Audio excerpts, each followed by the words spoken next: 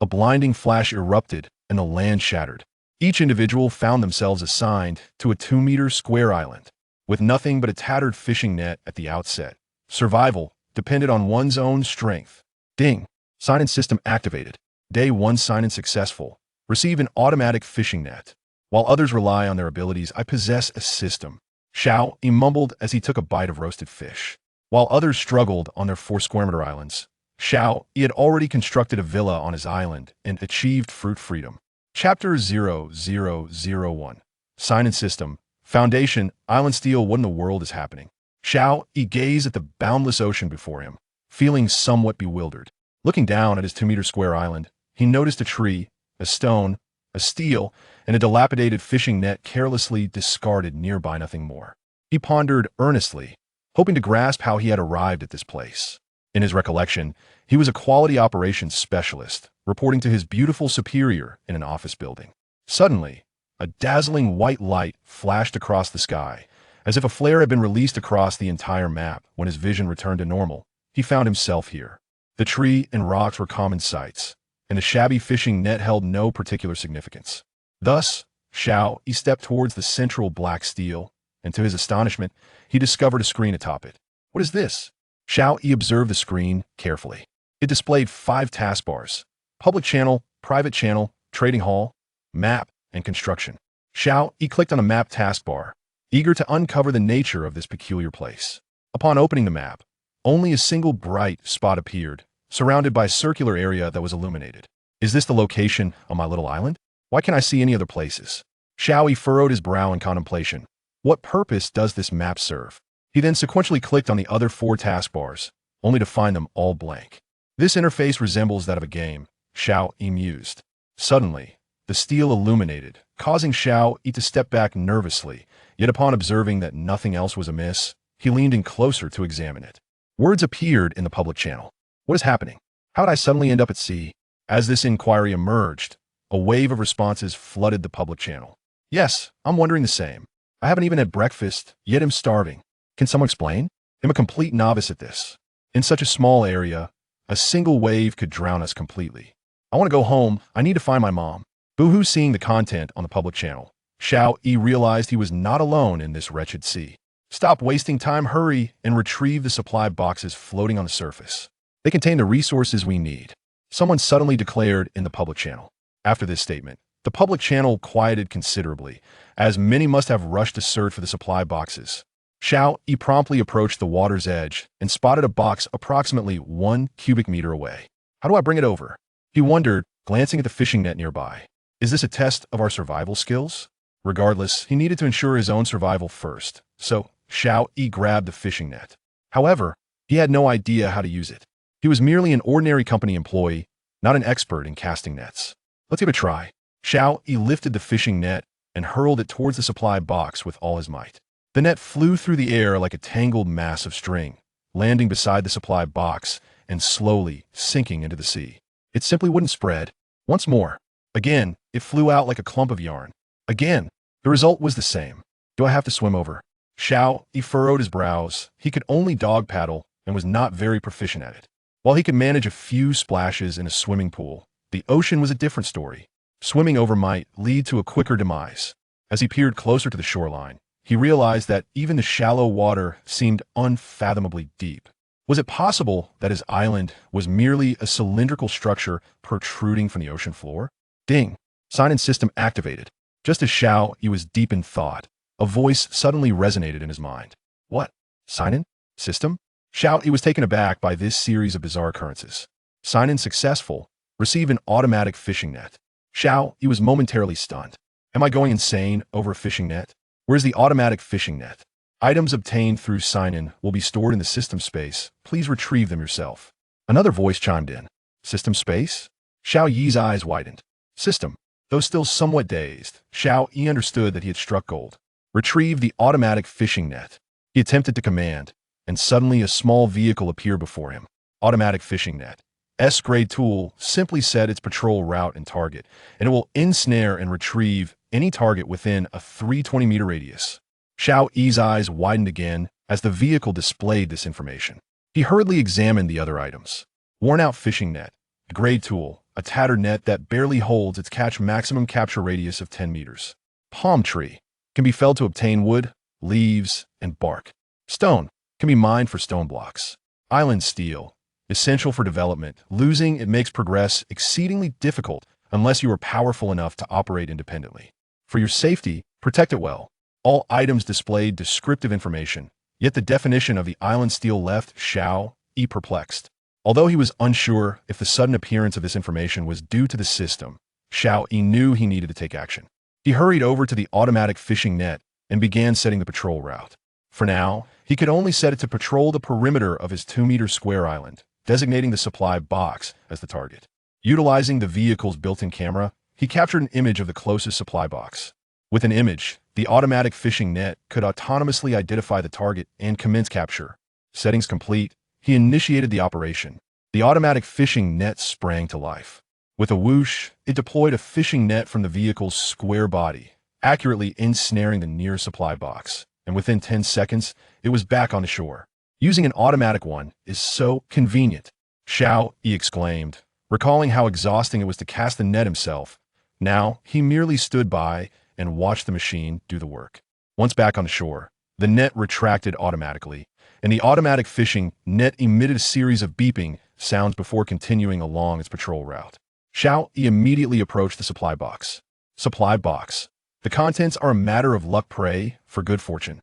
Xiao Yi peeled away the waterproof tape and opened the box. Obtained. Foundation stone X2, wood X2, mineral water 500 milliliters X2, bread 100 GX1.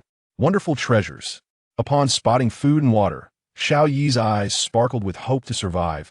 Sustenance was essential, while everything else paled in comparison. However, when his gaze fell upon the 2 foundational stones, his thoughts swiftly shifted. These stones can enlarge the island's area by 1 square meter. It is imperative to expand the island's territory swiftly, for the sea will inundate 1 square meter of land each week. Chapter 0002. Expansion of the island. Tiered apple soil. Upon receiving this information, Xiao Yi's eyes widened in disbelief. With a rate of 1 square meter per week, this tiny island would soon succumb to the rising waters. The consequences of such submergence were dire. A person adrift in the ocean, devoid of perilous encounters, could only endure for about 5 or 6 days. Yet, the myriad of creatures lurking beneath the waves would not allow one to drift so leisurely for that duration. How does one utilize this foundational stone? Xiao Yi furrowed his brow, gazing at the 2 small stones that could easily fit in one hand, fearing that tossing them into the sea would render them lost without even a splash. How could they possibly expand the island by a square meter? Island monument, construction page. The system prompted, seemingly responding to Xiao Yi's murmurs. Without hesitation, he grasped the 2 stones and stepped towards the island monument. At that moment, the public channel erupted with chatter. What the heck? I'm not a fisherman. I can't use a fishing net. It's utterly useless. Even for a fisherman, it's futile. The net is too torn. Even if I manage to catch something, it slips right through when I try to pull it back. I've lost 3 catches already. The distance isn't too great. I might as well swim over and push it back. True, swimming seems more reliable than that dreadful net. I'm diving in now. Await my victorious return. Xiao Yi merely glanced at their discussions, disregarding them as he focused on the construction interface. The previously empty construction page now revealed its contents. Island expansion. Required materials. 1 foundational stone per square meter. Stone axe. Require materials. 1 stone, 1 piece of wood, 1 piece of rope. Wooden plank. Require materials. 3 pieces of wood. Only the island expansion option illuminated, while the others remained dim, indicating a lack of materials. Without hesitation, Xiao Yi selected the first option to expand the island. 1 foundational stone consumed. Please confirm the expansion location. At this moment, a 3-dimensional image of the island appeared on the Monument-S interface, and Xiao Yi clicked on the edge. Expansion successful. One of the foundational stones vanished from his hand, and he turned to see that a space of approximately 1 square meter had indeed materialized. What manner of creation was this island monument? Xiao Yi was astonished, for it completely upended his understanding of reality. Though utterly bewildering, he saw no alternative but to abide by the rules of this realm. Without further hesitation, Xiao Yi utilized the second foundational stone to expand the island once more. The size of his island had now increased from 22 to 23 square meters, taking on a rectangular shape. After completing the expansion, Xiao Yi switched back to the public channel. Has that guy swum back yet? I doubt it. There's a shark near that supply box, and I'm too scared to dive. Can I wait for the supply box to wash ashore with the waves? Are you dreaming? It will only drift further away. The supply box that was closest to me has already floated beyond reach. Even if I had a complete fishing net now, I couldn't retrieve it. At that moment, the individual who had proposed swimming overchimed in again. Phew, I'm back. Did you really push the supply box back? Push? Not a chance. There's a 2-meter-long sea snake near the supply box. I can't tell if it's venomous, but I'm not getting close. Well, that's it. I sense that every supply box harbors dangerous marine life. What are we going to do? I'm so hungry. I'm so thirsty. I have an idea. You could trade me your fishing net. 2 torn fishing nets should combine into a complete one. Once I catch the supplies, I'll trade it back for free. If you trust me, initiate the trade. If not, that's fine. The self-proclaimed fisherman spoke again in the public channel. Xiao Yi glanced at his name, Liu. The reason for not stating his name outright was that many in the public channel had peculiar monikers, reminiscent of those in online games. Of course, some names appeared genuine as well. Although Liu proposed this scheme, no one responded. After all, they were strangers, and such a fishing net was vital for survival. No one would part with it lightly, even if it was merely a tattered net. Haha, I've got a supply box. Let us see what's inside, exclaimed someone named Di Lin Tianxia in the public channel. A moment later, Di Lin Tianxia spoke again. Fantastic. There's a bottle of 500 milliliters water and 100 pieces of bread inside. Great one. Could you spare me a piece of bread? Em starving. Please, just a sip of water. Em parched. Forget about food and water. I can tell you this. Quickly utilize the resources around you to craft something that can retrieve those supply boxes, or you'll be waiting for your demise. Di Lin Tianxia advised, almost like a mentor. With trees and large stones, even if we can create something, we'll need tools. Otherwise, should we use our fingernails? Exactly. How do we manage that? Can't you use a slightly sturdier branch, then dismantle the fishing net, tie it into a triangle, and try to lasso the box like a ring toss? Although the success rate may be low, it's better than nothing. Di Lin Tianxia replied. Good idea. Thank you, great one. I must get to work. The supply box is drifting further away. Observing their conversation, Xiao Yi mused. Indeed, necessity breeds ingenuity. The resourcefulness of the laboring masses is boundless. Suddenly, the public channel grew quieter. Ding, ding, ding. The automated fishing net signaled an alert. It had returned with a supply box. Xiao Yi departed from the island monument, approached the supply box, and opened the waterproof seal. Acquired. Water purifier blueprint level. 200 chocolates. Within the construction page of the island monument, he found the water purifier option. Water purifier. Determine materials based on the blueprint. Xiao Yi opened the blueprint. Water purifier blueprint. Level 8 glass, 8 burlap, 8 charcoal, 8 metal sheets. Surveying the unfamiliar materials, Xiao Yi sighed in resignation. It seemed he would need to wait to construct the purifier. Fortunately, he still had 2 bottles of water. Scientific studies indicate that a person can survive without water for only 3 days, while one can endure nearly a week without food if adequately hydrated. Thus, the priority for crafting the water purifier was paramount. Xiao Yi stored the water purifier blueprint and then gazed at the 2 empty supply boxes. If he could dismantle them, perhaps he could combine the materials to create a shelter from the wind and rain. Xiao Yi stroked his chin, contemplating this. Chapter 0003, Fishing Surviving. Finding you, although the sun shone brightly, Xiao Yi did not believe the ocean's weather would remain so splendid.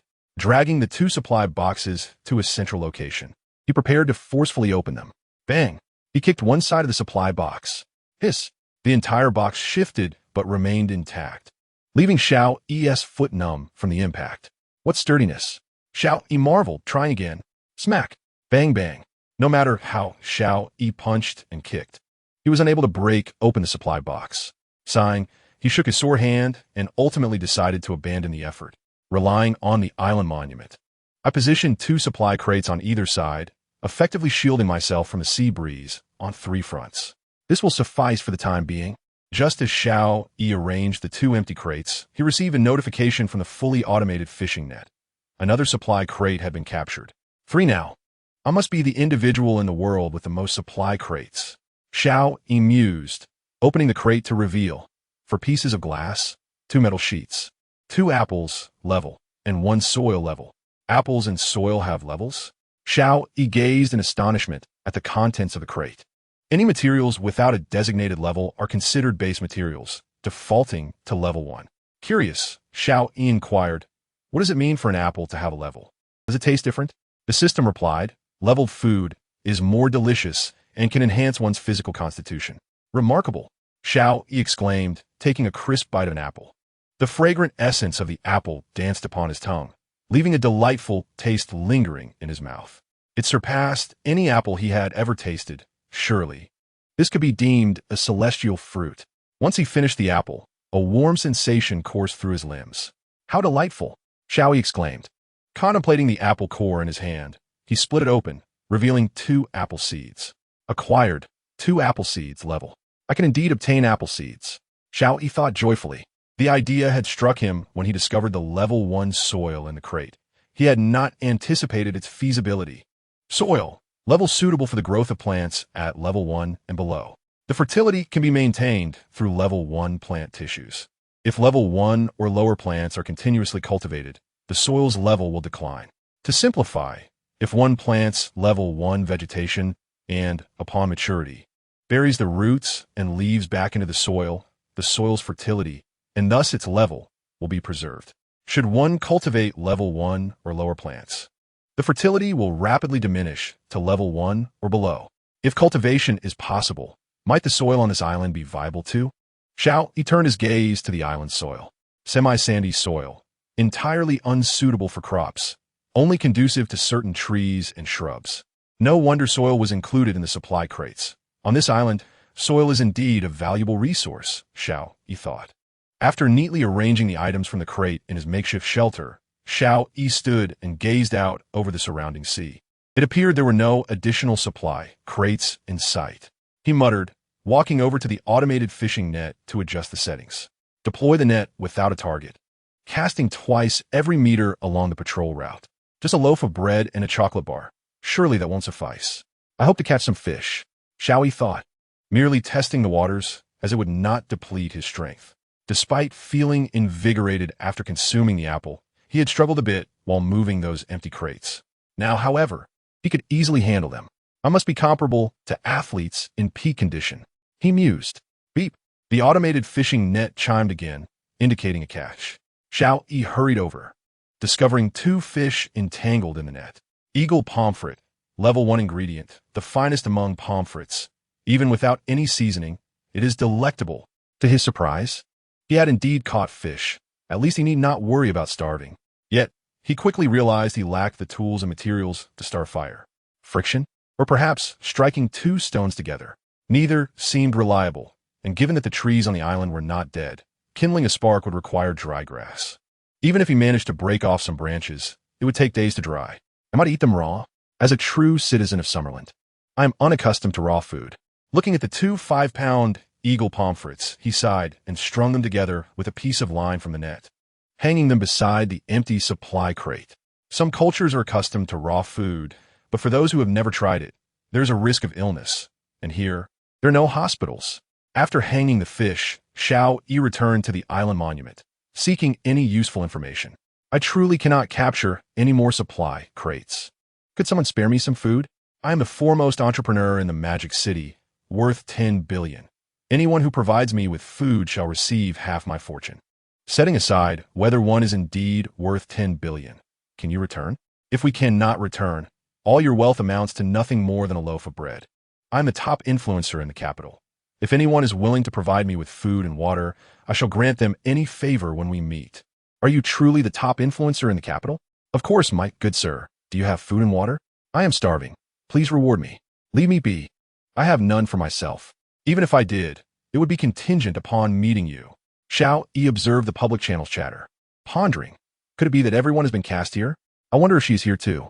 With that thought, he could not resist sending his first message in the public channel, setting his username to E. Ran Pin, a moniker he had used throughout his university years. And Ran, if you see this message, please contact me. But soon, his message was drowned out by others, and when he attempted to send another, he was met with a notification that the message interval was too short. He was required to wait. This is likely to prevent spamming, he thought. And Ran had been his girlfriend throughout 4 years of university. After graduation, she had hoped Xiao Yi would join her family business. However, upon learning about her family's background, Xiao Yi felt a mix of shame and wounded pride, compelling him to reject her and walk away. There was no disapproval from the older generation. In fact, and Ran's parents were quite pleased with him. Xiao Yi sighed, imagining the gentle and Ran struggling to survive in this harsh environment. I will survive and find you. Wait for me. Chapter 0004. The Multifunctional Toolbox Trade. With the signing system in place, Xiao Yi felt confident in his ability to endure, hoping earnestly to reconnect with Ran. Yet, even if he did contact her, her exact whereabouts remained uncertain. He must construct a grand vessel to navigate the seas and locate her. The journey ahead is long, and he could only pray that Ran would see his message soon and that he could develop the means to build a ship. As the sky darkened, a chill wind swept over, prompting Xiao Yi to shiver. Night had fallen. It is so cold. Indeed, starting a fire is exceedingly difficult. With only the scant resources on this island, I would advise against attempting to ignite a flame. It would be futile. It would be far more pragmatic to dig a pit and take refuge within. Burrow myself? How foolish. Dig a hole and hide in it. At least it wouldn't be as cold. But what if I dig too deep and end up submerged? I have already made an attempt. It should not be an issue. How is everyone else digging? By hand, perhaps? If that is permissible, one could also use their feet. I am so famished that I lack the strength to dig. What should I do? I shall leave it to fate. If I catch a cold and develop a fever tomorrow, I might as well resign myself to demise. Xiao Yi observed the ongoing conversation while seated within an empty supply crate. 3 supply crates, along with the island monument, encircled him, creating a secluded space. Though his legs had to extend outside, it provided a semblance of shelter from the wind and rain, despite the box being rather hard and uncomfortable. Compared to others who could only dig and hide with their hands, he felt he was significantly ahead. Watching the public channel, where more and more individuals pleaded for water and food, Xiao Yi realized that if they did not procure supplies soon, they would inevitably fall into a vicious cycle. As hunger intensified, they would lose even more strength to gather resources, leading to an ever-deepening hunger. It could truly become fatal. He furrowed his brow, acknowledging that he was powerless to assist. The thought of helping others never crossed his mind. He was uncertain of his own survival over the next few days. Eventually, Xiao Yi dozed off in a haze. The next day, he was jolted awake by the sound of crashing waves.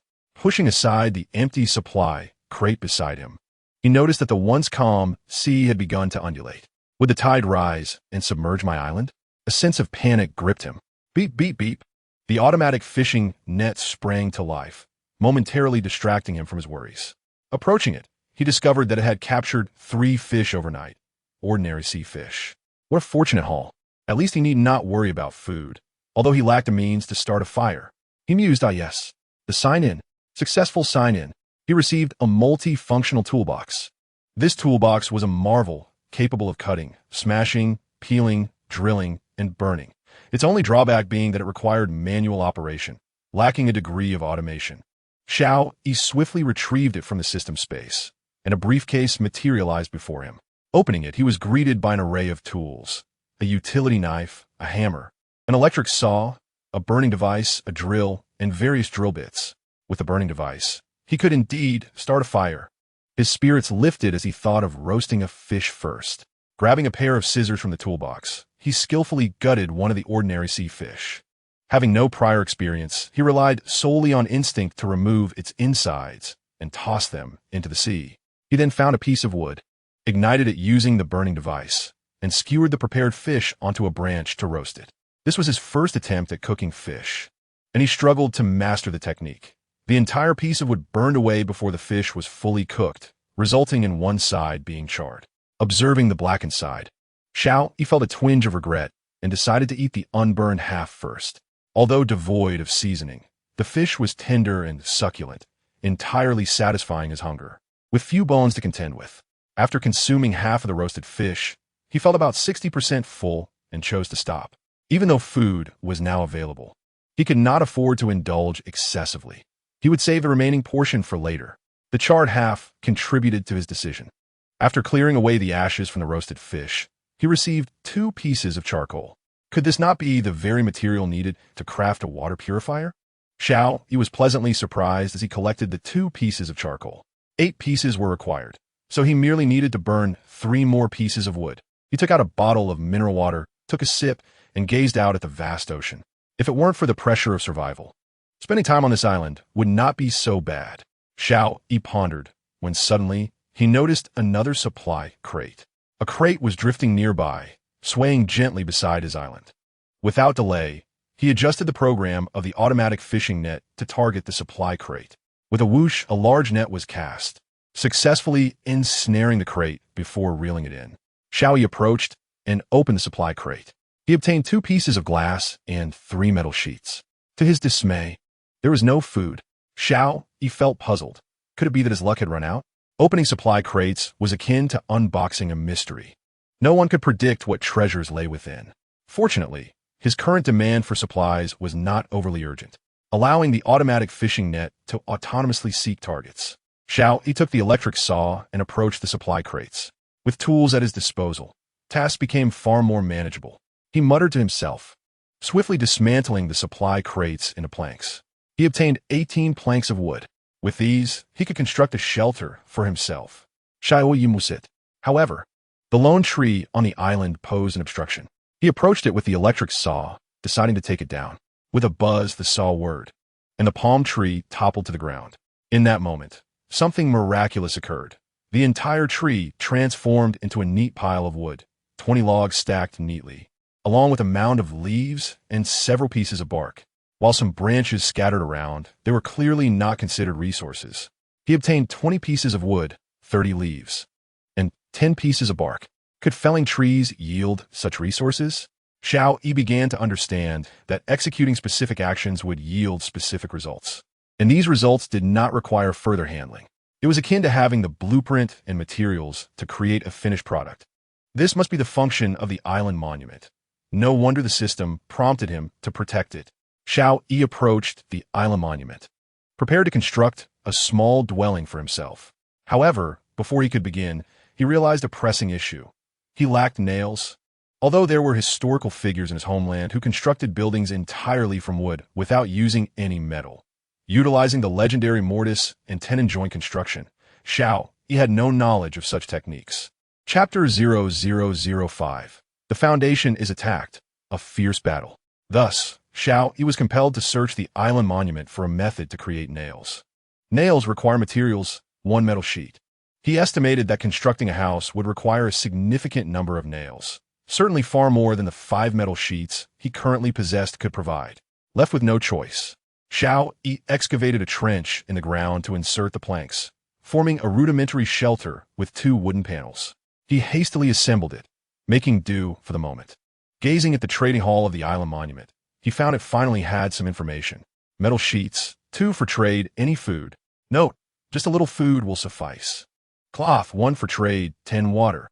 Note, I am on the verge of dying of thirst. Could a kind soul assist me? Blank, trade, food and water. Note, I am fair-skinned and beautiful, measurements 90-58-90. I am willing to do anything for food and water.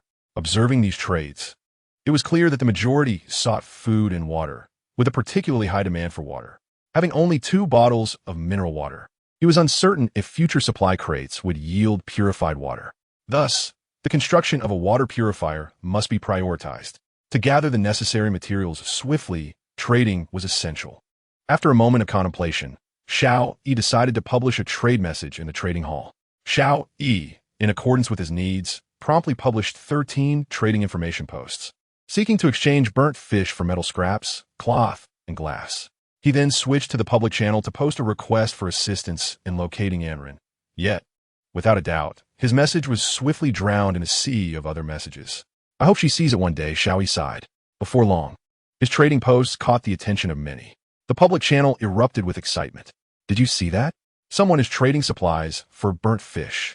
I saw it. I wonder who this remarkable person is. I can't even find a single supply box, and here they are, already enjoying burnt fish. Please, great one, spare me some food, or even water. Everyone instinctively overlooked the description preceding the burnt fish. After a day without food, Even charred meat would suffice to fill their stomachs. Unfazed by those attempting to curry favor with him in the public channel, Xiao Yi rose from the island monument and headed toward the automated fishing net. Another supply box was drawn up. Upon opening it, he obtained resources, a blueprint for a wooden house, and 500 units of cola. Although it was merely the most basic type of dwelling, it offered protection from the elements. I have a house now. Xiao Yi exclaimed joyfully. With this blueprint, I no longer need to concern myself with construction techniques. And with some delightful soda, my happiness is doubled. He realized he had yet to acquire any cornerstone. Gazing down at the mere 6 square meters of space available to him, Xiao Yi began to pray that the next supply box would yield a cornerstone. A glance at the trading hall revealed that part of his food had already been traded. All trades accepted, he declared. The resources acquired included 3 metal scraps, 2 pieces of glass, and 1 piece of cloth. With the supplies I gathered earlier, I need just 7 more pieces of cloth. Xiao Yi musit, noting the additional metal scraps required for the wooden house. He resolved to put up more food for trade. Xiao Yi listed another set of burnt fish for trade with metal scraps. He posted 27 groups, not because he wished to avoid putting up 30, but because he had exhausted his supply of burnt fish. This sudden surge of trading activity naturally sparked another wave of astonishment among onlookers. Yet at that moment, Xiao Yi was oblivious to it. The island monument suddenly emitted a red glow accompanied by an alarming sound.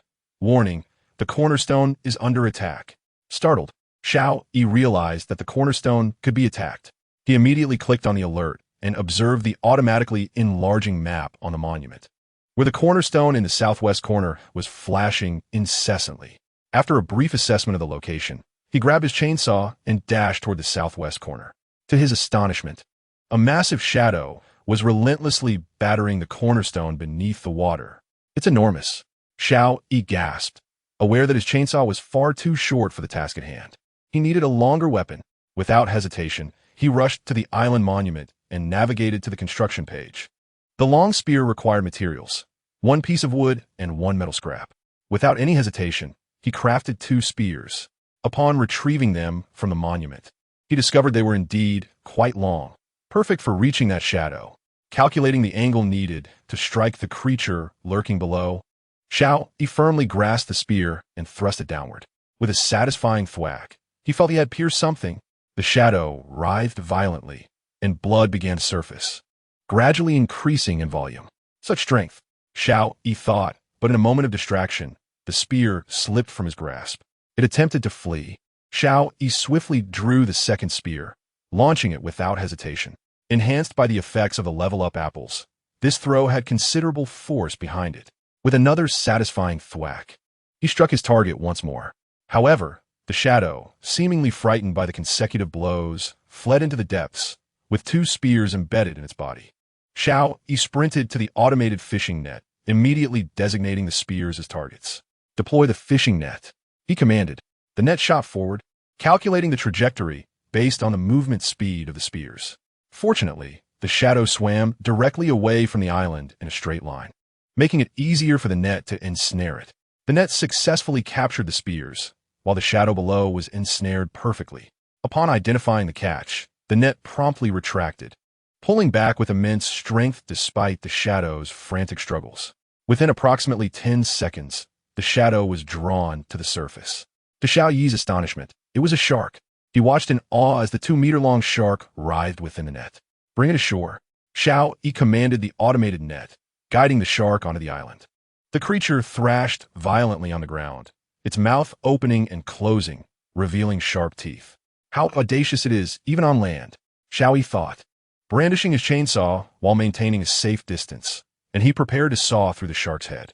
In a matter of moments, after expertly dismantling the shark, he set the chainsaw aside, and the severed pieces of meat transformed into 2 piles of food. Resources acquired, 100 units of shark meat and 400 units of shark fin. Xiao Yi contemplated the pile of meat, wondering about the taste of shark meat, but then furrowed his brow. The public chat had merely mentioned the possibility of sharks or sea snakes near the supply boxes, suggesting they would not approach the island. Why had one attacked the cornerstone today? Was it the entrails and blood from the fish he processed that had drawn it closer? The southwest corner was precisely where he had dealt with that fish. The more he pondered, the more plausible it seemed. I must be cautious, he thought. Today, We nearly lost a cornerstone. Not only could rising tides damage the cornerstone, but marine creatures could also attack it, leading to its destruction. It seems I must expand my island's territory.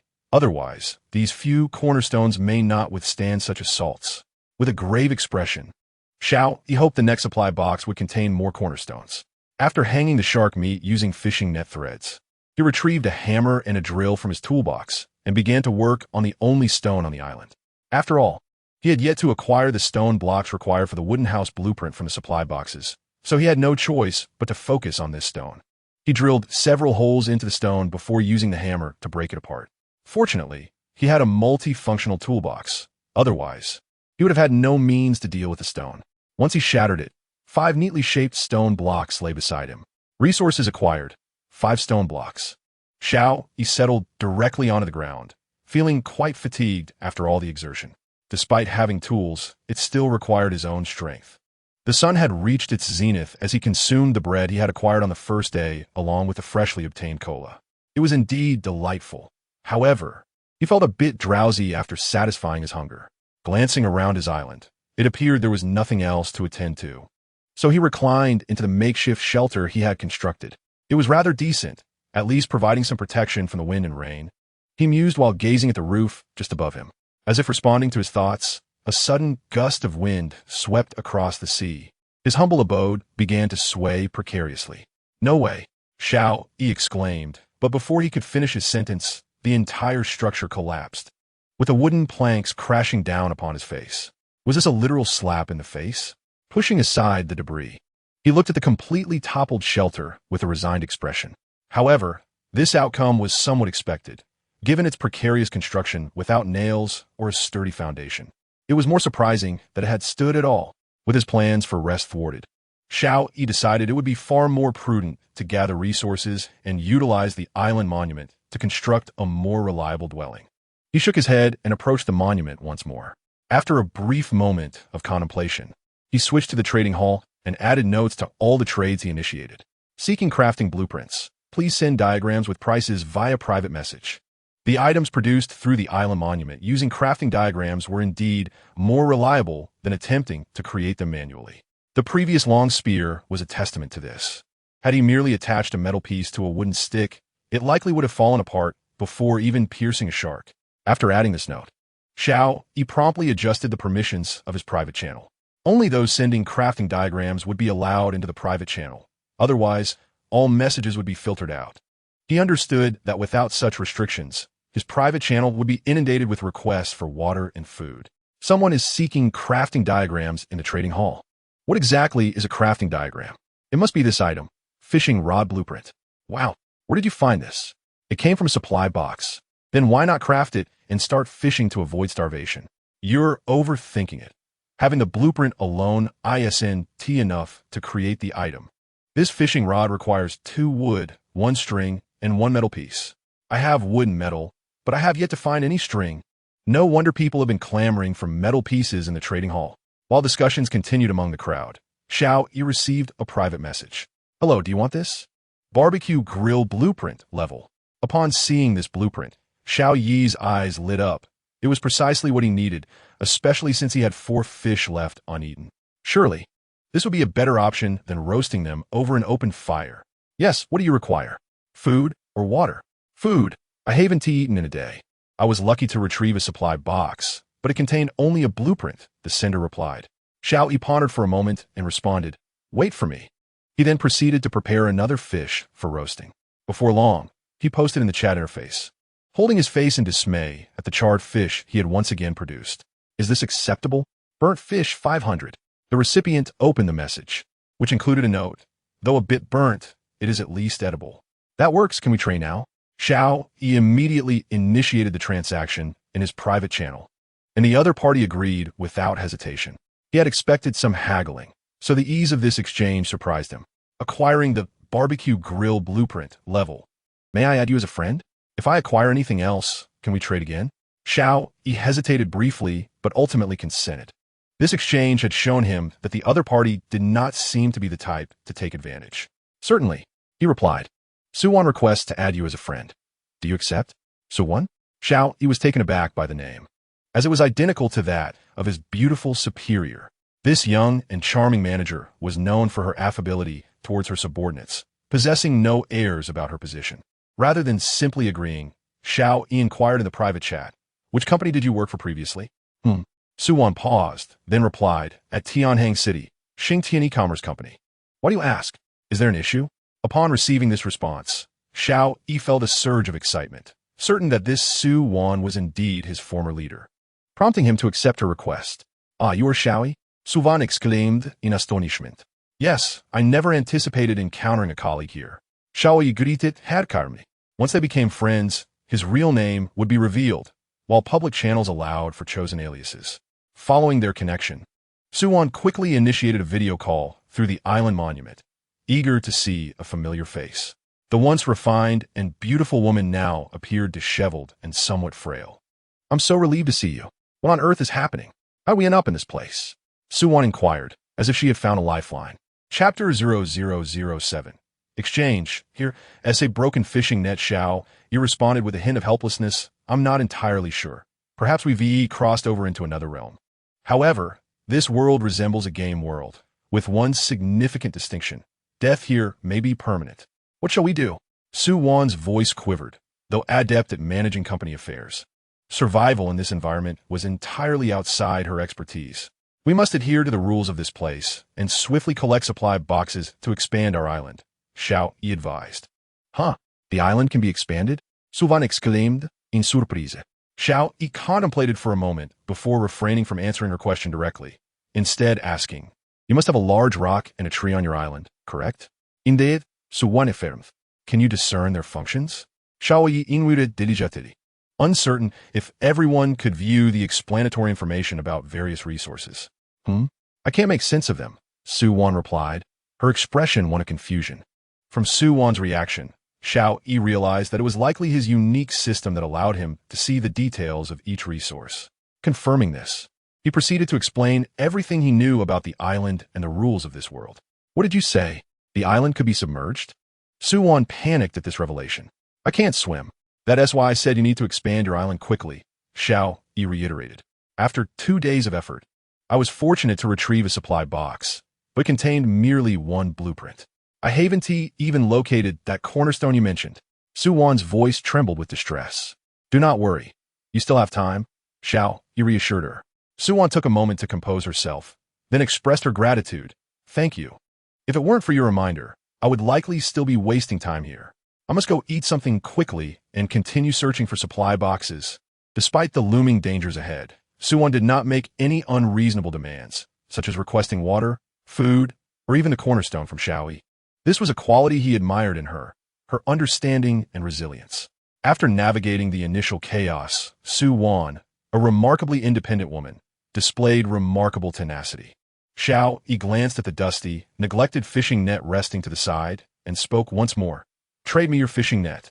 Perhaps it was due to the long absence of familiar company, but both parties instinctively kept the video chat open. Su Wan looked at Xiao Yi in confusion, then instantly comprehended his intention. He wished to combine 2 worn fishing nets into a single net, correct? I recall seeing someone propose this idea on the public channel. Without a moment's hesitation, Su Wan traded her fishing net to Xiao Yi. Observing the transaction, Xiao Yi smiled and remarked, "Aren't you afraid I might take the net and block you? Others may be untrustworthy, but you certainly are not." Su Wan replied with a chuckle. "After all, we have been colleagues for over a year." Xiao Yi gave her a thumbs up and said, "Great, let us chat later." He ended the conversation and switched to the construction page.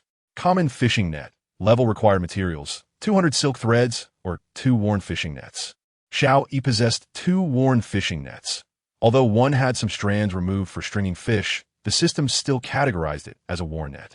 Upon clicking to construct, the 2 worn nets vanished and transformed into a common fishing net. Common fishing net. Level tool. As long as it can ensnare, one need not worry about missing any catch. Maximum capture radius, 20 meters. Satisfied, Xiao Yi nodded. It wouldn't leak, and the capture radius had indeed increased. He then switched to a private channel and traded the common fishing net to Su Wan. Su Wan's eyes widened as she examined the item description, utterly incredulous that Xiao Yi had actually traded her a common fishing net. Only when placing an item in the trading system or sending it to the chat interface does a corresponding description appear in the island monument. However, Xiao Yi was different. He would receive a description upon merely seeing an item. This is far too precious. Su Wan initially intended to tell Xiao Yi to keep it. But without a fishing net, she could still survive. She was not the type of woman who would ask others for help at every turn. This left her in a quandary. You should keep it. I have other means to catch supply crates. Besides, I'll 1TB using the fishing net. Xiao Yi responded, suggesting that if he were to catch something valuable in the future, he could trade it at a discount. Hearing that Xiao Yi had other methods for catching supply crates, and recalling that he could produce grilled fish, Su Wan believed his words to be true. She decisively accepted the trade and added, for items obtained from supply crates, we shall each take 50. If anything valuable arises, you have the priority.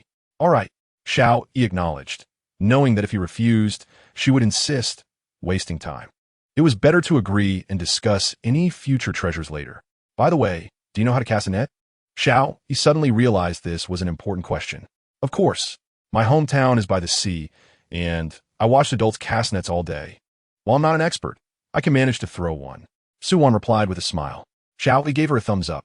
Su Wan swiftly finished eating the burnt fish, bid farewell, and left the island monument, presumably to catch some supply crates. Xiao Yi closed the chat interface and walked to the edge of the island, where 2 unopened supply crates awaited. During his conversation with Su Wan, the fully automatic fishing net had captured 2 more supply crates. Opening the supply crates yielded the following materials: 3 foundation stones, 2 burlap, 2 metal sheets, and 4 strawberry seeds. The second crate provided 2 foundation stones and a blueprint for a fireplace level. Though lacking food, it was still a fruitful haul. Xiao Yi murmured while examining the materials. Blueprint for fireplace, level 10 metal sheets, 20 bricks. Gazing at the unfamiliar material, bricks, that had just appeared, Xiao Yi felt a headache coming on.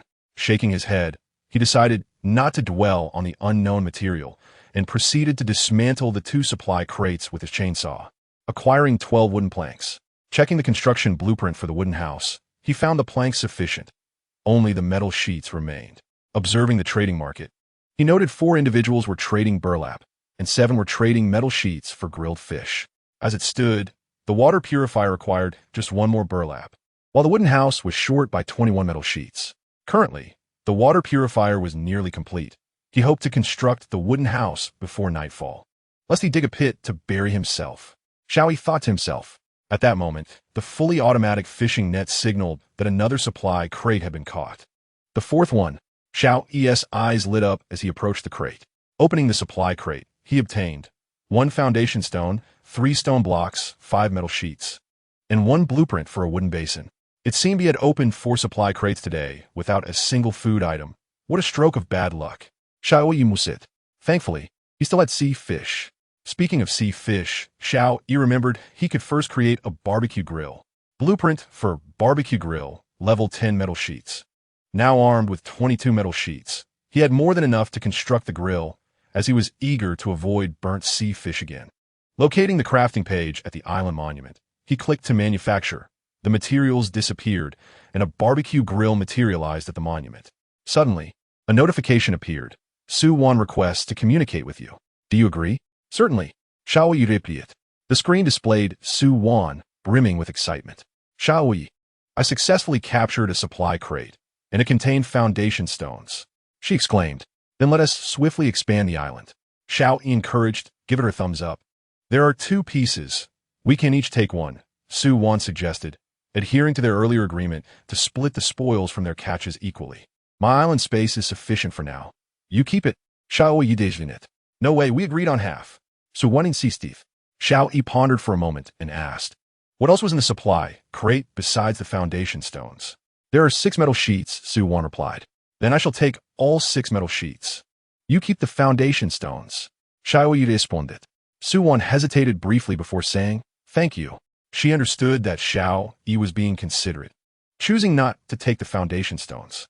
Xiao Yi smiled and said, currently, I need a significant amount of metal sheets. Please set aside any you find for me. No problem. Su Wan affirmed. After trading the metal sheets, she ended the call and began using the foundation stones to expand her small island. Watching her island area increase by 2 square units, Su Wan exclaimed, it really works? I must continue to catch supply crates and seek more metal sheets to repay Xiao Yi. She silently vowed. Had Xiao Yi not informed her of the rules here, she could have easily drowned while trying to figure things out on her own. In retrospect, Xiao Yi had truly saved her life. Meanwhile, Xiao Yi had started processing his sea fish, preparing to grill them. At the seaside, he removed the fish's entrails and gills, this time with the toolbox at hand. It was much more convenient, after a quick rinse with mineral water, using only a minimal amount. As he needed to conserve until the water purifier was built, he placed the fish on the barbecue grill. Barbecue grill, level the heat, is relatively stable and can be used adequately, though one must be cautious about flipping the food. Otherwise, it may become charred. Adding wood is essential, as a single log can sustain grilling for 2 hours. It turns out that wood is indeed a consumable resource. Xiao Yi murmured, then added a log to the grill. Using the ignition device from his multifunctional toolbox, he began to carefully flip the fish. Before long, the enticing aroma of grilled fish wafted through the air. The barbecue grill is certainly more reliable than starting a fire pit by oneself. Grilling fish isn't so difficult after all, Xiao Yi exclaimed with pride. Should I remind Su Wan to be cautious when handling food that has a bloody odor? Gazing at the grilled fish, Xiao Yi recalled the shark. He then left a message for Su Wan at the island monument, explaining the situation. Finally, he found someone to converse with. Both he and Su Wan likely hoped that neither would encounter any problems. What? Your island's cornerstone was also attacked by a shark? How are you? Are you alright? Su Wan quickly sent a video, her face displaying concern. I'm fine. That was a previous incident and has already been resolved. Xiao Yi replied with a smile. Hearing that Xiao Yi was safe, Su Wan sighed in relief, only to have her stomach grumble at that moment. Embarrassed, she said, since everything is alright, I'll continue to gather supply crates. You go ahead, and later, I'll treat you to grilled fish. Xiao Yi, noticing Su Wan's stomach growling, responded. However, I haven't caught anything to trade with you. Su Wan felt even more embarrassed. No witties.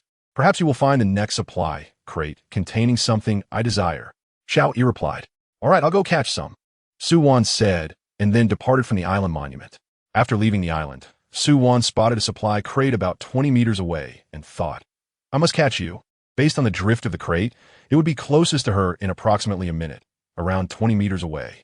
20 meters was already the maximum range of her fishing net. If she missed this opportunity, it seemed unlikely she would be able to catch any other supply crates today.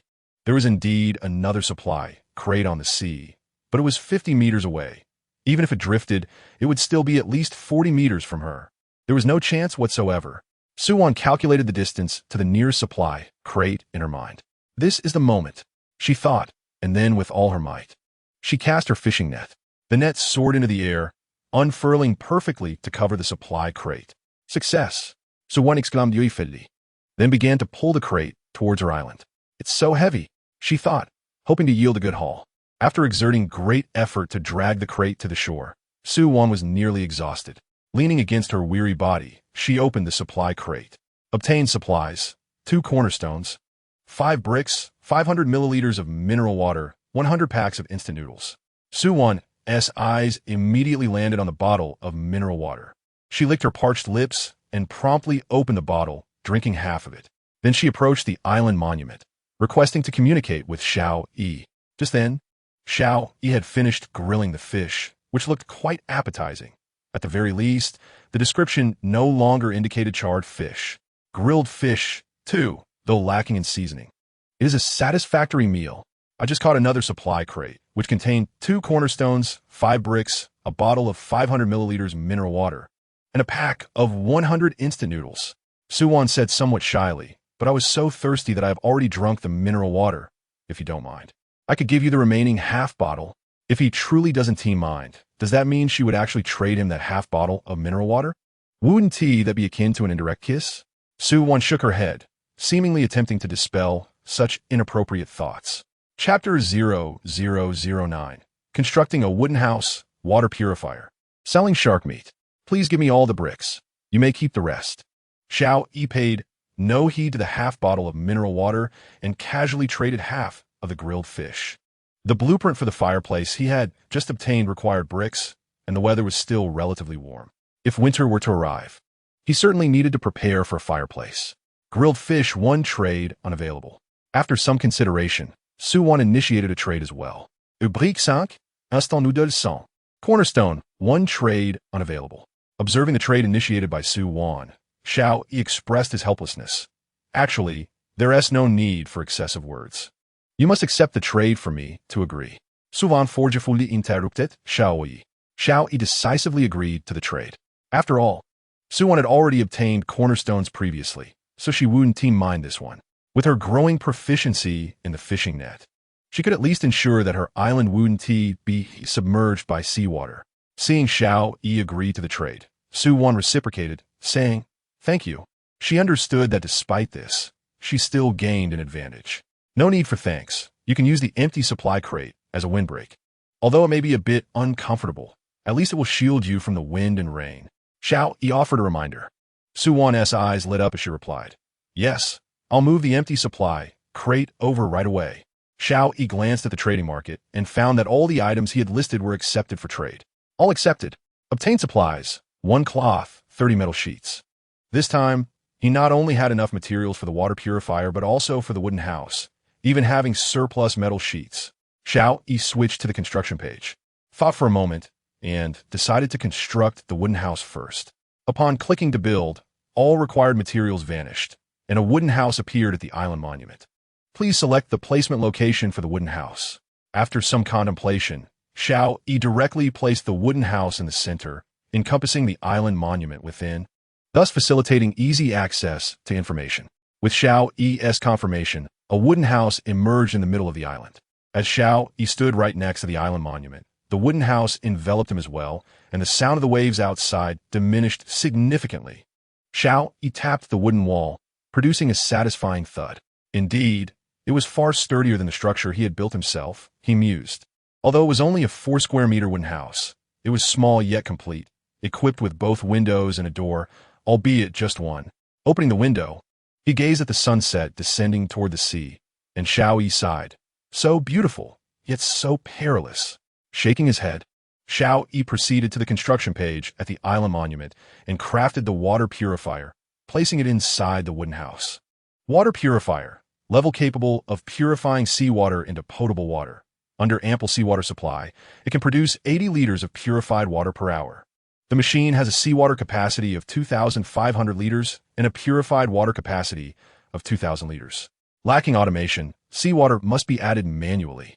According to the purification efficiency of this water purifier, it can produce 1,920 liters of purified water per day with a capacity of only 2,000 liters. Meaning I must transfer the purified water daily. Otherwise, it may overflow or cease to function. Xiao Yi calculated inwardly, realizing he required additional containers. The empty mineral water bottles from earlier should not be discarded.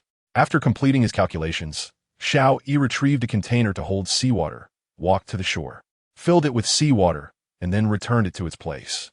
As the water purifier began its operation, pure water started to accumulate in the container, dripping down drop by drop.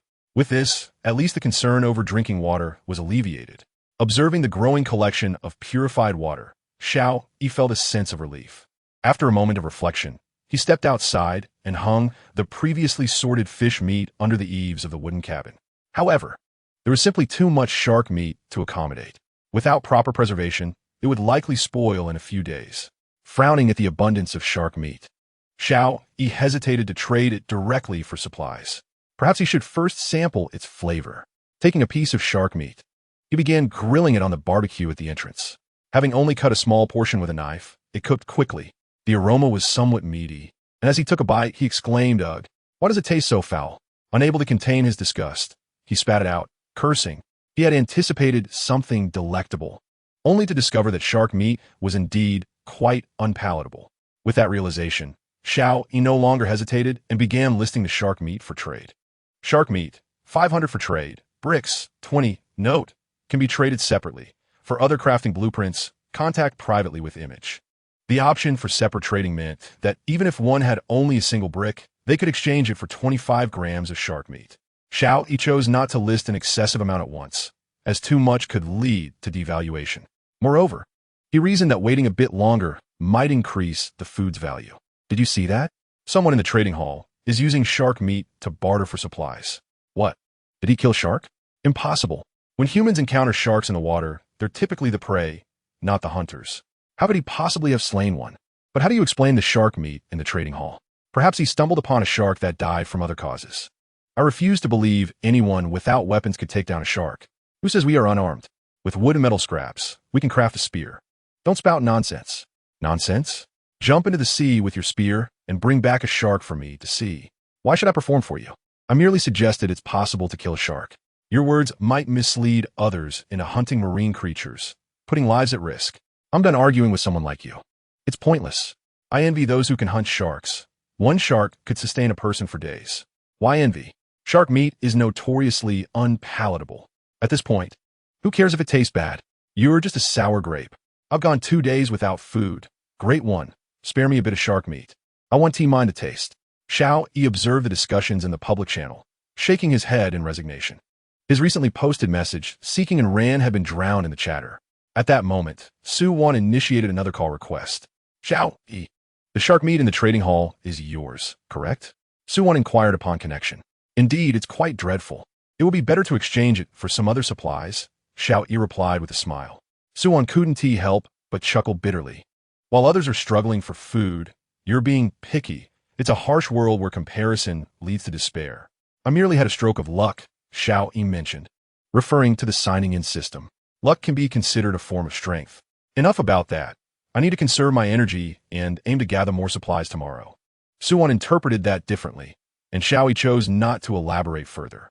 After bidding farewell to her, he ended the call. Sigh, perhaps indulging too much isn't a blessing. Xiao Yi sighed, rubbing his stomach with a frown. Chapter 0010. Resolving internal conflicts, crafting a large wooden basin in life. One must eat, drink, relieve oneself, and sleep. Currently, he was free from hunger and thirst, and although he lacked a bed, the wooden cabin provided a temporary refuge. However, the need to relieve oneself still loomed. If he were to do so directly on his island, the limited space would make the odor quite unbearable. Should he choose to relieve himself in the ocean? Who knows what peculiar marine creatures might be attracted? While others had endured 2 days of hunger, Xiao Yi had eaten normally for 2 days and had now reached his limit. He urgently needed to resolve his internal conflict. Just as Xiao Yi was deep in thought, his private channel lit up once more. Do you want this crafting blueprint? Toilet level. Upon seeing the crafting blueprint, Xiao Yi's eyes gleamed. It was indeed a timely offer. He thought to himself, then replied in the chat channel, yes. What do you require in exchange? 10 kilograms of shark meat and 5 liters of purified water. Xiao Yi, upon receiving the information, coldly responded, your appetite is rather excessive. You mustn't say that. I believe I possess the only copy of this crafting blueprint. I assure you, with this, hygiene on the Great One's island will improve significantly. The other party seemed quite confident. Furrowing his brows, Xiao Yi replied, your price is simply unacceptable. Since you lack sincerity, let us end it here. I trust you will return to me. The other party confidently stated, I believe you will reconsider. Irritated, Xiao Yi immediately blocked the person, grumbling, I don't believe it. I can't manage a mere convenience. Setting the automatic fishing net to cast without a target. Xiao Yi prepared to return to the cabin for some rest. Although the space was larger, he was still forced to sleep on the floor, which was quite uncomfortable. Xiao Yi muttered, it seems I must acquire a crafting blueprint for a bed. In a daze, he eventually fell asleep. The next day, he awoke naturally, feeling sore from the hard floor. After stretching, he consumed the last apple, and a warm sensation coursed through his limbs. Oh, that feels good. Xiao Yi exclaimed it. But soon his brow furrowed again. Must I truly resolve my internal conflict in the open? Wait, signing in.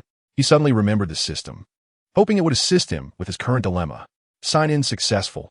You have received an automatic flushing toilet. Automatic flushing toilet. Level furniture. You merely need to resolve your internal conflict. It will automatically flush and clean itself, eliminating odors. System, I adore you. Xiao Yi exclaimed joyfully. Then prepare to place the automatic toilet beside the wooden cabin. After some thought, he constructed a small shelter against the sturdy wooden cabin, ensuring privacy during his moments of relief. This manual construction consumed all the metal scraps he had, but a few wooden planks remained.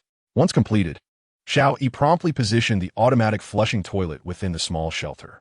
A pristine toilet appeared before him. Unable to contain his excitement, he hurriedly addressed his internal conflict. When Xiao Yi emerged from the shelter, He murmured, "The system's product is indeed top-notch. Not even bark can clog it. It flushes cleanly."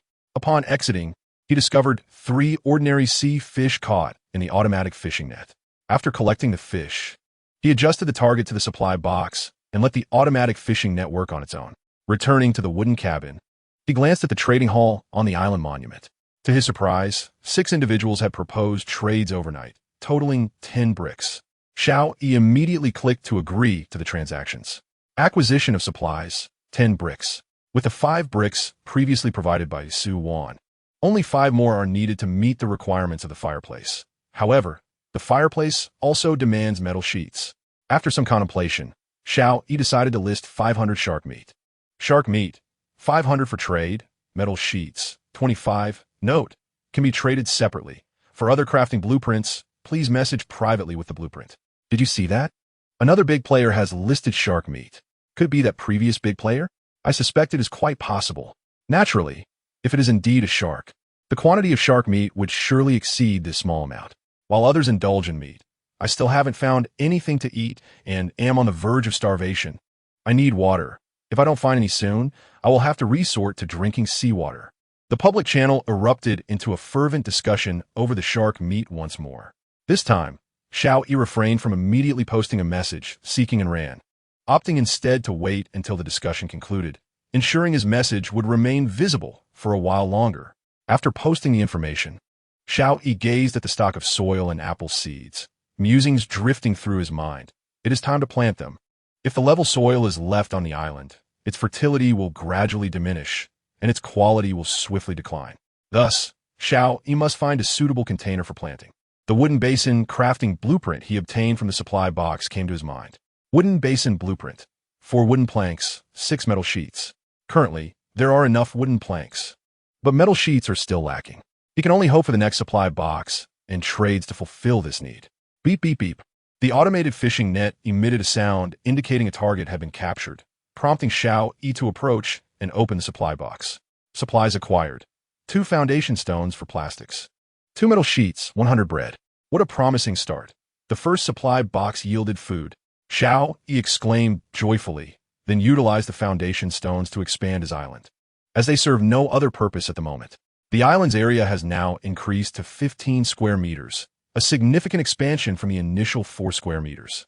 If I had enough foundation stones, could I not piece together the entire territory of Xia country? Xiao Yi pondered, then shook his head. Xia country covers an area of 9.6 million square kilometers, which translates to 9,600,000,000 square meters. He had no desire to count the zeros.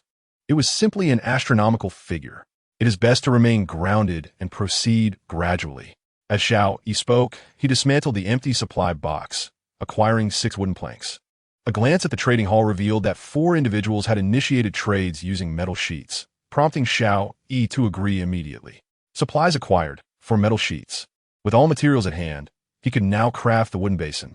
Switching to the crafting page, he clicked to create. The materials vanished, and a large wooden basin materialized.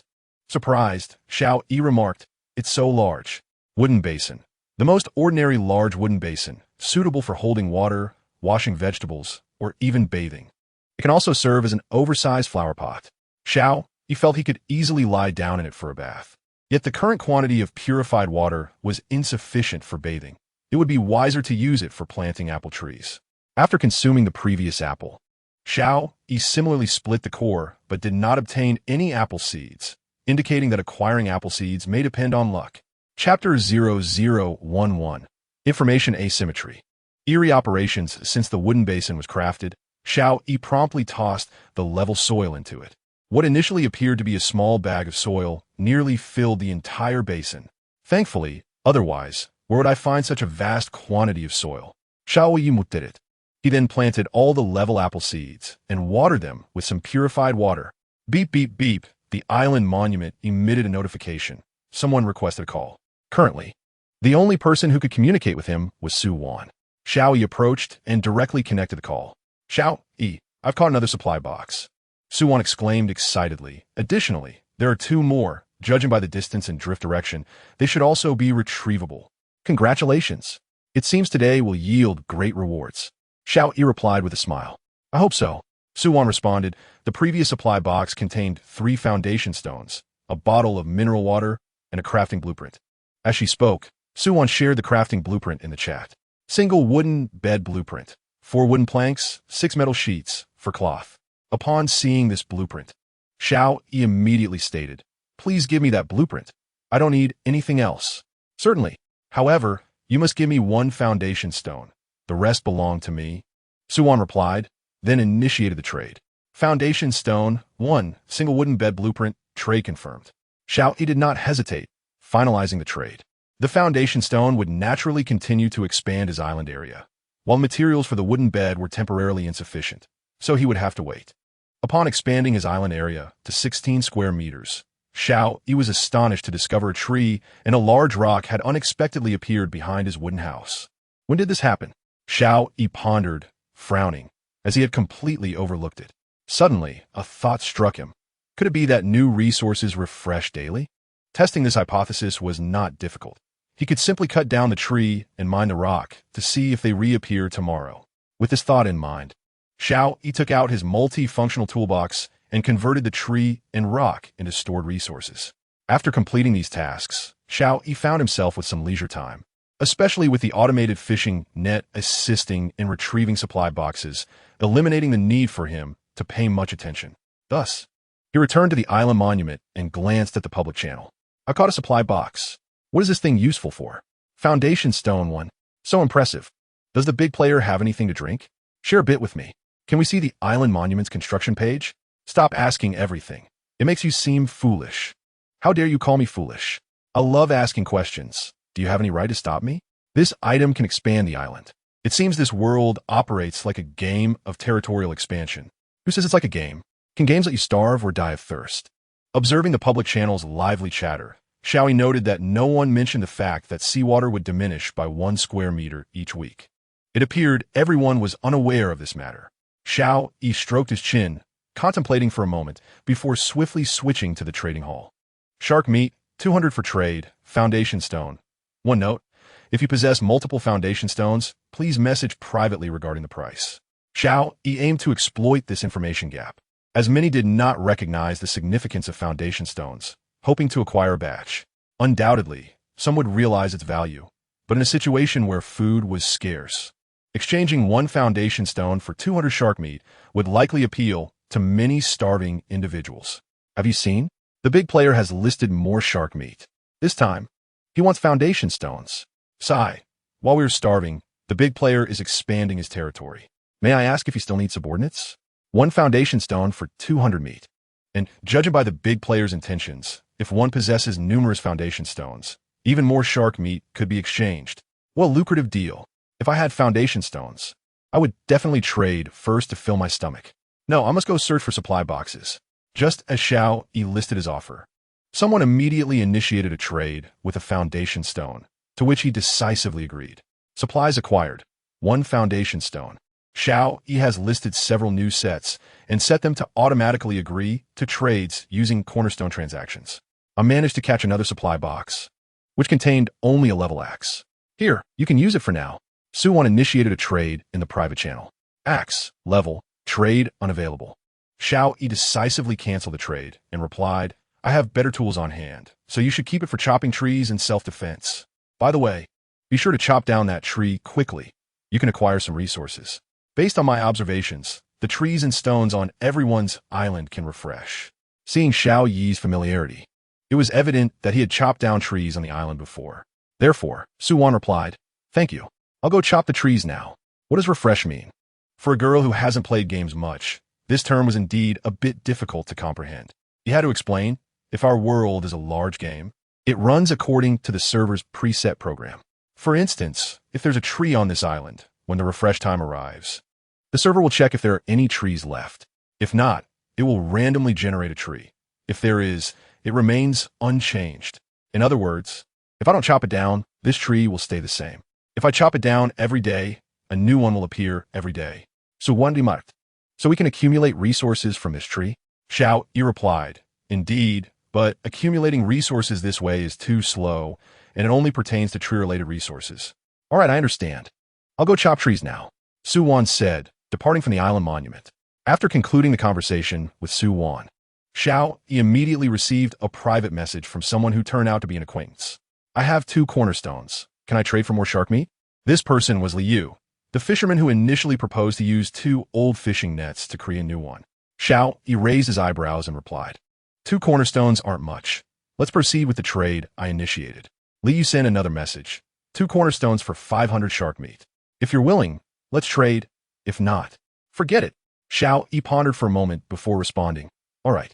Keeping shark meat in hand would quickly lead to spoilage. Contributing some value before it rots is still worthwhile. Moreover, the value of 2 cornerstones is certainly greater than 1 pound of shark meat. The 2 quickly completed the trade, but the next moment, Xiao Yi was astonished to find someone listing shark meat in the trading hall. Shark meat, 500 for metal pieces 20. What is going on? Trading the shark meat exactly as it was received for metal pieces? Xiao Yi stared at this bizarre operation, feeling somewhat perplexed. Chapter 0012. The island monument can be transferred. Weapon diagram. The shark meat listed by Liu required fewer metal pieces than Xiao Yi's.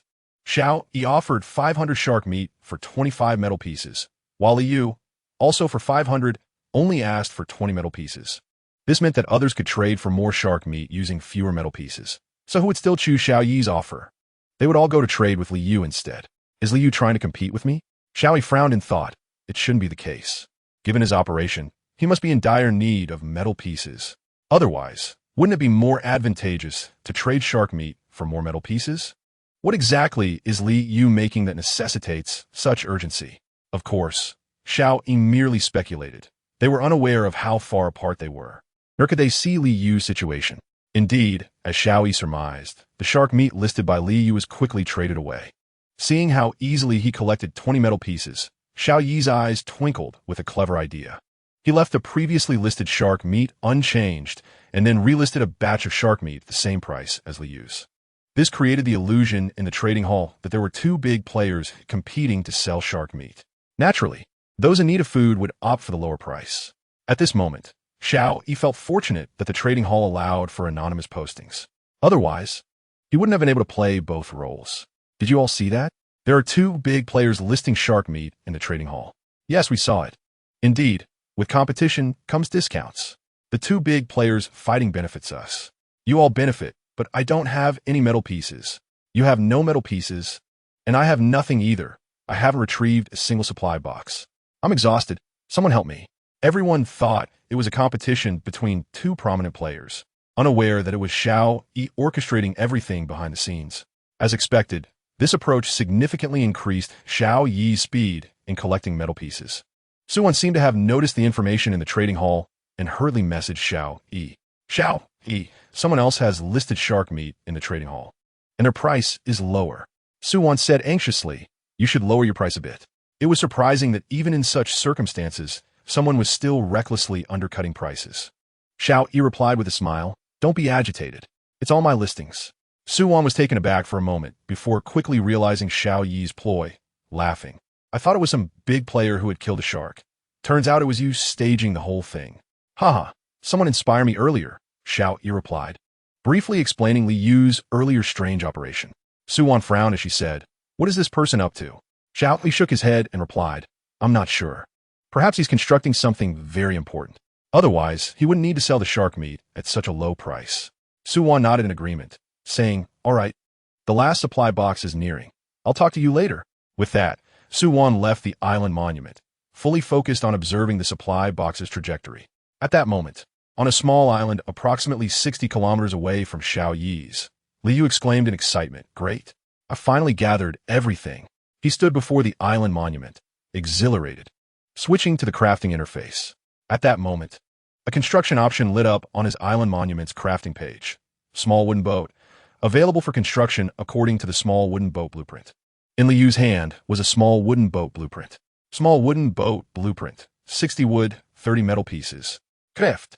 Liu trembled with anticipation as he clicked on the crafting option. The corresponding amount of materials vanished, and a wooden boat appeared within the island monument. Please select a placement location. Liu immediately placed the small boat at the edge of the island. After positioning the boat, the island monument presented him with a new prompt. Detected that you have crafted a small boat. Please choose whether to transfer the island monument to the boat. Note: if you choose to transfer, you'll not be able to transfer again for a year. Please choose carefully. Upon seeing these two prompts, Li Yu's entire being trembled with excitement. Clearly, these prompts indicated that he could abandon the island and develop at sea. As a fisherman, the ocean was truly his domain. Yes, transfer the island monument to the boat. Li made his choice. The island monument on the island immediately vanished and reappeared inside the cabin of the boat. Li Yu, no longer hesitating, took his worn fishing net and the sturdy axe he had acquired on the first day aboard the boat. From this day forth, I shall become the sovereign of the seas, he declared with grand enthusiasm. Although the ocean posed greater dangers, where encounters with marine creatures necessitated confrontation rather than retreating to the safety of land, the potential rewards far exceeded those of remaining on the island. With his small boat, Li could easily row out to retrieve those supply crates. To safeguard against marine attacks, he had equipped himself with 5 long spears. As he scanned the horizon, he spotted 2 supply crates and paddled towards them. Beep, beep, beep. The fully automated fishing net signaled for the 3rd time that it had captured a target. Only then did Xiao Yi emerge from the wooden cabin, opening the 3 supply crates simultaneously. The bounty included 2 cornerstone stones, 500 bananas. Additional findings revealed 3 pieces of cloth and a blueprint for a crossbow level. The sight of the crossbow blueprint filled Xiao Yi with delight. The crossbow blueprint level requires 1 beast tendon, 3 pieces of wood, and 1 metal piece. As he noted the materials needed to craft the crossbow, Xiao Yi couldn't help but smile. My luck is truly remarkable. I'm fortunate to have directly obtained a beast tendon from the supply crate. Or where would I have sourced one? Through Xiao Yi's activities in the trading hall, he had amassed nearly 30 metal pieces, allowing him to commence crafting the crossbow immediately. Navigating to the crafting page on the island steel, he clicked to manufacture, watching the necessary materials vanish, and a crossbow materialize in the steel space. He retrieved it and, aiming at the wall of the cabin, began to shoot. Hud, hud, hud. The crossbow bolts sank heavily into the wooden wall, producing a series of dull thuds. Impressive power, Xiao Yi mused, noting that while the range was yet to be tested, its lethality within 30 meters was commendable. After considerable effort, he managed to extract the bolts from the wall, nearly damaging the tips in the process. If I still possessed my physique from before my journey, I might not have succeeded, he thought to himself. Beep. Suddenly, a message from Su Wan appeared. I found something wonderful. Chapter 0013. Watching the torrential rain from a rocking chair. Xiao Yi connected the video call and, seeing Su Wan's excited face, inquired, What treasure has brought you such joy? This supply crate is packed with resources, Su Wan exclaimed, revealing all the contents. For cornerstone stones, 1 single-person tent, 2 orange fruits, and 5 pieces of cloth, along with 2 lettuce seeds. Xiao Yi's eyes widened in astonishment. So much bounty? Have you been touched by luck? Su Wan laughed. Is touched by luck a way to say fortunate? Indeed. Please pass me the cloth and the lettuce seeds. You may keep the rest, Xiao Yi replied. Su Wan seemed uncertain, but countered, What is the significance of the orange being of a higher grade? Simply put, it is tastier than ordinary oranges and can enhance one's physical condition. Xiao Yi explained. In our current predicament, personal vitality is exceedingly crucial. Survival would be exceedingly difficult otherwise. Su Wan nodded, saying, In that case, I certainly cannot hoard it all for myself. Hold on. I've previously acquired higher-grade fruits. I find yours unworthy. Xiao Yi quickly interjected. Let us adhere to my previous suggestion for the division. Then the tent shall be yours. Su Wan hesitated before conceding. I've already built my wooden cabin. What use have I for a tent? Xiao Yi retorted, stepping aside to pat the wall of the cabin. Seeing that Xiao Yi had indeed made the cabin his home, Su Wan's eyes widened. Your lead is rather substantial. While others struggle for sustenance, you've already taken residence in a cabin. It's simply incomparable. Alas, the cabin is a tad cramped. Xiao Yi replied with a hint of pride. All right, I shall not be polite any longer. Su Wan responded, initiating a trade in the private channel. 2 cornerstone stones, 5 pieces of cloth, 2 lettuce seeds for trade. Xiao Yi shook his head in resignation at her trade offer and confirmed the transaction. Once completed, he stepped outside the cabin, where the alert from the automated fishing net chimed once more, indicating a supply crate at the island's edge. Rubbing his hands together, he said, May this yield something splendid. Opening it, he found 2 cornerstone stones, 1 blueprint for a rocking chair, level, 1 soil, and 1 blueprint for a wooden basin. Still no food? Surely. I can't subsist solely on grilled fish. Most critically, I lack even seasoning. Xiao Yi lamented. His gaze fell upon the rocking chair blueprint. Rocking chair blueprint. Level requires 10 pieces of wood and 8 metal pieces. After confirming some trades for shark meat in the trading hall, he gathered the necessary metal pieces and proceeded to craft the rocking chair. Once the rocking chair was retrieved, Xiao Yi lay back upon it with satisfaction. Rocking chair, lying upon it allows for excellent recovery from fatigue, though one must rock it oneself. As he swayed on the chair, he unexpectedly drifted off to sleep. Time passed, and Xiao Yi awoke to the sensation of droplets falling upon his face. Confused, he opened his eyes to a sky thick with clouds, dragging the rocking chair back into the cabin. It truly is going to rain, he murmured as he returned to the wooden structure, glancing out at the overcast sky. Crack! A flash of lightning illuminated the sky, heralding the onset of a torrential downpour. As heavy rain cascaded down, Xiao Yi reclined on the rocking chair, observing the public channel on the island steel erupt with activity. It's raining? Here it's a torrential downpour. It feels as though my island will be submerged. What? It's raining? It's not raining here. Why is it not raining on your end? I can barely see a meter ahead. It's nearly evening. If this continues, I'll catch a cold. How fortunate. I've gone nearly 3 days without water. This is truly a timely rain. Indeed, if I must perish, let me at least be well hydrated first. Xiao Yi observed the discussions on the public channel, quickly realizing that the rain was localized to a specific area, while those not experiencing it were situated further away. Those directly drinking the rainwater could only hope to avoid an upset stomach, praying that they wouldn't fall ill after getting drenched. With this thought, Xiao Yi messaged Suwan, inquiring, "Is it raining on your end?" "It is, quite heavily." Suwan replied promptly, "It seems we must be within the same vicinity." Xiao Yi speculated, "Yes, but I wonder how far apart we are." Suwan responded, expressing her desire to reunite with Xiao Yi. Solitude was rather lonely. Heaven knows, I've gazed into the distance on clear days, but never caught sight of any islands, let alone people. Xiao Yi shuruk. Suwan nodded, acknowledging her own futile attempts to see any islands. You are indeed fortunate. It's a good thing you just acquired that tent. Otherwise, you would be drenched. Xiao Yi continued. Indeed, I must thank you. Had you not repaired my fishing net, I would likely be both starving and soaked. Suwan expressed her gratitude. Yet, you must be able to utilize it as well. By the way, have you had dinner? Xiao Yi inweeded. I ate those 2 oranges, Suwan replied. I feel a warm current flowing within me. I wonder if it's just my imagination. It should not be, for I previously experienced a similar sensation after consuming grated apples. Do you feel as though your body is now brimming with energy? Xiao Yi inquired. Suwan nodded in agreement. Xiao Yi continued. That is indeed the case. It seems we should consume more grated food in the future.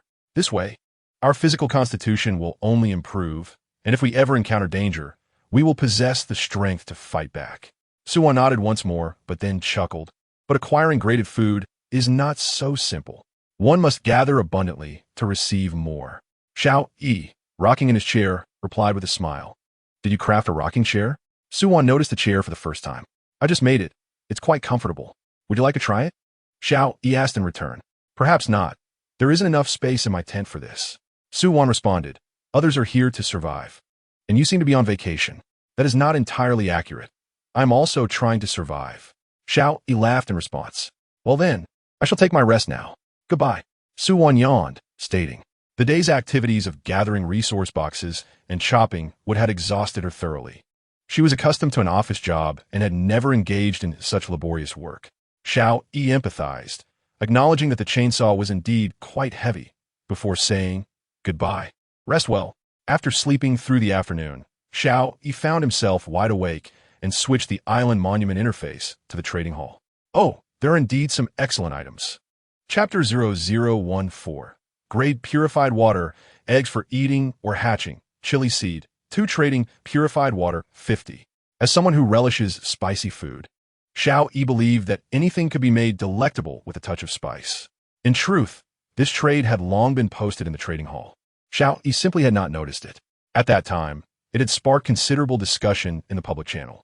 2 seeds for 50 units of purified water? What a fanciful notion. Indeed, it was 2 chili seeds. Even if it were seeds for other foods, it would barely be worth that price. It all depended on whether there were any unsuspecting buyers. However, one could not dismiss the possibility that some affluent individuals, with an excess of purified water and lacking other seasonings, might very well purchase this. How naive, they mocked, as if anyone has an excess to spare. Even those fortunate enough to find supply boxes cannot guarantee the discovery of purified water each time. You are simply uninformed, yet you speak so boldly. Allow me to show you something. Water purifier. Goodness, there is such a device. Oh, great one. Spare some water for me. I would do anything for you. Great one. I am fair and beautiful. Grant me some water, and you may do as you wish. You are all living in a fantasy.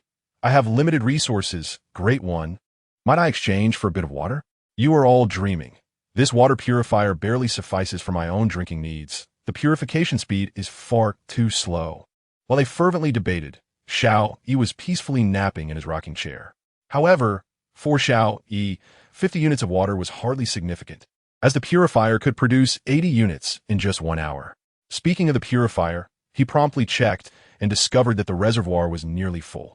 He quickly retrieved an empty mineral water bottle from before, filled it, and took a sip. His eyes widened. Although it was merely purified water, it tasted 100 times better than the mineral water obtained from the supply boxes. The mineral water from those boxes bore no grade label, marking it as the lowest tier, whereas the water produced by the grade purifier was of superior quality, showcasing a significant difference. He downed the entire bottle in one go, feeling utterly refreshed. This is far superior to any so-called noble water from the likes of Mount Wansui, originally intending to trade the purified water for chili seeds. Xiao Yi immediately abandoned that plan and opted instead to use the mineral water he had obtained from the supply boxes for the trade of chili seeds. However, trading water required a corresponding container, and the simplest plastic cup could be fashioned from a single unit of plastic. Utilizing the island monument, he consumed plastic, one to create a plastic cup, filled it with 50 units of purified water, switched back to the trading hall, and initiated the trade request. The transaction was successful, and he acquired chili seeds X2. Now possessing both lettuce and chili seeds, Xiao Yi was eager to plant them and felt a sense of impatience. In the trading hall, he accepted several requests to exchange metal scraps for shark meat, resulting in an acquisition of metal scraps X23. He then transitioned to the crafting page and created a large wooden basin. After a short while, another large wooden basin was produced, which he placed beside the entrance. The torrential rain outside showed no signs of abating, and after some consideration, he decided to wait before adding soil. Prior to the downpour, Xiao Yi had already covered the wooden basin where he had planted the apple trees with wooden boards. Though not perfectly sealed, it would at least prevent excessive rainwater accumulation. Otherwise, the apple seeds would likely drown before even germinating. While the public channel still buzzed with chatter, it was noticeably quieter than during the day, perhaps due to the rain, as everyone seemed too preoccupied to converse. At that moment, Xiao Yi sent a message and ran, "If you see this, please message me privately." Though it was quickly pushed to the forefront again, this time it remained visible for several more seconds. "Hello, I'm Ran. Who are you?" Suddenly, Xiao Yi's private channel signaled a call request. Excitedly, he replied, "Are you truly Ran? I am. I'm nearly dying of thirst. Please grant me some water, and I will serve as your subordinate." The other party responded. Upon reading that message, Xiao Yi felt a chill run down his spine and replied, "The Ran I seek is female. As long as you give me a sip of water, I would be willing to become female for you. Get lost, you freak." Xiao Yi promptly ended the call and blocked the individual. "Sigh," he lamented, then rose to find the crafting method for rain gear within the island monument. Rain cloak requires materials. Leaves 10, bark 5. Conical hat requires materials. Leaves 5, bark 3. Just as he gathered the necessary materials, he crafted them without delay. Dressed in the rain cloak and wearing the hat, Xiao Yi stepped out of the wooden house and made his way toward the supply boxes at the edge of the island. Having slept through the afternoon, the automatic fishing nets had retrieved 2 more supply boxes, bringing his total for the day to 6. Xiao Yi effortlessly dragged the 2 supply boxes in front of the wooden house. "It seems my strength has increased." Xiao Yi musit, realizing the remarkable effects of the great apples on his constitution. Opening the supply boxes, he discovered base stones X2, burlap X1, wood X5. In the second box, he found metal scraps X3, eggs, grade X2. To his delight, he had discovered eggs. Shall I make a boiled egg? However, the system's prompt extinguished that thought. Eggs, grade, a highly nutritious type of egg. You may consume it directly, but if you choose to incubate it, a surprise may await. With such a clear indication, no one would dare consume those 2 eggs. Incubating the eggs requires a stable temperature and humidity. However, Xiao Yi could currently only control the temperature. He arranged the leaves in a corner of the wooden house and gently placed the 2 eggs inside. It seems imperative to construct the fireplace. Otherwise, the temperature fluctuations throughout the day and night will become quite uncomfortable, murmured Xiao Yi. He had already placed some shark meat on the market to trade for the bricks necessary to build the fireplace. And upon glancing at the trading hall, he noticed that the final brick had just arrived. Without further hesitation, he clicked to create. The corresponding materials vanished, and within the crafting space of the island monument, a fireplace materialized. Please select a placement location. Note that the fireplace can only be installed on a wall. Fortunately, there was a wooden cabin. Otherwise, even if he could construct it, there would be no place to put it. Xiao Yi muttered as he positioned the fireplace on the wall that received no sunlight. Fireplace, level capable of maintaining a constant temperature of 26 degrees Celsius across a 40 square meter space. It provides warmth akin to spring. Observing the fireplace's description, Xiao Yi thought to himself, is this truly 26 degrees? It still feels rather chilly. Chapter 0015. After the storm, a double blessing. Perhaps the raincoat was somewhat rudimentary. Inevitably, some raindrops had soaked the clothes inside. As night approached and the temperature dropped, coupled with the sea breeze, Xiao Yi felt considerably colder than during the day. Wood must be added to generate heat. 1 unit of wood can provide warmth for 4 hours. The fireplace can be manually turned off. The system chimed in. Even more efficient than barbecuing. Xiao Yi murmured, then placed 2 units of wood into the fireplace, which immediately ignited. The temperature inside the wooden cabin rose rapidly, and Xiao Yi, who had just felt a chill, was instantly warmed. He nudged the incubating eggs closer to the fireplace. The optimal temperature for hatching eggs is 38 degrees Celsius, and it was evident that controlling this was currently challenging, so he could only make do for now. Hatching the chicks would take some time, but Xiao Yi now needed to consider how to feed them. Scrolling through the public channel again, he discovered that the topic of discussion was once again centered on him. Did you see? The chili seeds in the trading hall have been traded. Someone actually exchanged 50 units of purified water for chili seeds. I'm nearly dying of thirst. Could you spare me some? Drink rainwater quickly. It's much better than seawater. I'm not seeing a drop of rain here. Then trade me your supplies for rainwater. Why would I trade supplies for rainwater? If I had supplies, I would directly exchange them for purified water. The problem is, you don't have any supplies. Xiao Yi shook his head at the increasingly off-topic discussions in the chat, then gazed out at the curtain of rain, muttering, I wonder how long this will last. In a daze, Xiao Yi eventually fell asleep, grateful for the fireplace. Otherwise, given his dampness, sleeping through the night might have resulted in him catching a cold. Those survivors without tents or wooden cabins, unless they possessed exceptionally strong constitutions, were likely to fall ill. The next day, Xiao Yi awoke naturally to find that the rain had ceased. The public channel was filled with lamentations. I feel so unwell. I think I have a fever. Can someone help me? Me too. I feel so weak. Am I going to die? I'm so thirsty, so hungry, so miserable. Xiao Yi shook his head and chose not to dwell on the distressing messages. He knew that this bout of heavy rain would claim many lives. Yet he only hoped that his friends remained safe. Stepping outside the wooden cabin, he gathered the fish caught by the automatic fishing net overnight. 8 fish laying neatly on the shore. What a bountiful catch! Xiao Yi exclaimed as he hurriedly collected the fish. With so many, perhaps I should find a container to keep them. If I kill them all, they might spoil. He pondered the need for a wooden basin crafting blueprint. With this thought, he adjusted the target of the automatic fishing net to supply crates, then scanned the sea for any drifting crates. What's that? Xiao Yi suddenly spotted a dark shape on the water surface, vaguely resembling something that was not a supply crate. If only I had a telescope. He sighed. Right? I haven't signed in yet. Let me do that first. Upon signing in successfully, he received the reward, double status, with a 10 chance of receiving double rewards for a day. Isn't it true that you get what you wish for? Xiao Yi mused, expecting a telescope from this sign-in, but instead receiving a buff. Nonetheless, he was quite satisfied with this reward, albeit the probability was rather low. To obtain the double benefit only once every 10 days. Does that mean I should wait to open the supply crates until I have this double benefit to maximize my gains? Xiao Yi pondered. In theory, yes, the system replied. After a moment's thought, Xiao Yi inquired, has this double status been activated today? Yes, the first activation of the buff has been triggered. All items acquired today will have double benefits. Wonderful. Today, the automatic fishing net will be utilized to its fullest to scoop up supply crates. I want double the joy. Xiao Yi exclaimed with delight. He approached the wooden basin where he had planted apple seeds and lifted the wooden board that had been placed on top during the rain yesterday. Wow! Xiao Yi exclaimed in surprise as he saw 2 small saplings sprouting from the basin, vibrant green in color. That was incredibly fast. He marveled, realizing that the growth of everything here could not be measured by the rules of his previous world. If they grow this quickly, I'll soon have plenty of apples to enjoy. This is splendid. Xiao Yi promptly retrieved some purified water from the purifier to water the saplings, while others were parched.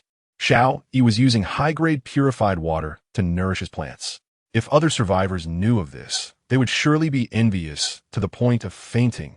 Since the plants here grow rapidly, it follows that he would soon be able to harvest chili peppers as well. He needed to plant them right away. Xiao Yi quickly tossed the soil he had prepared yesterday into a nearby wooden basin. Though this soil was merely the most basic grade, the chili seeds, strawberry seeds, and lettuce seeds were all common seeds, making them compatible. After placing the soil, he sowed the strawberry, chili, and lettuce seeds. Feeling a bit hungry, he decided to deal with the high-grade eagle pomfret he had caught on his first day. It had been sitting around for too long, and it would spoil. This was a premium ingredient that should not go to waste. After preparing it, Xiao Yi immediately started a fire on the barbecue grill. Before long, the rich aroma of fish wafted through the air. High-grade ingredients truly differ from ordinary ones. Xiao Yi reflected, recalling that when he barbecued ordinary fish in the past, there was never such a rich fragrance. After barbecuing fish for 2 consecutive days, Xiao Yi's grilling skills had greatly improved. And this time the fish was nearly perfect, crispy on the outside and tender on the inside. Of course, this did not mean it was burnt on the outside. Weighing nearly 4 pounds, Xiao Yi realized he could not finish alone. After some thought, he decided to send a portion to Suwan. Grilled eagle pomfret level 500. Trade unavailable. I've grilled too much. I can't finish it. I'll send you some. After you eat, help me out and gather some good stuff. After leaving that message, Xiao Yi contemplated again and sent a note in the chat about the remaining fish. Knowing that Suwan was a very strong-willed girl, he felt she might not believe him if he merely stated he had grilled too much. Grilled eagle pomfret, level 1500. It tastes pretty good. Give it a try. Having just awakened, Suwan felt that the previous night had been her best sleep yet. Despite the torrential downpour outside, at least she had a tent, making it feel somewhat like home. Ding ding, the island monument notified her that someone had sent a message in the private channel. Suwan promptly switched to a private channel and was astonished by what Xiao Yi had sent her. Chapter 0016, An Abundant Feast of Vessel. This cannot be. This item is far too precious.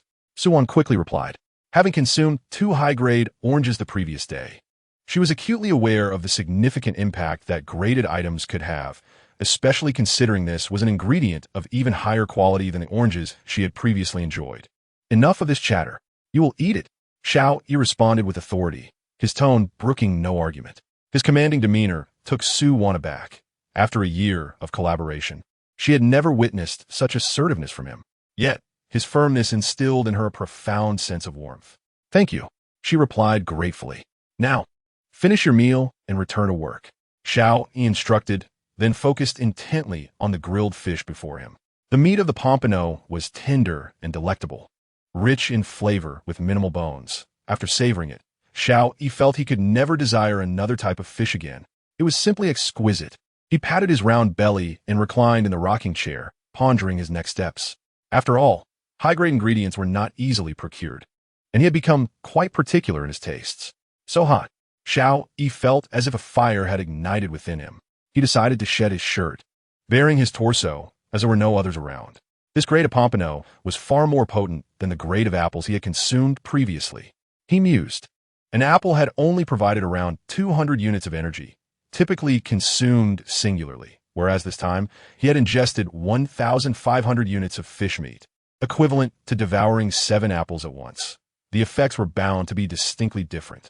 Meanwhile, Suwon had just taken a bite of the fish, and her eyes sparkled with delight. Before arriving in this world, she had already ascended to the position of department manager, participating in numerous social gatherings and tasting various delicacies. Yet, she vowed that this fish surpassed all the exquisite dishes she had ever encountered. After finishing the grilled fish, Suwon even licked her fingers, as if the aroma of the pompano still lingered on her hands. Delicious. Alas, I owe yet another favor. It seems I will never repay my debts. I must strive to gather more resources. Suwon felt invigorated, grasping the nearby fishing net as she made her way towards the island's edge. It feels as if I have consumed a restorative concoction. Xiao Yi could no longer remain still, wandering about the island's perimeter with his bare torso exposed. What is that? A ship? The previously indistinct black dot now revealed some contours. Upon seeing the vessel, Xiao Yi was first filled with joy, but that was quickly overshadowed by concern. The joy stemmed from the prospect of encountering other people, although he could occasionally converse with Suwon. Chatting on the island stone marker was entirely different from an in-person meeting. This vast island felt overwhelmingly lonely with only him present. Yet, the concern arose from the reality that this world was not the same as the one he had known, lacking laws and moral constraints, which could amplify humanity's darker inclinations. With this thought, Xiao Yi retrieved the crossbow he had prepared, placing it within reach as he squinted at the distant ship. Since relocating the island marker to the vessel, Liu had thrived, managing to retrieve 8 resource boxes without the threat of starvation, though he was somewhat short on clean water. However, after the heavy rain yesterday, he had collected some rainwater. If he couldn't procure clean water soon, he would have to make do with that. Fortunately, the storm had not been accompanied by strong winds, leaving Liu uncertain about the safety of his small boat. Just after clearing the accumulated water from the cabin, Liu spotted another resource box not far away. He immediately rowed his small boat towards it. Standing on the shore, he suddenly noticed the small black dot moving horizontally. It seemed they had not seen him. Xiao Yi mused. After several enhancements from high-grade food, his vision had improved, whereas the other party might not have undergone such upgrades, explaining their lack of awareness. Observing that the ship was moving away from his island, Xiao Yi felt a slight easing of tension. However, as long as they lingered nearby, they would eventually discover his island. Given the prosperous development of his territory, it was likely they would covet his resources.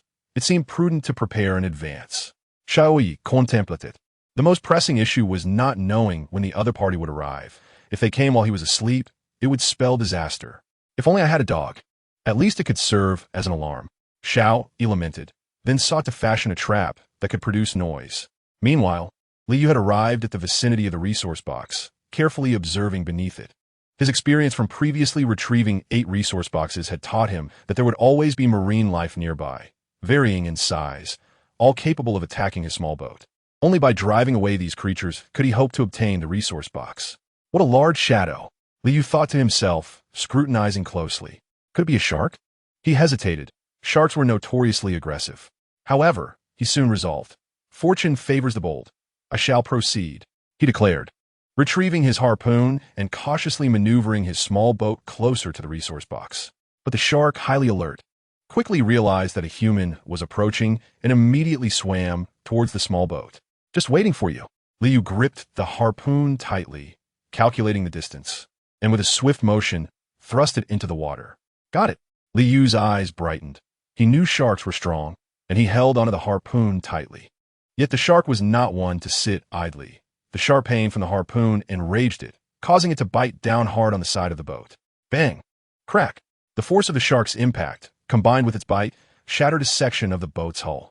Liu was alarmed and immediately attempted to pull out the harpoon, only to find it snagged on the shark's bones. He decisively released it and drew another harpoon, aiming for the shark's eye. In a moment of urgency, he struck true once more, causing the shark to panic, ceasing its attack and thrashing violently as it swam away. As it struggled, Liu found himself unable to retain the harpoon. The shark carried it off into the depths. Liu wished to keep the shark, but the damage to his boat rendered him unable to pursue the injured creature. Inside the cabin, the island marker emitted a red light. Warning: hull integrity compromised. Please collect materials for repairs promptly. Failure to do so will result in sinking in approximately 10 minutes. Require materials: wood planks, 2, metal scraps, 3.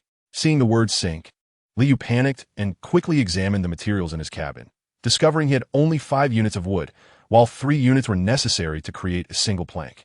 He also had only 2 metal scraps. The trading hall. Liu swiftly switched to the trading hall and posted a trade request. Stone, 2 forward planks, 2. Metal scraps, 3. Note, urgent.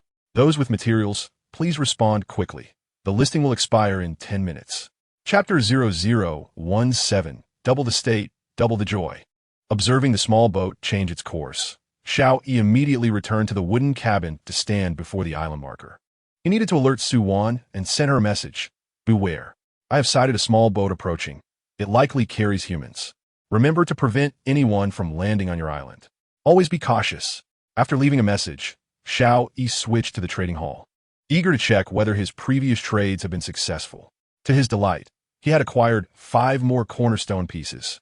He retrieved them from the trading hall, and upon doing so, a notification chimed. Double rewards activated. He received resources, 10 cornerstone pieces. Astonished, Xiao Yi exclaimed, "Can this also yield double?"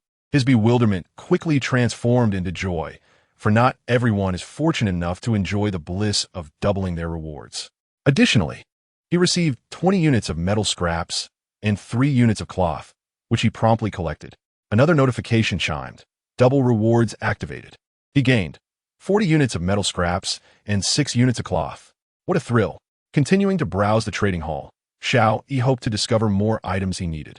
Suddenly, he spotted a trade request. 2 cornerstones for 2 wooden planks, 3 metal scraps. Note: urgently needed, please hurry, will be taken down in 10 minutes. Without hesitation, Xiao Yi offered 2 units of wooden planks and 3 units of metal scraps, completing the transaction immediately. Another notification chimed. Double rewards activated. He received, for cornerstone pieces. What a windfall! Xiao Yi joyfully proclaimed. Meanwhile, on the sea, Liu, having seen the successful trade, was equally elated. Immediate repairs.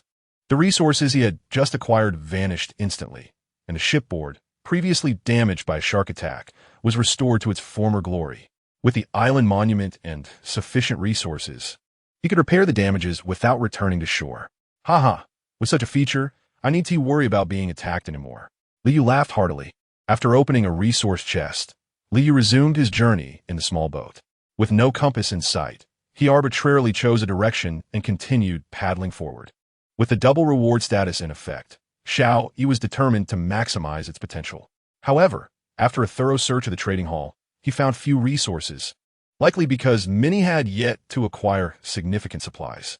Most trades were mere barter for water and food. He exchanged a small amount of purified water for some metal scraps, cloth, plastic, and other basic materials, naturally benefiting from the double rewards. Upon reviewing his resources, he noted 51 metal scraps, 10 cloth, 7 wooden planks, and 20 plastic. This must be the peak of my resources, he thought, gazing at the pile beside him. He could now craft a single wooden bed. So he promptly switched to the crafting interface and clicked to create it. Single wooden bed blueprint, 4 wooden planks, 6 metal scraps for cloth. As the necessary materials vanished, a single wooden bed appeared in the crafting space of the island monument. Xiao Yi tidied up his wooden house a bit and placed the bed against one side. The single wooden bed, resting upon it, alleviates fatigue more effectively. At this point, the wooden house was nearly full, containing a fireplace, a water purifier, a bed, and a rocking chair. It seems I need to build a larger house, Xiao Yi muttered. Recently, having acquired numerous cornerstone pieces, the area of his island had expanded to 37 square meters, with his small wooden house situated in the center, leaving the surrounding spaces unusually vacant. Checking the construction interface of the island monument, he noted there were still plenty of blueprints available, but all buildings required schematics for construction. It appeared he would have to take his time. Given the current situation, accumulating resources was paramount, should a better house blueprint emerge. Running out of materials for construction would be quite awkward. At that moment, a message notification popped up. It was Su Wan. I was just observing the flow of the resource chests. Su Wan remarked, "Did someone really build a boat?" Xiao Yi nodded in affirmation, replying, though I couldn't see clearly. It was undoubtedly a boat, and it had someone at the helm. If it's possible to row away from this island, the world could be even more perilous. Suwon quickly grasped the underlying danger. So, ensure no one approaches your island. Xiao Yi reiterated. Understood. Suwon deep. By the way, the trees I chopped down yesterday have grown back. Just as you said, they refresh. Really? I hadn't noticed. I should go chop some trees too. Xiao Yi replied before departing from the island monument. Exiting the wooden house, he discovered a tree had sprouted in the northeast corner near the island's edge, while stones had refreshed to the west. With his toolbox in hand, Xiao Yi effortlessly converted the tree and stone into his resources, triggering the double effect, resulting in all resources doubling. He acquired 40 units of wood, 60 units of leaves, 20 units of bark, and 10 units of stone. The automatic fishing net had chimed 3 times, indicating 3 resource chests had appeared beside the island. After transporting the resources from the tree and stone to his wooden house, Xiao Yi began opening the resource chests. He obtained 2 cornerstone pieces, 10 wheat seeds, level, and 1 soil level. Then he received 1 flowerbed blueprint, 3 stones, and 1 soil. Lastly, he acquired 1 frying pan blueprint, 2 metal scraps, and 500 units of mineral water. The double effect activated again. He received double resources. He obtained, for cornerstone pieces, 2 flowerbed blueprints, 2 frying pan blueprints, and 1,000 units of mineral water. The power of this double effect was astonishing. It even doubled the blueprints. Xiao Yi gazed excitedly at the blueprint and murmured, Flowerbed blueprint, 10 stones. Frying pan blueprint, 6 metal scraps, 1 wood. Assessing his resources, he could only construct 1 flowerbed. While he could craft a complete set of frying pans, but for now, a single set would suffice. With that in mind, Xiao Yi crafted 1 flowerbed and 1 set of pans. As the corresponding materials vanished, a set of frying pans appeared within the crafting space of the island monument, accompanied by a prompt. The flowerbed covers an area of 4 square meters. Please design the shape of the flowerbed and choose a placement location. Xiao Yi raised an eyebrow and simply drew a rectangle of 14 units long on one side of the wooden house. After positioning it, he stepped back, admiring the flowerbed crafted from stone, and nodded in satisfaction. The flowerbed protects the soil from desertification. Planting flowers can enhance the beauty of your island. And of course, you can also use it as a field. It requires 2 units of soil for filling. This is precisely what I wanted. Xiao Yi exclaimed upon reading the flowerbed's description. Chapter 0018. In the series of humans inferior to chickens, survivors encounter one another for now. Prioritizing basic sustenance is essential. Planting flowers can wait. Fortunately, with a double reward status, he wouldn't be able to fill the flowerbed without soil. The previous resource chest contained 1 unit of level soil. And with the double rewards enhancement, Xiao Yi obtained 2 units of level soil, just enough to fill the flowerbed. As he placed the soil into the flowerbed, it was instantaneously filled, perfect for planting wheat. Xiao Yi sowed all the wheat seeds he had and watered them slightly, observing the still empty sections of the flowerbed. He thought to himself, I need to find some higher-level seeds to plant. If I waste such high-level soil on lower-level seeds, wouldn't that be a pity? Muttering to himself, Xiao Yi walked into the wooden house, preparing to search the trading hall at the island monument. Beep beep. Suwon requested a call. Xiao Yi promptly answered, smiling as he asked, Have you stumbled upon something good again? Suwon nodded excitedly, replying, Indeed, I've transformed into a lucky star once more. As she spoke, she placed the items she had just acquired in the chat interface. Foundation 4, stone block 6, metal shard 4, chicken coop blueprint. Level 1, bread 500. 666. Xiao Yi gestured with his hands and replied, In comparison to you, my luck is nothing, but my luck is also thanks to you. So I'll give you the chicken coop blueprint, and we can split the rest. Just as Xiao Yi was about to respond, he suddenly recalled that he was under a double effect status, and thus said, Suwon, first trade all the items to me. Suwon was taken aback for a moment, but in the next instant, she initiated the trade in the private channel. Although she was unsure of why Xiao Yi made such a request, she complied immediately. Xiao Yi confirmed the trade. Acquired resources. Foundation 4, stone block 6, metal shard 4. Chicken coop blueprint, level 1, bread 500. Triggering double effect, resources doubled. It truly works. Xiao Yi thought excitedly, then traded back 2 foundations, 3 stone blocks, 2 metal shards, and 500 bread, stating, "I'll take all the chicken coops, while you can have all the bread. Food isn't as vital to me." Although he was quite familiar with Suwan, he wasn't close enough to share everything, and besides, he couldn't explain the double effect. So he opted to remain silent, promising to make it up to her in different ways later. Suwan understood that Xiao Yi would not face any issues regarding food, so she didn't press the matter and confirmed the trade without hesitation. "Then I'll continue fishing," Suwan said, as she wanted to try out the possibility of catching fish that Xiao Yi had mentioned. "Okay," Xiao Yi replied, then ended the call, retrieving the bread he had just acquired. While eating, he began to study the chicken coop blueprint. Chicken coop blueprint level require materials. For wooden planks, 6 metal shards, 10 leaves. With all materials in hand, he clicked to manufacture. "Please select a placement location." Xiao Yi glanced at the layout of the island and decided to place the chicken coop behind the house, occupying an area of 22 square meters. After placing the chicken coop, he stepped outside to see a charming 2-story cottage, complete with a small yard fenced with wooden planks. "This chicken coop is even better than my wooden house. At least it has a yard," Xiao Yi murmured, then looked at the information provided by the system. Chicken coop, level a structure highly suitable for raising chickens, with a 100 hatching rate for fertilized eggs, increasing both egg and meat production by 80, and enhancing hatching and growth speeds by 80.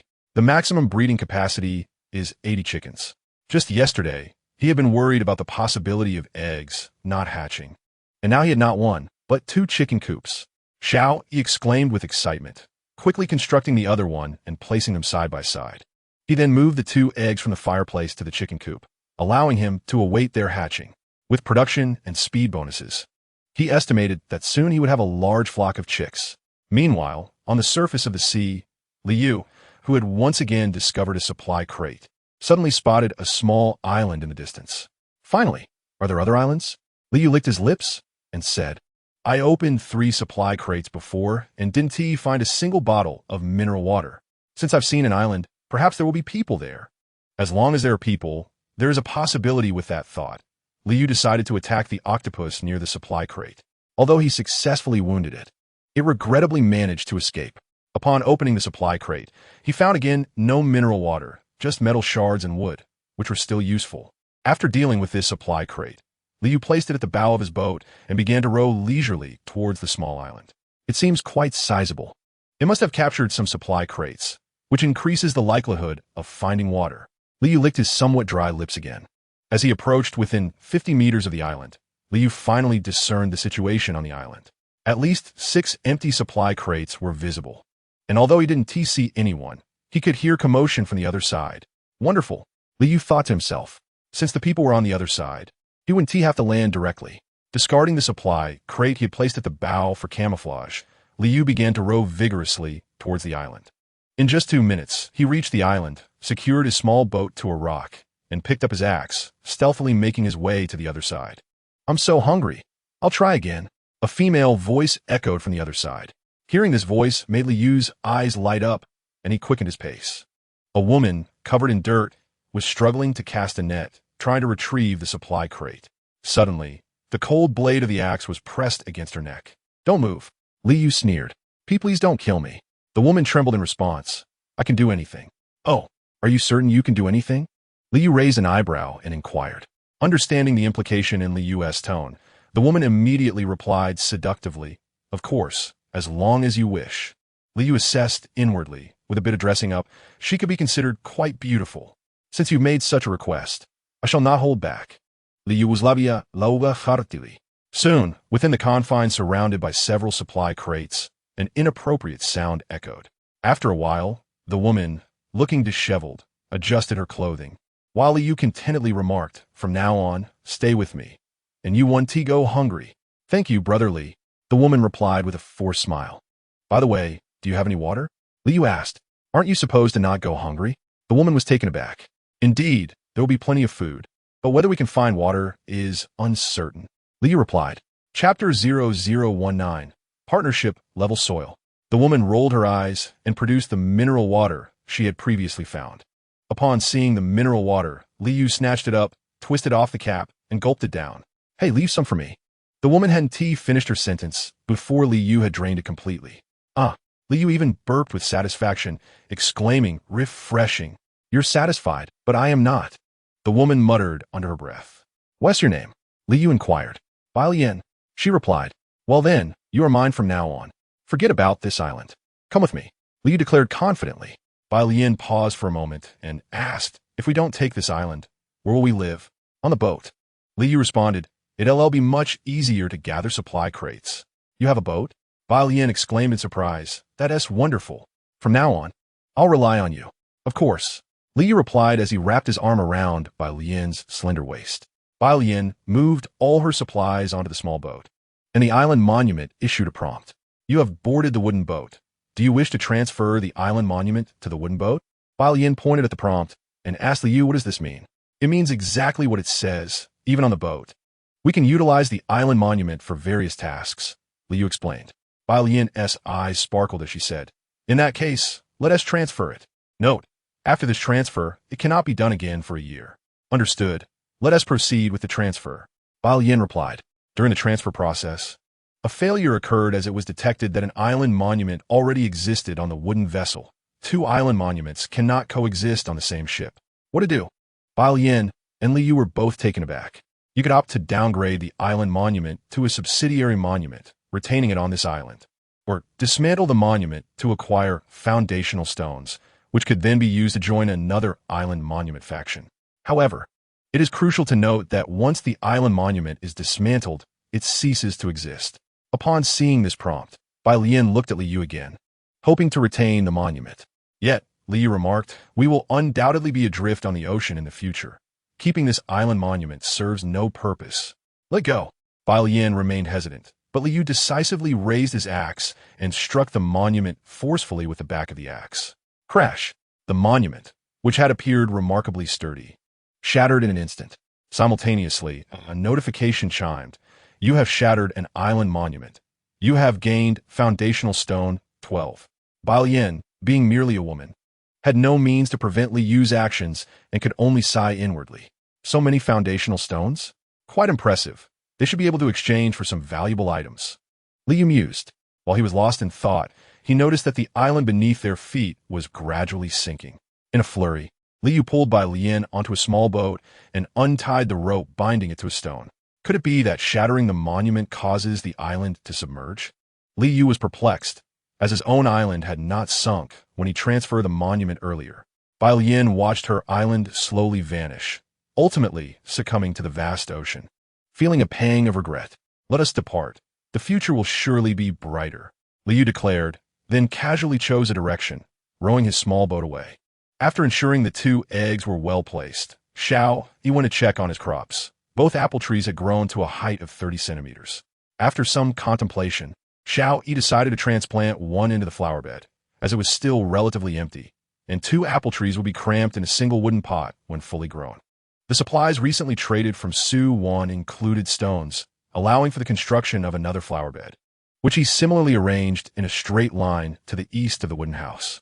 The layout of Xiao Yi's island now consisted of a wooden house in the center, 2 oversized wooden pots in front, 2 linear flower beds on either side, and 2 chicken coops behind the house. The eastern flower bed lacked soil, and only one of the chicken coops was hatching chicks, while the other stood vacant. After finishing a piece of bread, he downed a bottle of pure water in one go and filled some to water the apple trees. With a frying pan available today, I shall prepare fish soup for dinner, Xiao Yi resolved, then proceeded to process a fine eagle pomfret. The entrails and blood were disposed of in the toilet. Although he was uncertain where they ended up, at least this way would not attract sharks or other ocean creatures. After rinsing everything, he retrieved the frying pan from the manufacturing space of the island monument. Such completeness? Xiao Yi marveled at the frying pan, spatula, ladle, and strainer. He had initially believed the frying set would only consist of a frying pan and spatula, but to his surprise, it included a ladle as well. He dug a shallow pit in the ground, surrounding it with 3 stones. After igniting a piece of wood and tossing it into the pit, he placed a frying pan atop it, filling it with nearly half a pot of clean water. Finally, Xiao Yi tossed in the cleaned eagle pomfret. Beep, beep, beep. The automatic fishing net emitted a notification. Xiao Yi approached, opened the box containing the caught supplies and found soil level 1.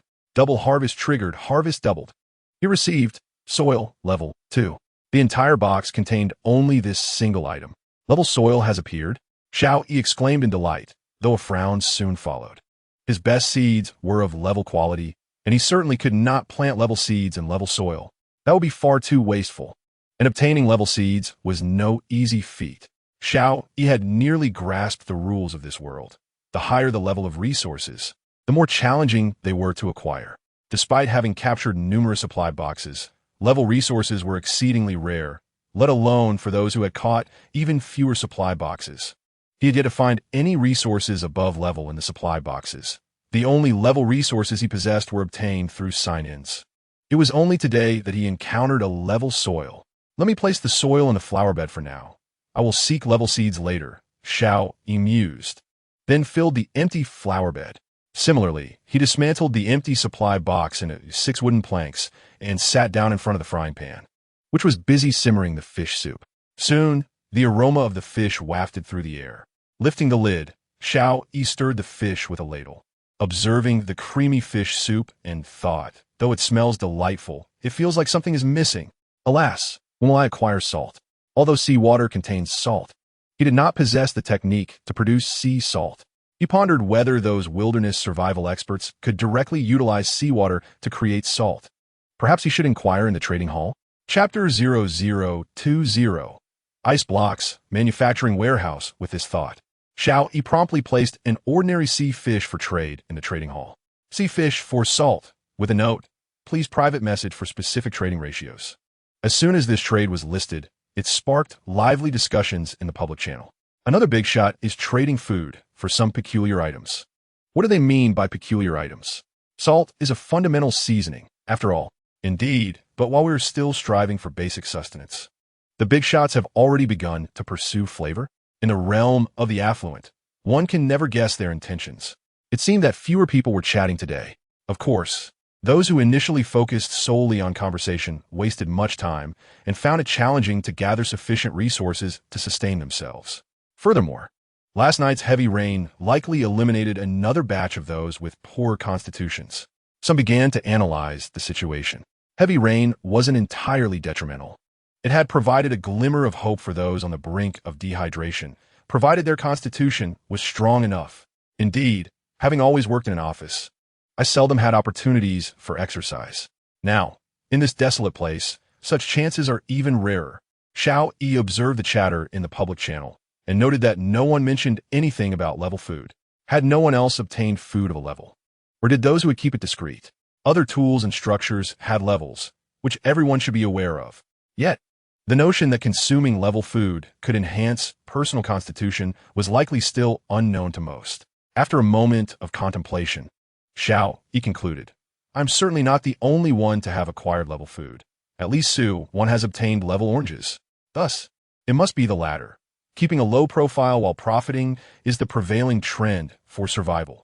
The trade had been listed for quite some time without any response, leaving Xiao Yi feeling somewhat helpless. Perhaps the salt manufactured by those wilderness survival experts was only sufficient for their own consumption. Since no one was trading, it would be best to withdraw the offer. Upon rescinding the trade, Xiao Yi stepped out of the wooden house and continued to monitor the fish soup he was simmering. Gently scooping a spoonful, I tasted the broth, finding it remarkably delicious, albeit slightly lacking in salt. Having recently indulged in grilled fish to the point of discomfort, a change in preparation was indeed refreshing. Despite the absence of additional seasonings or side dishes, merely the pure fish soup was savored with great delight by Xiao Yi. After satisfying our hunger, a small portion remained, which I utilized to craft a bowl from the island monument. Materials required for the bowl, 2 metal pieces. This fundamental crafting did not necessitate a blueprint. Extracting the bowl from the crafting space of the monument, I filled it with fish soup and some fish meat, then traded it to Suwan. Taste the freshly made fish soup, I exclaimed. Suwan, seemingly preoccupied with gathering supply crates, offered no immediate reaction. Rising from the wooden hut, I prepared to activate the fully automated fishing nets, which had already captured 2 supply crates. The acquired materials included 2 cornerstone stones, 5 ice blocks, and 3 metal pieces, alongside 500 grilled fish. Another crate yielded 8 pieces of wood, triggering a double harvest I obtained for cornerstone stones. To my dismay, one crate contained only wood, yielding less than I could have harvested by chopping down a tree. I murmured this to myself. Yet, the thrill of opening supply crates lies precisely in the unpredictability of their contents. Among the newly acquired items, one was entirely unfamiliar: the ice blocks.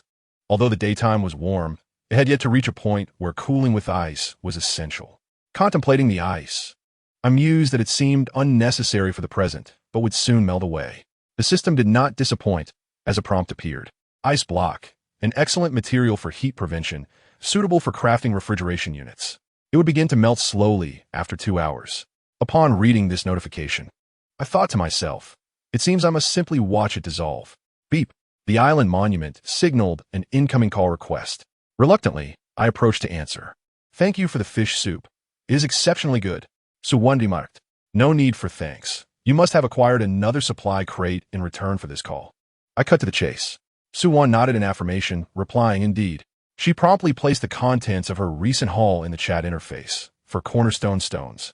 1 warehouse blueprint, level 1, and 4 metal pieces. Nodding, I said, trade them all to me. We must fully capitalize on the double harvest. All right. Suwon immediately transferred all 3 items. Triggering the double harvest once more, I acquired 8 cornerstone stones, 1 warehouse blueprint, level 2, and 8 metal pieces. I then traded back 2 cornerstone stones and 2 units of metal pieces. Naturally, the warehouse blueprint was retained, an unspoken agreement between us. After the transaction, I examined the warehouse blueprint. Warehouse blueprint, level 20 wooden boards, 10 bricks, 20 metal pieces, and 5 ice blocks. What a coincidence! I was astonished to discover that the ice blocks would indeed be utilized, though I was still short by 1 brick. With this in mind, I swiftly transitioned to the trading hall, listing 20 bottled waters and requesting 1 brick. Bottled water, 20 for trade, brick, 1. Note, urgently needed, available for 1 hour. Had I not been in a hurry, I could have set the amount to 10, but the ice blocks would soon melt, and I could not afford to wait. So I opted for a double offer, hoping for a quick transaction. Indeed, by increasing the stakes, someone quickly responded to my trade. I received 1 brick. Triggering the double harvest, I acquired 2 bricks. Though I raised my own costs, the yield remained consistent with prior outcomes. With the bricks now in hand, I promptly crafted the warehouse. The materials vanished, and a warehouse materialized in the crafting space. I chose to place it directly in front of my house for convenient access to supplies. Upon securing it, I examined the warehouse. Warehouse level optimally stores food and materials, preserving quality and extending shelf life by 80. This warehouse has 2 levels. The upper level is a standard storage area with a capacity of 8 cubic meters, while the lower level serves as a refrigeration unit, also with a capacity of 8 cubic meters, requiring ice blocks to function effectively. Each ice block can last for 1 month. Currently, I possess 5 ice blocks. Realizing this, I immediately placed the remaining ice blocks inside. Knowing my supplies were insufficient to construct another warehouse, I would have to make do with this one for now. 10 ice blocks would sustain it for 10 months. Perhaps by then, I would no longer require such a facility. I stored all the sea fish in the refrigeration unit, as there was no freezer available, and the rest of my food went into the standard storage area. After completing the organization, I discovered a message from Suwon. Xiao Yi, could I borrow some purified water? Chapter 21, Medium Sailing Boat Blueprint and an Infant. Surprised by the message, I momentarily paused. Suwon should have caught a few bottles of water recently. So how could she be out so soon? Sensing my confusion, Suwon sheepishly explained. I have some special circumstances here that have led to higher consumption than usual, but rest assured, I will return it as soon as I catch more bottled water. Upon hearing her explanation, I quickly comprehended and replied, no worries, I have some. With that, I share my level purification device in the chat interface, adding, though the purification speed is not rapid, it is more than sufficient for drinking. Suwon gazed at the purification device I posted with wide eyes. Such a thing exists? She asked in astonishment. Of course. Otherwise, relying solely on salvaging bottled water would surely lead to discomfort. I chuckled, then searching for 2 empty bottles, I paused and said, wait. After collecting some water, I stepped outside and returned approximately 10 minutes later, holding 2 filled bottles of purified water, which I then traded. Drink up, and remember to save the good stuff for me in the future. I added, concluding with, don't push yourself these days. Gather supplies when you can. And make sure to rest. Seeing the level of purified water in the chat interface, Su-won inwardly sighed. Alas, this debt seems never-ending.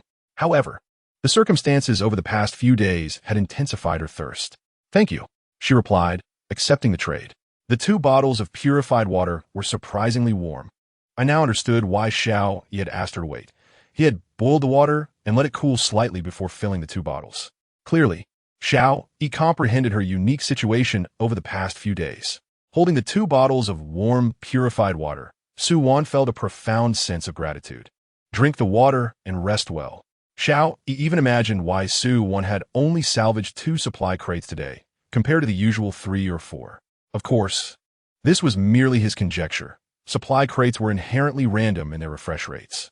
If luck favored her with crates close to the island, she could easily salvage them. However, if they appeared far away, she could only watch their drifting direction. If they floated closer, she might have a chance, but if they drifted away, she could only bid them farewell. Not everyone possesses the fully automated fishing net with a retrieval radius of 320 meters that Xiao Yi has. As long as it is discovered, it can undoubtedly be retrieved. Su-won nodded, reluctantly ending the call, and then opened a bottle of water to drink. Moments latte. Su-won was taken aback. Her previously aching stomach felt considerably better. It must be the effect of this pure water. Su-won quickly realized what alleviated her pain, pondering how she might repay such kindness. Embracing the remaining pure water, she gradually drifted into slumber, a faint smile gracing her lips. After concluding the call, Xiao Yi rose to construct some rudimentary traps around the wooden cabin that would produce noise. The vessel he had spotted in the morning made him wary of sleeping soundly. Despite setting traps, Xiao Yi hesitated to fall asleep. He placed the crossbow on the bed, with the newly crafted spear within easy reach. With only a few hours left in the doubled state, he thought it prudent to check the trading hall for any worthwhile items. As he entered the trading hall, Xiao Yi immediately noticed a highly sought-after transaction. Medium sailing boat manufacturing blueprint, level, for trading antipyretics, note, any item that can reduce fever will suffice, urgent need. Bread, 500. Wood, 10. Metal pieces, 6, note, this is all my resources trade. Bottled water, 250. Stones, 10. Plastic, 3. Cloth, 6, note, so many resources can we trade? Coke, 200. Planks, 6. Glass, 5, note, please trade with me. This delightful beverage is rare. Foundation stones, 16, note, I will exchange foundation stones. If insufficient, I can add other resources. Beneath this transaction, many individuals offered various items, but none were the sought-after antipyretic goods. Observing the person willing to exchange 16 foundation stones for the blueprint, Xiao Yi mused, doesn't this individual intend to expand their island with the foundation stones? After a week, everyone will surely recognize their significance. The public chat interface buzzed with discussions regarding this matter. What a remarkable individual, having acquired the medium sailing boat blueprint. Indeed, but what does it matter? They too were caught in the rain and fell ill. In this desolate place, there are hardly any antipyretics to be found. What is the most agonizing predicament in life? It is obtaining a high-level manufacturing blueprint without the means to create it, forced to barter it for medicine. This medium sailing boat must require a considerable amount of resources. Presently, everyone's supplies likely fall short of constructing such a vessel. This was Xiao Yi's first encounter with a ship manufacturing blueprint, a crucial tool for his future quest for safety. Thus, he desperately wished to acquire it. Yet, he possessed no antipyretics or fever-reducing items. Would I suffice? Xiao Yi pondered, then privately messaged the individual, inquiring if ice would be acceptable. No, my child is still young. The other party responded. A child? Xiao Yi was completely taken aback. Even children had traversed into this realm? Yes, my child is merely a year and a half. The individual continued. Do you have anything else to help reduce the fever for the baby? Xiao Yi shook his head, replying, none. At that moment, on another island, a burly man was fixated on the island monument, and after a moment, he erupted in despair. Why is this happening? The man gazed at the wailing infant in his arms, utterly at a loss for what to do. Before arriving in this world, he had been a mercenary, adept at killing and surviving under the harshest conditions. Yet, confronted with the infant, he felt utterly powerless. Perhaps it was the infant's fate to arrive in this world without the company of its mother, assigned instead to its father. In recent days, The man had either utilized fishing nets or swum to retrieve supply boxes, accumulating some food and water. But he never anticipated that the child would suddenly develop a fever following yesterday's downpour. The man was certain that despite the torrential rain, the child had not been exposed to even a drop. He had shielded the baby completely with an empty supply box.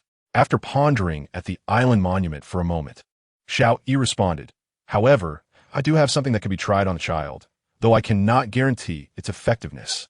Seeing Xiao Yi's reply, the man immediately responded, "What is it? Give it to me. If it helps my child's fever, I will serve you faithfully in return, and all the resources I gather will be yours. Calm down. This item may not work, and I require no servitude. I only seek that manufacturing blueprint." Xiao Yi replied, "Agreed, that poses no issue." The man responded. Xiao Yi contemplated and initiated a trade in the chat interface. "Pure water, level 20 for trade, none. Let us see if it works. If it does, we can proceed to further negotiations," Xiao Yi stated. The man paused upon seeing Xiao Yi's offered item and asked, "Water has levels?" "Of course, but let us keep this under wraps for now. Food and water with levels can enhance one's constitution. I believe it will apply to infants as well," Xiao Yi explained. "Since we lack antipyretics, we must bolster the child's resilience and see if he can withstand this." Xiao Yi elaborated on his reasoning, and the man, having no other options, resolved to give it a try. The child had already suffered enough. He could not endure this fever any longer. The man promptly agreed to the trade and carefully administered the 20 units of level pure water to the infant. In just 3 minutes, the man excitedly messaged Xiao Yi, "It truly works." The child, who had been dazed from the fever, suddenly became alert. Although his forehead was still warm, his condition improved remarkably, and he even began babbling at his father. "Since it proved effective, let us commence the trade," Xiao Yi declared. The man quickly withdrew the previous trade from the trading hall and sent the manufacturing blueprint through the private channel. "Medium sailing boat manufacturing blueprint, level 1 for trade, none." Xiao Yi raised an eyebrow, astonished by the other party's trust, yet he did not hesitate and confirmed the trade immediately. "Acquired resources. Medium sailing boat manufacturing blueprint, level 1. Triggered double harvest. Acquired resources. Medium sailing boat manufacturing blueprint, level 2. At last, Xiao Yi murmured joyfully. "Thank you immensely. May I add you as a friend? I may need to purchase some level pure water from you in the future." The other party inquired.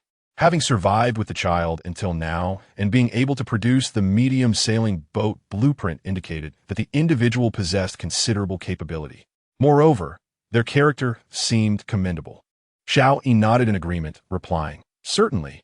Splendid. Thank you. Jiang Yuntian requests to add you as a friend. Do you agree?" "Agree." Xiao Yi selected yes, and soon another name appeared in his friend's list. "Hello, Xiao Yi. I would like to purchase some level pure water from you. I understand its immense value, but I hope you can sell me some," Jiang Yuntian stated. After a moment of contemplation, Xiao Yi sent over 200 milliliters of pure water. Previously, the transaction was merely a trial. The 200 milliliters corresponded to the quantity associated with the medium-sized sailboat manufacturing blueprint. Should there be a need in the future, alternative materials would be required for exchange. "If you acquire any unique items, you may also trade with me," Xiao Yi replied. "Thank you."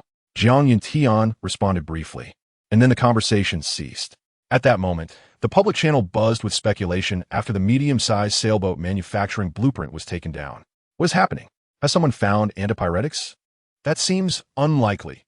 Judging by the current supply of boxes, the chances of discovering antipyretics are nearly non-existent. TCH, as if you know what can be found. What a show-off. I doubt it's antipyretics. It might be something else that can reduce fever. Indeed, I concur with the sentiment expressed earlier. I am eager to learn what possesses such miraculous properties. I want to know. Xiao Yi had no time to engage in the public discussions and instead focused on the manufacturing blueprint. Medium-sized sailboat manufacturing blueprint, level 200 planks, 200 metal sheets, 10 wood, 50 linen.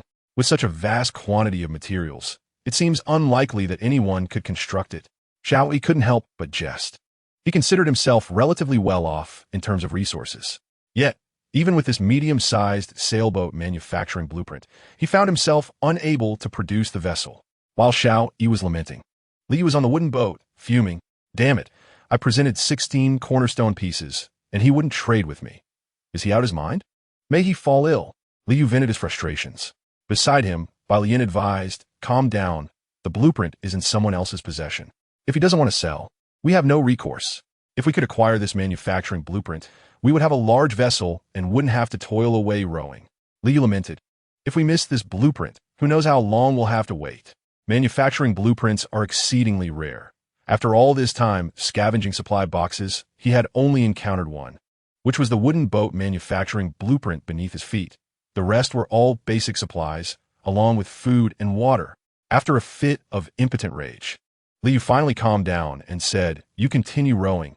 I'll take a break and continue searching for supply boxes. But it's already dark. Bai Lian frowned. We must row even in the dark. What will we eat and drink if we don't? Liu admonished. Reluctantly, Bai Lian took up the oars and began paddling in a random direction. Xiao Yi scoured the trading hall for some basic supplies, taking advantage of the double bonus state. Even if the prices were a bit high, he still purchased them. In no time, the basic supplies in the trading hall were nearly depleted. What is going on today? I just put up 5 units of metal sheets, and the price has already surged by 20%. They were snatched up instantly.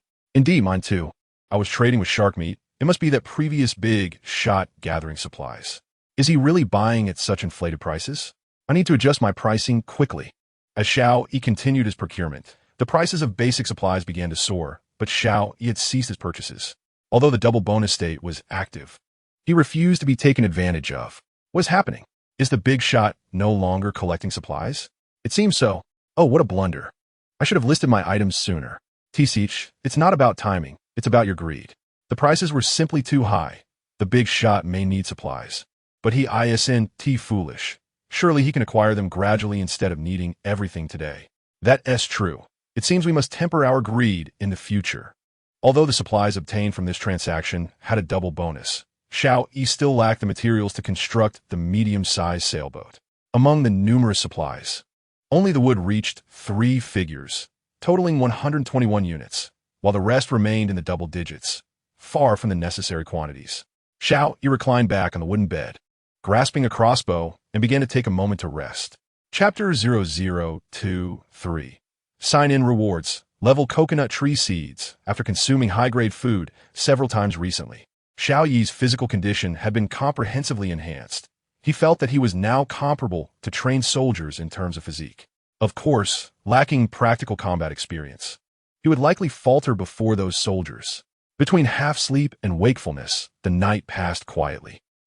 Xiao Yi let out a great yawn and then rose. Observing the dawn's light filtering in, he sighed, knowing that vessel would likely not come to him, though he had not slept well throughout the night. Xiao Yi felt relatively good, likely a result of his improved constitution. After stretching, Xiao Yi declared, System, sign in successful. Congratulations, you have received a Chinese rural dog. Woof. A yellow mutt appeared beside Xiao Yi, wagging its tail excitedly. Chinese rural dog. Level, do not underestimate this mutt. Even a special forces soldier might not stand a chance against it. It can understand some basic commands. With it, you can rest assured. It will be your most loyal guardian. To think I can sign in and receive a living creature? Xiao Yi stared incredulously at the common dog before him, marveling at the system's power. From now on, you shall be called Wonkai. Xiao Yi affectionately patted the dog's head. Woof. Wonkai wagged its tail even more vigorously. It seems you quite like this name. Excellent. Xiao Yi remarked. Wonkai, let us see if we caught any fish last night. Xiao Yi led Wonkai outside the wooden house. Upon reaching the shore, Wonkai dashed to the automatic fishing net, fetching the fish it had caught for Xiao Yi. Hey, you've already bitten that one. How can I eat it now? Xiao Yi exclaimed. Do you have rabies shots? Woof. Wonkai happily wagged its tail. The system assures that all provisions for the host are beneficial and without harm. The system suddenly interjected. Xiao Yi paused momentarily, then chuckled. I was merely joking with it. Our family's big yellow often helps us catch rabbits, and we feast without hesitation. In just a few seconds, Wonkai placed all 12 fish before Xiao Yi. Well done. Later, I'll prepare some grilled fish for you. These sea fish are delicious and low on bones. Xiao Yi praised Wonkai. Woof. After examining all the fish, Xiao Yi noted they were ordinary sea fish, indicating that higher-level sea fish were indeed difficult to catch. It was sheer luck to have caught a level fish like the eagle ray at the outset. With this thought in mind, Xiao Yi turned to Wonkai, saying, From now on, No more indiscriminate urination. You must go to the toilet. Understand? With that, Xiao Yi took Wang Kai to the toilet to show it. Woof. Not knowing if it comprehended, Xiao Yi chuckled and then prepared 2 sea fish, placing them on the grill. Why not make fish soup? Too tedious. It's much easier to just throw them on the grill. Adjusting the automatic fishing net S target to supply boxes. He returned to the grill and settled in to cook. Today, since the double bonus state has not been activated, it might be wise to hold onto the supply boxes until a better opportunity arises. Xiao Yi pointed it. Once the fish were grilled, Xiao Yi tossed one to Wang Kai and kept the other for himself. As he ate, Xiao Yi examined the plants he had cultivated. In the wooden basin filled with ordinary soil, the lettuce had already sprouted, and he estimated it would be ready for harvest in a couple of days. He could also faintly see the green shoots of strawberries and peppers emerging. The apple tree in the premium soil, needless to say, had grown to nearly a meter in height, with multiple branches sprouting. Similarly, the small plant in the premium soil had flourished entirely, presenting a lush, vibrant green that was quite pleasing to the eye. It seemed that high-quality soil accelerated the growth of plants. As he walked around to the back of the wooden house, the chicken coop remained quiet.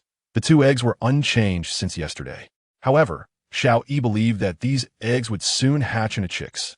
After fetching some water to irrigate the plants, he dragged the rocking chair to the entrance of the wooden house and reclined. Wang Kai lay beside him. Beep! The fully automated fishing net signaled that a supply box had been caught, and Wang Kai immediately stood up, ready to dash over.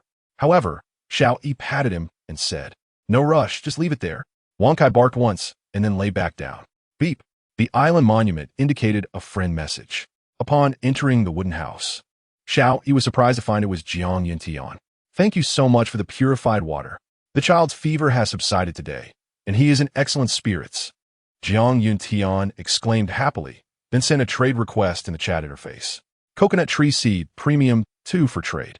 I just acquired this, and I can't plant it, so I'm giving it to you as a token of gratitude for your help yesterday." Jiang Yuntian continued. Seeing the premium seeds, Xiao Yi's eyes widened, and he replied, "I gladly accept this. As compensation, once I cultivate it, I shall gift you a coconut." "All right, thank you," Jiang Yuntian responded. Fortunately, Jiang Yuntian hadn't attempted to plant those premium seeds directly on the island. Without premium soil, they would have surely perished if buried on the island. Confirming the trade, he received the supplies, tree seed, premium 2. Without the double rewards, Xiao Yi felt something was amiss. Shaking his head, he took out the coconut tree seeds, which turned out to be 2 coconuts, already sprouting tender shoots. In such a state, if they remained disconnected from soil for too long, they would likely wither away. Xiao Yi thought to himself, promptly burying the 2 tree seeds entirely in another flower bed filled with premium soil. It appeared that luck was not entirely absent. Indeed, it was not that no one found high-grade items, but rather that those who did held tightly onto them. Xiao Yi musit.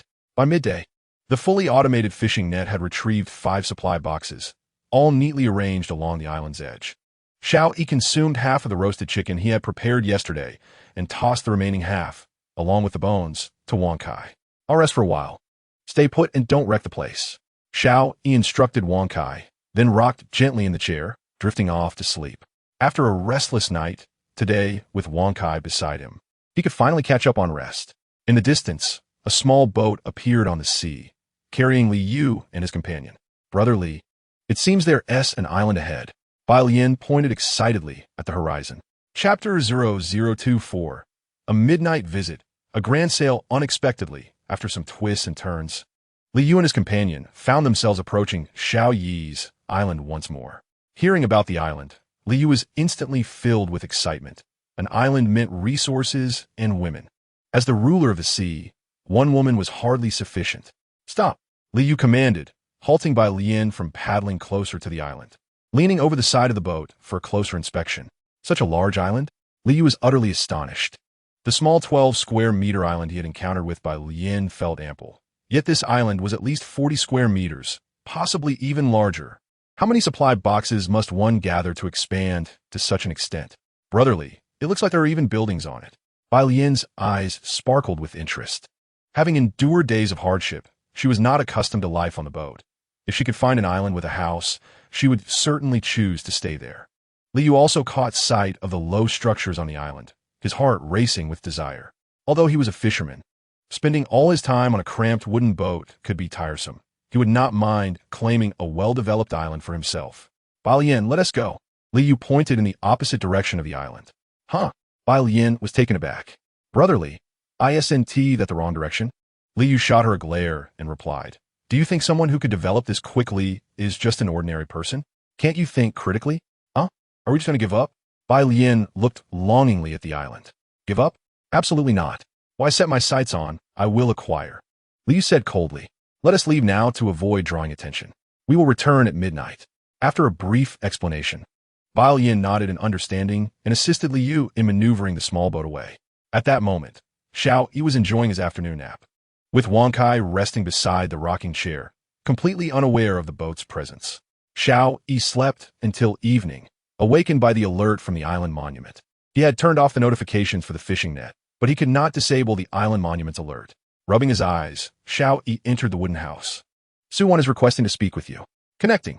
Upon seeing Xiao Yi on the video call, Su-Wan seemed to exhale in relief, saying, I couldn't reach you all day and was worried something might have happened. I just took a short nap. Xiao Yi replied with a smile. How are things on your end? All is well. I managed to retrieve 2 more supply boxes today, and, as usual, I'll send you everything. Su-Wan inquired. Xiao Yi shook his head, saying no need. Unless there is something particularly special. Keep everything for now until I update you. Huh? Su-Wan appeared puzzled, but, being perceptive, refrained from pressing further. All right, they're mostly basic supplies, plus a loaf of bread worth 500. Good, then keep it all. Xiao Yi responded. All right. Su-Wan did not hesitate to accept. I saw someone discussing medium sailboats in the public channel. Did anyone sell the crafting blueprint? Indeed. It was to help reduce the child's fever, Xiao Yi replied. What? A child? Has a child been brought into this world? Su-Wan was equally astonished. Xiao Yi nodded, explaining, from my observations, it seems children randomly accompany an adult. If one had to care for a child, it would be even more challenging. Su-Wan's eyes widened. That is too cruel. Xiao Yi shrugged, saying, survival of the fittest, I suppose. How fortunate that I met you at the start, Su-Wan remarked. Suddenly, Su-Wan seemed to recall something and continued, wait, how do you know so much? Because I purchased the blueprint for his sailboat. Xiao Yi replied. No wonder. Su-Wan exclaimed. Since you're fine, I'll see if I can retrieve another supply box. Goodbye. Xiao Yi nodded and ended the call. Xiao Yi gazed at the 6 supply boxes arranged along the shore, and as he basked in the glow of the setting sun, he scanned the surface of the sea, only to discover no additional supply boxes. Consequently, he modified the program for the fully automatic fishing device and resumed casting nets aimlessly. With the expansion of his island, the quantity of fish he caught had also significantly increased. The longer the coastline, the more abundant the marine resources. There was indeed wisdom in this notion. He pushed all the unopened supply boxes closer to his wooden cabin and returned to the island monument to check the trading hall for any valuable items. Having been on the island for 5 days, it was reasonable to assume that the remaining survivors possessed some resources, albeit limited. The trading volume in the hall had soared to 100,000. Xiao Yi had to filter out those who sought to acquire resources without offering anything in return, then sought after the materials he required, such as planks, metal sheets, and burlap, essential components for constructing a medium-sized sailboat. Upon finding some reasonably priced items, he intended to exchange them for shark meat. Although he now had a warehouse, the shark meat had been stored at room temperature for too long, and according to the system's prompt, it would be unfit for consumption the following day. Seizing the opportunity before it spoiled, he resolved to utilize it efficiently. Undoubtedly, food was the most valuable currency in this place. Even the unpalatable shark meat was easily exchanged for numerous resources. Upon reviewing the materials needed for crafting a sailboat, 200 planks, 200 metal sheets, 10 units of wood, and 50 units of burlap, he noted that he only had 41 planks, a significant shortfall of 80 metal sheets, while the burlap and wood were sufficient. Xiao Yi did it. Let us procure the necessary items in one go. He promptly listed his shark meat in the trading hall. Shark meat, 254, wood 20. Note, shark meat can only be preserved for 1 day post-purchase before it spoils. If wood is insufficient, trees on the island can be felled to obtain 20 units of wood. Shark meat, 254, metal sheets, 4. Note, shark meat can only be preserved for 1 day post-purchase before it spoils. Shark meat, 254, burlap, 2. Note, Shark meat can only be preserved for 1 day post-purchase before it spoils. Given the ease of acquiring these materials, Xiao Yi decided to list all his shark meat. Since planks could be synthesized from wood, acquiring a sufficient quantity of wood would resolve the plank shortage. As soon as these trades were posted, a fervent discussion erupted in the public channel. What is going on? 20 units of wood for half a pound of shark meat? Is this a bloodbath sale? Bloodbath sale? Did you not see the note attached to the trade? Chapter 0025. Leasing rights for constructing medium-sized sailboats. Note? Let me check. The shark meat is on the verge of spoiling, hence the low price. Is this a reflection of the stark reality where the wealthy indulge while the impoverished perish? The meat of the affluent is nearly spoiled, while those who starve to death are likely to rot as well. We must unite to resist this sale by the wealthy. Everyone, do not purchase. Let his shark meat rot in his hands. Yes, unless the price drops further, I will not buy. A wave of collective resistance against Xiao Yi's shark meat sale surged through the public channel. Xiao Yi merely chuckled, as the incessant system prompts made him realize the absurdity of this coalition.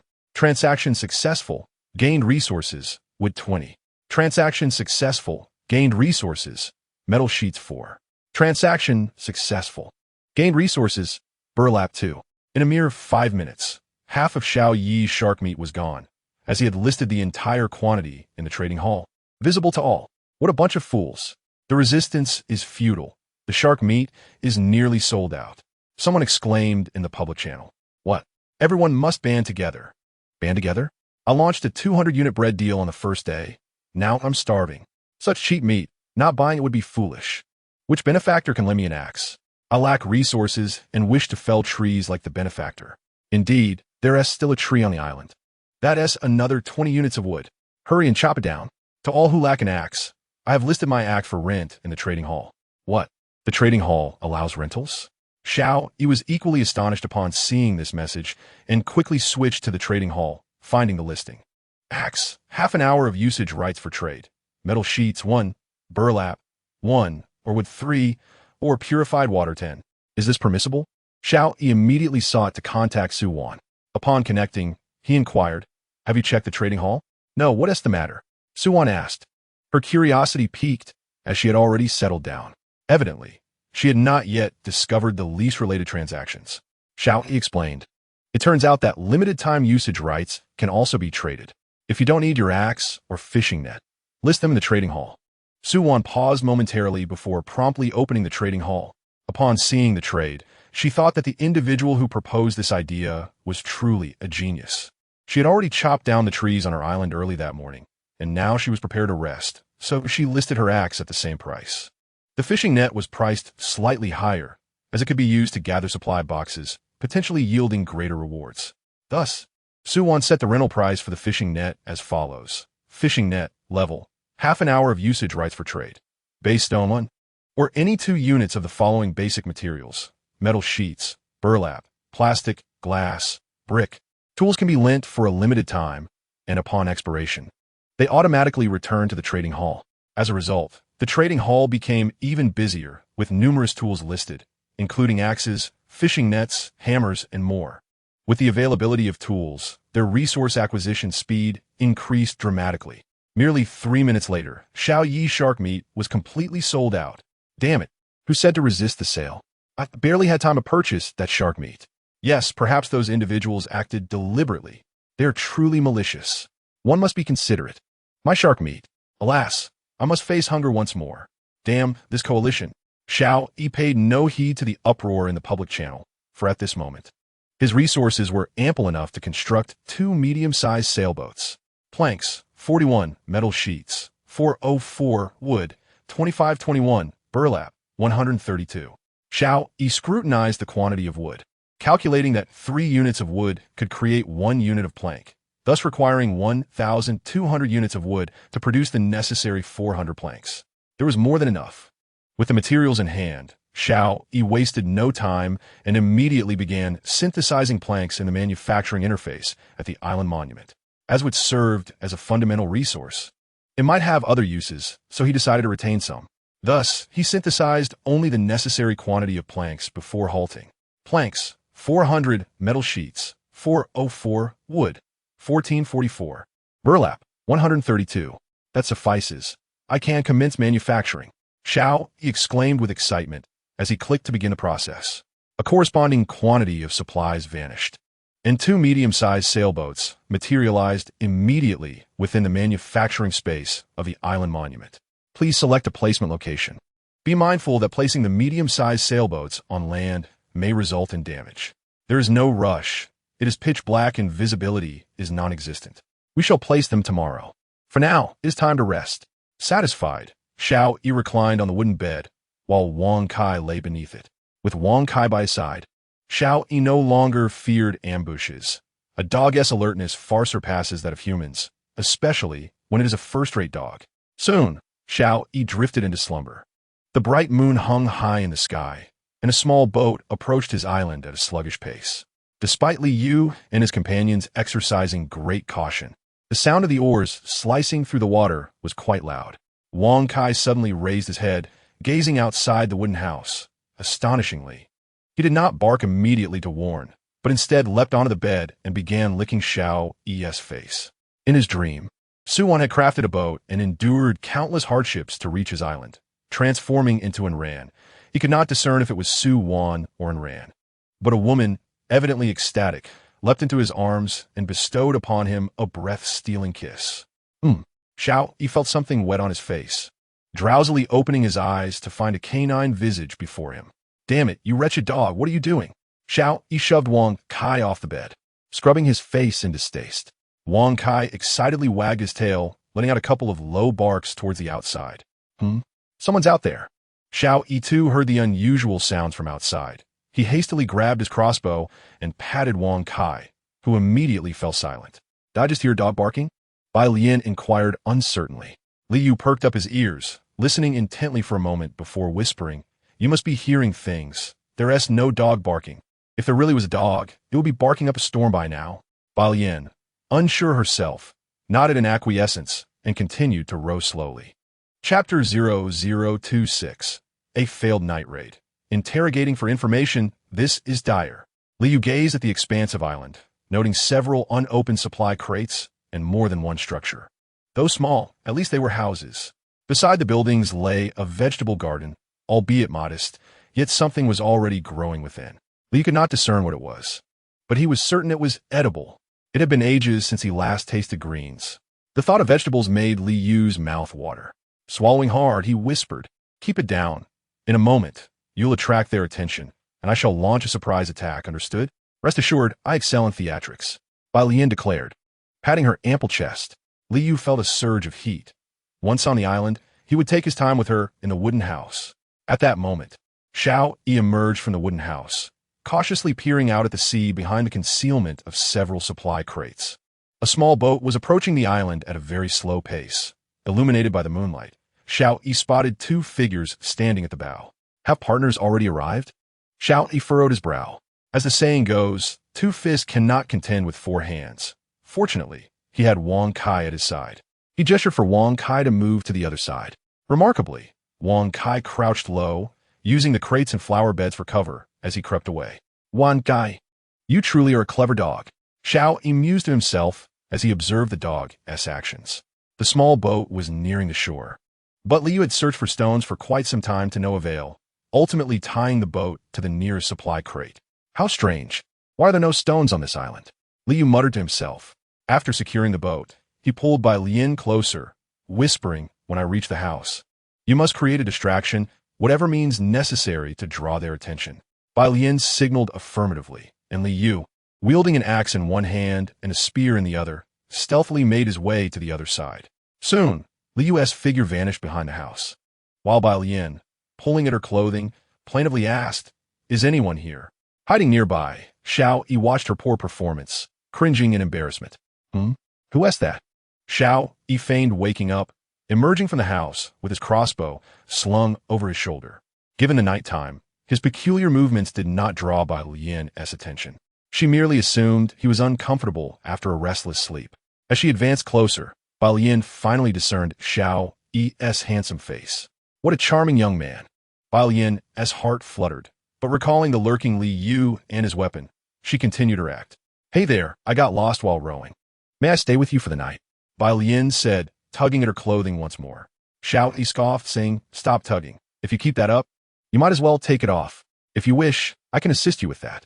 Bai Lian took 2 more steps forward. Liu, overhearing Bai Lian's words, inwardly cursed. This little vixen, it seems she hasn't been satisfied yet. If Bai Lian were aware of Liu's thoughts, she would surely retort, "Who could be satisfied in just 10 minutes? Halt!"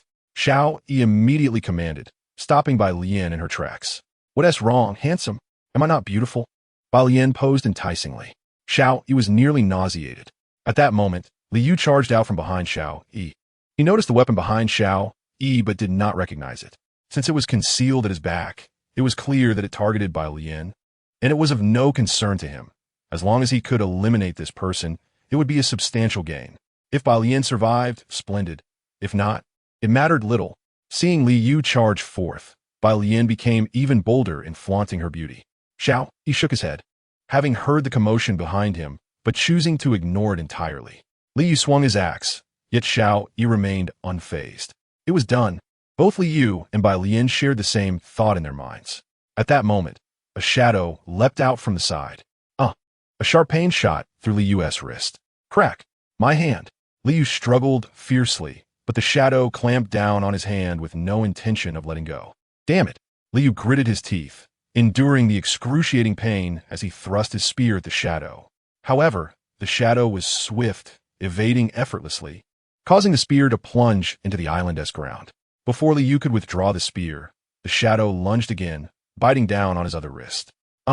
Liu's screams grew even louder. Bai Lian stood frozen, utterly bewildered. What was happening? Upon witnessing Wang Kai severing Liu's other hand, Xiao Yi called out, "Wang Kai, come back." The shadow immediately released Liu and dashed toward Xiao Yi. Truly, there's a dog. Bai Lian trembled in fear. She had always harbored a deep-seated fear of dogs, having been bitten as a child. Furthermore, a dog that could sever an adult's wrist in a single bite was terrifying beyond measure. Xiao Yi regarded Bai Lian and demanded, "Speak.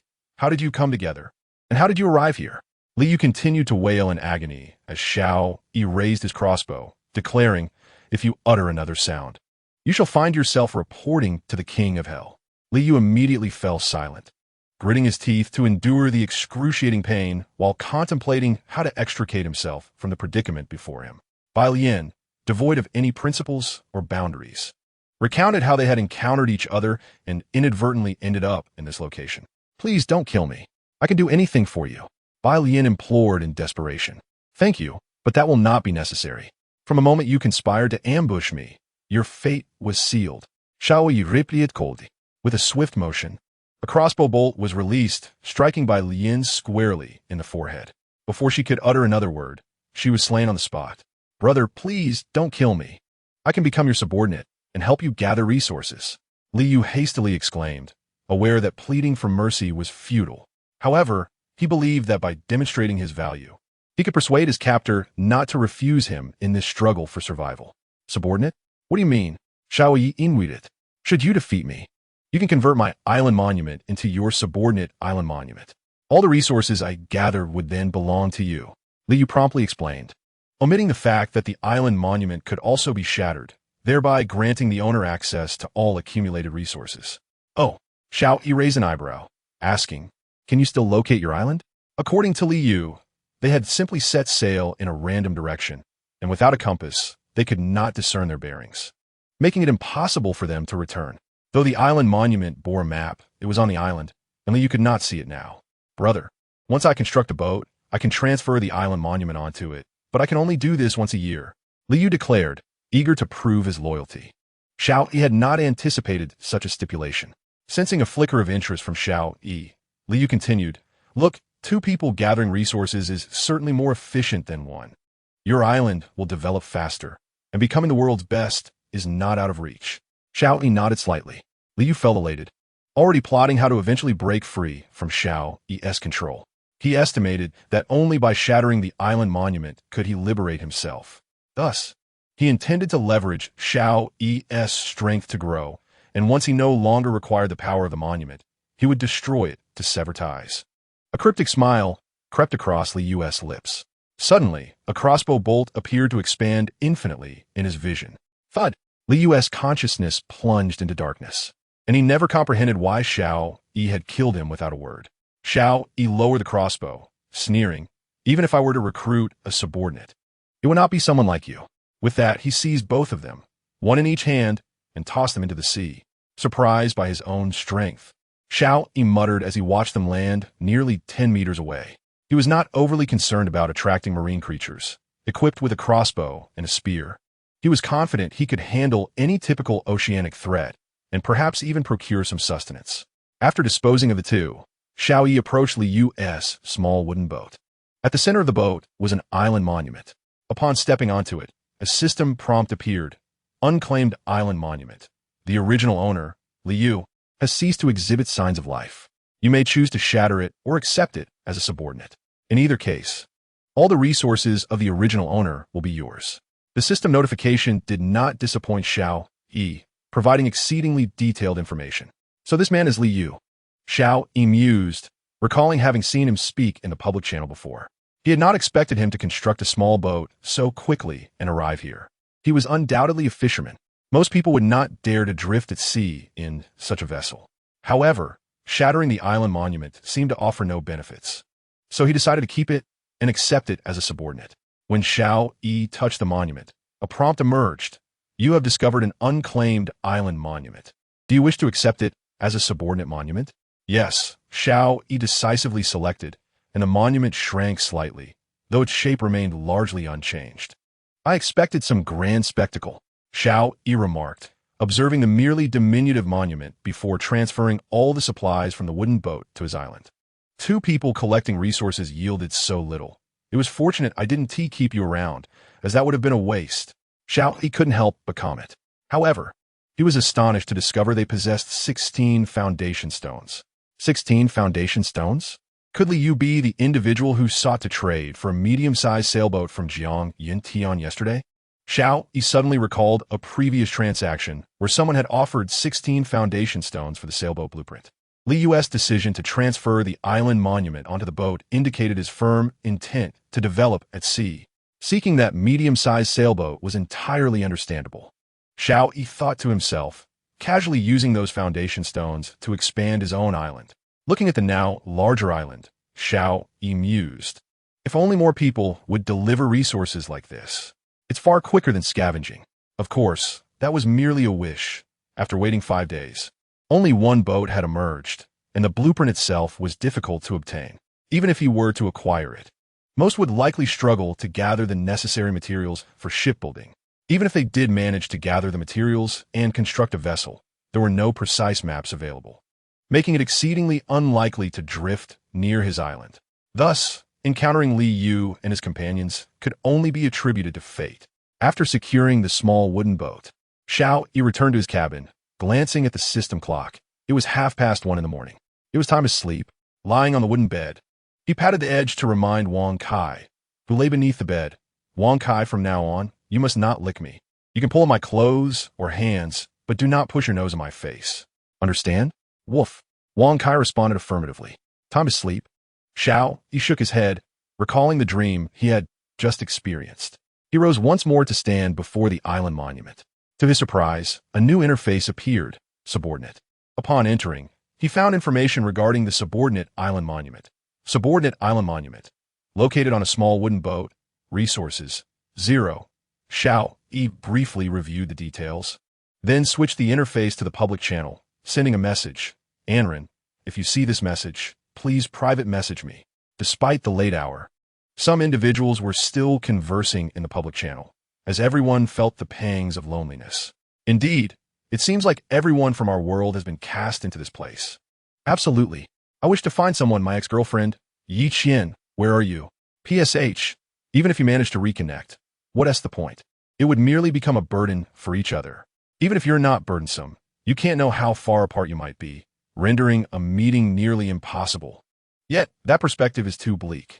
If you truly encounter family or friends, collaboration is preferable to partnering with a stranger. True enough. What a joke. I was betrayed by my cousin. We agreed to share a fishing net, and after I handed it over, he blocked me. What kind of relative is that?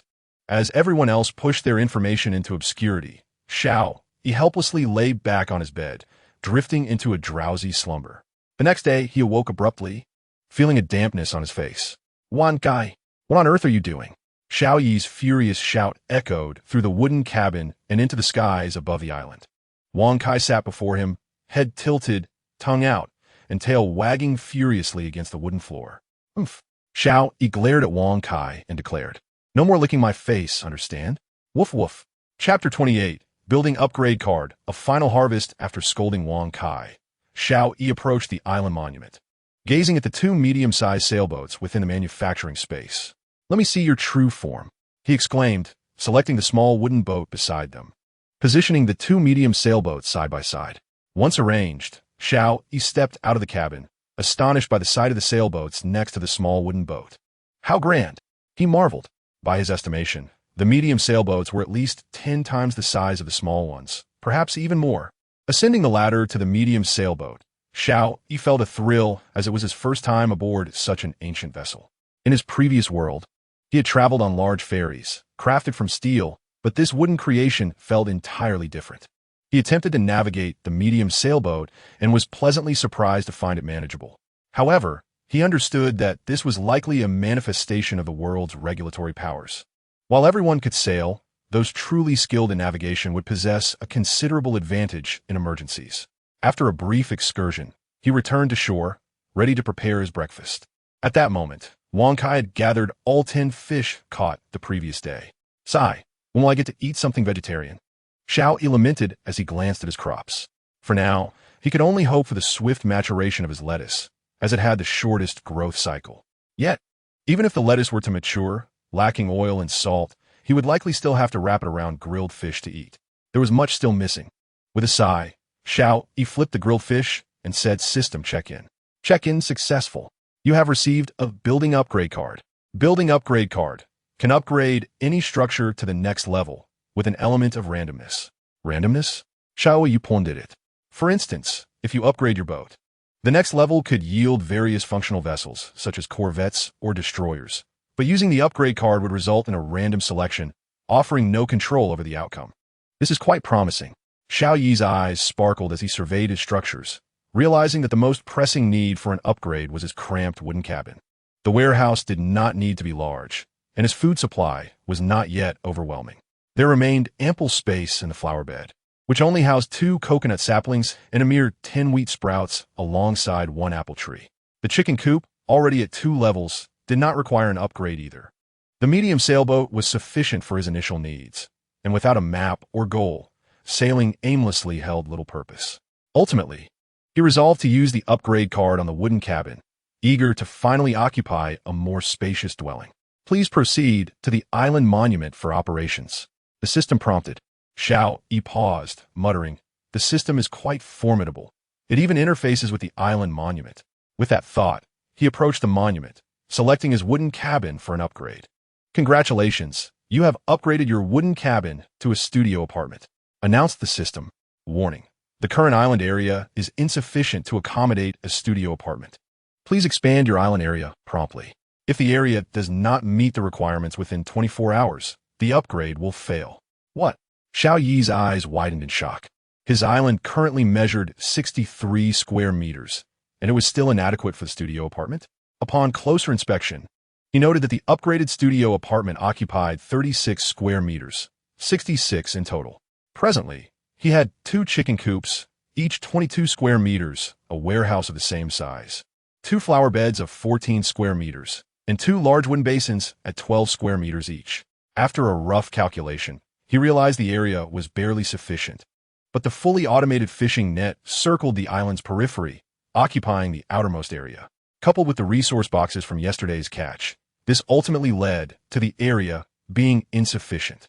If I completely halt the automated fishing net and deal with those resource boxes, I could indeed accommodate all the structures, Xiao Yi mused. However, he knew that while he had the check-in system, survival depended on gathering resources and fish. It seemed he would have to wait for the double reward. He would accumulate the resource boxes once the island area was larger. Shaking his head, he decided to finish the grilled fish and then open the 8 resource boxes he had gathered the previous day. Opening them all, he obtained the following resources: 4 foundation stones for plastics, 2 stone blocks, and 200 bread. From another box, 1 foundation stone, 4 pieces of wood, and 3 metal sheets. In total, after opening the 8 resource boxes, he secured 11 foundation stones, which he immediately used to expand his island area, along with 2 bottles of mineral water and various other basic supplies. Xiao Yi contemplated for a moment before placing the mineral water in the trading hall at the island monument. Mineral water, 20 for trade, foundation stone. He quickly listed 50 sets, corresponding to the 2 bottles of water. I should gather more foundation stones in the next few days. Xiao Yi thought. Today marked the 5th day. In 2 days, the rising sea would consume 1 square meter of foundation stone, after which it would likely be impossible to sell any. Those who had foundation stones would surely regret their decisions. If one had a significant stock of foundation stones, they might even sell for a fortune. However, Xiao Yi had no intention of selling. He had plenty of other goods to exchange and found it more prudent to expand his island. With that in mind, he prepared the fish from his cold storage, slicing them up to place in the trading hall as well. Sea fish 50 for trade, foundation stone 1. He left only the fish he had just caught today, placing the remaining 240 sets up for trade. The influx of water and food triggered a flurry of excitement. Those with foundation stones rushed to the trading hall, exclaiming, "There are good items available. I see someone trading water and food for foundation stones. Look at all those sets. They must be a big shot. When will I be able to have surplus water and food like that?" Foundation stones seem to only serve the purpose of expanding area. How much space does one person really need? Better to trade for food. Indeed, I also want to trade. I have 2 foundation stones, but I advise everyone to keep a few foundation stones. I have a feeling they will prove valuable. You old rascal, I don't believe you. Everyone, hurry and trade. Don't be misled by the quantity. It could vanish in an instant.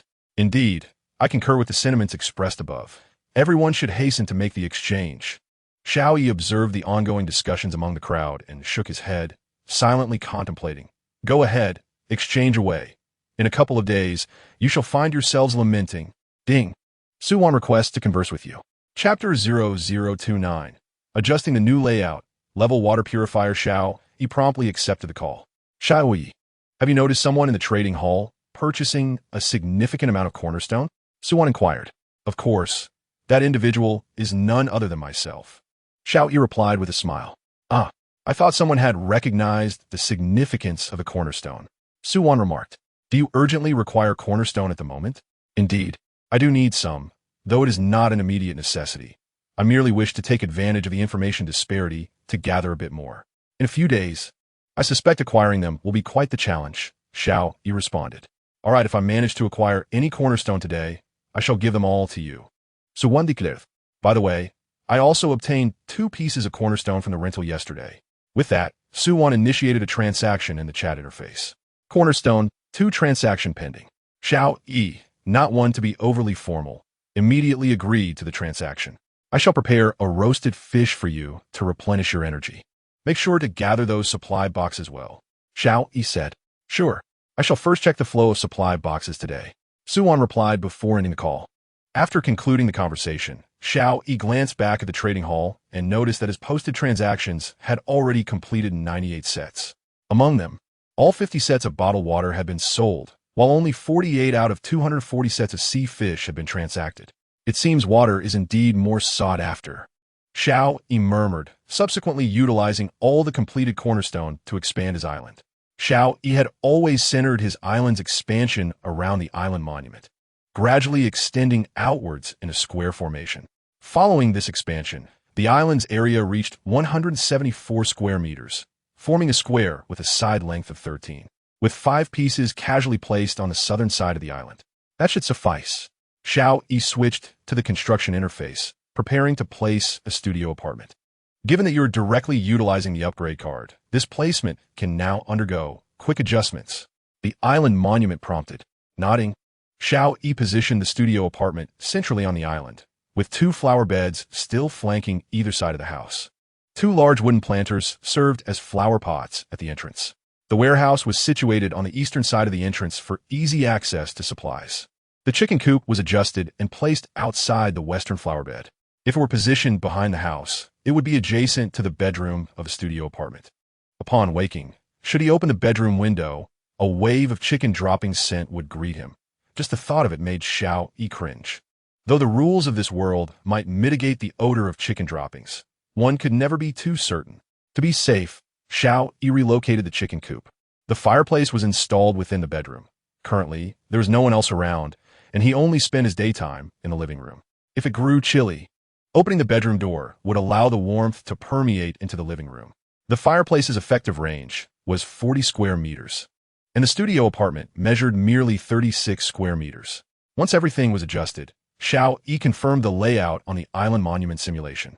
With his confirmation, the island's layout transformed dramatically. The wooden cabin vanished, replaced by a brand new structure.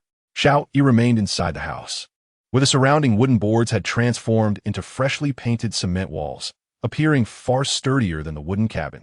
The upgraded studio apartment housed the island monument within the bedroom, so Xiao Yi and the wooden bed were also positioned in the bedroom. Exiting, he discovered that adjacent to the bedroom was a bathroom, which at present contained only a toilet. This was merely the rudimentary bathroom previously placed beside the wooden cabin, now relocated here. It was just an empty shell. Much still needed to be furnished. Xiao Yi murmured. Leaving the bathroom, he found himself in a living room, with a kitchen beside it, both currently devoid of furnishings. Xiao Yi pulled the rocking chair that had been outside indoors. At last, the living room had a piece of furniture. How dismal. He shook his head and stepped outside to set the automatic fishing net to gather supply boxes before checking on his planters and flower beds. The lettuce appeared ready for harvest, yet Xiao Yi refrained from picking it, hoping it would yield seeds before he did so, thus fostering sustainable growth. The strawberries were flourishing, seemingly on the verge of blossoming and bearing fruit. Other plants were also thriving, though still far from maturity. He fetched some purified water to irrigate them. The purified water supply is dwindling. Xiao Yi sighed at the dwindling reserves. If only I could acquire another water purifier. However, the manufacturing blueprint for the water purifier was not akin to that of the cornerstone. Even without an informational hint, it was evident how crucial this item was. None would part with it lightly. It appeared he had no choice but to forge it himself, which was quite the headache. Xiao Yi scratched his head. Ding! Jiang Yuntian requests a call. Xiao Yi immediately accepted, saying, Brother Jiang, do you have anything good? Given Jiang Yuntian's evident seniority, Xiao Yi opted to address him as Brother Jiang. Indeed, Jiang Yuntian replied straightforwardly, then showcased a manufacturing blueprint in the chat interface. Water purifier manufacturing blueprint level. That's excellent. Quickly produce it, and you need not worry about the issue of purified water. Xiao Yi exclaimed in astonishment. Confident that Jiang Yuntian understood the value of this water purifier blueprint. Precisely because I recognize the value of this blueprint, am I bold enough to offer it in exchange for some level purified water, primarily for my child. Jiang Yuntian explained. There is no formula milk here. If a child just over a year old were to eat alongside adults, they could easily fall ill. Yet not eating is not an option. They cannot subsist solely on bread, which also requires continuous production. Jiang Yuntian had noticed that since his child began consuming the level purified water provided by Xiao Yi, not only had the child recovered from illness, but their overall condition had markedly improved. In the past few days, following him, the child had also enjoyed some meat, exhibiting a hearty appetite without any adverse reactions, such as vomiting or eating very little.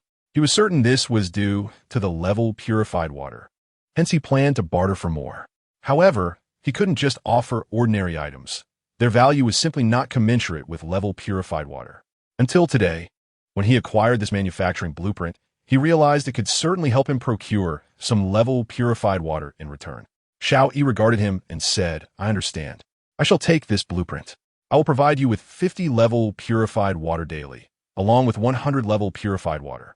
If you find that agreeable, please proceed with the trade. The level water purifier could purify 20 units of purified water per hour, totaling 480 per day. Allocating 100 to Jiang Yuntian would be exceedingly beneficial for both parties. As for the 100 level purified water, Xiao Yi admired Jiang Yuntian as a dedicated father, and providing 50 per day was manageable. Absolutely, thank you, Jiang Yuntian exclaimed, exhilarated, knowing he had secured a favorable deal. All right, let us finalize the transaction, Xiao Yi stated. He first provided Jiang Yuntian with 50 level purified water, while the level purified water required the crafting of the water purifier for supply. Just as he concluded the transaction with Jiang Yintian, Su Wan sent a message. Look what I just obtained. Upon seeing the supplies Su Wan had sent, Xiao Yi's eyes gleamed with excitement. Chapter 0030. Sea Salt Extractor and Water Supply System regarding the matter of table salt. Xiao Yi had been pondering for quite some time, and to his surprise, Su Wan managed to unlock it before him. It seemed that luck favored her. Xiao Yi sighed, exclaiming, "Why hesitate? You should create it quickly. Just don't forget to share a bit with me." While a short period without salt would not pose any issues, a prolonged absence could lead to sodium deficiency, resulting in a lack of energy. After all, sodium ions are essential for transmitting information within the nervous system, as well as for muscle contractions and heartbeats. Fortunately, they were at sea. Even without salt, consuming some seafood like fish would provide a supplementary source of sodium. Yet, having feasted on fish daily, Xiao Yi had grown weary of it and longed for some vegetables instead. Su Wan shook her head, responding, "No, I'll have you create it. I lack the space and necessary materials here. Just make it, and I'll take a portion from you." Upon hearing her words, Xiao Yi did not hesitate to agree. Nodding, "All right, let us proceed with the trade." Su Wan traded the sea salt extractor with him through a private channel. The extractor required 5 wood, 10 glass, 20 hemp cloth, 10 metal sheets, and 5 plastic. Glancing at his inventory, Xiao Yi realized he was short by 2 units of glass. With a sigh, he promptly messaged Jiang Yintian and Su Wan, inquiring, "Do you have any glass? I need 2 units. If neither of you does, I'll head to the trading hall." Upon receiving Xiao Yi's message, both responded almost instantly, as life on the island was not particularly hectic. They merely needed to monitor the flow of supplies and act accordingly. "I have 1. Su Wan replied, trading 1 glass. "I have it," Jiang Yintian confirmed, promptly trading 2 glass. Xiao Yi accepted both trades, and with that, he had gathered enough materials to proceed with the manufacturing. A sea salt extractor materialized in the manufacturing space, and Xiao Yi placed it in the kitchen of his apartment. Entering the empty kitchen, he noticed a machine sitting in the corner. Sea salt extractor. This device efficiently filters impurities from seawater, yielding refined salt. A modest addition of salt can be beneficial for your health. Extraction efficiency. 40 refined salt can be extracted daily, with enhanced efficiency when utilizing residual seawater from the purifier. Surprised by the system's prompt, Xiao Yi remarked, "I didn't expect to utilize the purified residue." However, upon reflection, it made sense. The seawater purifier retains all excess materials, allowing only pure water to pass through. Consequently, the residue likely has a higher salt concentration than the original seawater. Thus, the sea salt extractor could extract salt from a more concentrated solution, naturally increasing its efficiency. Noticing that his seawater purifier was nearly done with a batch, he poured the remaining liquid into the sea salt extractor. The extractor immediately commenced its operation. Now, all that remained was to wait. Xiao Yi switched to the manufacturing interface and created the advanced water purifier that Jiang Yintian had given him, positioning it alongside the other purifier in the living room. Advanced water purifier. Capable of converting seawater into pure water, it can produce 20 units of pure water per hour when supplied with sufficient seawater. The machine has a seawater capacity of 500 and a pure water capacity of 500. It lacks automation and requires manual addition of seawater. This machine's efficiency was 4 times lower than the advanced model. Nevertheless, having an additional purifier was advantageous, as it would ensure a greater daily yield of pure water, alleviating the pressure on Xiao Yi's supply of purified water for ordinary crops. After arranging everything, Xiao Yi decided to explore his island. The larger it became, the lonelier he felt. "It's quite solitary here," he mused, patting the dog, Wang Kai, beside him as they headed towards the chicken coop. The egg still showed no signs of hatching. He wondered how long it would take for chicks to emerge.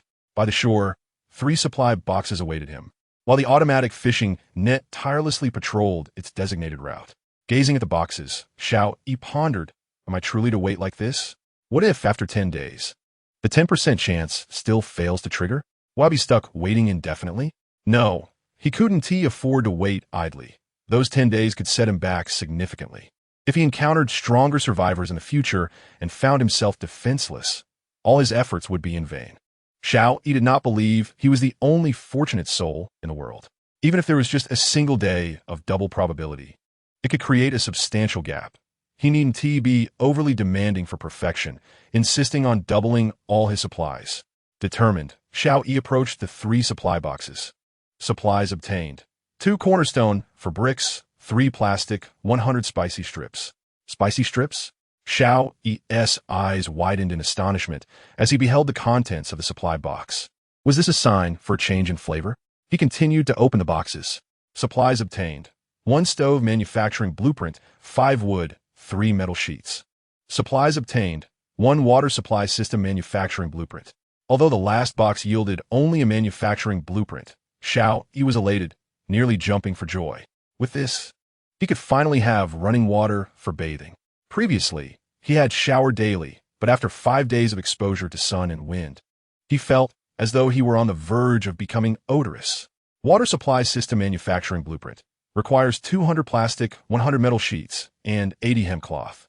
Yet another blueprint demanding a 3-digit quantity of materials. Xiao Yi sighed, contemplating the extensive resources necessary for the water supply system.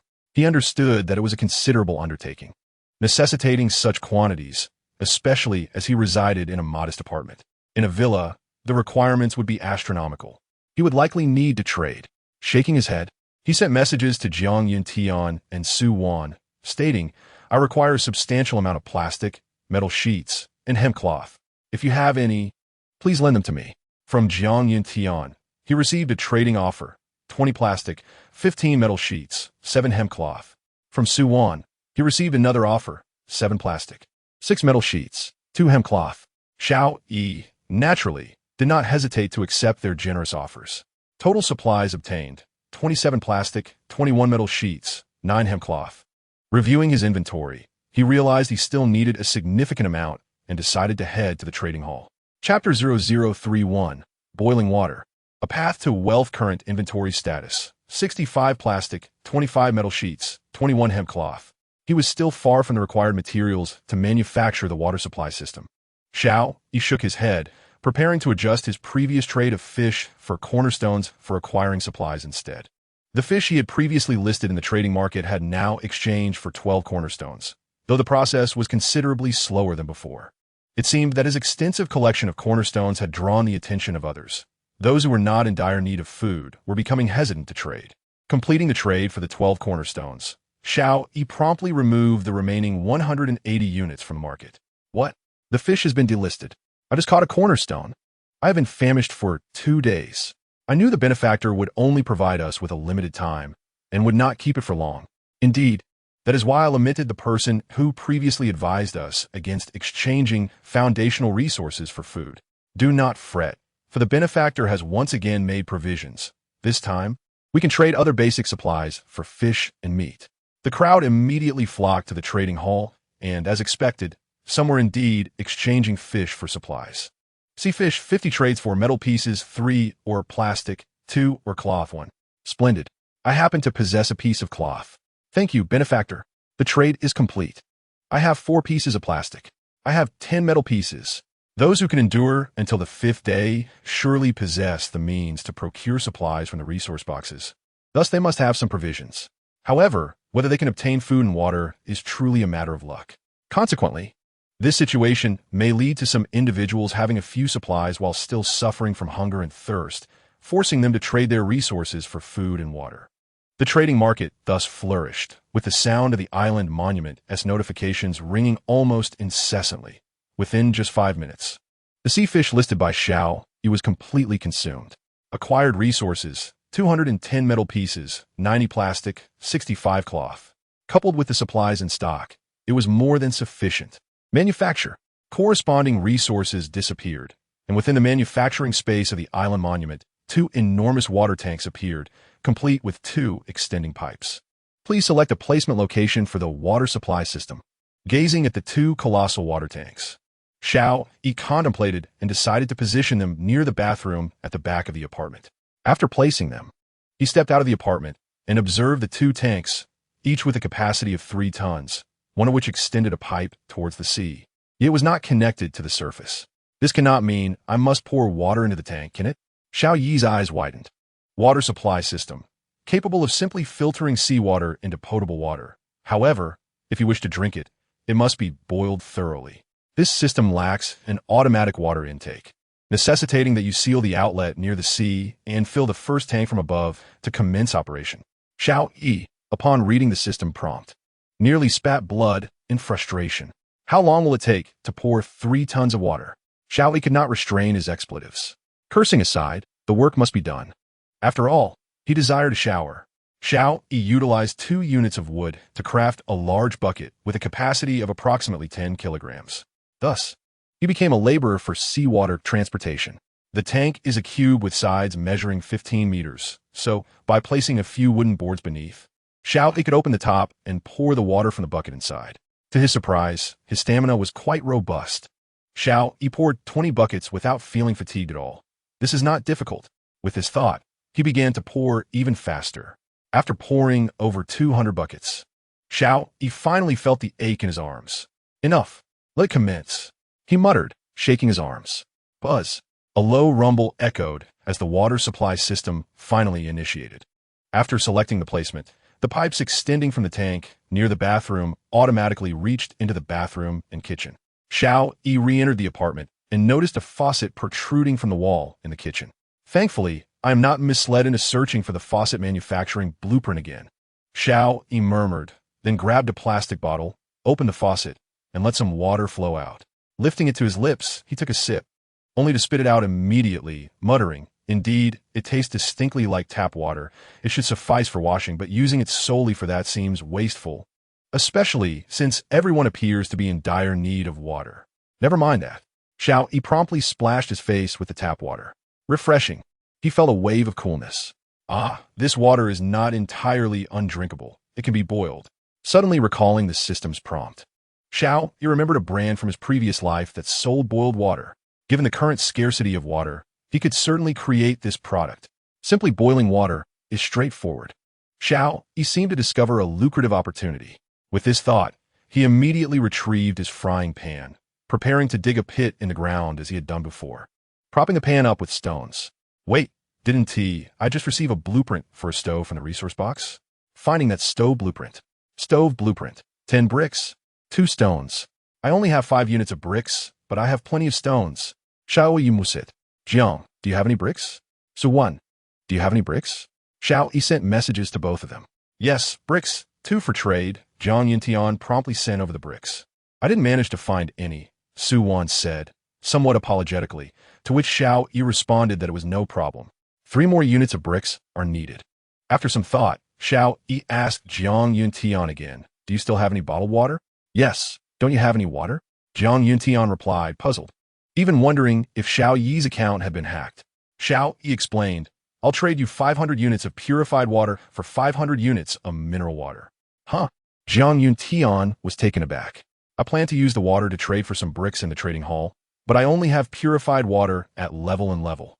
These leveled items should be reserved for our own people." Xiao Yi clarified.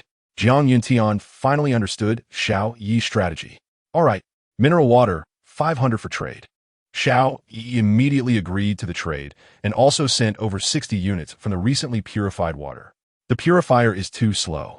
I'll replenish you once I have sufficient quantity," Xiao Yi mentioned. "No hurry," Jiang Yuntian replied, with this mineral water in hand. Xiao Yi promptly listed it in the trading hall. Mineral water, 25 for trade, bricks 1, a total of 20 sets. Chapter 0032. I feel so useless a shower. Recently, there have evidently been more benefactors. Just moments ago, one was collecting metal pieces and plastic, and now another is gathering bricks. Indeed, they are utilizing precious mineral water for trades. One can only say the benefactor is exceedingly generous. "Oh, great benefactor, do you need any accessories? Just provide me with some water, and I shall do anything for you." Since they are a benefactor, they clearly do not require assistance from those who cannot even procure water. How dare you call someone useless? I am referring to you. What are you going to do about it? Just wait until I build a boat. I will be the first to obliterate your island. Very well. I shall await your arrival on the island. If you do not come, you are a coward. My temper is quite explosive. Just wait. At present, there are nearly no individuals trading water for other goods in the trading hall. Water is more precious than food. Although bricks are somewhat rare, the sheer number of survivors possessing bricks is not insignificant. In merely 30 seconds, the mineral water Xiao Yi listed was depleted, Acquired resources, 20 bricks. Perhaps I set the price a bit too low. In the future, I might try 20 mineral water to see if anyone will trade. Xiao Yi contemplated as he witnessed the market swiftly consume his mineral water. With resources in abundance, he immediately set about construction. Corresponding resources vanished, and a stove materialized within the manufacturing space of the island monument. Please select a placement location. Xiao Yi directly positioned the stove near the window in the kitchen. Given the persistent nature of the island's peculiarities, it is evident that the stove does not possess the function of an exhaust hood. Placed near the window, it at least allows the smoke to drift outside rather than permeate the living room, bedroom, and bathroom. Once properly situated, Xiao Yi stepped into the kitchen and beheld the stove. The stove, capable of providing a stable flame for your use. But be mindful of the smoke produced from burning fuel. Truly, it is an oddity. Xiao Yi had anticipated this outcome. He tossed a piece of wood into the stove, placed a frying pan atop it, and filled it with tap water, which quickly came to a boil. After cooling to room temperature, he poured it into a plastic cup. Upon tasting it, he found it virtually indistinguishable from mineral water. This would certainly facilitate future resource collection, as water is far more sought after than food. Xiao Yi retrieved some spicy strips he had just opened, noting with surprise that there was no production date, no brand, and no information on the packaging at all. It was indeed a product without any specifications. How fearless of them to avoid scrutiny. Xiao Yi mumbled, then continued to eat. At least his system had not alerted him to any toxicity in this snack. Enjoying the spicy strips while sipping pure water was an exquisite pleasure. At that moment, a message on the public channel caught Xiao Yi's attention.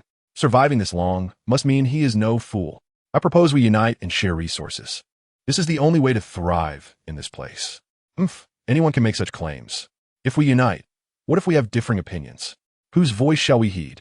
It's simple. The stronger will be listened to. If I claim superiority over you, will you listen to me? The current assessment of strength is utterly meaningless. The trading hall is an arena for mutual exchange. Those who share different paths do not collaborate. I am the emperor of the realm. My island has expanded to 30 square meters, complete with a tent, weapons, bows, and a water purifier. If you wish to join my faction, the Empire of the Realm, do message me privately. Xiao Yi recognized this individual as the one who had guided others on the first day in the chat group on how to utilize the island's resources for gathering supplies. Clearly, he had also made significant progress. Upon seeing the Empire of the Realm's message, Xiao Yi murmured. However, the public channel's participants were immediately unsettled by the data presented by the Empire. What? He has expanded his island to 30 square meters? That is nearly the size of a studio apartment. Size matters not. Have you forgotten that a certain big shot has directly acquired over 90 cornerstone pieces, boasting a far larger area? Are you certain that big shot is merely one person? What if they are an organization? Indeed, if the Emperor can achieve such growth as an individual, he must be far more formidable than that big shot. A group of sycophants. What the hell? Who are you cursing? Even if the island is large, does that big shot possess a water purifier? A bow? A tent? Is it possible to bicker over such trivialities? Xiao Yi found himself at a loss for words regarding these keyboard warriors. You are correct. I do not possess those items. I lack an ordinary water purifier, a bow, and a tent. Alas, I am quite useless. Xiao Yi reflected on his equipment in the modest studio apartment. Since he had little else to do, he settled onto his wooden bed, observing the insults exchanged in the chat. Yet Xiao Yi understood that the Empire of the Realm would soon gather numerous followers, as aligning oneself with a powerful figure could ensure survival in this world. As he watched, Xiao Yi unexpectedly reclined and dozed off, only to awaken later to find the night had fallen. He stepped outside to adjust the target of the fully automated fishing net. He chose not to open the 2 supply boxes by the shore, instead returning to his apartment as bathroom, preparing to make use of the newly constructed tap water system for a shower. With a rush, the water poured from the faucet. Xiao Yi removed the clothes he had worn for several days and, while bathing, scrubbed them clean. After a day of sun exposure, the tap water was pleasantly warm. 10 minutes later, he emerged completely nude. Fortunately, there was a fireplace. Otherwise, even warm water could lead to a chill, as the nights by the sea could be quite cold. He wrung out his garments and placed them on the hearth to dry, then fell asleep. Throughout the day, Suwon had not sent him any supply updates, likely because there were no special resources to report. Ordinary supplies could wait. The next morning, as the wooden bed shifted, Xiao Yi awoke to find Wang Kai had jumped onto the bed. "Get down," Xiao Yi directed, pointing to the floor. Wang Kai barked twice, wagging his tail, and leapt down. Upon reaching the fireplace, Xiao Yi discovered that his clothes had dried completely. "This fireplace dryer is quite effective," he remarked, dressing himself. Then extracting the fine salt from the sea salt extractor, placing it into a plastic container. He retrieved the purified water from the purifier, poured the remaining liquid into the sea salt extractor, and finally filled the water purifier with seawater, allowing it to continue its work. After completing these tasks, he sent the purified water to Jiang Yintian and stepped outside, stretching lazily. He processed 3 fish that Wang Kai had collected and placed them on the grill to cook. The lettuce in the wooden basin had sprouted shoots, promising seeds soon, while the strawberries had begun to bear small fruits, likely ready for harvest in just a couple of days. Xiao Yi nodded in satisfaction, then watered them with tap water, as these were ordinary plants that did not require the finest purified water. As he tended to the plants, Xiao Yi suddenly heard the sound of chicks nearby. Cluck, cluck, cluck. Chapter 0033. Unsatisfied, yet feeding chickens. Agricultural breeding expert. Xiao Yi rushed to the chicken coop, discovering 2 yellow chicks scurrying about, occasionally pecking at the ground as if searching for food. Upon noticing Xiao Yi's arrival, the chicks hurried over, unafraid. They chirped eagerly at him, appearing quite hungry. Through the system prompt, Xiao Yi learned that these 2 chicks were a male and a female, perfect for breeding and expanding his poultry flock. However, the pressing question remained, what would he feed them? Although the wheat was nearing maturity, he could not afford to feed it to the chickens, as he was reluctant to consume it himself and needed to continue expanding his planting efforts. What to do? Xiao Yi pondered it. Of course, the system. Sign in. Heavenly spirits. May I receive some chicken feed? Xiao Yi put it. Sign in successful. You have received 10 corn seeds. Level 1. More seeds. Xiao Yi seek it, as he indeed needed seeds, but realized that the needs of the chicks were far more pressing. The system simply could not discern the urgency of the situation.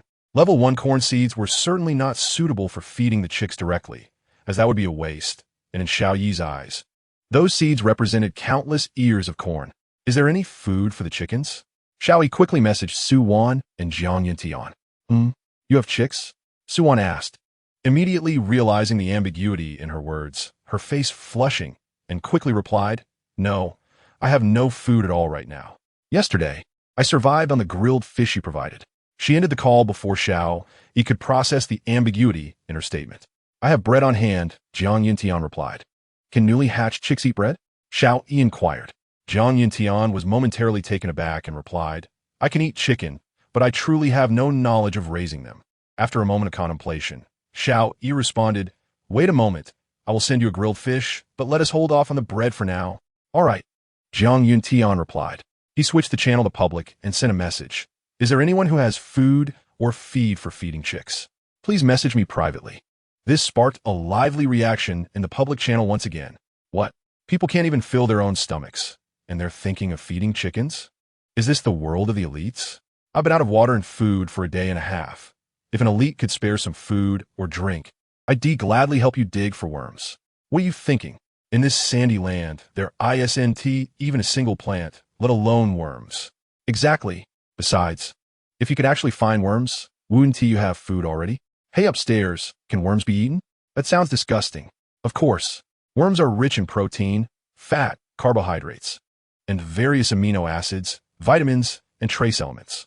Moreover, when eaten raw, they burst with flavor. One bite, and your mouth is filled with the earthy aroma. Ugh, stop it. I just finished the last bit of bread and don't want to throw up. No worries. Throwing up just means you can have another meal. Xiao Yi's question was quickly buried beneath the lively chatter. Simultaneously, Xiao Yi's private channel began to flood with messages, most of which were requests for water and food, with none offering what he needed. Shaking his head, he prepared to close the private chat requests. If all else fails, I'll just feed them bread. After all, it's made from wheat. Just as he was about to close the chat, one message caught his attention. Newly hatched chicks are quite delicate. They require warmth. And the best food is specially formulated feed. I know the proportions, but without the right conditions, you can use the bread from the supply box, torn into crumbs. If conditions allow, you can dry the sea fish completely and crush it into flakes. Just a little will do. Remember, the water for the chicks must be boiled. This prevents them from getting sick. Seeing the detailed response, Xiao Yi blocked the other messages and privately messaged back. So, chicks can indeed eat breadcrumbs, correct? Absolutely. Came to reply. Good. You've answered my question. What do you need? Food or water? Xiao Yi inquired. I don't need anything at my age. Just managing to hold on is the limit. You should keep it for yourself and survive. The tone of the reply suggested a desire to give up. Xiao Yi furrowed his brow and asked, Do you know about small-scale farming? Having been a farmer all my life, how could I not? The other person replied, Then consider yourself my farming consultant. I'll provide you with a fish and 500 boiled water each day. Xiao Yi declared. The rationale behind this was simple. He might encounter farming-related issues in the future, and having a technical expert to assist was preferable to fumbling through it alone. With the expansion of his island, acquiring a few sea fish daily would not be a problem, and boiling water was even simpler, as he could easily heat seawater from the supply system. Of course, the water supply system had the complication of needing to fill the water tank with seawater. Furthermore, the fact that the other person initially refused his food and water offer, urging him to survive instead, also touched Xiao Yi. At that moment, on a small island measuring merely 4 square meters, an elderly man leaned weakly against the island monument. Upon seeing Xiao Yi's response, a glimmer of hope sparked in his eyes. Everyone wishes to live. Won't this burden you? The old man hesitated before asking. Worry not.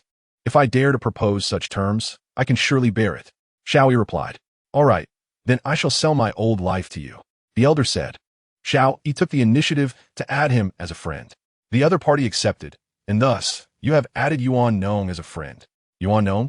Xiao Yi was momentarily stunned, then requested a video call with Yuan Nong. After Yuan Nong agreed, upon seeing the elderly man on the screen, Xiao Yi's eyes widened in astonishment, followed by overwhelming joy. This was the agricultural and aquaculture expert from his childhood, living next door. What a stroke of luck. He would no longer have to worry about agricultural and aquaculture-related issues. Uncle Yuan, I never expected it would be you. Xiao Yi greeted enthusiastically. What? I am but a frail old man now. Yuan Nong shook his head in response. No. Xiao Yi insisted, then proceeded to trade items.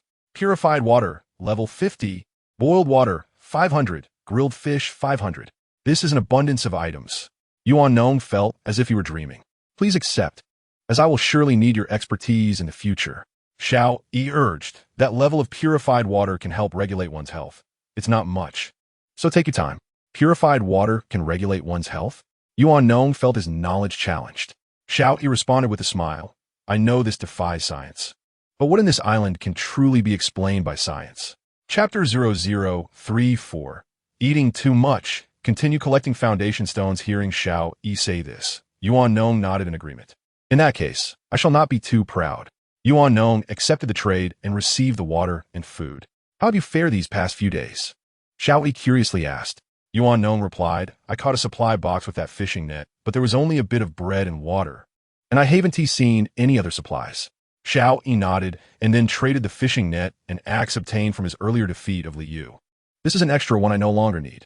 You can use it, Xiao Yi said. This is too precious. Are you sure you want to need it? Yuan Nong asked, astonished at the intact fishing net. I want tea. I have a better one. Xiao Yi replied.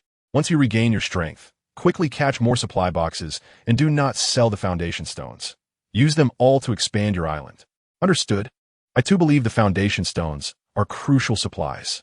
After drinking water and eating grilled fish, Yuan Nong's expression improved considerably. All right, let us leave it at that. If you need anything, just message me, Xiao Yi said, then ended the call. Yuan Nong stood up, moved around a bit, and murmured in surprise. I truly feel much better. Could it be that the purified water contains some special substance? Yuan Nong still hoped to explain this with his knowledge, but it was evident that the conditions did not allow him to research it. After concluding the call with Yuan Nong, Xiao Yi immediately sent another grilled fish to Jiang Yintian, exchanging it for the bread he held. After the transaction, Jiang Yintian asked, Are you sure the chicks can eat bread now? Yes. Xiao Yi affirmed. Jiang Yintian gave Xiao Yi a thumbs up and remarked, Your grilling skills are quite impressive. That's because I had a grill. When I used an open flame before, everything turned to charcoal. As Xiao Yi chatted casually with Jiang Yintian, he crumbled the acquired bread into crumbs. All right, no more chit-chat. I'm off to feed the chicks. Xiao Yi announced, concluding the conversation. Upon reaching the chicken coop once more, the two little chicks chirped even more joyfully. Xiao Yi fashioned a shallow feeding trough from wood and sprinkled the breadcrumbs inside, being careful not to overdo it. The chicks, catching the scent of food, immediately ran to the trough and began pecking at it. The sound was akin to that of woodpeckers tapping on tree trunks. Xiao Yi observed the little chicks happily pecking at their food, and then fashioned a shallow bowl, filling it with pristine water, which he placed in the chicken coop. This pure water was undoubtedly superior to plain boiled water, and he hoped it would enhance the chick survival rate. The well-being of these chicks was crucial for the prosperity of his chicken coop, and thus, he could not afford any negligence. After completing this task, Xiao Yi proceeded to clean a fish, taking advantage of the pleasant sunshine to hang it outside to dry.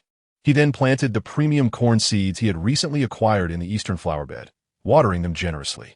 Suddenly, he recalled that there were still 2 supply crates left unopened from the day before. He had fallen asleep and awoken to find it was already night, neglecting to open the crates he had caught later. First, he decided to open the supply crates. Approaching them, he tore open the waterproof seals. The first crate yielded a blueprint for a loom, 3 metal sheets, 1 plastic, and 500 milliliters of mineral water. The second crate contained 2 foundation stones, 2 potatoes, and 5 pieces of wood. A loom? Xiao Yi stared at the blueprint, somewhat bewildered. Who would actually use such a contraption? Shaking his head in resignation, he collected the supplies and grabbed a bucket to fill the water tank. Yesterday, he had filled it with 2 tons, using only a small fraction. There was a pipe near the bottom of the 2 tanks, acting as a communicating vessel, allowing water to flow from the tank near the shore to the other tank due to the pressure differential. Now, each tank held nearly a ton of water. Today, Xiao Yi energetically filled the tank closest to the shore.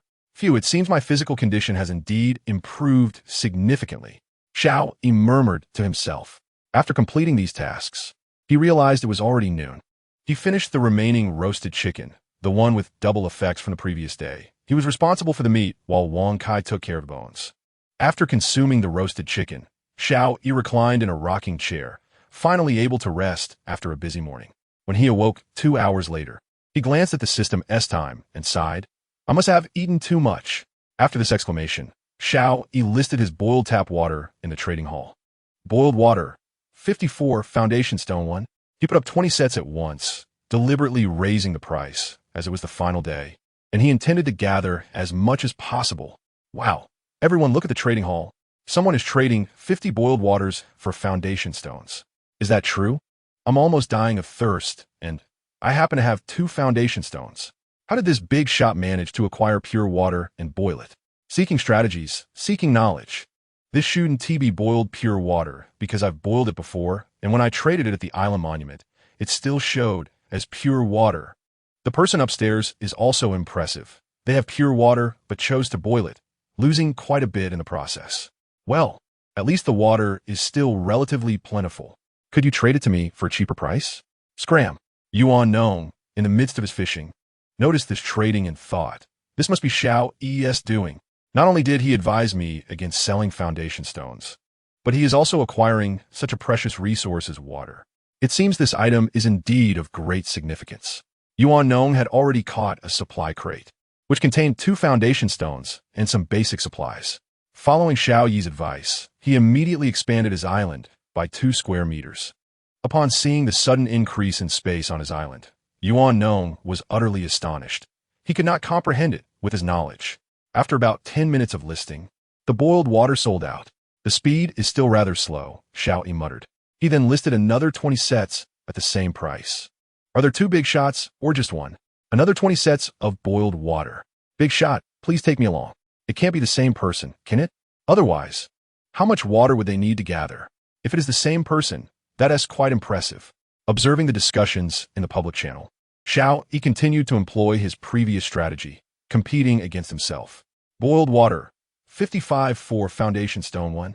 This time, he directly listed 40 sets. Surely, there must be more than one big shot who managed to obtain this boiled water. Someone immediately shouted in the public channel. Indeed, the big shots have undoubtedly found a freshwater source. Let us share strategies among fellow compatriots. Strongly urging the big shots to share, I would like to join their ranks. Xiao Yi paid no mind to their discussions, instead focusing on a message from Su Wan, somewhat dazed. What kind of luck is this? You found another tent. Xiao Yi exclaimed in surprise. Su Wan replied with a smile. Perhaps heaven fears I might get rained on. What should we do with this tent? Trade it for foundation stones? Knowing that Xiao Yi was constantly trading for foundation stones in the trading hall, she figured that one tent would suffice. And any extras could be exchanged for stones, which should be quite popular. Xiao Yi contemplated for a moment, then sent messages to Jiang Yuntian and Nong Bihong respectively. I have an extra tent. Does anyone need it? Let us internally digest first. Xiao Yi said to Su Wan. Okay, Su Wan replied, and then traded the tent to Xiao Yi. Jiang Yuntian, upon seeing the tent, immediately wanted to claim it. But noticing that Xiao Yi's message addressed them collectively, he understood it also included Nong Bihong. Glancing at the simple wooden shelter he had already constructed, Jiang Yuntian replied, Let us give it to Nong Lao, though he had a child with him. The child was now quite healthy and had the wooden shelter for protection against wind and rain.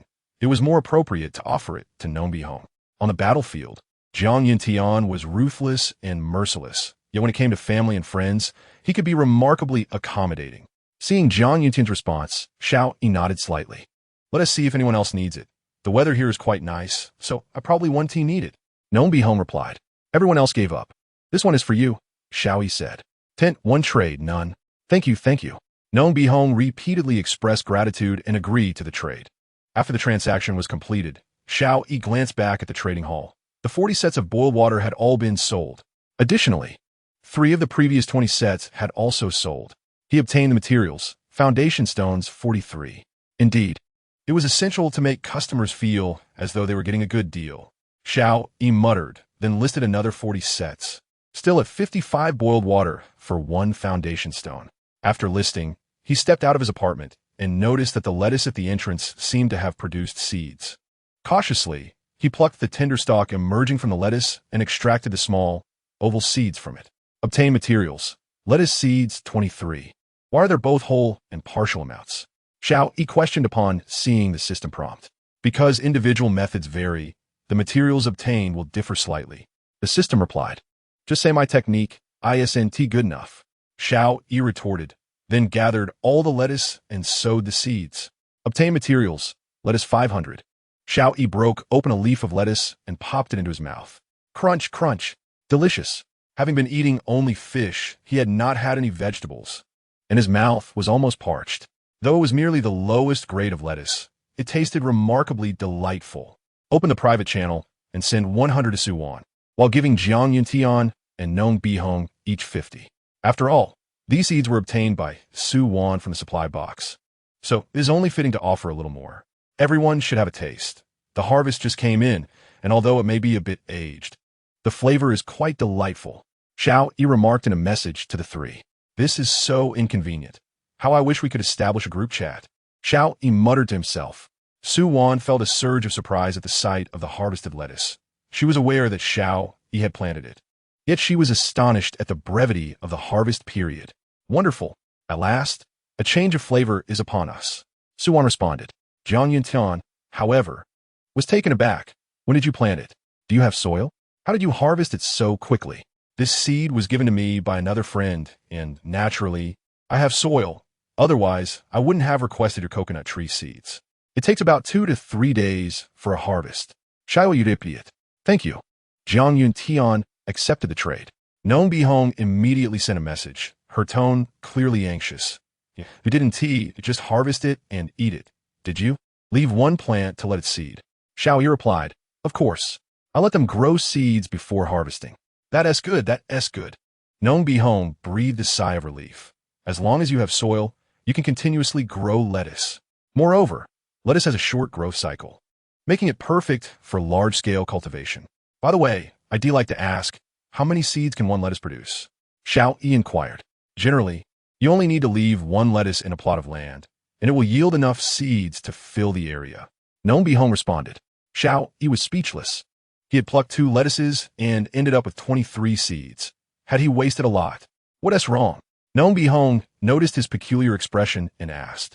Nothing. I'll hang up now. Xiao Yi replied, ending the call. It seems I must consult the experts more often from now on. Xiao Yi muttered as he walked to the edge of the island, where 5 supply boxes were already placed. Open them all.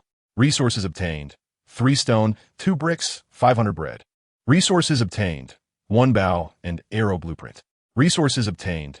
2 metal sheets, 5 wood, 1 leather machine blueprint.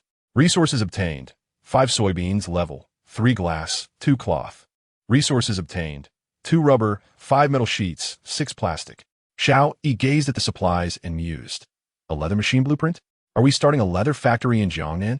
Besides, to make leather, one must first have hides. There is no leather on this island. What can I do? By the way, didn't I eliminate a shark earlier? Why didn't I receive a prompt for shark skin or fish oil? Xiao Yi suddenly felt a sense of regret. Because of the processing method, the system prompted again. You've already disparaged my methods. There is no need to emphasize it again. Xiao Yi retorted. He had indeed used a chainsaw to dismember the shark. And perhaps that was why he hadn't obtained any shark skin. Xiao Yi planted the soybeans he had just acquired in the flower bed, and then returned to the island monument. In the trading hall, 38 out of 40 sets have been sold, leaving only 2 sets remaining. Resources obtained, 38 stone. It seems we've reached the limit. Everyone is clutching tightly to their stones, Xiao Yi thought. As night fell, Xiao Yi moved the supplies toward the island monument, fully aware of the mechanism by which seawater could submerge the island. If the stone he placed the supplies on were to be submerged, he would suffer a significant loss. Glancing at the sea, he noticed no more supply boxes, adjusted the automatic fishing net to indiscriminate casting, and returned to the apartment. Everyone, please keep an eye on your supplies and try to stack them near the island monument. Xiao Yi advised, although he needn't have reminded them. As everyone would have placed their supplies near the monument, it was better to be safe than sorry. Chapter 0036, The Beginning of Submersion. Fully furnished, although the significance of Xiao Yi's warning was unclear, Zhang Yuntian and Nong Bihong still checked all their supplies to ensure none were far from the island monument. After advising his friends, Xiao Yi continued to list 40 sets of 55 boiled water for trade with stones. Why is that big shot constantly collecting stones? Is he preparing to piece together a continent? Perhaps he truly is. Just imagine piecing together a continent, declaring independence, and becoming a local emperor. The thought alone is exhilarating. What good is it, though? A continent with only one person is quite dull. Moreover, if the area becomes larger, one would have to traverse the edges to collect supply boxes, which hardly seems worthwhile. It's better to have a smaller space to easily navigate. Does anyone know how that big shot amassed so much boiled water? I'm on the verge of dying of thirst. The public channel buzzed with discussions. Although this was already the 6th day, the vast majority still lacked sufficient food and water. Supply boxes near Xiao Yi's island were practically all recovered. Yet upon reviewing the contents opened from these boxes, it became evident that food and water were extremely scarce. In the first 6 days, the only food obtained consisted of bread, mineral water, roasted chicken, and 2 types of fruit, apples and bananas. It's worth noting that Xiao Yi had an automatic fishing net, bringing in over 5 supply boxes daily, while most others could only manage to retrieve 1 box a day, or even none at all. It's easy to imagine how dire the food and water situation must be. Countless individuals have likely been eliminated in these 6 days, and the consequence of elimination here is death. Xiao Yi sighed and then turned over to sleep. The next day, he was awakened by the sound of Wang Kai scratching at the door. To avoid another unwanted kiss from Wang Kai, Xiao Yi decisively locked it outside. Rising, he glanced at the island monument, and the public channel was already in an uproar. What is happening? How did the seawater encroach while I was asleep? Indeed, according to my calculations, my island should have submerged about 0.3 square meters. At this point, there is no need to flaunt your mathematical skills. Does anyone know what is going on? My island seems unchanged. Did you all do something you shouldn't have? I didn't do anything. I woke up to this. No, the seawater is still creeping in. Surely it won't submerge completely. I can't swim. I understand now. Quickly use stones to expand your island. A word of wisdom awakened the dreamers. Everyone finally realized the purpose of those small stones. Goodness, so that is how it works. Who was the big shot yesterday? I hope to trade back my stone with 100 water. So do I. Please, I beg you. I'll add other resources too. Please agree to the trade. Xiao Yi swiftly removed all trades concerning stones the moment he woke up. Astonishingly, 5 people had chosen to trade the previous night. Resources obtained, 5 stones. That scoundrel took our stones and vanished. I curse him to eat instant noodles without a seasoning packet. Those who traded water for stones yesterday, come out. I'll chop you to pieces. Yet some, realizing it was too late to turn back, immediately sought to purchase stones in the trading hall. Bread, 500. Mineral water, 500. Wood, 20. Stone, 5 stone 1. Double bed blueprint, 1. Metal sheet, 5. Wood, 24 stone 1. Manual juicer blueprint, 1 4 stone 1. The trading hall was soon filled with requests to purchase stones. Xiao Yi gazed at the 5 foundational stones in his hand and mused to himself, contemplating whether there might be something of value to trade. His island was already sufficiently expansive, rendering these 5 stones unnecessary. In the public chat, the individual who had previously advised everyone against selling their foundational stones reemerged. Did you not say that this old man was quite unscrupulous? My apologies, esteemed elder. I should not have spoken ill of you. If you still possess any foundational stones, I would be grateful for the opportunity to purchase one. Indeed, the elder remained true to form.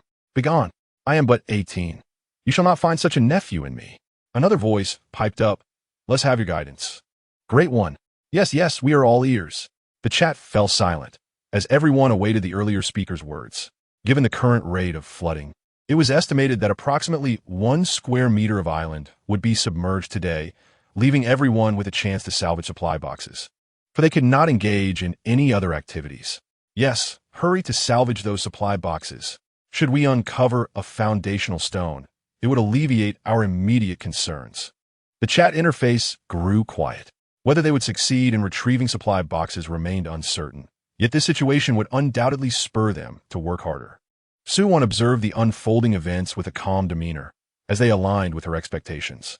In contrast, Jiang Yuntian and Nong Bihong were taken aback, captivated by the chat's content. Could it be that Xiao Yi had foreseen the situation? This was a shared thought between the two. At that moment, Xiao Yi was perusing the transaction information on the trading platform. I can upgrade the bed size. I shall acquire this double bed blueprint, and I will take this oil press as well. Having planted corn and soybeans, I will be able to extract soybean and corn oil upon harvest. Additionally, this quote blueprint is a must. Having exchanged all 3 blueprints for foundational stones, he rose and stepped outside, noting that there was little else of value worthy of trading. After utilizing the remaining 2 foundational stones to expand his island, he began preparing his breakfast. As anticipated, it was once again grilled fish. Yesterday's haul had yielded 25 ordinary sea fish. He placed 4 on the grill, and, after setting the fish to cook, Xiao Yi ventured outside to survey his island.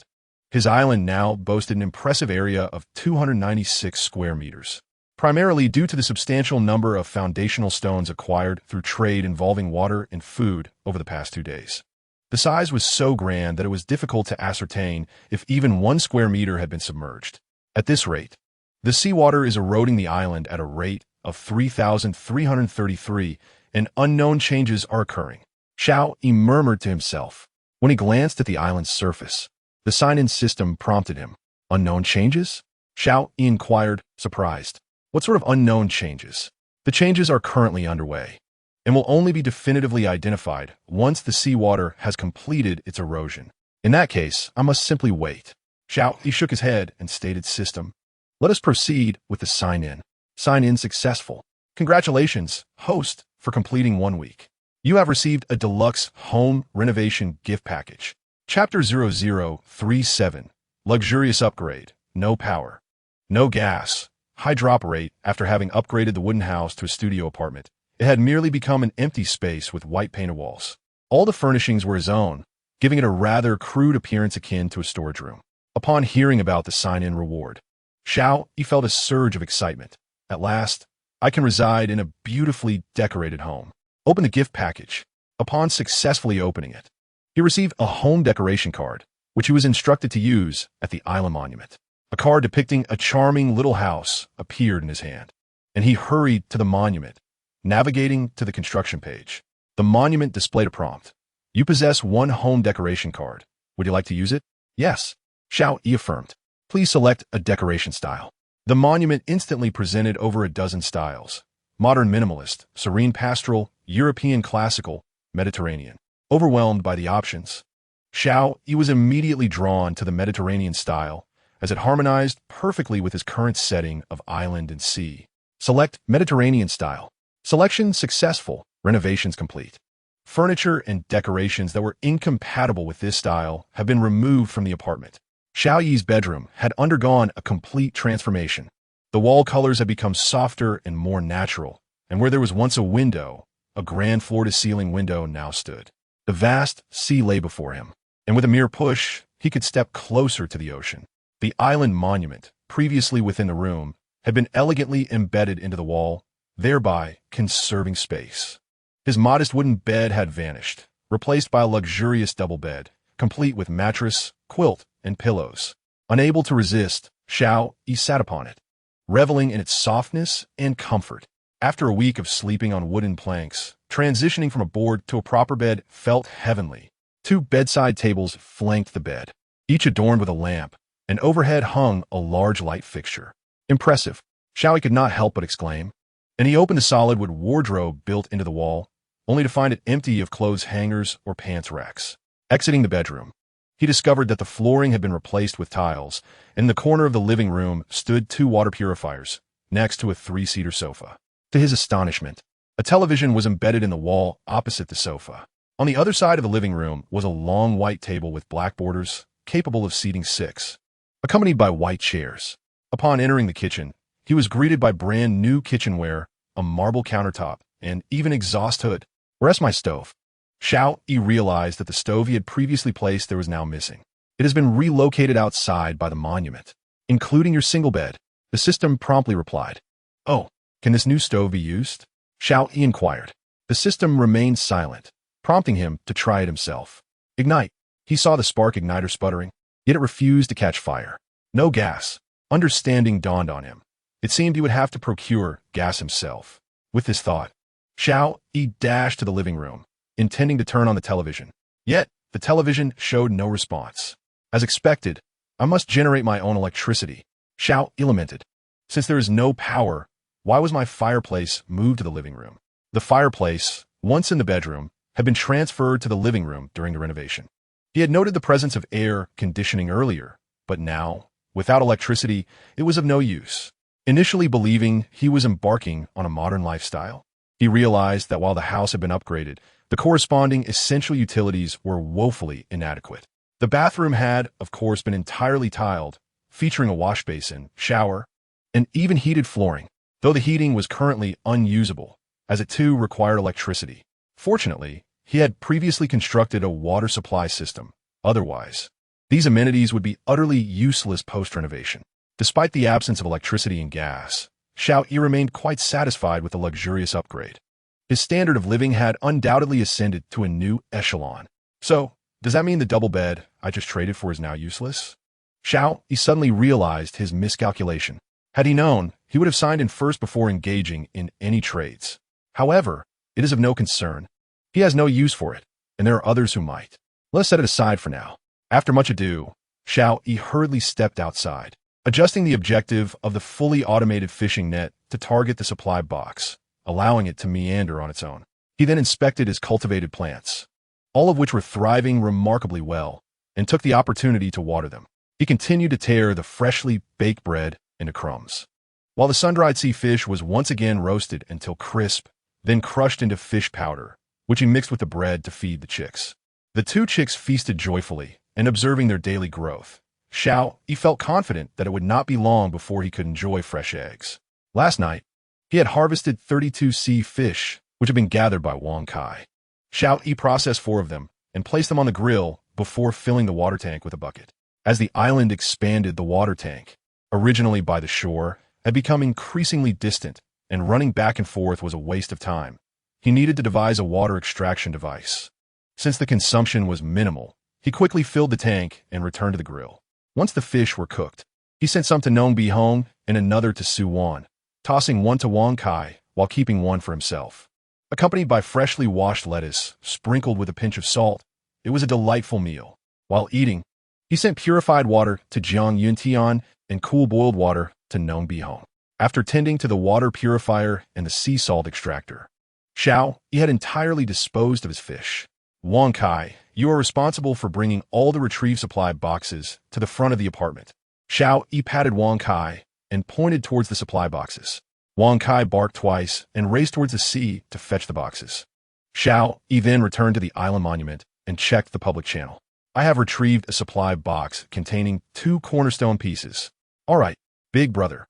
Could you spare me one? I'm so frightened. Get lost, I'm scared too. My supply box also contains 1. Hurry and fish out more supply boxes. It seems today has a higher probability of yielding cornerstones. Many are reporting their finds. Indeed, at this moment, relying on others is less effective than relying on oneself. However, the supply boxes appearing near my location are too far from the island. I cannot reach them. Then wait patiently, even if you offer abundant supplies. There may not be anyone willing to trade cornerstones. Chapter 0038. The reason for enthusiastic explanation and joining conditions that cannot be entirely true. Early this morning, it seems someone was trading cornerstones for supplies, with 3 transactions reported. I am observing. Why are you so idle? Because my island is already expanded to 10 square meters. If it were to be submerged now, I would accept my fate. Can I borrow 2 cornerstones, Great One? Get lost. Go find your own. Has anyone considered why we weren't submerged for the past 6 days, but suddenly today we are? This question momentarily halted the discussions in the public channel, but only for an instant, as more conversations surged forth. Yes, why? Can someone enlighten us? I have a hypothesis. As you might have observed, this world resembles a game. The first 6 days were like a beginner phase, granting everyone a buffer period. However, once the beginner phase concludes, the difficulty escalates. Xiao Yi noted this statement and glanced at the individual who had posed the question, known as Emperor Dominates the World. What? The first 6 days were merely a beginner phase? This must be a hellish difficulty level for beginners. Indeed, how many were eliminated during the beginner phase? Thus, the challenges ahead may be even more formidable. At the current rate of 1 square meter submerged per day, each individual must retrieve a cornerstone daily to ensure their island is not entirely engulfed. Emperor Dominates the World continued. Goodness, if that is the case, we are doomed. Just the other day, I secured 3 cornerstones. If the requirement is 1 per day after this, then I might as well await my demise. Brother, are you serious? I'm terrified. Is there any powerful individual willing to take me in? I excel in both the kitchen and parlor, and I am particularly adept at climbing double beds. Once again, I say, relying on others is less effective than relying on oneself. Let us all focus on diligently fishing for supply boxes. Emperor Dominates the World spoke with the wisdom of experience. But it's impossible to catch any. Can you share some techniques? Since you have sincerely asked, I shall generously impart my knowledge. Emperor Dominates the World replied. To prevent the world from being destroyed, do not interrupt. Let the Great One speak. To maintain the peace of the world, get lost. Do you wish to lose your life? Everyone quieted down, and Emperor Dominates the World, seemingly a compassionate individual, was undeterred by the interruptions and began to elaborate in the public chat channel. Whether or not you can capture a supply box primarily depends on 3 factors. First, the drifting direction of the supply box, which is determined by the world's settings. Theoretically, there should be at least 1 box within your catchable range. Second, consider the quality of the tools at your disposal. For instance, the initial rickety fishing net may still allow for loss even if it catches a supply box. Finally, it depends on your skill in using your tools. If you know how to use them, you have a chance. If not, fate will decide. Unfortunately, the first point is beyond our control. We can only strive to improve on the second and third points. Therefore, it is advisable to replace or rent better fishing nets. Hone your net casting skills and carefully observe the drifting direction of the supply boxes to seize the opportune moment for a precise strike. What you say is splendid. I must quickly rent a superior fishing net. Due to Emperor Dominates the World's explanation, the fishing net rentals in the trading hall began to flourish. If you join the Emperor Dominates family, our internal rental price is half of the market rate. Emperor Dominates the World added. Xiao Yi was momentarily taken aback. No wonder he was so eager to explain. He sought to recruit followers. This would likely attract a multitude of individuals to Emperor Dominates faction. Really? That is fantastic. I want to join Emperor Dominates. So do I. Count me in.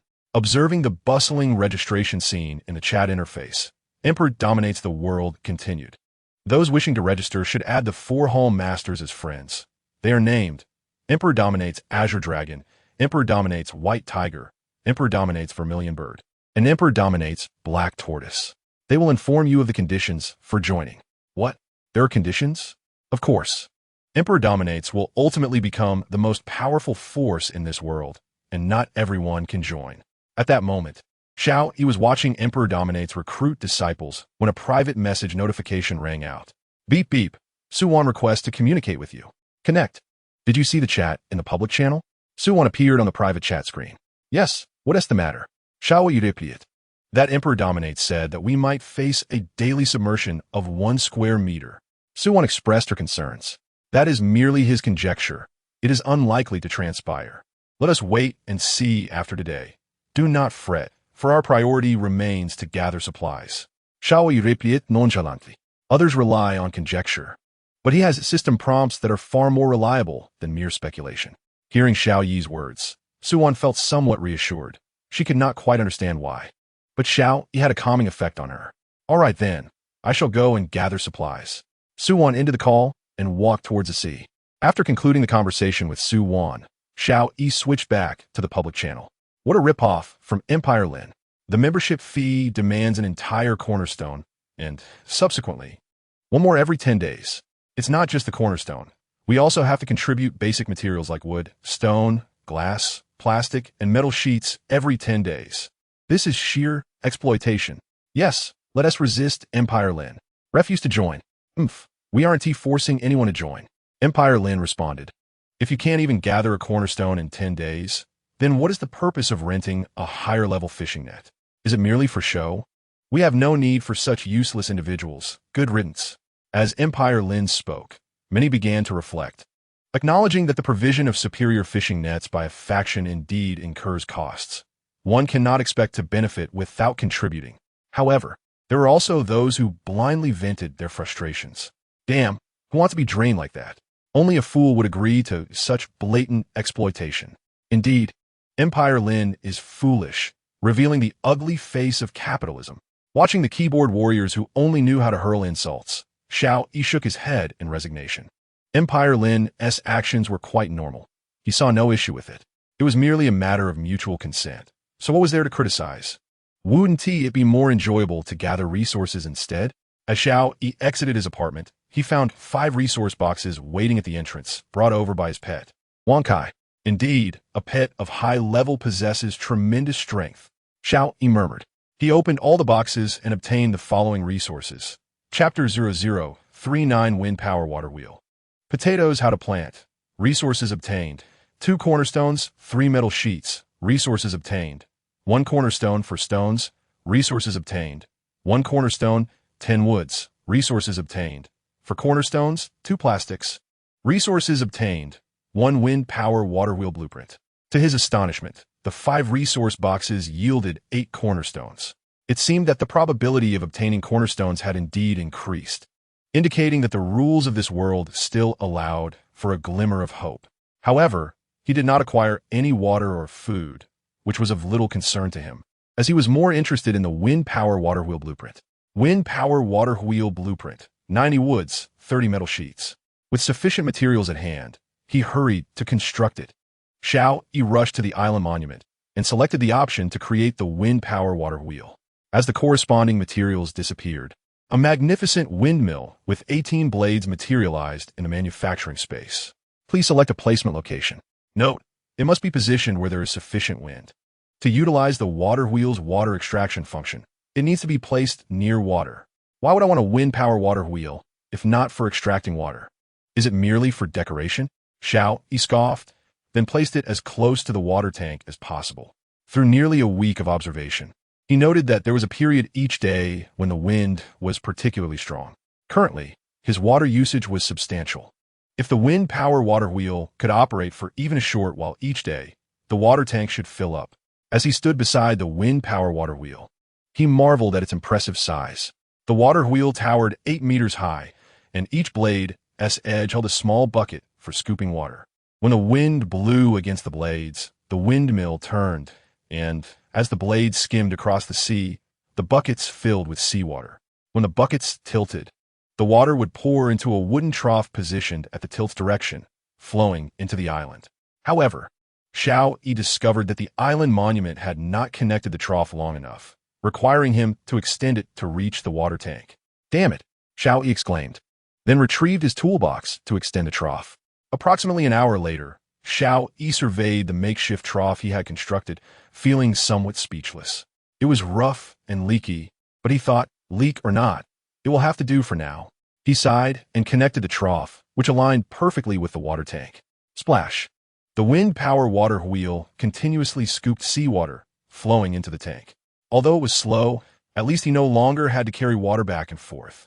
Xiao Yi looked at the still leaky trough with satisfaction, muttering to himself. As Xiao Yi picked up his toolbox to return to the apartment, he noticed, oh, the strawberries have ripened. They should be ready to eat.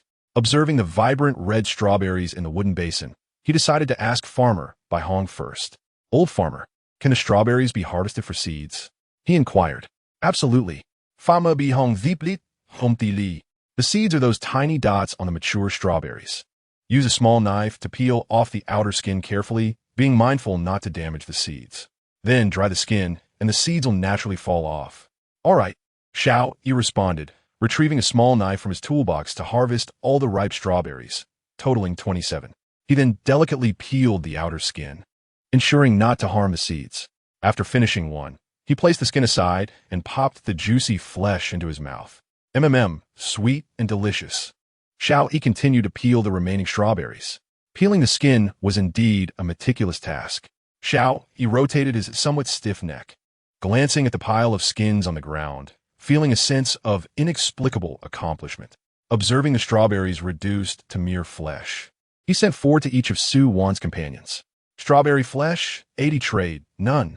Although the strawberries I peeled look a bit shabby, their taste is delightful.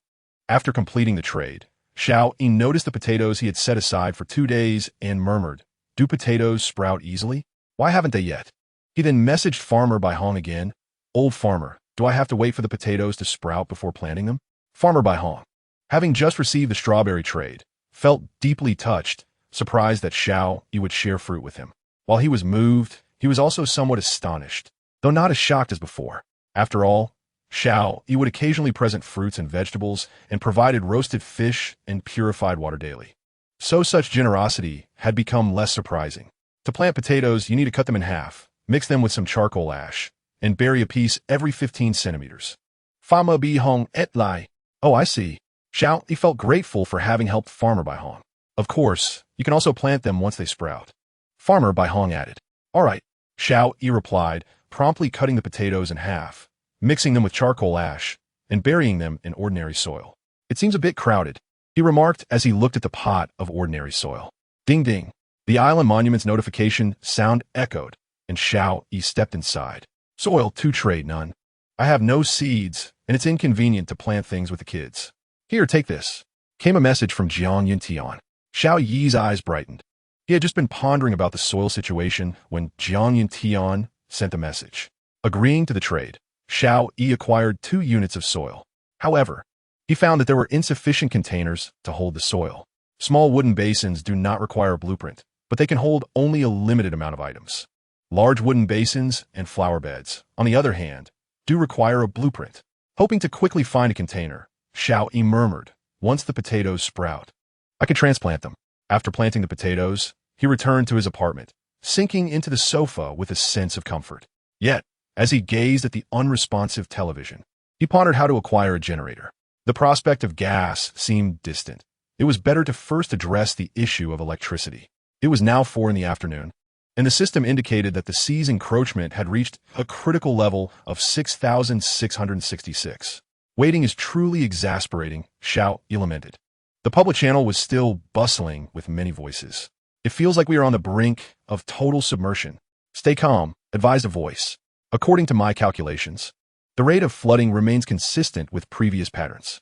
By this morning, it had only increased by 1 square meter. Even if you do not manage to salvage a cornerstone, complete submersion is not imminent. Patience is key. I can't shake the feeling that if I let go of the island monument, I will plunge into the sea. I have no means to gather resources. Then wait until you adapt before you attempt to salvage. No one can assist you with this. Chapter 0040. Impersonating Anren's Friend. Soil Improvement Card. Observing the multitude seeking cornerstones, Xiao Yi grew concerned about Anren, who had not been in contact. With this thought, he could not help but post a message on the public channel once more. Anren, if you see this message, please get in touch with me. After sending the message, Xiao Yi stood before the island monument, as was his custom, waiting for a response. As before, there was silence, and any replies were from utterly unrelated individuals. Just when he thought this time would be no different, a private message notification illuminated his screen. Who are you, and why are you looking for Anren? The other party inquired. Furrowing his brow at the question, Xiao Yi contemplated blocking the user, but hesitated and replied, "She is someone very important to me." "Are you Uncle Anue?" "I am Xiaoyang. I'm a close friend of Ranen." The person seemed somewhat excited. Xiao Yi frowned and thought, did Anren truly have such a close friend? It didn't seem so. However, the individual had accurately mentioned Anren's father's name, suggesting a genuine connection. After all, he had been away from Anren for some time. Perhaps this friend was someone she had met after his departure. "I am not Uncle Anue. I am Xiao," he replied. "Xiao Yi?" The other party paused, then responded, "You're her ex-boyfriend, are you?" With a sigh, Xiao Yi admitted, "You could say that." So you are that impoverished fellow," Xiaoyang muttered. "But in this world, perhaps such a poor fellow can thrive better. After all, this world values physical prowess and ability over family background. Everyone is equal." With this thought, Xiaoyang continued, "I too am searching for Anren, but I have yet to hear anything. I've been hungry all day. Could you spare me some food?" Xiao Yi frowned slightly at the request and replied, "My food supply is limited. I'm afraid I cannot help. Since you're looking for Anren, it seems you wish to rekindle your relationship. I can assist you. If you provide me with a bottle of mineral water and some essential food every day, along with a cornerstone, I guarantee that you will be able to reconcile." Xiaoyang stated eagerly. "Assist me?" "No, thank you." Xiao Yi replied coolly, promptly blocking the user. "What an outrageous demand. Does he truly think I am a fool?" Xiao Yi murmured. "Even if you are indeed Ranen's friend, it only suggests that she has poor judgment." Meanwhile, Xiaoyang, infuriated by being blocked, glared at the island monument's notification. Message sending failed. You have been blocked by the recipient. How dare a pauper block me? Xiaoyang seethed. I thought I had found a lucrative catch to tide me over for a few days. Xiaoyang could only claim to know Anren. They were not particularly close. The reason she knew Anren's father's name was that she worked at his company. Anren was considered an ice queen in the workplace, with many suitors rejected mercilessly, allegedly due to her lingering feelings for a college boyfriend. However, Xiaoyang found it incomprehensible that Anren would cling to a penniless student, refusing countless affluent and accomplished young men for so long. Today, upon seeing someone searching for Anren, Xiaoyang felt compelled to reach out.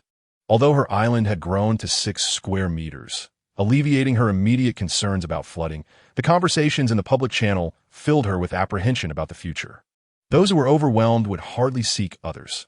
The mere act of looking for someone indicated that they were doing well. After concluding the conversation with Xiaoyang, Xiao Yi stepped outside as dusk began to fall. He opened the 6 resource boxes caught by his fully automatic fishing net, gaining 9 cornerstones along with various ordinary supplies. Though food and water were notably absent, today I managed to catch 9 resource boxes, a greater yield than before. Although the seawater will erode 1 cornerstone, it seems the resource boxes are abundant. Xiao Yi reflected. 2 of the 5 resource boxes opened in the morning had been left unopened from the previous day, meaning he had salvaged 3 in the morning and 6 in the afternoon. After surveying the sea and noticing no more resource boxes, he adjusted the fishing net to a throw mode and returned to the apartment. At the entrance, the peppers had ripened, yet to preserve the seeds, Xiao Yi resisted the urge to pick them, allowing them to grow for another day. After hastily finishing his dinner, he approached the island monument and switched to the crafting interface. I should create a manual juicer first. He glanced at the required materials. Manual juicer blueprint, 50 metal sheets, 20 pieces of wood, 5 plastic. The metal sheets were just sufficient, and the other materials were plentiful. Craft. As the requisite materials vanished, a small juicer materialized in the crafting space. Please select a placement location. After some thought, Xiao Yi decided to place it in the kitchen, as it was compact and could be easily relocated later. The juicer appeared in the kitchen, and Xiao Yi approached to examine the device. Manual juicer. This device allows you to extract liquid from plants, though it requires considerable strength and is inefficient. The juicer's top featured a handle that could be turned, using a screw mechanism to apply pressure to the iron discs below, completely flattening the materials between them. The extracted oils and other liquids would flow into the plastic container below. Efficiency may be low, but at least I now possess a means to produce cooking oil, Xiao Yi remarked. Returning to the island monument, he observed the public chat channel, where many continued to spread panic. Shaking his head in resignation, he lay on his large bed. Though comfortable, the lack of updates on the island's transformation left him restless. Ding! Gnome Be Home requests a call. Connecting. Xiao Yi. I caught this today. Gnome Be Home sent a message. Soil improvement card, capable of transforming 50 square meters of decertified land into arable soil. Upon seeing this item, Xiao Yi was astonished. He had always believed that only by signing in could one obtain upgrade cards or decoration cards, never imagining that such cards could also be found within resource boxes. Despite having collected numerous resource boxes, Xiao Yi had never encountered such cards. Yet, Gnome Be Home, after only 2 days and just a handful of resource boxes, had uncovered such extraordinary cards. Truly, she was a lucky individual, even more so than Suwon. All of his collected resource boxes had yielded nothing, making him feel like a true unfortunate soul. Chapter 0041. The erosion concludes. New hints from the island monument. What a marvelous discovery. Now, you can cultivate crops on the island. Xiao Yi remarked, confident that with your skills, you would surely reap a bountiful harvest. Gnome Be Home shook her head in response, saying my island is only 8 square meters at present, and reaching 50 square meters is a distant dream. Using this card would be a waste. Moreover, I lack any plant seeds. I could provide you with seeds. Xiao Yi offered, as his crops had either matured or were nearing maturity, ensuring he had some seeds to spare. Gnome Be Home shook her head again, stating, while you could support me with seeds, how long I could sustain this is still uncertain. It would be best to keep it on your island. Should I manage to harvest food, you can share it with me. Clearly, Gnome Be Home was also aware of the ominous remarks circulating, and he worried that if the daily erosion truly continued at a square meter, many would likely be eliminated, and he could easily be among them. Xiao Yi pondered briefly before saying, all right, give me that card. My island has ample space. I will use it, and I'll cover your meals from now on. Thank you. This card was originally yours. After all, without the net you provided, I would never have been able to catch anything. Gnome Be Home replied with a smile. Soil improvement card, transaction complete. Xiao Yi accepted the transaction and added, but it's not fair to say that, over the past 7 days, I averaged 6 resource boxes daily and found not a single card. What one obtains from opening boxes is purely a matter of luck. Gnome Lao, you are far luckier than I. What? You collected over 40 resource boxes in the past week. Gnome Be Home's eyes widened in disbelief. Based on the net's catch radius, each individual can catch a maximum of 2 boxes per day, with rare instances of 3. Is it possible he caught every visible resource box? Gnome Be Home's mind was filled with questions. Xiao Yi waved his hand dismissively, responding, that's not important. What matters is that what I opened yielded nothing of value. Gnome Be Home chuckled wryly and replied, even with poor luck with such a large base, one is bound to find some good items. One cannot compare luck between people. Indeed, Xiao Yi sighed, I will go ahead and use this card to see what happens. All right. The two ended their conversation, and Xiao Yi switched to the construction interface, standing before his apartment, selecting the shape 510 to improve the land. Do you confirm the use of the soil improvement card to enhance the designated area? Yes. The soil improvement card vanished. Improvement successful. Xiao Yi immediately exited the apartment and saw that the area in front of it, previously just sandy ground, had transformed into fertile soil. Normal soil, suitable for planting crops. Enhanced by the soil improvement card, it will not decertify. Excellent.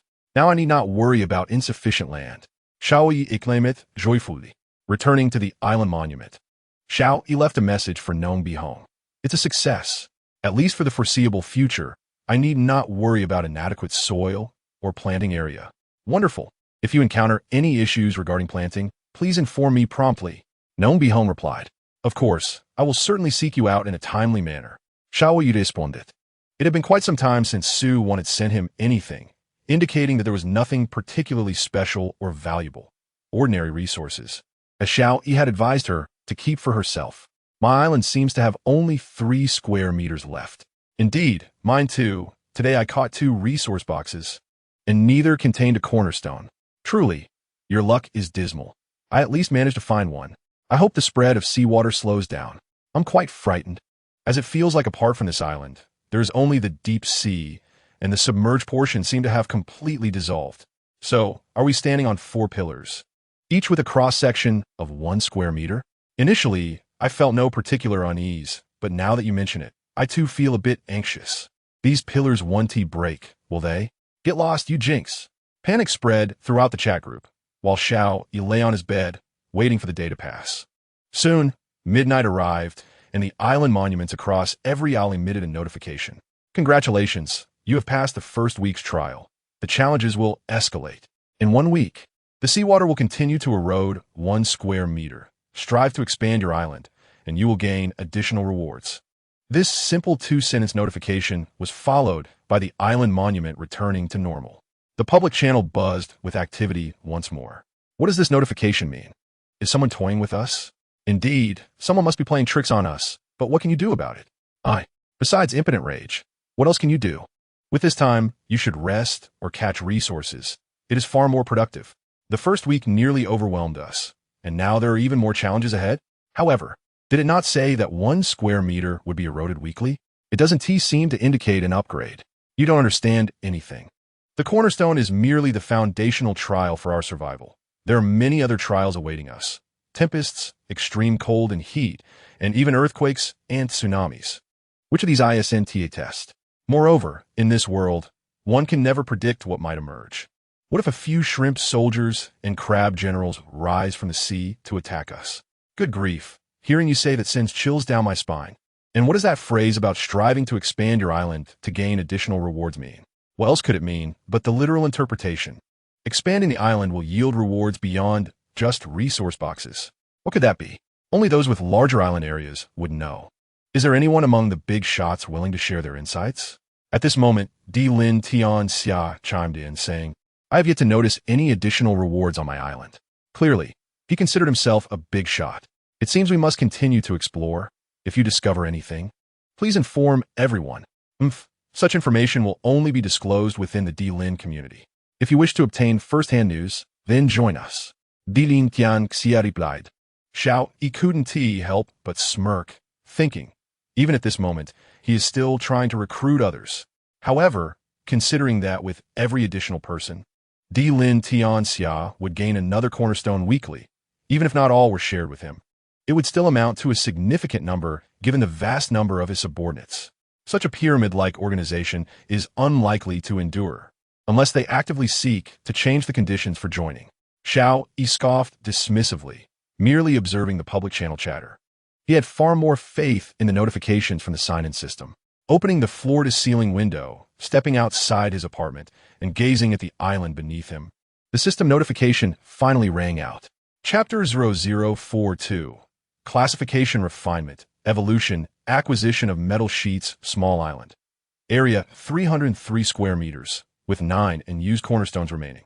Resources will refresh randomly on the island's vacant land daily. Vacant land refers to areas that have not undergone any special human intervention. The larger the island, the more resources will be generated.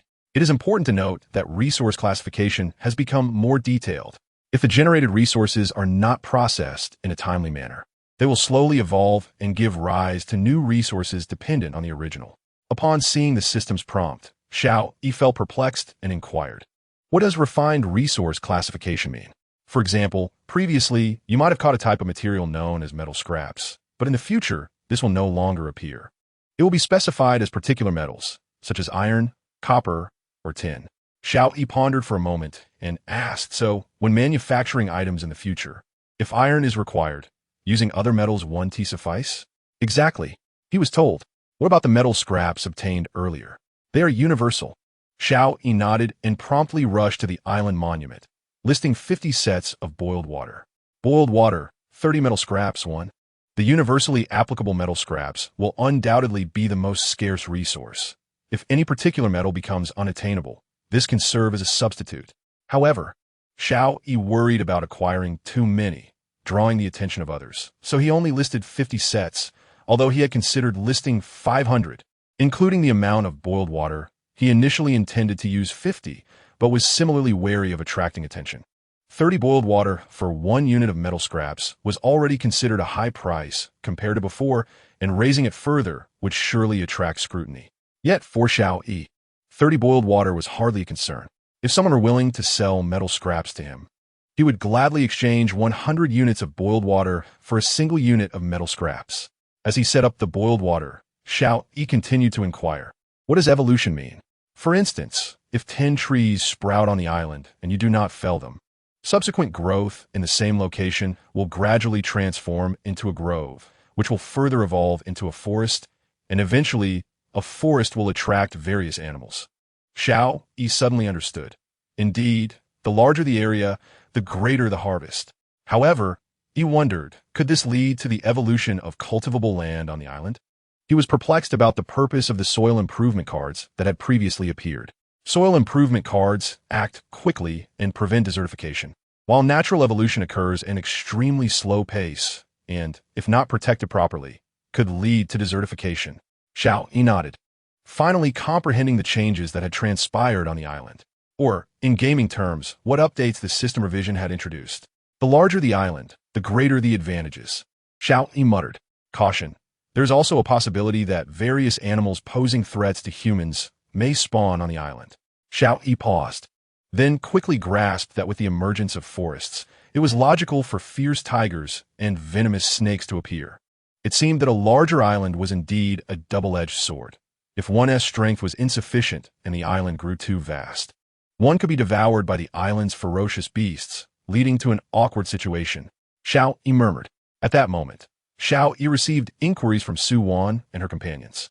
Clearly, they had not rested, waiting for the conclusion of the seawater inundation event. Their questions revolve around the implications of a larger island yielding greater rewards. Xiao Yi thought for a moment and simply explained, the larger the island, the more resources will be generated. Furthermore, there's an opportunity to collect more metal scraps, which should not be sold or used. After explaining, Xiao Yi added, sure, can I exchange the materials I have for metal scraps? This was Su Wan's response. Absolutely. Zhang Yuntian and Nong Bihong expressed some surprise. Why was it that such a significant figure as Emperor Tianxia was unaware of something that seemed so straightforward to Xiao Yi? Could it be that Xiao Yi was a seer? Despite their confusion, they understood that certain matters were private and not to be asked casually. They could only respond, all right, we will pay extra attention to collect metal scraps. Yes, even if it means trading some basic materials, that's fine. Xiao Yi reiterated. The four of them began to acquire metal scraps in the trading hall, but there were too many survivors, and they struggled to make a significant impact. Aside from Xiao Yi's slightly larger transaction volume, it sparked some discussion in the public channel. Someone was trading boiled water for metal scraps at a slightly higher price than before. Shouldn't they be focusing on acquiring foundational stones, food, and water at this time? Indeed, why pursue metal scraps when anything not directly related to survival could be paused? They should prioritize foundational stones, although there was still a week left. Who knew if the difficulty of obtaining resource boxes would increase or if the probability of foundational stones would decrease, leading to issues with food and water? The sentiments expressed were quite accurate. If I were to rank priorities from highest to lowest, it would be foundational stones, water, food, and then other materials. If that's the case, wouldn't it be possible to seize the opportunity to exchange more water while the big players needed metal scraps? If you possess metal scraps and don't have pressing needs elsewhere, I believe it's worth exchanging. Following this discussion, Xiao Yi's listed boiled water quickly sold out. Upon witnessing this, he immediately listed another 50 sets. Tonight, it seems I'll be up late, Xiao Yi yawned. He needed to secure a sufficient quantity of metal scraps before anyone could react. Those who had not acquired water could quickly head to the trading hall. The big player had listed another 50 sets. Someone shouted in the public channel, and everyone rushed toward the trading hall. Those with metal scraps eagerly trading for Xiao Yi's water. President, someone is collecting metal scraps. Should we take action? Lin Qinglong privately messaged Lin Tianxia. Lin Tianxia frowned in contemplation, since transactions in the trading hall could be anonymous. He was uncertain whether the individual collecting metal scraps was the same as the one previously gathering foundational stones. If not, that would be fine. But if they were the same person, it would necessitate careful consideration of their motives. The previous acquisition of foundational stones indicated foresight, as they had frantically gathered them before the seawater inundation, suggesting prior awareness or receipt of information. Did this current collection of metal scraps also stem from similar insights? Chapter 0043. Nearly 10,000 metal scraps. Spicy fish soup. Di Lin Qinglong seemed to sense Di Lin Tianxia's concerns and spoke up. Although the probability of metal scraps appearing in resource boxes is not exceedingly high, it is certainly not low. At the very least, it is higher than that of bottled water. Trading metal scraps for water is still a profitable exchange. If there are concerns about other circumstances, we can first trade a portion and reserve the rest. Upon hearing Di Lin Qinglong's analysis, Di Lin Tianxia nodded and said, "Let us first convert 50% of our internal metal scraps into water resources and leave the rest untouched." Understood, Di Lin Qinglong replied. Then assign tasks to 3 others to monitor the trading hall closely, ready to acquire any boiled water that became available. We have 475 units of metal scraps available for trading. Understood. Xiao Yi's previous 2 sets had already been consumed by the market, and as he listed another 50 sets, he hadn't even switched the interface before the trading hall indicated that they were sold out. So fast. Xiao Yi gazed in astonishment at the rapidly sold-out plain water, finding it quite unbelievable. However, in the blink of an eye, a thought struck him. Could it be that a powerful faction is stockpiling water? It seemed likely that it was indeed the Imperial clan. With a smile, Xiao Yi remarked, "In that case, let us see just how much plain water you can consume." This time, he deliberately listed 100 sets instead of the previous 50, testing whether a major force was indeed hoarding plain water. Once listed, they sold out in an instant. It was confirmed. Xiao Yi was sure that a powerful faction was indeed stockpiling water. "If that's the case, I shan't be polite. I will take all your metal pieces." Xiao Yi exclaimed with excitement. He listed another 100 sets, and once again they sold out instantly. Another 100 sets, gone in a flash. Once more, 100 sets, sold out in an instant. Xiao Yi was truly astonished. He hadn't anticipated that the Imperial clan could gather so many metal pieces so quickly. Of course, it was likely related to the large membership base within their faction. With a greater number of members, even a small share would amount to an astonishing total. Let us continue. After all, my plain water is nearly cost-free, requiring only a few pieces of wood to boil. After listing another 100 sets, this time only 25 sets sold out instantly before pausing momentarily. I thought there would be plenty left. Xiao Yi muset, somahat unsatisfied, reminiscing about the exhilarating moments of instant sales. However, the pause was brief, and transactions resumed rapidly. The public channel buzzed with activity once more. What has happened? How could 100 sets vanish in an instant? Indeed, I was hoping to buy a couple of sets. I have insider information that the Imperial clan is hoarding plain water. Is that so? I wondered who had such prowess, clearing out 100 sets at once. It appears water is indeed of paramount importance. Even the Imperial clan cannot remain idle. What are we waiting for? Let us hurry to buy some. I want to buy 2, but I lack metal pieces. Can the big shots trade with other resources? You're quite unfortunate, having not acquired a single metal piece after all this time. I did, but I spent it earlier. Woe is me. Following the Imperial clan's momentum, Xiao Yi's plain water became even more sought after. Meanwhile, Su Wan and her companions deliberated and decided to list their basic resources in the trading hall, aiming to exchange them for metal pieces. However, their basic materials lacked allure, and few were willing to engage in trade. Xiao Yi continued to boil plain water, as a stock of cool plain water had been entirely sold out. After over an hour of this hustle, transactions began to slow down. Phew! It's almost 3 in the morning. I'll list 100 more sets before heading to bed. Xiao Yi sighed in relief. After listing the final 100 sets in the trading hall, he collapsed onto his bed, instantly drifting into slumber. The next day, Xiao Yi awoke groggily, the sun already high in the sky. He glanced at the system. It was 9:30 a.m. Rubbing his temples, he rose and checked the trading hall's status. The plain water he had listed before going to sleep had sold out once more. As of now, the number of metal pieces in Xiao Yi's inventory totaled 9,785 units, approaching the significant milestone of 10,000. Surely, no one possesses more metal pieces than I do, Xiao Yi thought with a sense of pride as he stepped out of his apartment. What a bright day, he remarked, glancing at the sun. However, when he beheld the island's transformation, he was taken aback. The once desolate island was now adorned with numerous trees and stones. It was a stark contrast to its previous barrenness, now brimming with life. This is quite delightful. Xiao Yi observed the trees and stones. Despite the emergence of these resources, he refrained from harvesting them. As long as they did not obstruct the path of his automated fishing nets or hinder his activities, he would leave them be. Only in this way could they have sufficient time to evolve and generate even more resources. Wang Kai curiously scurried between the trees and stones, sniffing around, seemingly intrigued by the sudden appearance of so many trees and stones. Wang Kai, did you bring back the fish?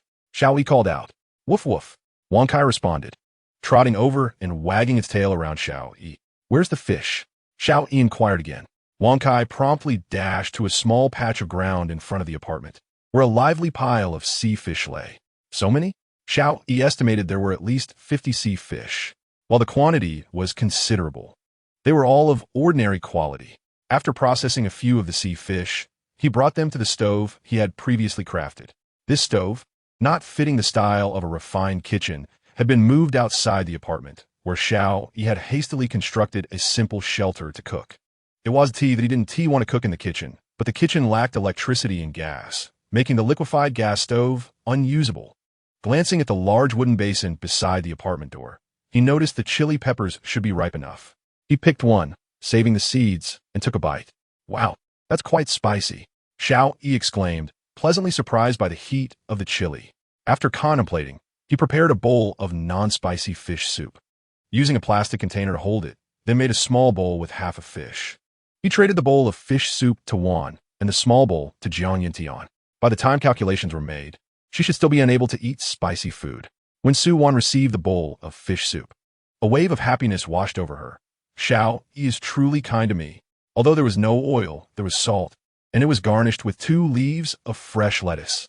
This was undoubtedly the best meal Su Wan had enjoyed since arriving in this world. Old farmer, can you eat spicy food? Jiangge, that small bowl of fish is for the child. By the way, can you eat spicy food? Xiao Yi asked in advance. I can. I can't live without spice. Old farmer Behong replied, chuckling. You have chili now? Be sure to save the seeds. Yes, I've saved them. After we eat, you must tell me how to cultivate chili peppers. Xiao Yi responded. All right. Old farmer Behong agreed. Jiang Yintian replied, I can eat spicier than the average person. Thank you. No need for formality, Jiangge. Recently, we've had a bountiful catch of sea fish. As long as everyone doesn't tire of it, we could eat it every meal. Xiao Yi replied, then decisively chopped the chili into small pieces and tossed it into the fish soup. After it was cooked, he served a bowl to Jiang Yintian and old farmer Behong. At this moment, Jiang Yintian sent a transaction, bread 500 units. Currently, there should be no other food available to feed the chickens, just harvested. Indeed, the previous bread was nearly finished. Xiao Yi accepted the transaction. After spending some time together, everyone was familiar with each other's temperaments, so there was no need for excessive formalities. After resolving breakfast, Xiao Yi sat up straight, his expression grave, and declared, System. Sign in. Sign in successful. He received equipment. Paper machine. Level 3 provides basic materials and can automatically produce various types of paper with different functions. What a splendid item. Xiao Yi instinctively touched his backside, as he had been using bark quite liberally lately. This was the first time a level 3 device had appeared. So he quickly retrieved it from the system space and placed it in the living room. Gazing at the device, Xiao Yi murmured, surely this won't require electricity, will it? Level 3 devices utilize ultra-large capacity energy storage units. Given the current power levels, without any replenishment, it could function for a century, and moreover, the device is equipped with a photovoltaic conversion apparatus. As long as there is light, it can recharge. Upon hearing the system prompt, Xiao Yi could only give a thumbs up, secretly marveling at the prowess of a level 3 device. It was truly formidable. If all his belongings were level 3, how wonderful that would be. Of course, Xiao Yi merely entertained the thought, as acquiring level 3 devices was no easy feat. He approached the paper machine and began his examination. The entire machine was not large. One end featured a massive opening, where according to the system prompt, raw materials should be placed. All that was required was to insert materials such as wood, bark, or leaves into that opening, and the machine would take care of the rest. The specific type of paper needed could be selected on the control panel. Xiao Yi glanced at the control panel, which listed a plethora of paper types: rice paper, toilet paper, cardstock, craft paper. Without hesitation, he immediately selected toilet paper. Please insert raw materials such as wood or bark. Xiao Yi promptly tossed in a unit of wood, and the entire machine began to operate. Almost instantaneously, bundles of neatly packaged toilet paper appeared on the conveyor belt at the other end of the machine. So fast, Xiao Yi exclaimed, then collected the 10 bundles of toilet paper and stacked them aside. Opening one bundle and observing the system notification, Xiao Yi was utterly astonished. Toilet paper, level 3 perfect toilet paper. Regardless of where it is used for cleaning, cleanliness increases by 640, and it possesses unparalleled antibacterial properties. How impressive! Xiao Yi exclaimed. According to this description, it could even serve as a sterile bandage, although it lacks flexibility. Astonished, Xiao Yi continued, moreover, one unit of wood can produce 10 bundles, each containing 1,000 sheets. The resource utilization rate is extraordinarily high, and the production efficiency is astonishingly rapid. Is this the capability of a level 3 device? Xiao Yi remained in a state of shock. Although the toilet paper produced was rather precious, he could generate a substantial quantity whenever he desired. So he directly sent a bundle to Su Wan and the others. Toilet paper, level 3, 1,000 units transaction. Upon seeing this transaction, Su Wan immediately sent a video. Xiao Yi, where did you acquire this? Su Wan in Kuwait, Estanis. It's a secret. Xiao Yi replied, rest assured, there is plenty to go around. That's wonderful. This is immensely important to me. Thank you. Su Wan expressed. There's no need for such formality. Xiao Yi chuckled. With such a high-level toilet paper. I wonder what special effects it possesses. Su Wan pandev. It cleans more thoroughly and has antibacterial properties. Xiao Yi answered it.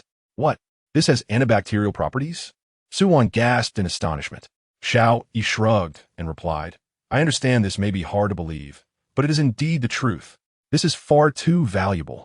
Su Wan exclaimed, Here, we have no anti-inflammatory medication. If someone gets injured, infection can be fatal. With this toilet paper, we can entirely prevent such situations. Although it is a bit soft, as long as the wound is cleaned properly and covered for a while, the blood will clot, and it can greatly reduce the risk of infection. No worries, we all need to survive. Xiao Yi reassured. Yes. Su Wan responded, then added last night. I only received 3 units of metal scraps. Should I give them to you? No need, keep them for now. Xiao Yi replied. Today while I was fishing for supply boxes, I found this material, or 2. Does this mean there will be no more metal scraps in the future? Su Wan inquired curiously. Xiao Yi nodded and explained, the previous week was merely an introduction. After that, resources will be specified. So what you fish out will be specific metals, rather than the general term metal scraps. Upon hearing this, Su Wan immediately realized why Xiao Yi had urged them to collect metal scraps. Chapter 0045. Metal scraps are about to become obsolete. No wonder you advised me to collect metal scraps. Su Wan looked at Xiao Yi in astonishment. He seemed to possess a prophetic insight, always aware of information ahead of time. All right, while everyone is still unaware, let us gather as many as we can. Xiao Yi replied with a smile, a hint of mystery in his expression. Su Wan nodded and ended the call. Known Bihong, upon seeing a bundle of level 3 toilet paper, was completely stunned. This was the highest grade item he had ever encountered, yet it was a consumable. Could it be that even consumables possess special effects? Although astonished, he still replied to Xiao Yi, this is far too much. I can't use so many. No worries, there's plenty of this. Feel free to use it. It has antibacterial properties. Xiao Yi responded. Known Bihong appeared incredulous, ultimately replying, Thank you. Jiang Yintian replied, Thank you. I've been using mineral water to wash my child's bottom these days, and we're nearly out. A child's bottom cannot be cleaned with bark. A father like Jiang Yintian can only use precious water for direct washing. No need to be polite. Also, just a reminder, this has powerful antibacterial effects. If any wounds occur, use it to prevent infection. Okay, thank you. As afternoon approached, the purified water Xiao Yi had listed in the trading hall continued to sell gradually. Suddenly, someone spoke in the public channel. It seems I fished out 3 supply boxes today, but didn't T get any metal scraps? I fished out 2 and didn't T get any either, but I did get this, iron. I didn't T get metal scraps either. I found this, copper. What is going on? Are you implying that there will be no more metal scraps? Very likely. No wonder some big shots are frantically collecting metal scraps. D. Lin Tien, observing the discussions, felt a jolt in his heart and immediately sent messages to the 4 hall masters. He urgently inquired if any of them had obtained metal scraps from the supply boxes today. Yes. The four hall masters quickly set out to investigate. Not long after, their replies darkened D. Lin Tian's expression. None had obtained metal scraps from the supply boxes, only specific metals. He clenched his fists and cursed. Damn, it's indeed a conspiracy. In the trading hall, a figure who exchanged plain water for metal pieces was called upon to reveal themselves, as they had deceived many into giving up their precious metal pieces. Shouldn't they provide us with some useful information? Declared Emperor's Domain in the public channel. He attempted to align himself with the masses, exerting pressure on Xiao Yi to divulge at least some details. Observing the chat, Xiao Yi sighed, realizing that no more metal pieces could be acquired at this moment, and promptly removed all plain water from the trading hall. The survivors quickly reacted, and within half a day, Xiao Yi had amassed an additional 193 units of metal pieces. With the previously obtained 785 units, he now possessed a total of 978 metal pieces. Xiao Yi felt content with his current haul. As for Emperor's Domain, Xiao Yi chose to disregard him. The exchange of plain water for metal pieces was a mutual agreement, and the realization of its folly came too late for them. Xiao Yi also messaged Su Wan and the others. It seems no one is willing to exchange their metal pieces now. Better take them down. Humph. Having deceived us out of so many metal pieces, yet they dare not show their face. Truly a cowardly rat. Emperor's Domain continued to provoke. Others joined in the outcry. Indeed, I was wondering why the prices had risen. Turns out they were aware of the inside scoop. We are all citizens of Xia. Return the metal pieces you swindled from us, or there will be no refuge for you here. How can such people still exist? Come out. See if I won't take you down. TSK, a group of shameless individuals. Did they force you to trade? You didn't recognize the value of resources, but others did. Why should they inform you? I suspect the person upstairs is the swindler purchasing metal pieces. Exactly. Let us drown them in our words. You are all so tiresome. If you believe I am that person, then so be it. Instead of wasting time here, I might as well gather some resources and gather some foundation. Feel free to continue your insults and see if you can reclaim your metal pieces. Emperor's Domain frowned. Though he was eager to find the culprit, the reality was unyielding. He contacted Emperor's Azure Dragon, sending a message. Consolidate all members' metal pieces for safekeeping. Although labeled as safekeeping, it was evident that the pieces would be traded to Emperor's Domain. Emperor's Azure Dragon hesitated, responding cautiously, President, this might lead to dissatisfaction among members. If they're dissatisfied, they can leave. Retorted Emperor's Domain. Understood. Emperor's Azure Dragon complied and relayed the order. However, the outcome left him exasperated. Not a single metal piece was received. Every member claimed they had already surrendered theirs, stating they had none left, or that all their metal pieces were traded for plain water. The truth of these claims was impossible to ascertain. When Emperor's Azure Dragon reported this situation to Emperor's Domain, he slammed his axe violently into a nearby tree. A bunch of ingrates. Emperor's Domain cursed. But all he could do was vent his frustration. Meanwhile, Xiao Yi stored the metal pieces in his warehouse, knowing they would yield unforeseen benefits in future developments. Having tidied everything up, he took the bread that Jiang Yuntian had given him that morning and crumbled it into bits, mixing it with some dried fish powder to feed the chicks. The chicks chirped excitedly upon his arrival, indicating that food was still insufficient. It seems we don't have enough sustenance, Xiao Yi muttered. Although there were breadcrumbs and fish powder, it was clear they could only sustain the chicks' basic needs. Nonetheless, the chicks were growing rapidly, appearing as if they had been raised for half a month. Having harvested some lettuce, he wondered if the chicks could eat it. Old farmer, can chicks eat lettuce? Xiao Yi inquired at the island monument, addressing Bai Hong. After a moment, old farmer replied, yes, but the newly hatched chicks have poor digestive systems. You must chop the lettuce into small pieces before feeding them. All right, Xiao Yi responded, promptly shredding a head of lettuce with a knife. Though this harvest was modest, he had yet to finish it, so priority was given to the chicks.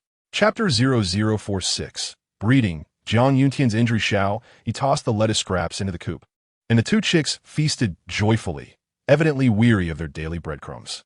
After tending to this matter, Xiao Yi examined the strawberry peels he had separated yesterday. They had dried thoroughly. He carefully shook the seeds loose. Materials acquired: 5,000 strawberry seeds. So many? Xiao Yi exclaimed. This should be as simple as planting them in the soil, right? To be safe, he decided to consult Old Farmer once more. Old Farmer, should I just toss the strawberry seeds into the soil? No, Old Farmer replied promptly, sending a video in response. Xiao Yi watched the video, asking, so we can't just throw them into the soil? How was I able to do so before? Old Farmer pondered briefly, replying, I cannot fathom it either. Perhaps it is due to the rules of this world. However, you might experiment by planting 100 or so seeds and see if they can sprout. Good. Xiao Yi took out 200 strawberry seeds, scattering them directly into the soil before returning to the island monument. Old Farmer continued, based on previous experience. Strawberry seeds need to be soaked in water for a day, then kept in a low-temperature environment for about 15 days. After that, the seeds should be soaked in warm water until most have sprouted white, at which point you can begin the planting process. So complicated? Xiao Yi felt a bit bewildered.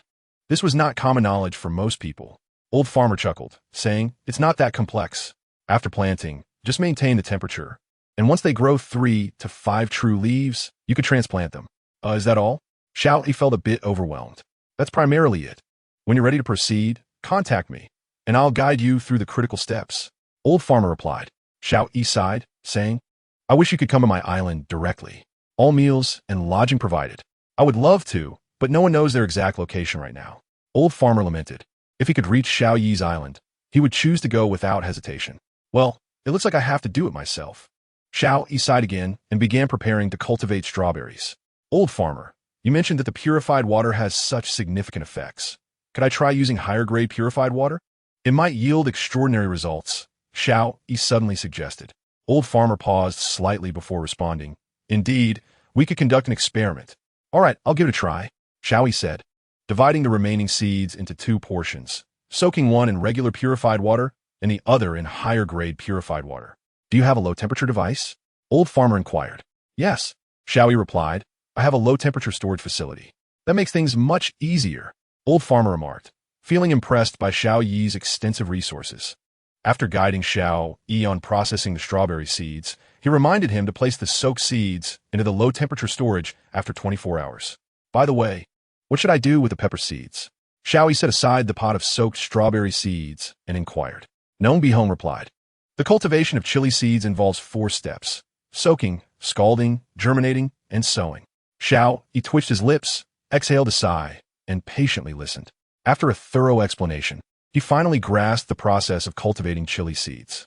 Potatoes are much easier to grow, he remarked wistfully, and under Nong Bihong's guidance, he began to cultivate the chili seeds, also tossing a portion directly into the soil. Nong Bihong chuckled. In truth, if you understand them, it's not difficult. Xiao Yi gave her a thumbs up and said, You are indeed an expert. I'll go prepare some food now. After ending the call, Xiao Yi picked all the ripe chilies, setting aside some to dry completely for chili powder, while reserving the rest for stir-frying. He also grilled a few fish, sending them over, this time opting for a lighter flavor without chili. As he savored the grilled fish, he strolled to the flower bed of the superior soil, where the system prompted, Wheat will mature in 1 more day. In another flower bed of superior soil, the coconut trees had already grown 3 meters tall, and even the corn planted later had reached half a meter. Wandering around, Xiao Yi headed toward the sea, gazing at the vast expanse of water, muttering, I wonder where the upgrade in this survival trial lies. At that moment, Jiang Yuntian had just emerged from the water, drenched, with blood streaming from his left shoulder, marked by a row of bite marks. Moments ago, Jiang Yuntian, as he had done before, had leapt into the sea to retrieve some slightly distant supply boxes, as fishing nets have a limited radius. Over the past week, he had successfully gathered numerous supply boxes using this method. As for the marine creatures near the supply boxes, Jiang Yuntian fought them off with the dagger in hand. As long as he could injure them, they would flee. This dagger was obtained from a supply box on the 2nd day of his arrival on this island, a level dagger, exceptionally sharp. Before coming here, Jiang Yuntian was adept with a dagger, and thus, with this weapon, he felt right at home. However, today, he discovered 2 sharks near a particularly distant supply box. This was unprecedented. Previously, there had only been a single marine creature near the supply boxes. Jiang Yuntian exerted all his strength to injure one and quickly swam back toward the island, but the other shark suddenly attacked, sinking its teeth into his left shoulder. Yet, Jiang Yuntian's right hand accurately thrust the dagger into the shark's eye, causing it to release its grip. Seizing the opportunity, Jiang Yuntian escaped to safety. Upon reaching the shore, Jiang Yuntian tore open the fabric of his left shoulder, revealing his robust arm, marred by 2 deep bite marks that were quite alarming. He quickly tore off 2 sheets of toilet paper from the supply Xiao Yi had traded him, pressing them firmly against his left shoulder. Hiss! Jiang Yuntian inhaled sharply, feeling a burning sensation from the injury, and thought, this toilet paper truly has antiseptic and antibacterial properties. Phew! Thankfully I have this toilet paper, otherwise I would have had to use fire to disinfect. While applying pressure to his shoulder wound, he approached the island monument. Warning: the number of marine creatures near the supply boxes has increased. Jiang Yuntian sent a message to Xiao Yi. Xiao Yi paused at this message, then immediately requested a video call with Jiang Yuntian. Jiang Yuntian had not yet left the monument when the video call was instantly connected. Seeing Jiang Yuntian clutching his left shoulder, stained with blood on the toilet paper, Xiao Yi frowned, concerned. Are you hurt? What happened? Chapter 0047, Trial Upgrade. A large ship, yes. I was bitten by a shark, but it didn't fare well either. I stabbed its eye. Jiang Yuntian replied with a smile. Why did you go into the water? Xiao Yi inquired. That's too dangerous. Jiang Yuntian gave a wry smile and said, I've always gone underwater to gather supply boxes. The fishing net's radius is too small. There are some supply boxes that are simply out of reach. You're impressive. Xiao Yi praised, giving a thumbs up, then initiated a trade in the chat. Purified water, level 100, boiled water, 500.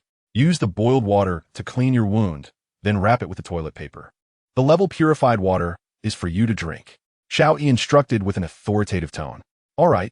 Jiang Yuntian understood that only by surviving could he ensure his child's survival and repay Xiao Yi for saving both their lives. Seeing Jiang Yuntian following his instructions, Xiao Yi pondered for a moment and said, perhaps this is what the island monument hinted at regarding the trial upgrade. Jiang Yuntian nodded in agreement. It should be. Last week, there was only 1 marine creature near the supply boxes, which was manageable. Now there are 2, and they are exceptionally fierce. It will likely become very difficult to dive for supply boxes in the future. As he spoke, Jiang Yuntian could not help but feel a sense of regret. However, Xiao Yi found it somewhat absurd. 1 marine creature is manageable? Really now? Many have considered diving for supply boxes, and it was mentioned in the chat group from the start. But how many would dare to fight marine creatures in the water? This method is likely only usable by a select few. Xiao Yi contemplated for a moment before suddenly asking, how are your rowing skills? Jiang Yuntian was taken aback for a moment before responding, I would say I'm quite proficient. It's a necessary skill for us mercenaries. In that case, I will lend you a small boat. Since it has my affiliated island monument on it, I cannot trade it. You may only use it for now, Xiao Yi stated. Small wooden boat, 7 days usage rights. Jiang Yuntian was utterly astonished at this trade. You have a boat? It's just a small boat. There's also a level sailboat. As you should know, that sailboat would be cumbersome for you to manage alone. Better to use this small wooden boat for now, Xiao Yi replied. Jiang Yuntian was left dumbfounded. Does that mean the level sailboat I traded you before has also been constructed? Indeed, Xiao Yi affirmed. Having a small boat is one thing, but a large ship has been built. We are here to survive. You seem to be on vacation. Jiang Yuntian shook his head and then agreed to the trade. And immediately a small wooden boat appeared on the surface of the sea beside his island. A child emerged from the wooden shed on the island, pointing excitedly at the boat, seemingly very curious. Seeing the child awake, Jiang Yuntian approached, lifting him up and saying, Jun, this is a boat. Uncle Xiao Yi lent it to us. With it, Daddy can gather more supplies. Jun pointed at the small boat and exclaimed, Boat, Daddy will take you to row. Noticing Jun's keen interest in the boat, Jiang Yuntian said, but before we board, I need to craft 3 iron spears at the island monument. I previously caught 2 supply boxes with the fishing net, yielding 3 units of iron. We will definitely encounter marine creatures on the sea, so we must prepare basic weapons. Remember, once on the boat, do not lean over the side. Falling overboard is very dangerous. Jiang Yuntian instructed. Yun nodded earnestly. Jiang Yuntian felt that Jun had changed significantly recently, able to comprehend his words accurately, and his physical and mental state appeared excellent. This was likely due to the level purified water provided by Xiao Yi. After Xiao Yi traded the wooden boat to Jiang Yintian, he stepped out of the apartment and arrived at the edge of the island, where 7 resource boxes were neatly arranged. It seemed today had been quite fruitful. He opened them all. The resources obtained included 2 foundation stones, 3 iron and wood, 2 copper and 1 stone, 1 foundation stone and 4 plastic, 1 magnet and 10 wood.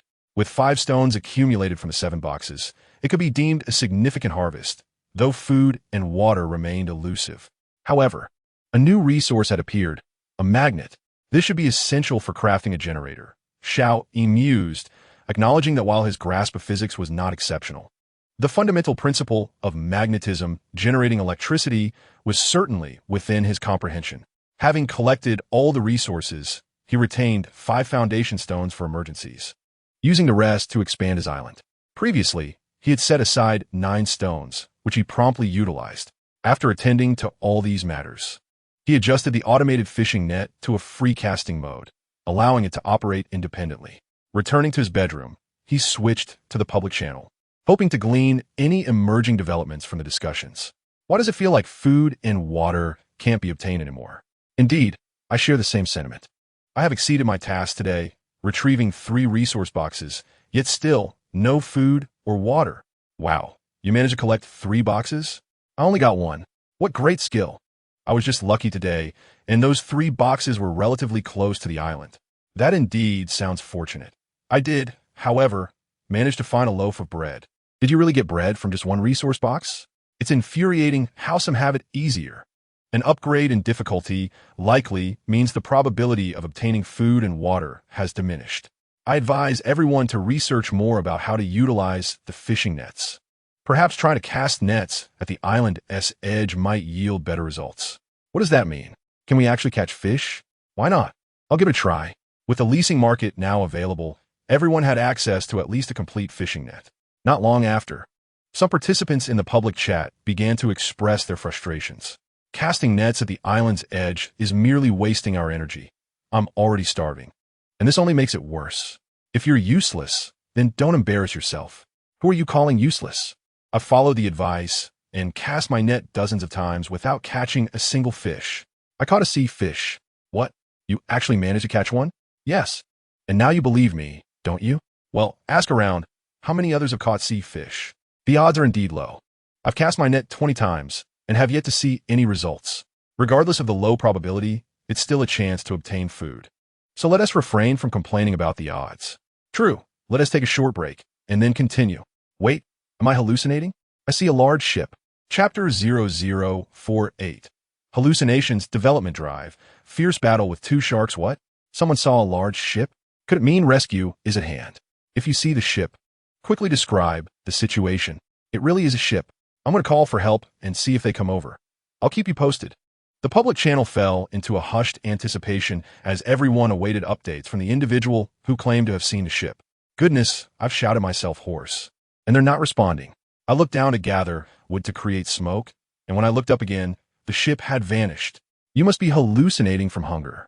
Indeed, where would a large ship come from? Just endless ocean. I just ate a loaf of bread. You think I'm hallucinating from hunger? Believe it or not. No one is forcing you to. Despite the skepticism surrounding the sighting of the ship, Xiao Yi believed the account, recalling that someone had indeed arrived at his island by boat. Has someone actually built a large ship and set sail? He pondered, realizing that their progress was surpassing his. If a large ship is truly encountered, even with a trusty dog, one person alone would stand no chance against a multitude. Clearly, a large vessel could not be navigated by a single individual. Resolute, Xiao Yi began to prepare the sea fish he had caught, retaining 20 for emergencies and using the rest to procure basic resources. He set the prices according to the current market rates, opting not to raise them, as he intended for a long-term acquisition strategy, indifferent to daily transaction volumes. Just moments ago, they had been lamenting the difficulty of fishing for sea fish, and now he noticed someone in the trading hall exchanging sea fish for resources. Really? Let me check it out. Indeed, there was someone, a remarkable individual, managing to exchange a significant amount of sea fish for nearly all basic resources. Everyone, don't trade. Remember the incident with the metal sheets? Right? If someone is aggressively acquiring resources, there's bound to be an underlying issue. Come on, use your brains. Previously, it was just a single resource being acquired. And I could still believe that. But now look at how this person is covering nearly all basic resources. Are you suggesting that there will be no resources left in the future? Moreover, the resources being acquired include wood and stone, which refresh daily on 1S Island. And it's not just one or two. 1. The person above must not be thinking rationally. I've only refreshed one tree and one stone. Where are the extras? That only indicates your lack of resourcefulness. Is your island 4 square meters, or has it shrunk to 3? Even a slightly larger island yields more than 1. My 9 square meter island produced 2 trees and 1 stone today. Is that the implication of the island stone's hint that larger islands yield greater rewards? Most likely. Then what are we waiting for? Let us hurry and gather resource boxes and expand our islands. As evening approached, the resource boxes had drifted far away. Catching some sea fish seemed more reliable. However, the odds of catching sea fish were exceedingly low, and my arms are growing sore. Let's take a break before continuing. Otherwise, we'll go hungry, or we could try to seize the fish meat that the experts release daily. Everyone was manually casting nets, and, after several attempts, they were utterly exhausted, needing a rest. Over time, improper casting could further diminish the chance of capturing sea fish. Unlike Xiao Yi, whose fully automated fishing net required no manual effort and operated seamlessly, casting nets with precision every time. Observing the public channel's chatter, Su Wan and her companions realized that Xiao Yi must be casting his net daily. Otherwise, how would he have accumulated so much sea fish? Xiao Yi works too hard. Su Wan expressed with concern, I must also strive to improve. Previously, she had indeed tried to catch sea fish, but had caught none. Known by Hong also began to attempt fishing. Meanwhile, Jiang Yintian was in a small boat, paddling toward the resource box that had previously caused his injury. As he neared the box, he was surprised to see the 2 injured sharks still lingering, contrary to his expectations. Typically, marine creatures that he injured would vacate the vicinity of resource boxes. Jiang Yintian furrowed his brow, gripping his iron spear tightly, declaring, since you refuse to leave, then stay. Sensing the approach of humans, the 2 sharks immediately surged towards the small boat. Perfect, Jiang Yintian exclaimed, gripping the iron spear tightly and plunging it into the sea.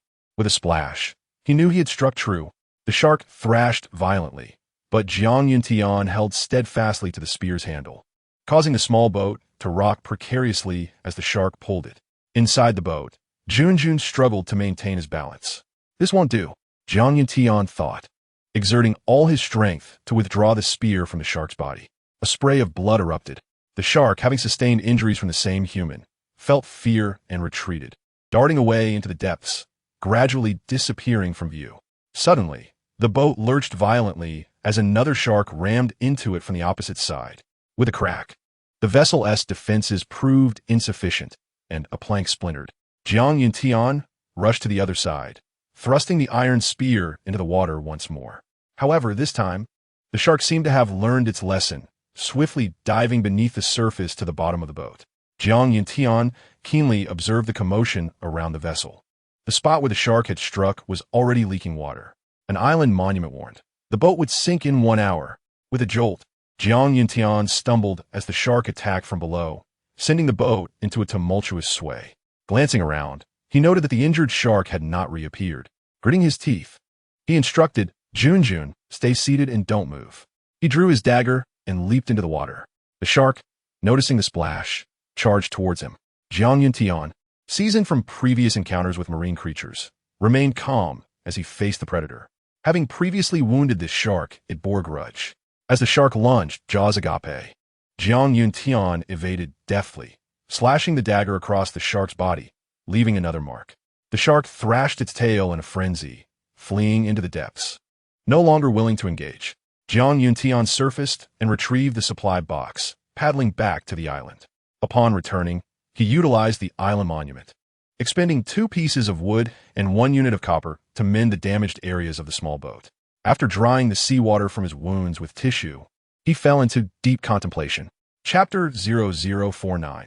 The Manual Stone Mill, Double Joys and Troubles reflecting on the earlier battle with the shark.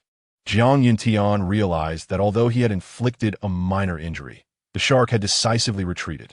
Was this a rule of sorts? In the first week, would any injury cause marine life to flee, while in the subsequent week, it It would require 2 injuries to do so. Furrowing his brow, he pondered. But the true answer could only be revealed through ongoing observation. Shaking his head, he opened the supply box to discover 3 foundation stones, a bottle of water, a bag of bread, and a blueprint. Manual stone mill manufacturing blueprint. Immediately, he traded the blueprint with Xiao Yi, offering soil as well, deeming it unnecessary to retain.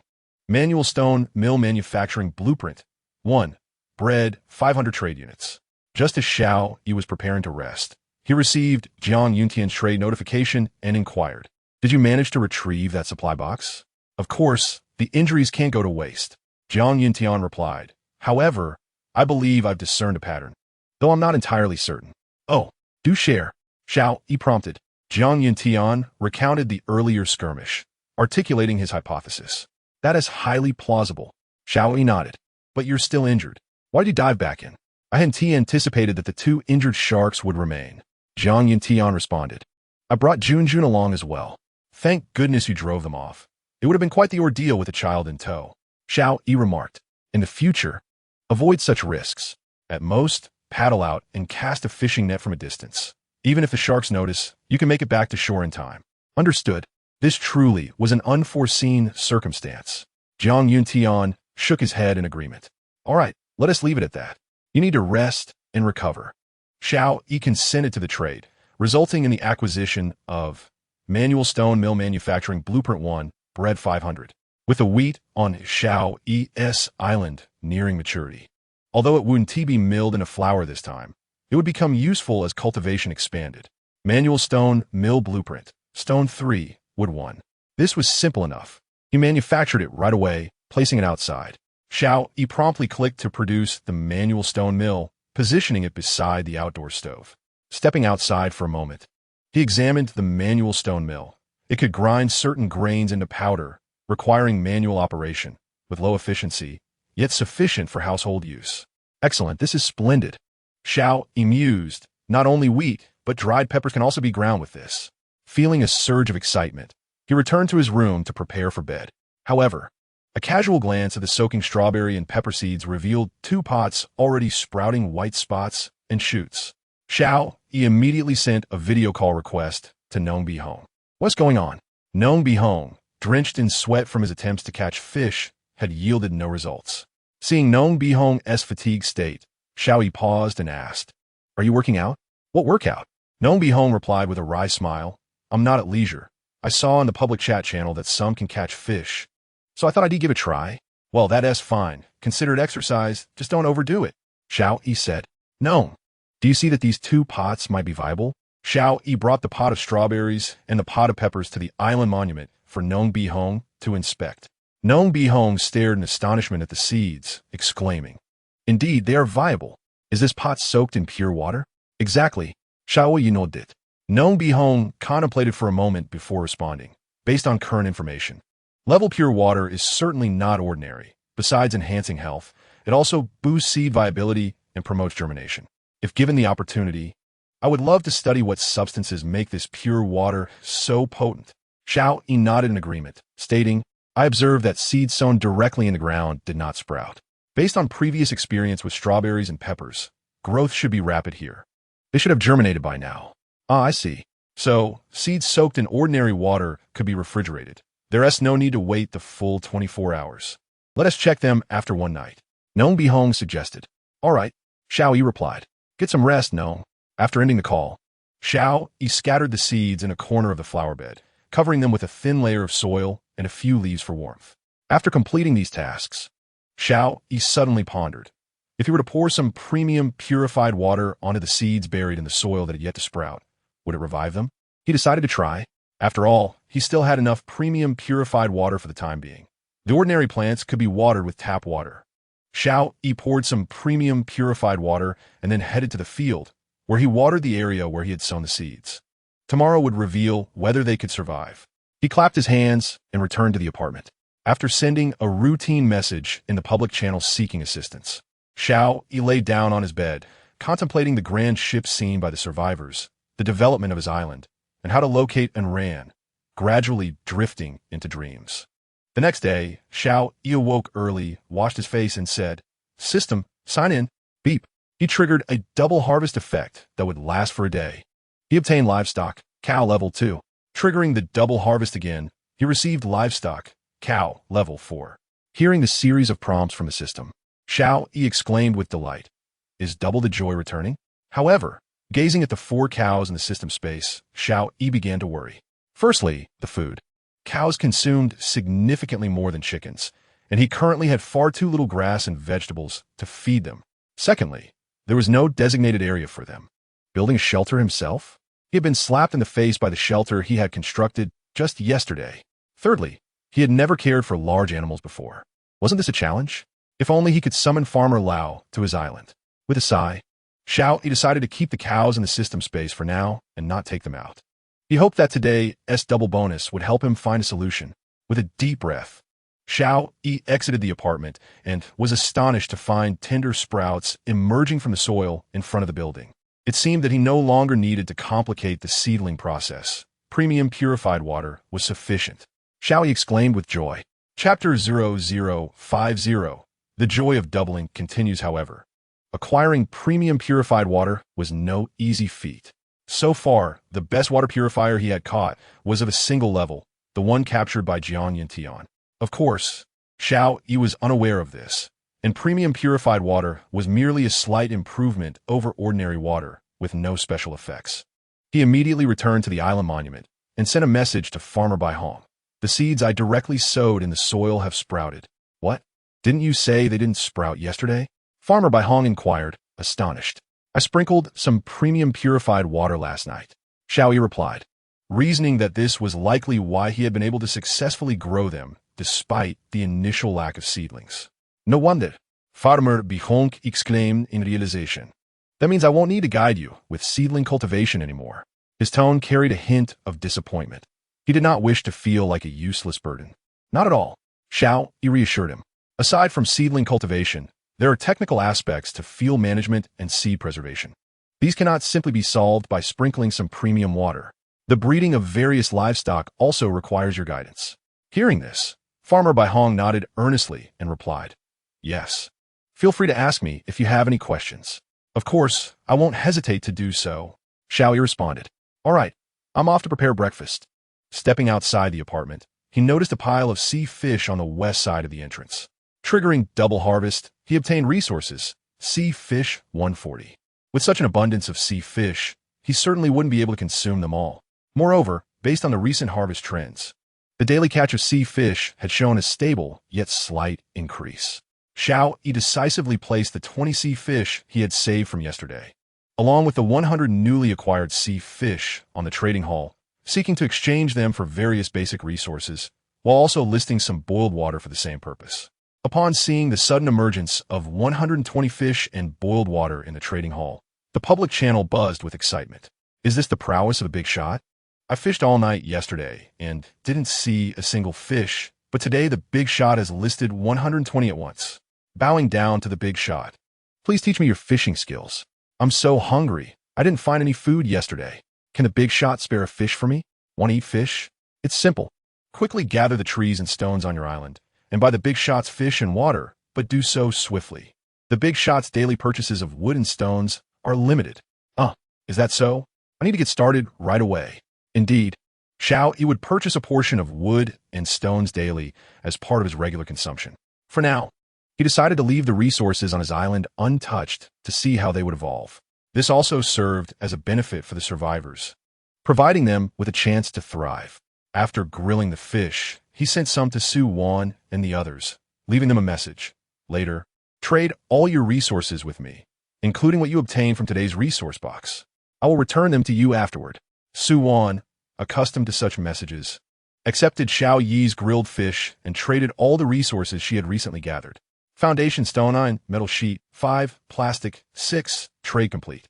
Seeing that Su Wan still had 9 foundation stones, Xiao Yi realized she had not utilized the resources obtained from the boxes recently. Trade accepted, triggering double harvest. He obtained foundation stone 18, metal sheet 10, plastic 12. Then, Xiao Yi returned all the items sent by Su Wan, but she did not agree to the trade.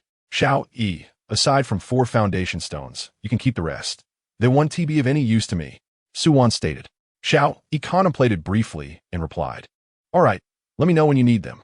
Saying this, he canceled the previous trade and only exchanged back 4 foundation stones.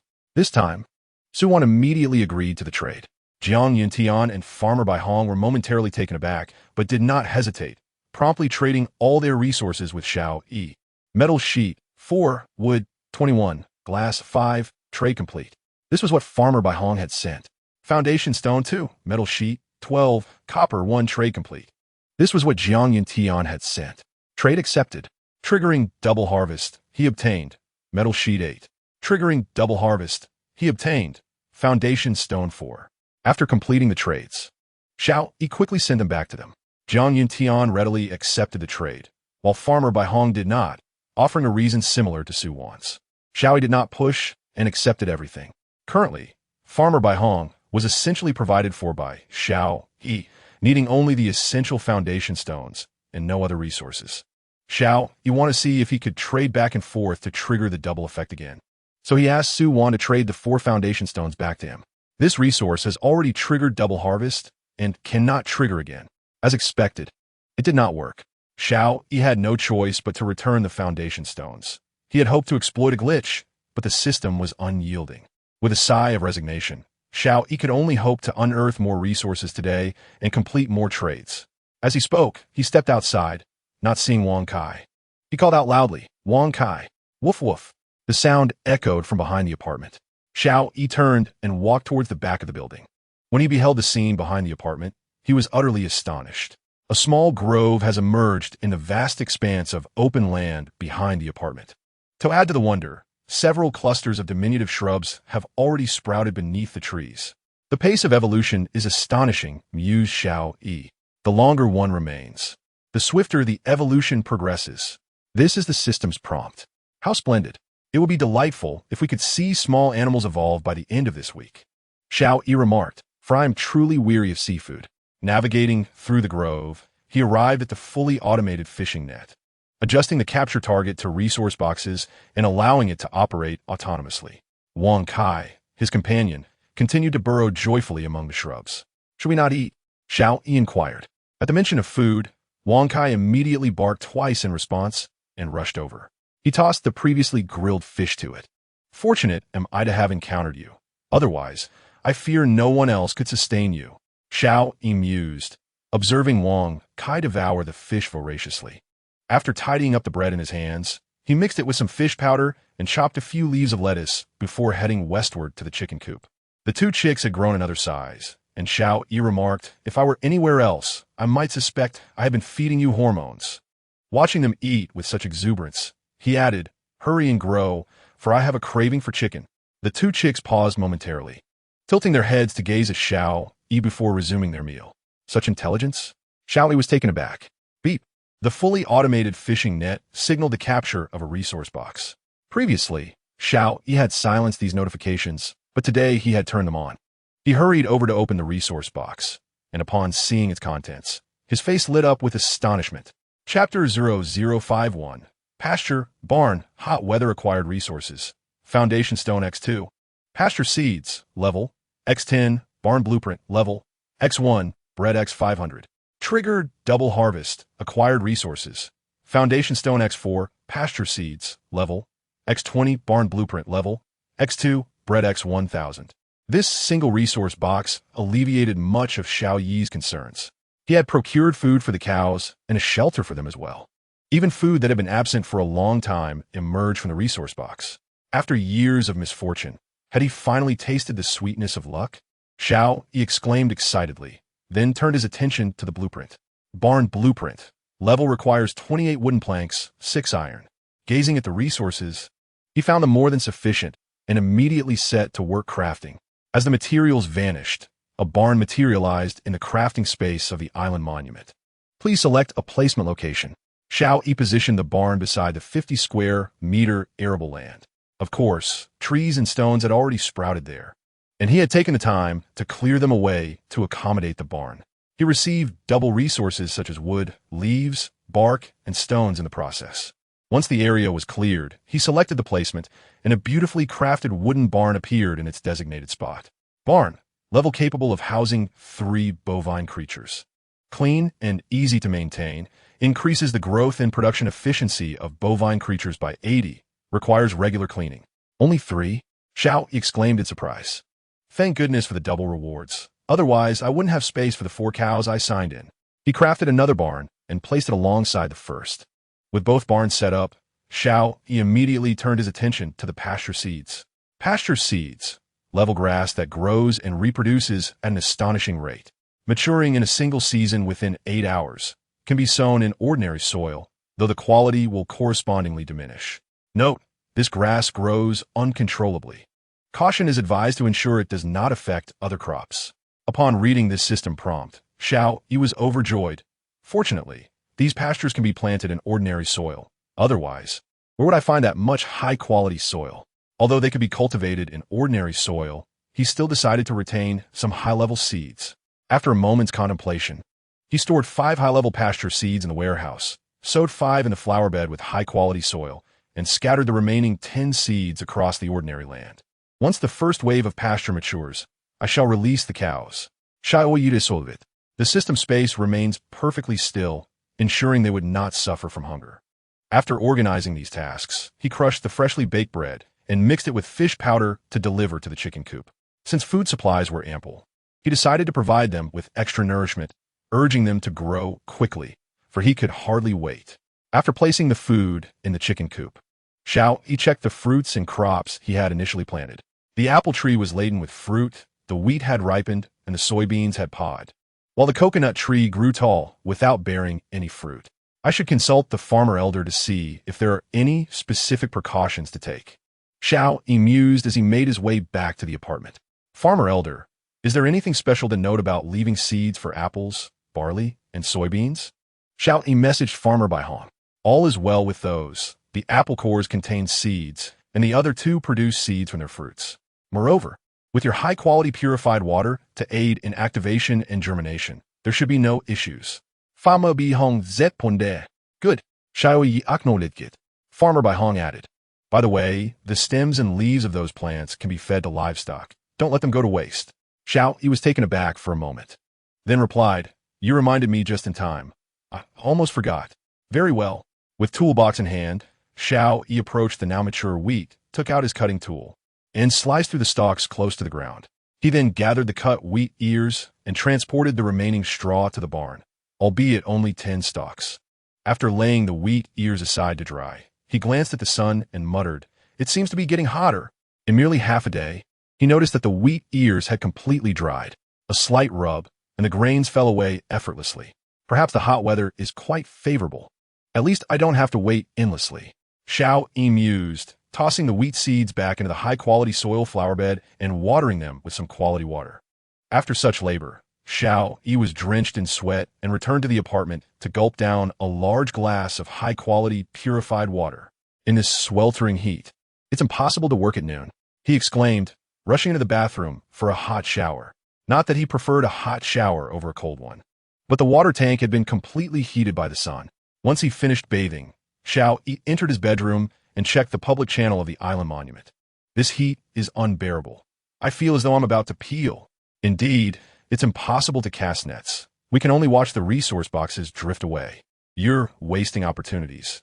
If it were me, I'd brave the sun to retrieve the resource boxes. Stop talking nonsense. If you worked outside for half an hour in this sun, you'd definitely dehydrate. I used to carry bricks under the scorching sun and never dehydrated. Can this place even compare to a construction site? I'd rather carry bricks there. At least I'd have water and food. Let me offer a word of advice. Don't overexert yourself. Heat stroke can be fatal here. Observing the discussions, Xiao Yi realized that this extreme heat was not localized, but rather a widespread phenomenon. Perhaps it was part of the trials of upgrading. Xiao Yi pondered as he sent another message to Su Wan and the others. Take care to avoid heat stroke. Drink plenty of water. I have added a pinch of salt to my water. The transaction was seamless, and the 3 participants promptly agreed. Fortunately, you had salt on hand. Otherwise, with the amount of perspiration I'm losing, it could have been rather perilous. Jiang Yuntian remarked. Xiao Yi responded, I suspect this is part of the test for upgrading. Everyone, be mindful. During the midday hours, refrain from movement. Simply rest within your tents or wooden shelters. Understood. The trio replied in unison. Xiao Yi reclined on his bed, gazing through the floor-to-ceiling window at the lush greenery beyond. He felt that the temperature on his island was not as oppressive as he had expected. Drowsily, he drifted into slumber, and when he awoke again, it was already 4 in the afternoon. At this juncture, all survivors were finally permitted to mobilize. Xiao Yi glanced at the public channel, which was rife with cries for help. I'm on the verge of death. Can someone lend me some water? I'll trade a metal shard for it. No, I'm completely exhausted and feel nauseous. Can someone assist me? I possess a foundation stone. I require water, plenty of it. If there is salt water, even better. I'm urgently awaiting a response. Chapter 0052. The area expands dramatically, artificial interference, in evolution observing the collective needs of the crowd. Xiao Yi thought to himself, what an opportune moment. He immediately began listing items in the trading hall. Salt water, 50 for trade, foundation stone, 2, or metal shard, 5. Given that salt water had become a life-saving commodity, Xiao Yi set a significantly higher price than before. As soon as this transaction was posted, the public channel erupted with excitement. Someone actually has salt water. Where did they acquire it? At that moment, no one was concerned about its source. The urgency to trade was paramount. But I don't have any foundation stones. If I offer one, my island will immediately expand. Then I'll use metal shards. I don't have metal shards either. Then you shall watch helplessly. Please, great one, grant me some salt water, and I'll offer you 100 units of wood along with 100 units of stone. Huh, do you think a great one would be swayed by such trifles? Fortunately, I saved some foundation stones for emergencies. I still have 2 units of metal shards. Great one. Could we trade? The term scatter trade meant exchanging 2 units of metal shards for 20 units of salt water, according to Xiao Yi's listing. Upon seeing this request, Xiao Yi promptly adjusted the trading settings to facilitate the exchange. Thank you, great one. At last, I have procured some salt water. The individual immediately executed the trade. Xiao Yi observed as transactions for salt water continually occurred in the trading hall, realizing that many still possessed reserve foundation stones. The previous acquisition of metal shards had nearly depleted everyone's supply. Thus, most trades were conducted with foundation stones, and while a few metal shards remained, they were scarce. The island monument's notifications clearly stated that only 1 foundation stone would submerge weekly. The notion that a larger island yields greater rewards remained uncertain. Although many would still expand their islands, they also retained some resources. Those who had survived until now were exceedingly cautious, always keeping some reserves. The 50 units of saltwater Xiao Yi listed were snatched up within a minute. It appeared the market had yet to saturate, he thought, continuing to list another 50 units.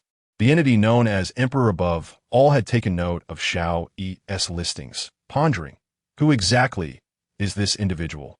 And how does he always manage to procure items that everyone desperately needs? Even Emperor Above all himself exchanged for a set. For the sweltering heat made it imperative to replenish salt water promptly. For the remainder of the time, Xiao Yi diligently boiled water, adding a small amount of sea salt to create salt water, then listed it for sale. Until the final batch of 50 units, he waited 10 minutes without any sales, indicating that market demand had largely diminished. He examined the resources acquired through trade. 1,000 foundation stones, 250 metal shards.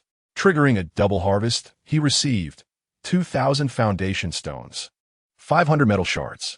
Delight surged through Xiao Yi as the fatigue from boiling water evaporated in an instant. This was the correct approach to unlocking the double effect. All resources would be utilized to expand the island. Please select the expansion area. Maintaining his previous method, he opted for a square-shaped expansion outward. This ensured the island monument remained centrally located, thereby securing its safety. Having chosen the extension area, Xiao Yi confidently clicked confirm. A loud crash resonated from the back of the apartment, startling Xiao Yi, who exclaimed, "What is happening?"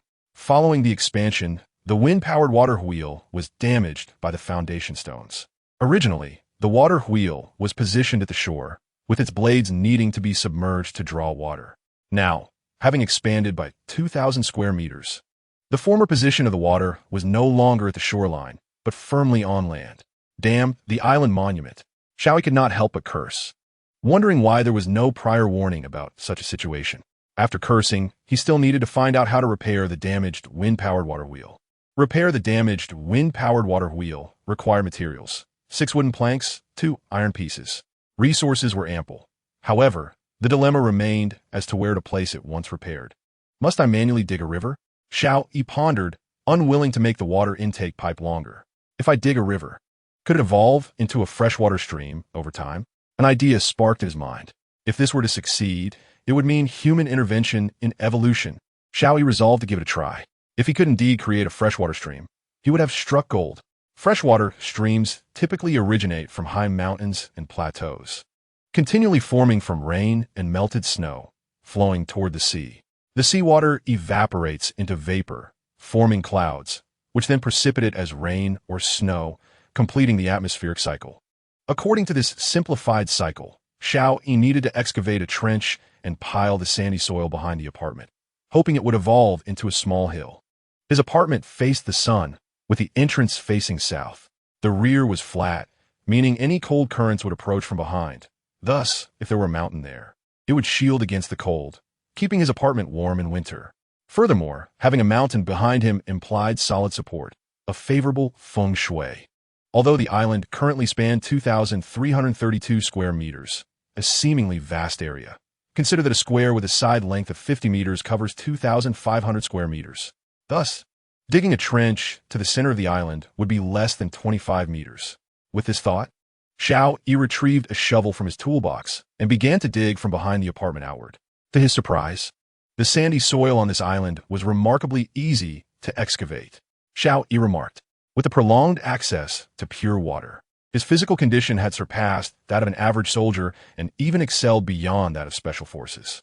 Coupled with effective tools, Xiao Yi wielded the shovel with agility, swiftly digging a trench 2 meters wide and 1 meter deep. All the excavated sand was piled behind the apartment, and to make it resemble a hill, he even transported several stones to stack at the base. Layer upon layer of stones and sand were meticulously piled. After thoroughly clearing the newly dug trench and piling the sand on the back of the apartment, Xiao Yi finally broke through the last layer of earth separating him from the sea.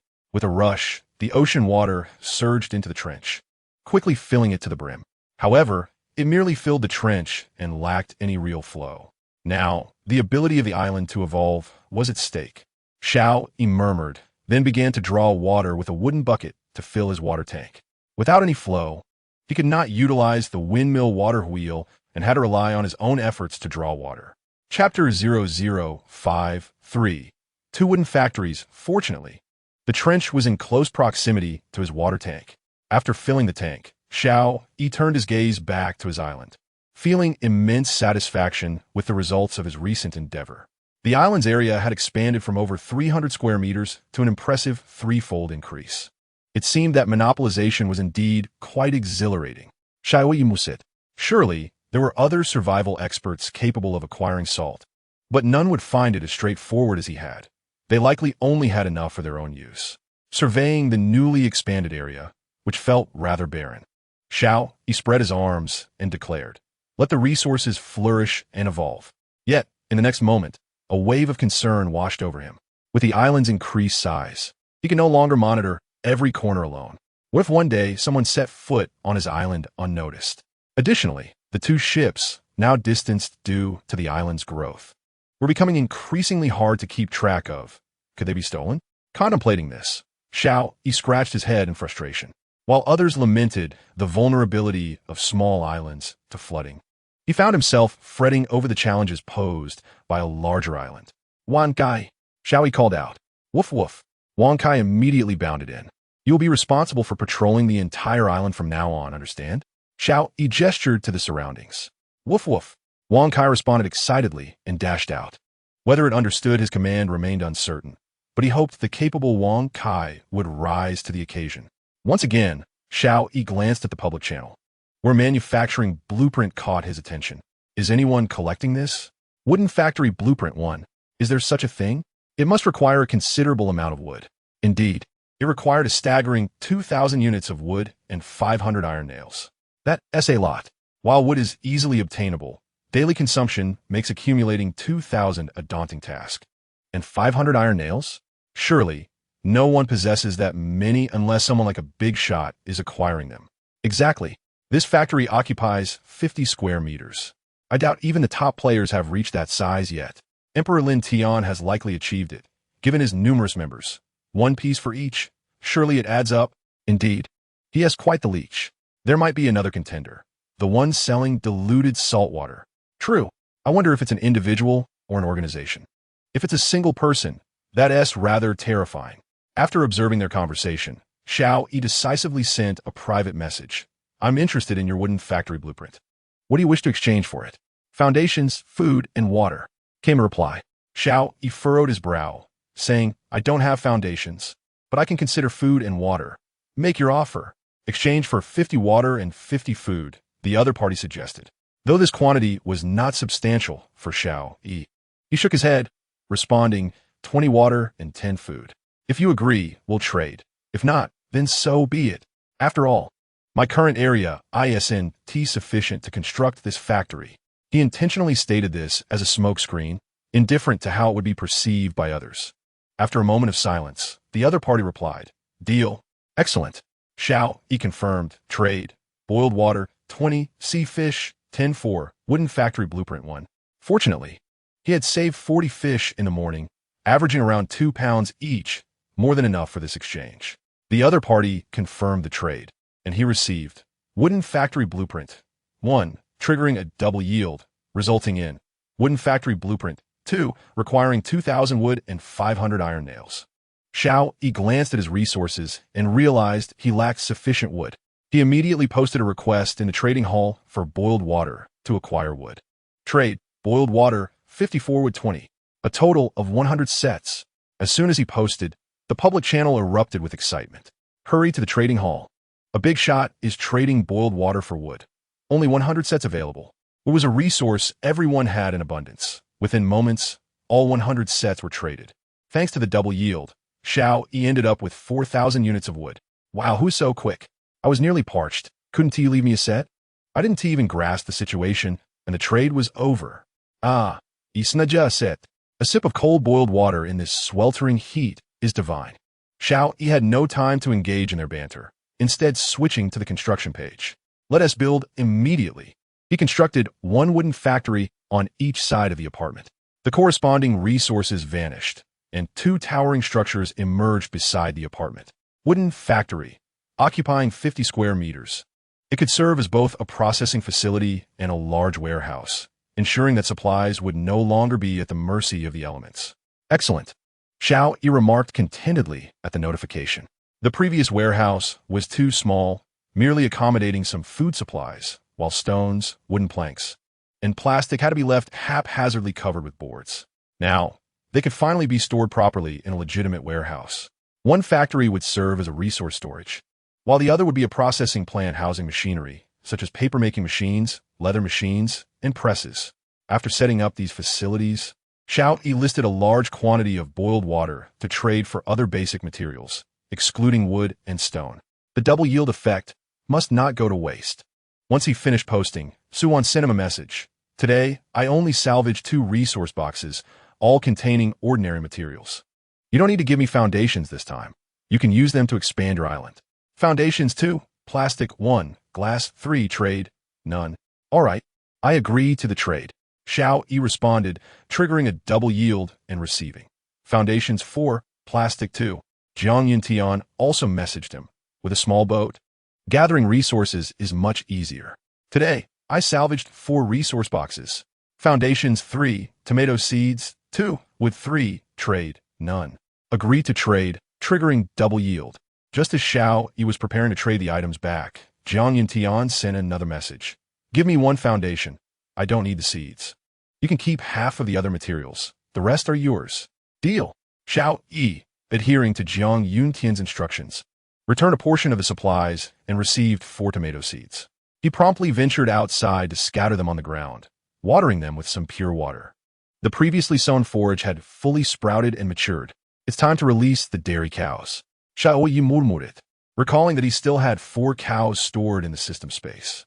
Almost forgetting about the cows while maximizing the benefit of the double yield. He immediately stepped outside to the fields, where the sown forage had completely matured. He harvested all of it, albeit a modest amount. and combined it with previously gathered wheat and bean straw, enough to sustain the cows for a while. Xiao placed the harvested forage into the cow shed before releasing the 4 dairy cows inside. Upon seeing the food in the trough, they eagerly approached and began to eat. A reminder from the system indicated that the cow's feed was not entirely of high quality, and the milk produced would correspond to the quality of their diet. If the cows were to consume low-grade forage for an extended period, their quality would decline. Hearing this, Xiao Yi inquired, "If I provide only a portion of high-grade forage daily, with the rest being below that standard, will the cow's quality decrease?" The system responded, "No, but the quality of the milk will drop." "That's good." Xiao Yi felt relieved. He was currently in a transitional phase, and once he obtained more high-grade soil, he could cultivate forage on a larger scale. For now, he merely needed to feed them some high-grade forage to maintain their quality. The milk's quality was a bonus. The system provided him with fully grown cows, 1 male and 1 female. As they were ready for milking, he decided to consult a specialist. Returning to the island monument, Xiao Yi prepared a message Nong Bi Hong, only to find that Nong Bi Hong had already sent a trading message. 2 stone, 2 magnet, 3 iron trade. Agree to the trade. Triggering double harvest, he received 4 stone. No need to trade back. I do not require these items. Xiao replied, "Nong Lao, could you tell me when the cows will start producing milk, and if there are any specific considerations for milking?" Nong Bi Hong, surprised that Xiao Yi managed to acquire cows, responded with the necessary information. He explained that, generally, the milking period for a cow lasts 10 months. If the cow is not bred again after giving birth, it can continue to produce milk. However, peak production lasts only 3 months, after which the yield gradually declines. Xiao Yi listened attentively, knowing he had to learn since no one could assist him in raising them. Before milking the cow, one must wash their hands thoroughly, ensuring fingernails are kept short. Then, using warm water, the cow should be cleaned, followed by gentle massage to check for inflammation or lumps in the udder before beginning to milk. The most common technique is the fist method, which Nong Bi Hong demonstrated while explaining. Xiao Yi took this information to heart, recognizing its importance. Finally, he noted that the teats should be bathed in medicinal water, but given current conditions, he felt that using high-grade pure water would suffice. "Understood. I will give it a try." Xiao Yi responded, crafting a small wooden bucket and heading to the cow shed to follow Nong Bi Hong's instructions. To his delight, he successfully extracted milk. The cows were exceptionally docile and produced a substantial quantity. In no time, he had filled half a bucket. Acquiring supplies, milk, grade 5, triggering double harvest, resulting in milk, grade 10. Knowing he was still in a state of double yield, he only extracted half a bucket, leaving a full one untouched.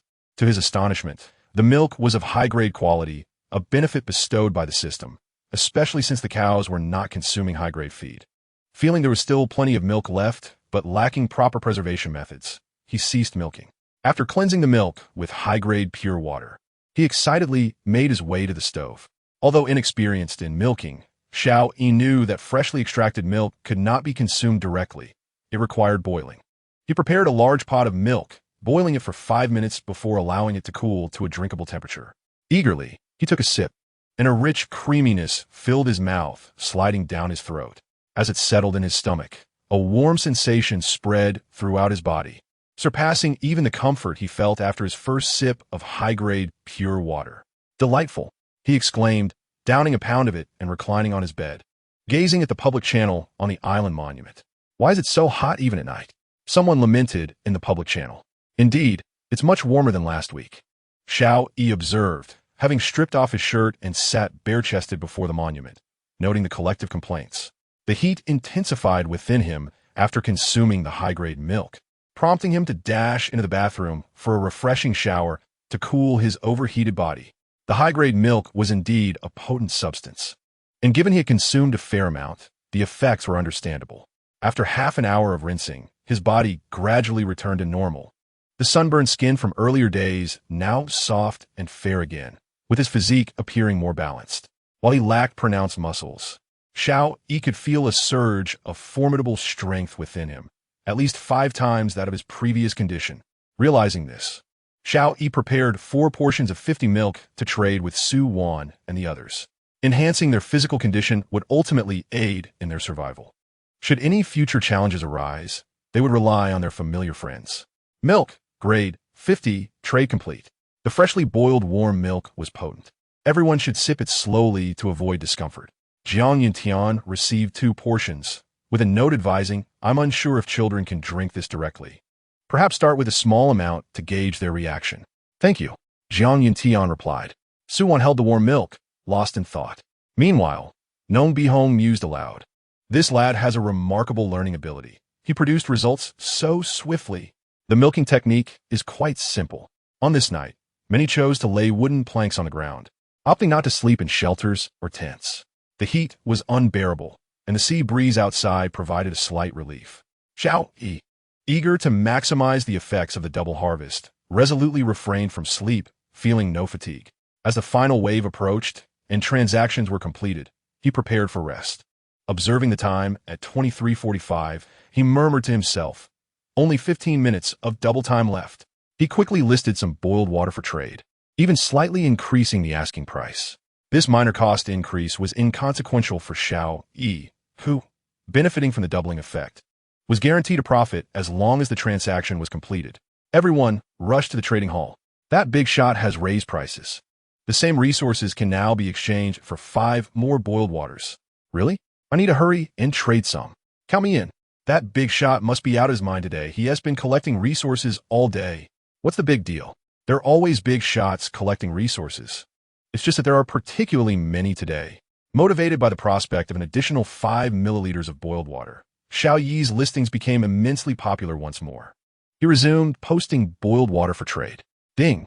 A private message pinged from someone in the private channel. Switching to the private chat, he saw a user with the username Xianyu Bensei had sent him a message.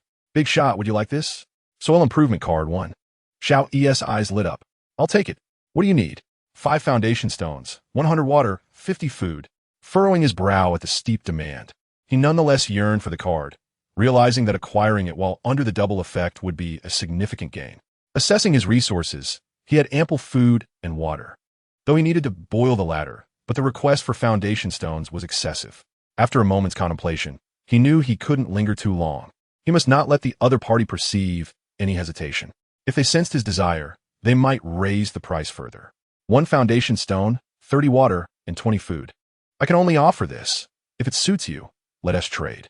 If not, then forget it, he replied, then observed the island monument interface. With just 3 minutes left, if the other party did not respond within that time, he would lose the chance to enjoy the double bonus. A minute passed with no reply, and Xiao Yi began to frown. Could it be that they truly understand the value of this card and are unwilling to trade? Regret washed over him as he lamented, wishing he had offered more resources. Just then, the other party responded. 1 foundation stone and increase water and food by 10. If that works for you, let us trade. Seeing the response, Xiao Yi exhaled with relief, feigning reluctance as he said, "Oh, I see. Fine, I'll take a small loss. Let us trade. Foundation stone 1, boiled water 40, sea fish 34, soil improvement card 1. The other party immediately agreed, seemingly eager not to give Xiao Yi a chance to reconsider, not realizing he had not anticipated such a favorable exchange. Uncertain of the card's actual utility, much like Xiao Yi had pointed out, the numerous restrictions and lack of market awareness had led them to demand such a high price. Acquired resources, soil improvement card 1. Triggered double harvest. Acquired resources, soil improvement card 2. Double effect dissipates. Xiao Yi clenched his fist in triumph, successfully completing the transaction just before the doubling effect faded. Finally, I can enjoy a good night's sleep. He lay contentedly on his cooling mat. The well-furnished apartment had seasonal bedding prepared. In a half-dream state, he was stirred awake by a rooster crowing. Rubbing his eyes, he grumbled, "Whose rooster is that? Can't anyone let me sleep?" Yet in the next moment, he was wide awake, leaping out of bed and rushing to the chicken coop. Inside, a vividly colored rooster strutted proudly, crowing loudly. Another hen clucked excitedly upon seeing Xiao Yi. "You're growing so fast. I'll get you some food." Xiao Yi exclaimed, recalling the farmer's advice about ensuring hens receive enough calcium during their laying period. "I'll give you some fishbone meal today."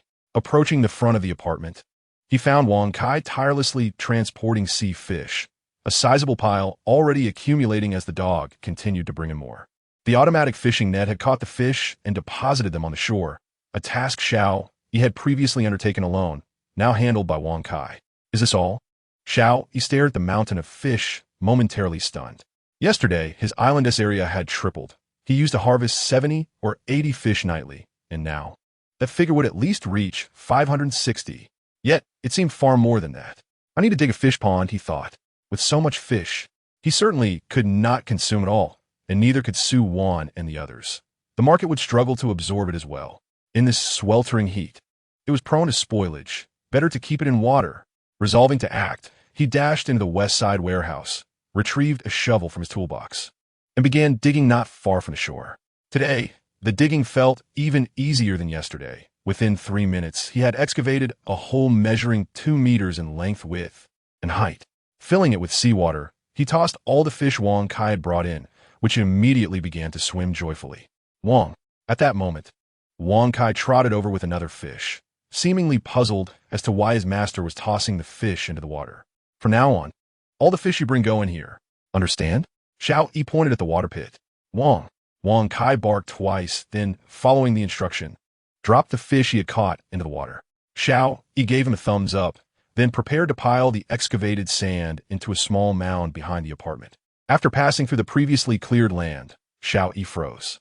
The entire area was now completely covered in thick grass. At that moment, he finally understood the system's warning about the grass's rapid growth. Note, this grass will grow wildly. Be cautious of its impact on other crops. With such grass-covered land, other plants had become unnecessary. Xiao Yi murmured, then continued towards the back of the apartment. Arriving behind the apartment, Xiao Yi was once again taken aback. Chapter 0056, Evolution occurring surprisingly fast. Before him stood a mound approximately 30 meters high, and he was certain he had not piled it that high yesterday. Moreover, green plants had even begun to sprout on this mound. Artificial intervention can indeed influence evolution. Xiao Yi felt a surge of excitement, promptly shoveling the transported sand onto the mound's peak. Standing atop, he gazed at the lush forest behind, its branches and leaves flourishing. Though elevated, he could not discern the specifics within the woods. The newly expanded area revealed scattered trees and stones. Xiao Yi merely took a quick look before descending. There were still many tasks to undertake today, starting with addressing that rampant grass. In the lower flower bed, the pasture grass has similarly claimed dominion over the ground. However, the root systems of the coconut trees and corn are more developed than that of the grass, which does not affect them. In fact, the grass in the vicinity of the coconut trees and corn appears to be somewhat unhealthy. Since it poses no threat, there is no need for concern. Let it be. All the pasture grass was harvested and thrown into the barn, after which I ventured onto the land to locate the previously sown seedlings of strawberries, peppers, potatoes, and tomatoes. The rampant growth of the grass has left those seedlings looking somewhat wilted, as if they were malnourished. I shook my head in resignation and cleared 100 square meters nearby, utilizing the soil improvement card acquired the previous night. Thus, I gained 2 additional plots of arable land. These 3 plots are separated by a distance of over 2 meters. To prevent the seeds of the pasture grass from being carried by the wind onto the other plots, I constructed an impermeable fence from wooden boards, enclosing the pasture area entirely. I then carefully transplanted those seedlings, along with the mature strawberries and peppers, into the new plots, watering them with pure water to ensure their survival. These plants nearly filled the latest 2 plots. After the transplantation, I cut down all the overgrown pasture grass and disposed of it in the barn, where the 4 cows feasted with delight, having gone hungry the previous night. Once these tasks were completed, I checked the time and realized it was only 8 o'clock. The rooster crowed rather early today. I shook my head and began preparing breakfast. While inspecting the pasture, I noticed that the corn in the flower bed had ripened. I plucked 2 ears of corn and tossed them into a pot to boil. I then went to my fishing pit and caught 10 fish, preparing them for grilling. Observing that I had only salt and chili powder as seasonings, I mused that it would be wonderful to have some additional spices, like cumin. If other survivors heard this, they would undoubtedly remark that I was being frivolous. Others would be content with what they had, while I, with my salt and chili, still desired more seasoning. Once the corn was boiled, I halved each ear and served them alongside the freshly grilled fish to Su Wan and the others. Grilled fish 15, boiled corn grade, 200, plain water, 500, no trade. Recently, the harvest of sea fish has been abundant. Anyone hungry should just speak up. There's more than enough to go around. After finishing the boiled corn, I asked them to save the cobs for me to feed the cows. Upon seeing the proposed trades and messages from me, the three were no longer astonished and readily agreed to the transactions. This was basic protocol, nothing to be amazed by. After completing the trade, Suwon took a bite of the boiled corn, savoring its sweet, soft texture. It was simply delicious. This reminded her of her breakfasts in the past, when she would buy a boiled ear of corn daily, though none had tasted as good as this. As she ate, tears streamed down her face, tears of happiness. Nong Bihong looked at the abundant breakfast before her and sighed. It's been ages since I last had corn. Then she remembered to remind Xiao Yi about the potatoes. According to the local growth cycle, the potatoes would soon enter their flowering period, which required special attention. Xiao Yi, your potatoes need extra care. If you see any flower buds, they will be entering the flowering stage, which requires a significant amount of nutrients. Be sure to top them early and remove the flower buds. When doing so, take care not to damage the main stem and leaves to prevent the plants from growing uncontrollably. The flowering stage is also when the potatoes swell. So keep an eye on watering. When flower buds appear, water them for the first time, then again after 10 days. No, according to the local time frame. It should be every 7 or 8 hours for a total of 3 waterings. Potatoes thrive in cooler climates, and it's been quite warm lately, so provide some shade. After offering her advice, Nong Bihong began her breakfast. Xiao Yi, reading Nong Bihong's message, felt a tinge of helplessness. I truly wish Nong Lao could come to my island. All right, I've noted it, Xiao Yi replied before stepping outside to check if the potatoes had sprouted any flower buds. Upon reaching the apartment entrance, he noticed that Wang Kai was notably absent. Where's Wang Kai? It usually appears right by the apartment door when it's time to eat. Wang Kai, Xiao Yi called out. Woof woof, came Wang Kai's voice from the nearby woods. Confused, Xiao Yi walked toward the sounds, and before long, Wang Kai emerged, proudly carrying a struggling wild rabbit in its mouth. Xiao Yi's eyes widened in surprise. Has the forest's wildlife already respawned? After killing the rabbit, Wang Kai dropped it at Xiao Yi's feet, wagging its tail in triumph. Xiao Yi patted its head, saying, well done. For lunch, we shall have roasted rabbit. Your breakfast is at the door. Go help yourself. Woof woof. Wang Kai dashed toward the apartment entrance, returning with the hefty 4-pound rabbit. Xiao Yi discovered that the potatoes had indeed begun to sprout flower buds. He promptly prepared the potatoes, watered them, and constructed a simple shelter to protect his crops from the scorching sun before starting to process the rabbit. It seems the evolution on this island is progressing faster than I had anticipated, Xiao Yi mused, contemplating the need to build a fence around the apartment to prevent wild animals from trampling the fields. After preparing the rabbit, he swiftly gathered his tools and retrieved wooden planks from the warehouse, beginning to erect a fence around his apartment, enclosing the fields, chicken coop, barn, flower bed, and even the water tank. In the process, Xiao Yi discovered that his stock of wood was somewhat insufficient, prompting him to trade sea fish for additional timber at the trading hall. Sea fish, 100 for trade, wood 200 note, can be traded in portions. Although Xiao Yi had more food than he could consume, most survivors were still relying on the food from their supply boxes to survive, making food a scarce commodity. This price was relatively low. Xiao Yi merely wished to gather sufficient resources as soon as possible, hence he did not set a high asking price. If only there were a double reward state. Xiao Yi sighed, watching the continuous transactions unfold. Suddenly, he remembered that he had not yet checked in for the day. System. Check-in. Chapter 0057. Small radar detector, still hot. Awakened early by the crowing rooster, I proceeded to process the sea fish, manage the pasture grass, transplant the strawberries and peppers, and water the potatoes, only to realize I had overlooked the crucial task of checking in. Upon successful check-in, I received a small radar detector grade. Small radar detector, grade capable of detecting detailed conditions within a radius of 32 kilometers. It will promptly alert and provide feedback on any movable targets detected, suggesting that the detection device be placed at a height for improved accuracy, with the receiving device located within 5 kilometers of the detector. Upon seeing this check-in reward, I exclaimed with joy, the system truly understands me. Now, I need not worry about outsiders landing on my island without my knowledge. Furthermore, with such an extensive detection range, being able to identify intruders from 32 kilometers away allows for ample preparation, significantly enhancing the island's security. Thank goodness I constructed a small hill. Otherwise, I would have had to place this device on my roof. Xiao Yi spoke as he retrieved the radar detector from the system space and made his way toward a small hillock near the house.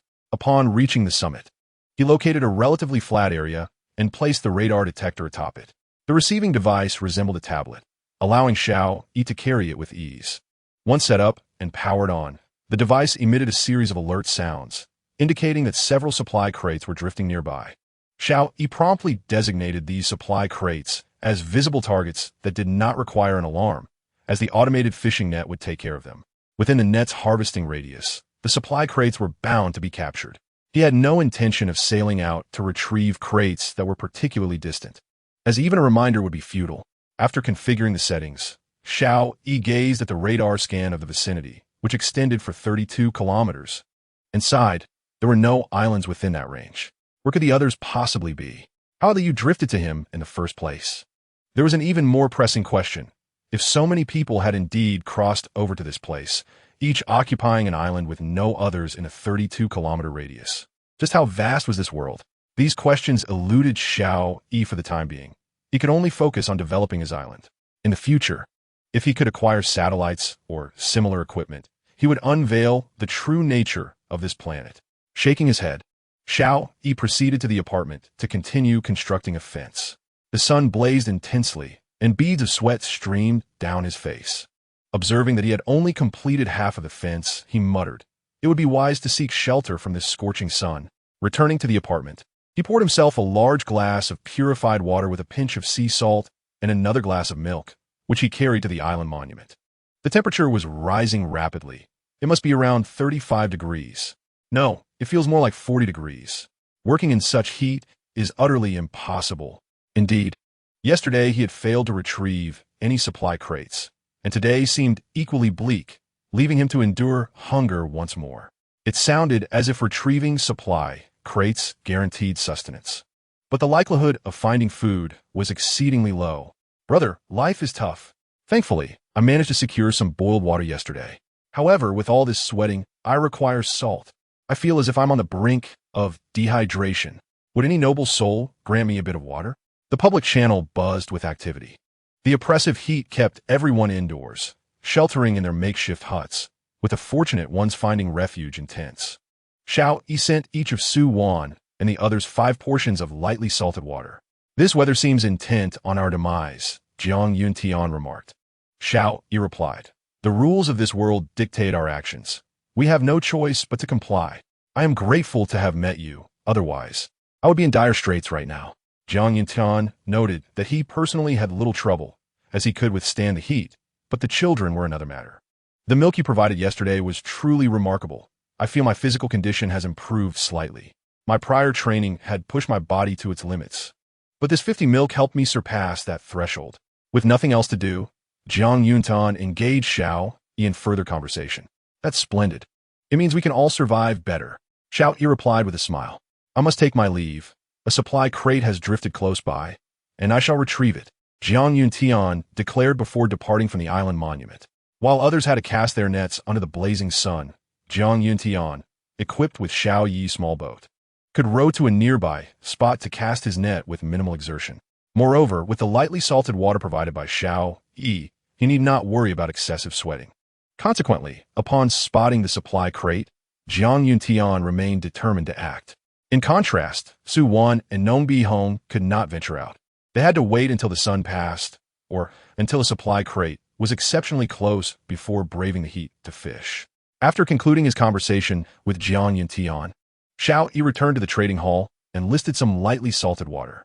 Lightly salted water, 50 trade, foundation stone, 2, or metal piece, 5, or rare materials. Note, for rare materials, please private message first to confirm the trading ratio. The noble one has listed lightly salted water again. This time, in addition to foundation stones and metal pieces, other rare materials can be exchanged. Rare materials? What are those? Quite simply, they are items that are currently uncommon, such as this magnet one. Indeed, it can be understood as materials with a very low probability of being found within supply crates. I only possess common materials. What should I do? I long to drink lightly salted water, then go fish for supply crates and pray for rare materials to appear. Brother, in this heat, I might perish from dehydration before I even retrieve a supply crate. You must be joking. That won't do. I suggest you lie down and rest. Do you mean that sleeping conserves energy, thus reducing thirst and heat? No, I mean sleep. Dreams encompass everything. Xiao Yi glanced at the public channel chatter, finding no valuable information. He sent a message, seeking and ran before donning a hat fashioned from leaves and branches and stepping outside. The heat was unbearable, and he needed to check on the crops he had planted. Although a simple wooden shelter provided some shade, the temperature remained extremely high, causing all the plants to appear somewhat wilted. To prevent them from withering, Xiao Yi watered the ground and provided each seedling with a bit of purified water. He spent roughly 20 minutes outside, emerging drenched as if he had just been pulled from the water. Hastily, Xiao Yi returned to the apartment, dashed into the bathroom for a shower, and took the opportunity to wash his clothes as well. Imagine not washing one's summer clothes for 3 days. They would likely reek for miles. After finishing, Xiao Yi emerged, his skin glowing, and slightly wrung out his clothes before hanging them outside. I really need to get a couple of spare outfits, he murmured. He possessed a loom, but he did not know how to use it. Even if he did, where would he obtain the silk thread necessary for weaving? Even if he managed to weave cloth, he had no knowledge of garment making. Alas, there are still many devices I need, and I lack manpower. Xiao Yi sighed in resignation. He could only make do with the clothes he had arrived in. Thankful that he was alone. After 5 minutes, Xiao Yi stepped outside and touched his clothes, discovering they had completely dried. Although he was alone and felt quite cool, being bare-chested brought a certain sense of embarrassment. It seems that the heat does have its advantages. Xiao Yi donned his clothes. At this moment, Wang Kai was not outside, but lying on the cool ceramic floor of the apartment, doing so to alleviate the heat, its tongue hanging out almost completely. With the small radar detector in hand, Xiao Yi no longer needed to send Wang Kai patrolling the entire island. He could keep it by his side for companionship. Xiao Yi checked the receiver of the detector and found that the automated fishing net had already captured 4 supply crates, all neatly arranged on the shore. According to radar detection, there should still be 4 supply crates that can be salvaged. With the automated fishing nets continuously at work, Xiao Yi need not worry too much about these matters. Alas, in such a vast expanse, devoid of other islands or people, it feels as though he is the sole inhabitant of this realm. Xiao Yi sighed. Previously, when Liu had stumbled upon his island, he had mused whether everyone's islands were not too far apart. However, he can now ascertain that, at the very least, the islands of others are quite distant from his own. Suddenly, the clucking of hens filled the air, and Xiao Yi's eyes brightened. Donning his leaf hat, he stepped outside. Upon reaching the chicken coop, he discovered that the hens were clucking due to laying eggs, having already produced 2. Excellent, Xiao Yi exclaimed, confident that he would soon enjoy fresh eggs. He left the 2 eggs undisturbed and returned to the island monument to consult Bai Hong. Old farmer, can all hen eggs hatch into chicks? Not all of them, Bai Hong replied promptly, as he had no work to do and was merely standing by the monument, observing the chatter in the public channel. Bai Hong then educated Xiao Yi on the conditions for hatching chicks. Whether an egg can hatch depends on whether it is fertilized. By placing the egg in a paper tube and viewing it under bright light, if a small black that is visible inside, it indicates a fertilized egg. Otherwise, it is not. Understood, Xiao Yi responded before proceeding to the paper-making machine to create some sturdy paper. Once again at the chicken coop, he assessed the 2 eggs and found both contained small black dots. Looking at the rooster beside him, he gave it a thumbs up, saying, "Impressive, a perfect score." The rooster, hearing Xiao Yi's praise, strutted about with even greater pride. Due to the sweltering heat, Xiao Yi added extra water to their feeding trough. "May they hatch successfully," he remarked before returning to his apartment. Bai Hong had mentioned that a hen can lay only 1 egg per day. But considering the time here differs from the previous world, approximately on a 1/30 scale, the hens here should produce around 30 eggs daily. At this rate, it would not be long before both coops were full. Throughout the day, the clucking of hens echoed incessantly. The apartment's soundproofing was adequate. Yet with the oppressive heat and the absence of electricity, he had to open all the windows, which completely negated any sound insulation, making it impossible to nap. How careless. I should have placed the chicken coop farther away. Next time I adjust the layout, I must ensure it is relocated. Xiao Yi muttered to himself. Glancing at the trading hall, he noted that his brine solution continued to sell, prompting him to replenish his stock. Over the past 2 days, he had acquired a substantial amount of basic supplies, filling one warehouse entirely and partially occupying another. Amidst the clucking of hens, Xiao Yi dozed off. Upon awakening, he found it was already 3:30 in the afternoon, and the sun outside had finally lost some of its intensity. He washed his face and stepped outside to continue the unfinished fencing from the morning. After an hour, he successfully enclosed the living area, farming zone, and the two warehouses with a fence. Although the fence was not particularly exquisite, it would at least prevent small animals from wandering in. Satisfied with his handiwork, Xiao Yi watched as Wonkai barked twice and effortlessly leaped into the fenced area. Then, panting, he seemed to say, "See, this fence is utterly useless." Xiao Yi rolled his eyes and replied, "It's not meant to keep you out. From now on, you're responsible for the safety of everything inside the fence. If anything goes wrong, you'll be held accountable." After wrapping up these tasks, Xiao Yi approached the apple tree. The apples were ripe. It seeing only a handful hanging from the branches made him question, is it possible for one apple tree to bear only 4 or 5 apples? There have been so many blossoms. With that thought, he sought advice from the old farmer again. The old farmer chuckled and replied, "It's quite simple. They lack pollinators. Relying solely on the wind, producing 4 or 5 apples is already commendable." Upon hearing this, Xiao Yi experienced a moment of clarity and then pondered how his corn had managed to grow without pollination. Corn is unique. Its male and female flowers are on the same plant, allowing for self-pollination as well as wind and insect-mediated pollination. Expertise is indeed invaluable. "I understand now," Xiao Yi responded, "so I will need to pollinate them myself in the future." Alas, what a troublesome task. Perhaps some bees or butterflies could spawn in the forest, making things much easier. Xiao Yi mused hopefully. Just as he was pondering this, a message appeared in the public channel, igniting excitement among everyone.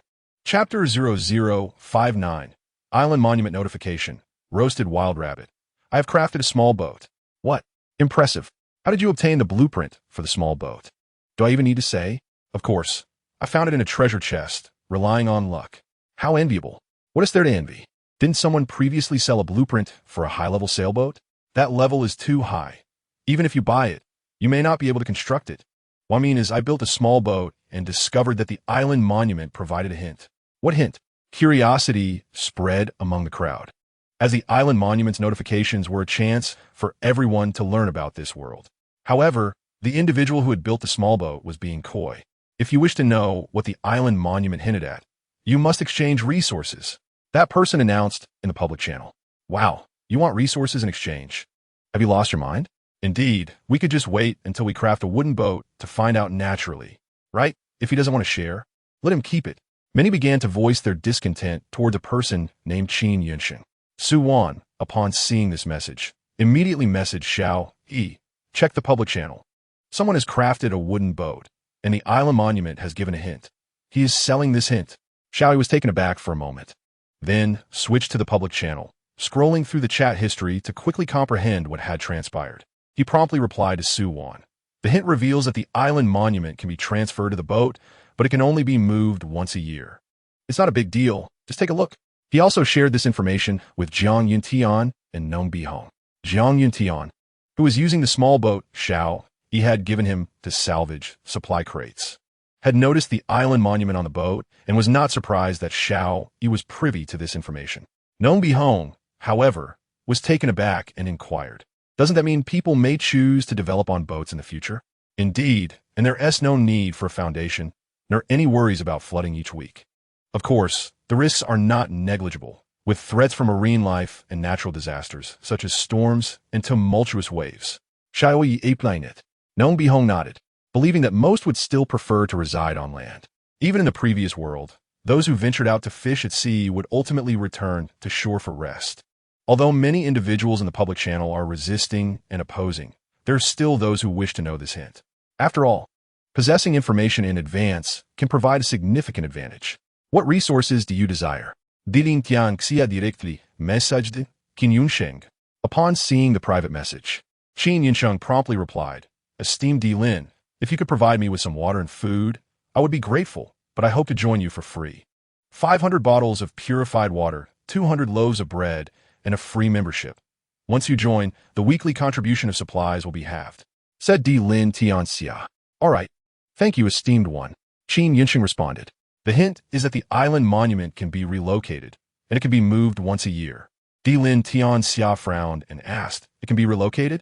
Does that mean if one opts to relocate, the cornerstone becomes entirely unnecessary?" "Indeed. I have decided to develop on the ship. By relocating the island monument, my small island will sink, returning some cornerstones," Qin Yinsheng explained. "Understood." Lin Tianxia proceeded with the trade and reminded Lin Qinglong of the unique nature of Qin Yinsheng's membership. "Hey, did you sell information?" Someone in the public channel inquired. "How could it possibly sell? Trading resources for uncertain information? That would be foolish." Upon reading this, Qin Yinsheng interjected, "Just now. Esteemed Lin exchanged this information with me. Are you suggesting that esteemed Lin is a fool?" "Huh?" Lin Tianxia made the exchange. "It appears this information holds some value. I must trade for it as well." The individual who had previously called others foolish hesitated to speak further, fearing the backlash from Lin's followers. "Everyone, if we had a boat, could we not locate other islands and develop together?" Yes. Being alone on an island is tedious. With another person, we could converse and engage in enjoyable activities. "Are you certain that the one who arrives on your island will be of the opposite gender?" "Who says it must be the opposite gender? Homosexuality is true love." The netizens demonstrated their remarkable ability to digress. Xiao Yi observed their conversation, shaking his head and muttering, "Developing together? In this world, the greatest likelihood is that one would kill you to seize your resources. After all, an additional person means more consumption, yet it does not guarantee greater rewards." With this thought, Xiao Yi rose from his apartment and continued to water the potatoes, the next watering scheduled for midnight. After watering, he harvested another batch of hay to deliver to the cattle shed.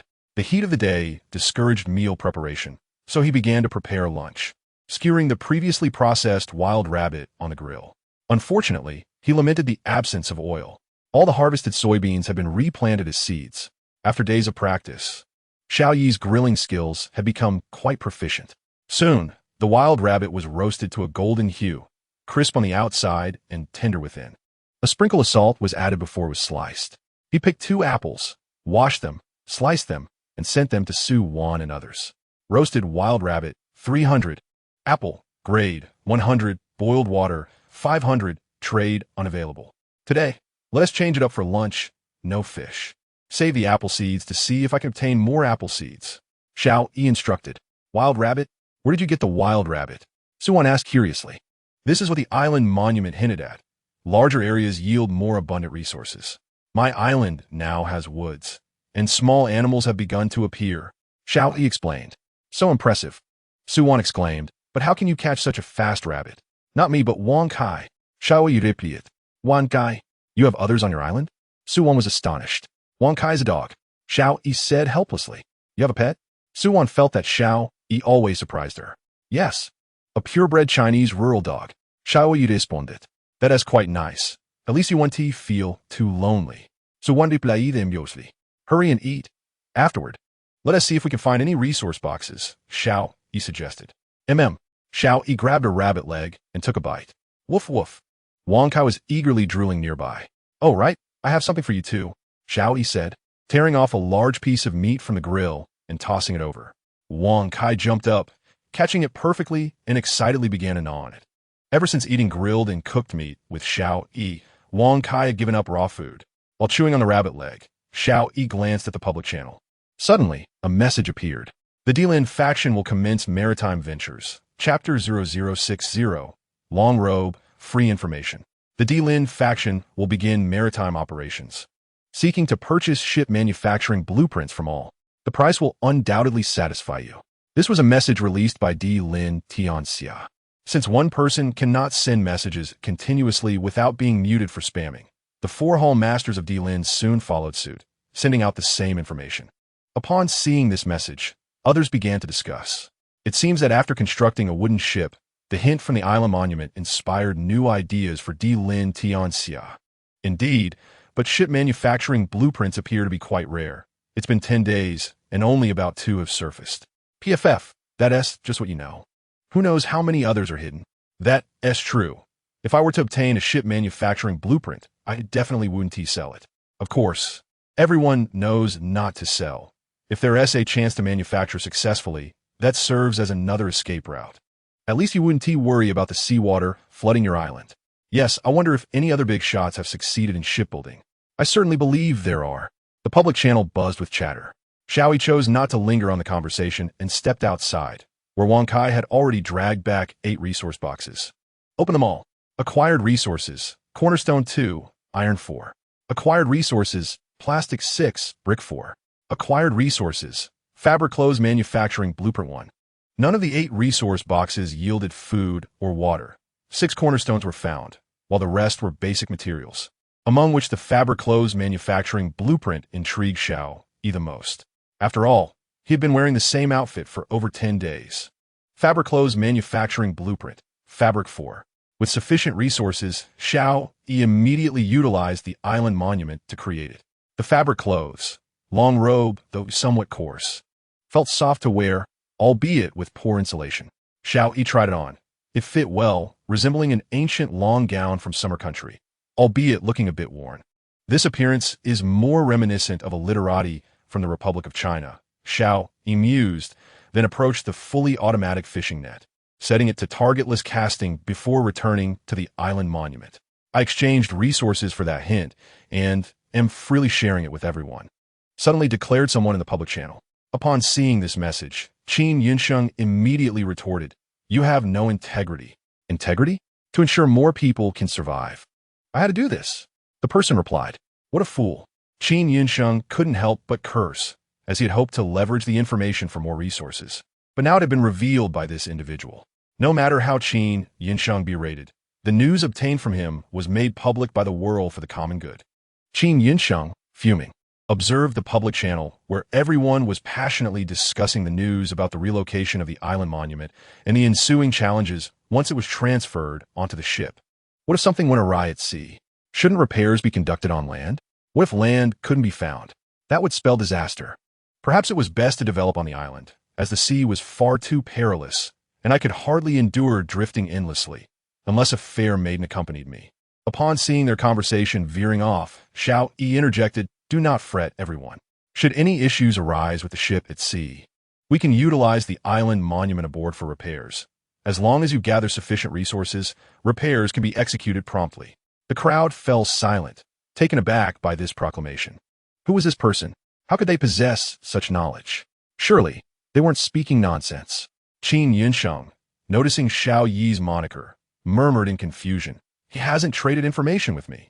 How does he know this? Is he perhaps a seasoned player who has already constructed a ship?" The world for the common good, upon reading Xiao Yi's statement, immediately exclaimed, "You, Qin Yinsheng, dared to hide information from me during our transaction. Why was I not informed of this?" Before Qin Yinsheng could respond, Emperor Lin Tian approached and inquired, "Are you aware of this information?" "I truly do not know. I just boarded the ship today and have yet to encounter any issues with the hull.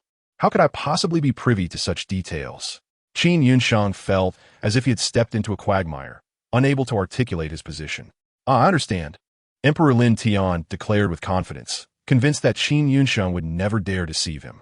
After replying to Emperor Lin Tian, Qin Yinsheng promptly stated on the public channel, "I have no knowledge of this information.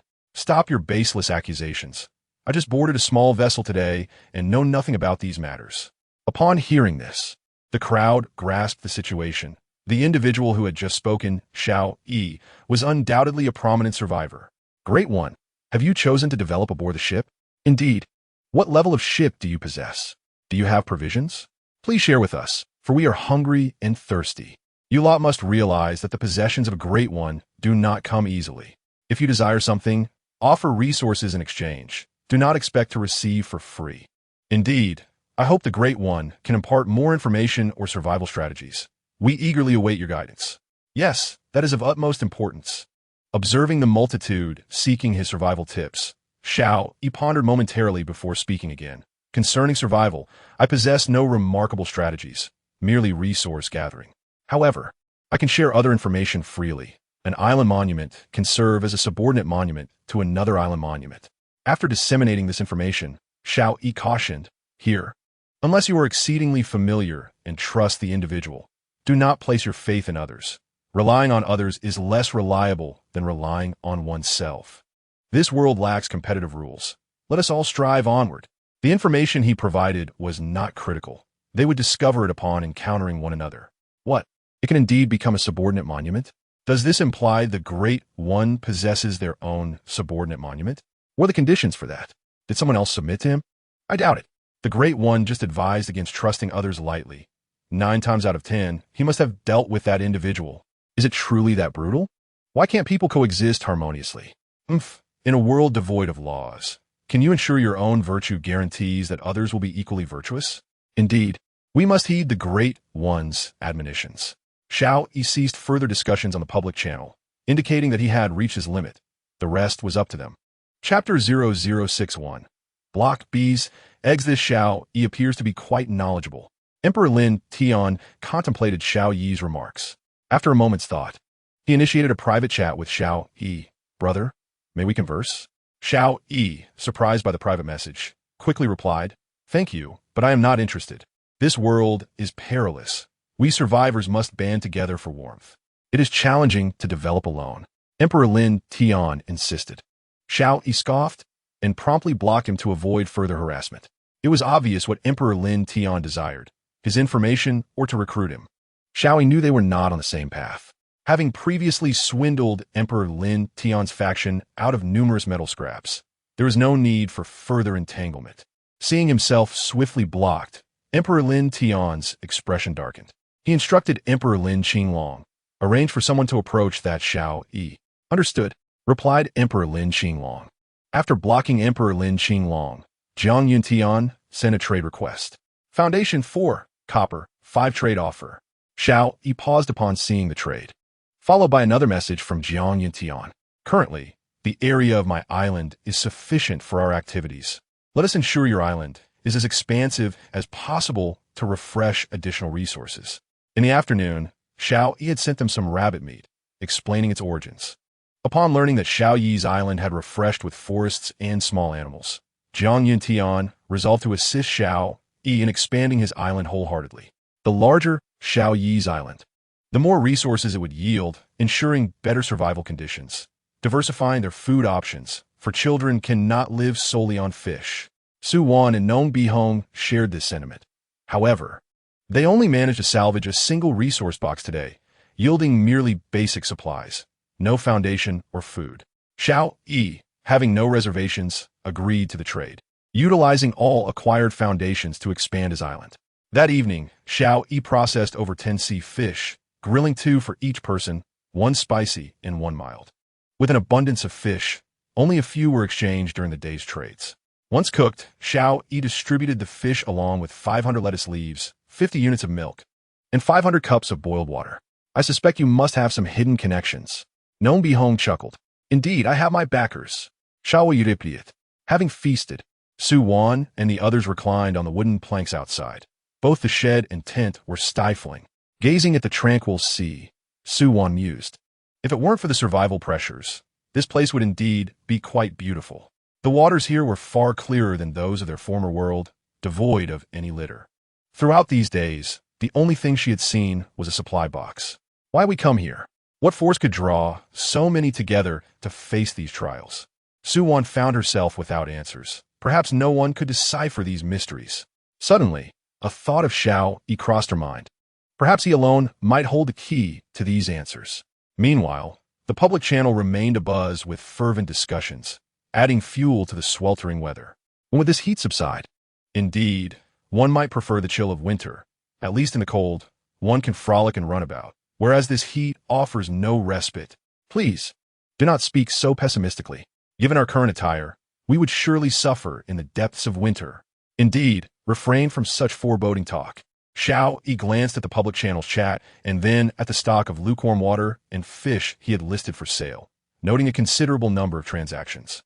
He decided to list another batch, recognizing he could not consume it all himself. Accompanied by the clucking of hens, Xiao Yi gradually drifted into slumber. Buzz, buzz, buzz. Xiao Yi waved his hand and muttered, when did mosquitoes arrive? Yet, no matter how much he waved, the incessant buzzing lingered in his ears.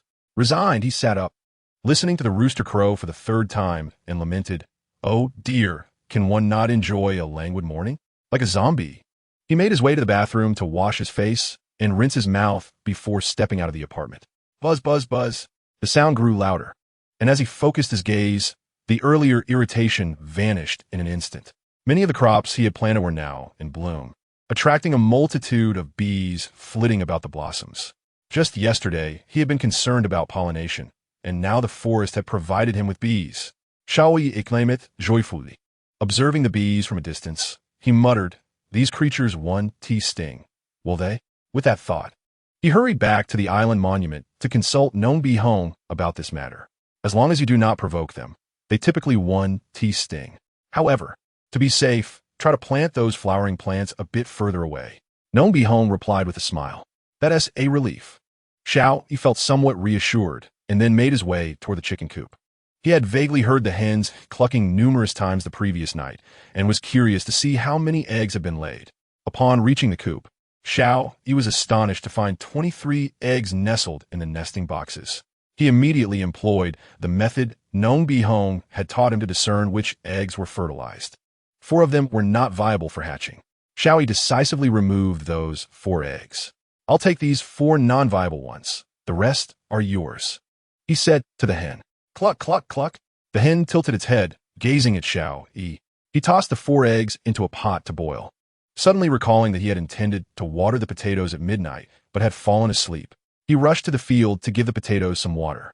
I hope this won't affect the harvest too adversely, Xiao Yi murmured, feeling overwhelmed by the multitude of tasks at hand. He shook his head and harvested the grass in the field, then proceeded to the flower bed of quality soil, collecting the grass there as well to bring to the barn. Returning to the flower bed, he harvested all the corn, leaving 1 ear for seed and planning to use the rest as food. Currently, only 1 flower bed contained quality soil, and he had no place to plant excess seeds. He felled all the corn stalks, using the leaves to feed the cows and burying the remainder in the ground. Back at the stove, Xiao Yi added 3 ears of corn to the pot. Let us try a different breakfast today. No fish, he mused. Corn, milk, eggs, and perhaps an apple should suffice. Chapter 0062. An abundance of sea fish, a lavish breakfast considering the modest labor required during the day. These provisions should be ample. Woof, woof. Outside, the sound of Wonkai barking suggested he had encountered some trouble. Turning down the stove's flame, Xiao Yi stepped outside. Upon reaching Wonkai's location, the scene before him left him exasperated. The deep pit he had dug specifically for storing sea fish was now brimming with them. With Wonkai's paws pressing down on 2 fish, the fish in the pit continued to leap out. Wonkai had no choice but to push the fish back into the pit, then dart to the other side to hold down the ones that had just jumped out and shove him back in. Seeing Xiao Yi approach, Wonkai barked at him. Woof, woof. Xiao Yi could only shake his head in resignation. While others struggled to catch fish, he faced an overflow of them with no place to store them. Others could not catch fish due to the limited area of the island, scarce marine resources, and the weariness from casting nets. Their yield was meager.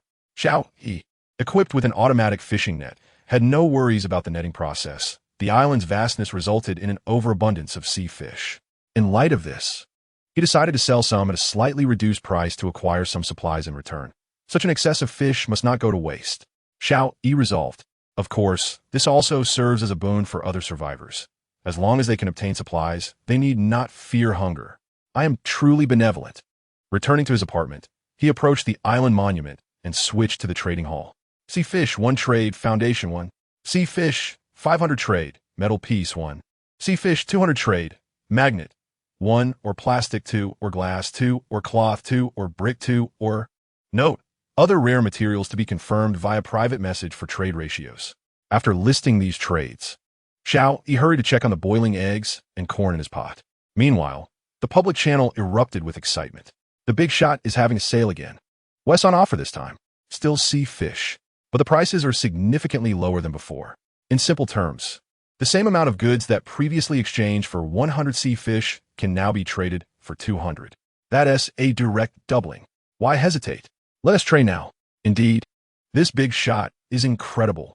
Thank goodness for such a remarkable figure. Otherwise, I would surely have starved. I only managed to find a single supply crate the past couple of days, and it didn't yield any food. I've been relying on the big shot sea fish for sustenance. Yes, and there's another big shot continuously providing lukewarm water. Otherwise, I would have perished from thirst. If only there were more such benefactors. Lin Tian gazed at the sea fish in the trading market, his brow furrowed. How on earth did this person acquire so many sea fish? Although he had also used his net, after half a day of effort, he had only caught 3 sea fish, leaving him utterly exhausted. He could not fathom how the other had managed to procure such a bounty. Could it be from venturing out to sea? Lin Tian suddenly pondered that if a boat could be constructed, it would be possible to cast nets in the ocean. Only then would it make sense how the other had amassed such a quantity of sea fish. It seems we must expedite our maritime venture plans, he muttered. Once breakfast was prepared, Xiao Yi sent it over to Su Wan and the others. Quality corn, 200, quality eggs, 50, quality milk, 100, quality apples, 200 trade only. Here as today as breakfast, we 1 TB having fish. If anyone finds themselves still hungry, let me know and we can grill some fish. Xiao Yi messaged them. This is more than enough. I still haven't digested the 2 fish I had for dinner last night. I feel like I've gained weight. Su Wan replied with a smile. Your breakfast is incredibly extravagant. It's all high-quality food. This is quite a treasure. Nong Bihong remarked. Too much. I can't possibly finish it all. Xiao Yi responded. If other survivors were to hear you say that, they'd surely be envious. Nong Bihong replied with a chuckle. I speak only the truth. Xiao Yi urged everyone to eat quickly, taking advantage of the cool morning in hopes of reaping some rewards. Indeed, Jiang Yuntian, naturally, received a double portion of breakfast from Xiao Yi, who admonished him, You must eat. Do not leave it all for the child. There is enough food. You shall not go hungry. Thank you, Jiang Yuntian replied. Since he had tasted the superior milk, he understood that such grated food was indeed a divine gift, and thus he reserved most of it for his child. Watching his little one grow stronger each day, he felt a deep gratitude toward Xiao Yi. Without him, Junjun might have perished, and he himself might not have survived either, Jiang Yuntian mused. He then placed the eggs and milk beside Junjun, consuming the corn and apples himself. Daddy drinks milk, Junjun exclaimed, grasping the milk Jiang Yuntian had just set down for him. Daddy isn't thirsty. Junjun can drink. Jiang Yuntian chuckled. No, Daddy, drink milk. Or I will tell Uncle. Junjun insisted, resembling a miniature adult. Jiang Yuntian felt a swell of emotion. His child, so young, already cared for him. All right, I shall drink. He conceded. Junjun kept a watchful eye on him, ensuring he finished his portion of milk before he would relent. Once he finished the milk, a warm sensation surged through Jiang Yuntian's body, compelling him to practice martial arts on the island. Junjun watched and gradually began to mimic him, accompanied by adorable sounds, heralding the rise of a future star in the martial arts realm.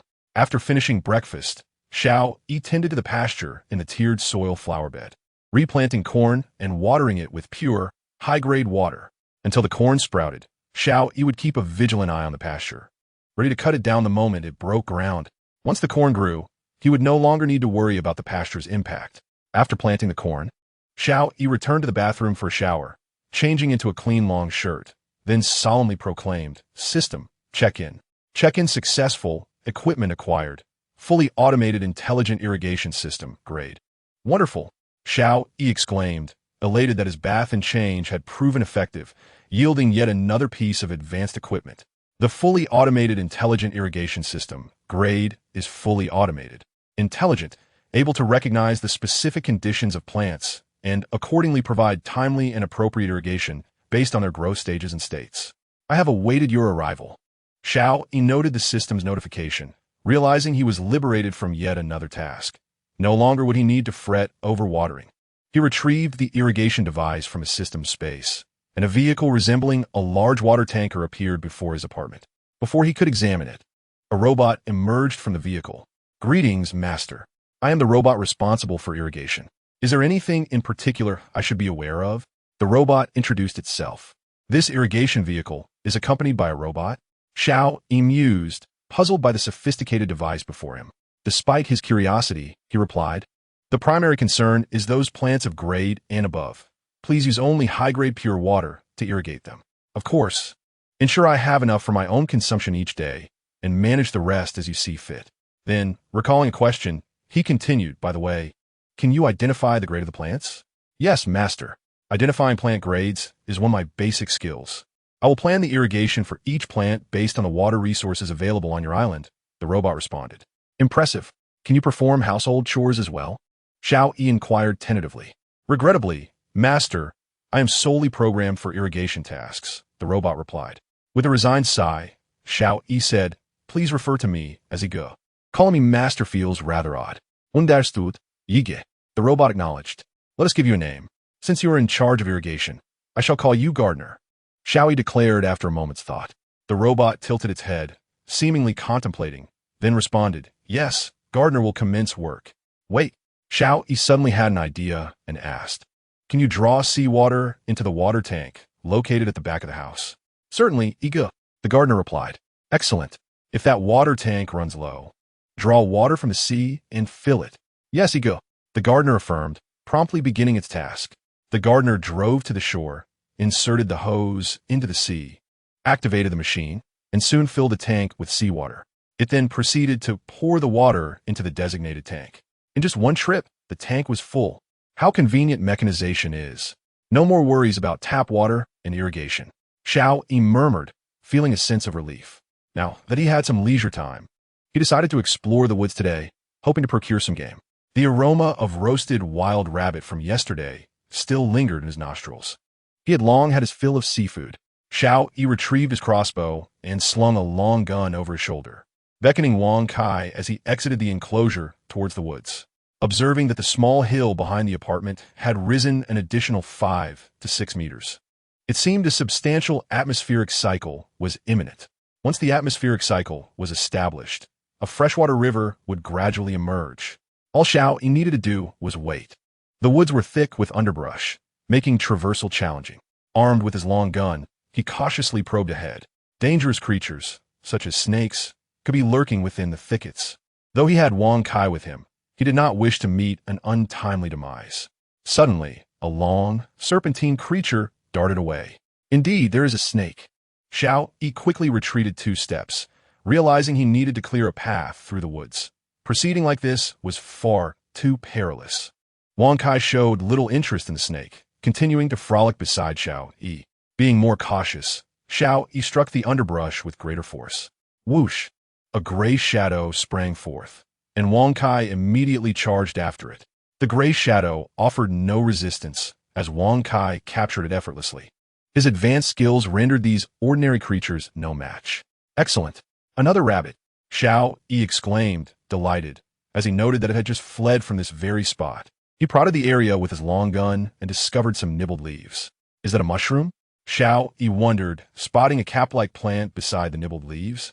Resembling a mushroom, but with a net-like structure that reminded him of animal stomachs, such as those of sheep or cows.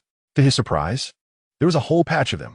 After pondering, he decided to collect some and bring them back to consult with Nong Bihong. At that moment, the system notification chimed.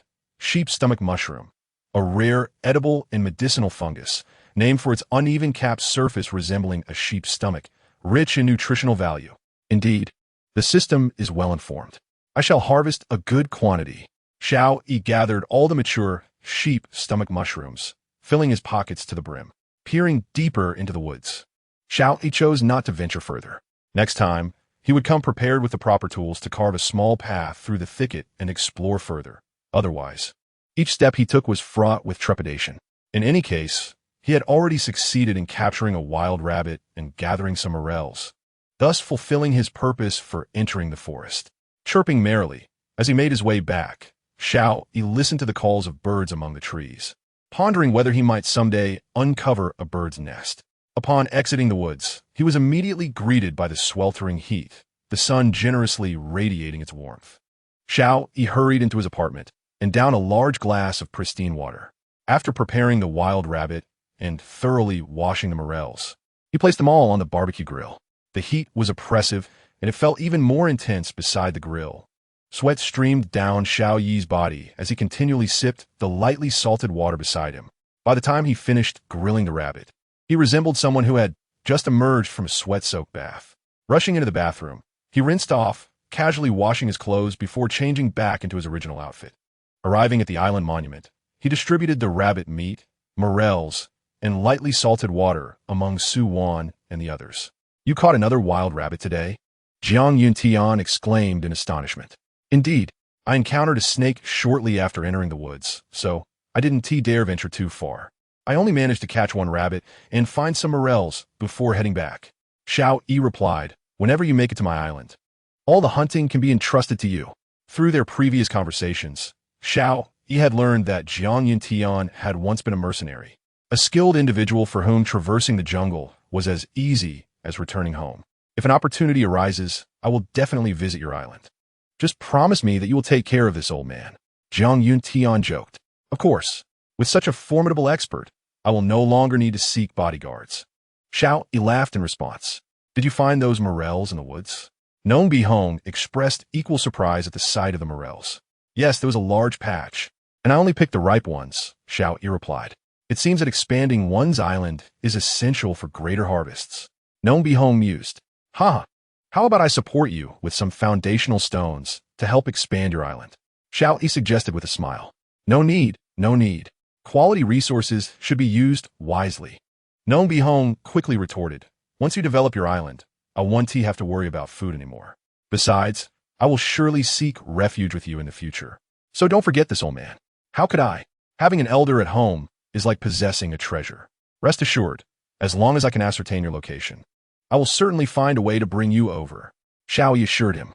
All right, but those morels are best suited for soup. Nong Bihong advised. I thought they could simply be grilled like mushrooms. Xiao Yi exclaimed in surprise. In these conditions, anything cooked will suffice. Nong Bihong chuckled. Indeed, let us save the soup for dinner and make do for lunch. Xiao Yi decided. As Su Wan gazed at the grilled rabbit meat, she expressed concern. In this heat, grilling must be even more uncomfortable. Indeed, that is why I just took a shower, Xiao Yi replied. What? You just took a shower? Did you go for a swim? That is too dangerous, Su Wan said, her voice tinged with anxiety. No, I have a bathroom. Xiao Yi kuladifiat. A bathroom? Su Wan's eyes widened in disbelief as she looked at him. We all arrived on this desolate island together, struggling for food and water, and you already have a house? And a bathroom? Yes, Xiao Yi confirmed. I'll show you my bathroom sometime. Although it's a bit small, the washing facilities are quite complete. Su Wan was somewhat speechless. Having a bathroom was already impressive, yet he complained about its size. I will definitely visit your island someday, she replied, secretly envious, wondering when she might also enjoy a shower. She felt she had become quite unkempt. The conversation about the bathroom made Xiao Yi suddenly realize that Su Wan and her companions had no means of bathing. This oppressive heat had persisted for 3 days, and they must all be feeling a bit smelly. With this thought, Xiao Yi quickly switched to the trading interface and listed 3 sets of traits. Sea fish 10, boiled water 5, wooden basin blueprint 1, a wooden basin 1, with a note. Only 3 sets available, first come, first served. The wooden basin, which Xiao Yi had previously repurposed as a flower pot, was quite large. An adult could comfortably sit inside. Someone is purchasing wooden basins. Those who possess them are in for a windfall. With so much food and water, I am envious. Indeed, I happen to have a wooden basin. When I crafted the blueprint, I made one immediately, thinking it would go to waste. I never expected it might actually save my life. I haven't found food or water in 2 days. I envy the luck of those above. I want one too. Brother, give me a sip of water. Tonight, I will be at your service. Just give me a glass of water, and don't treat me like a human. 2 glasses of water. And no matter how many people come tonight, 3 glasses of water, regardless of who they are. The one above is a trickster, confirmed. Sigh, why is there such a vast disparity between people? Others are trading food and water for essentials, while I am still struggling to meet basic needs.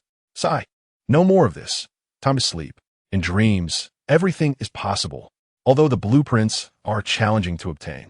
The wooden basin blueprint still has a reasonable chance of being acquired. Xiao Yi's offerings of food and water were ample, so these 3 trades were quickly completed. Acquiring materials, 3 wooden basins, all finished products, saving Xiao Yi the trouble of expending resources to create them. He gazed outside at the blazing sun. I'll wait until the afternoon to provide them with the basins, he thought. If I trade with them now, they will just sweat again after bathing, making it pointless. Xiao Yi posted a message in the public channel seeking and ran, then lay down. It was too hot, and he had little appetite.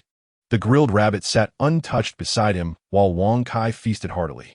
If only the woods were devoid of dangerous creatures. Hiding there would surely be cooler, Xiao Yi mused. Drifting into a slumber, Xiao Yi awoke to find it was already 3 in the afternoon. Stepping out of his apartment, he saw the robotic gardener diligently tending to the land, occasionally watering the crops.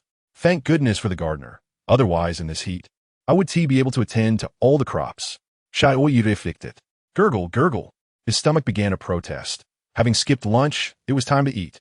He reheated the now cold grilled rabbit and devoured it ravenously.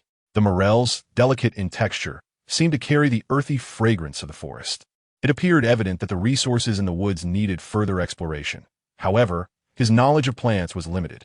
If only Jiang Yuntian and Nong Bihong could join in the woods, they would likely uncover a wealth of edible treasures. Xiao Yi lamented, wishing he could ascertain their locations. Having pondered these thoughts, Xiao Yi set about boiling water, filling 3 large wooden basins with steaming water before trading them to the 3 individuals. Wooden basin 1, hot water, 700 tray complete. At first, it hadn't crossed anyone's mind that they must have gone quite a while without bathing. Today, I shall send them some warm water so they can wash away the sweat that clings to them, Xiao Yi messaged. With the robotic gardener now assisting him in filling the water tank with seawater, he no longer needed to exert himself, and the supply of fresh water was uninterrupted. Enjoying his comfort, he also wished to share it with his friends. When Suwan saw Xiao Yi's message and the transaction, she was so moved that tears nearly welled up in her eyes. Just the other day, she had been pondering when she might take a bath, and now, in the evening, Xiao Yi had sent her a bathing tub along with warm water. It felt as though he could read her thoughts like a worm in her belly, and was able to fulfill them. After 10 days without a bath, Suwan could hardly endure the odor of her own sweat. Initially, she hadn't paid much attention to personal hygiene, as her entire focus was on survival. Yet now, free from the pressures of existence, she sought a better quality of life. Others were struggling for mere survival, and naturally had little concern for the scent of their own bodies. Everyone can also wash their clothes a bit since this weather allows them to dry quickly. Xiao Yi added. Great, replied Nome by Hong and Jiang Yuntian in unison. Xiao Yi then cautioned Jiang Yuntian, child, be careful not to use water that is too hot. It could scald you. I understand, Jiang Yuntian responded. While others barely had enough fresh water to drink, Xiao Yi not only used it for his own bathing, but also provided large basins for several friends. Suwan placed the wooden tub in her tent, immersing herself in the warmth, feeling every pore of her body open up. Chapter 65. Wind Turbine. Qin Yunsheng has died after merely a warm bath. Suwan felt enveloped in a cocoon of bliss. Yet, she dared not linger too long. Should someone approach her island unnoticed, it would spell danger. Xiao Yi had previously warned them of intruders on his island, urging them to remain vigilant. Once she finished bathing, Suwan washed all her clothes in the tub and carefully hung them outside her tent. Though the sun had set, its strength still lingered. Remarkably, in just 10 minutes, her clothes were completely dry. Donning her garments once more, she felt a newfound sense of security. Even though she had only managed a quick rinse without shampoo or shower gel, Suwan felt refreshed and content. Stepping out of her tent, the sea breeze caressed her face, bringing a hint of coolness. Suwan noticed a supply crate drifting near her island. Without hesitation, she seized a nearby fishing net and rushed to the edge of the island, waiting for the perfect moment to cast her net. It landed squarely on target. Suwan pulled the crate back and opened it immediately.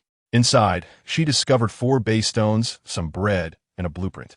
The appearance of food was utterly unexpected.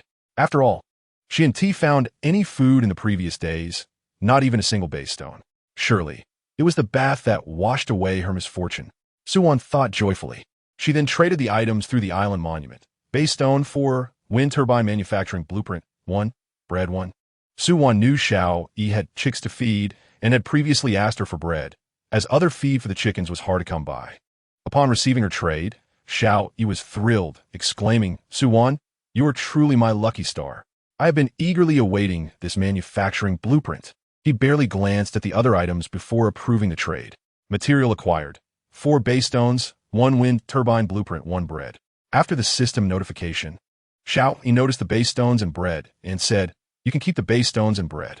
I would like to have some other wild delicacies as well. Expanding your island is essential for achieving this goal. Suwan replied with a smile.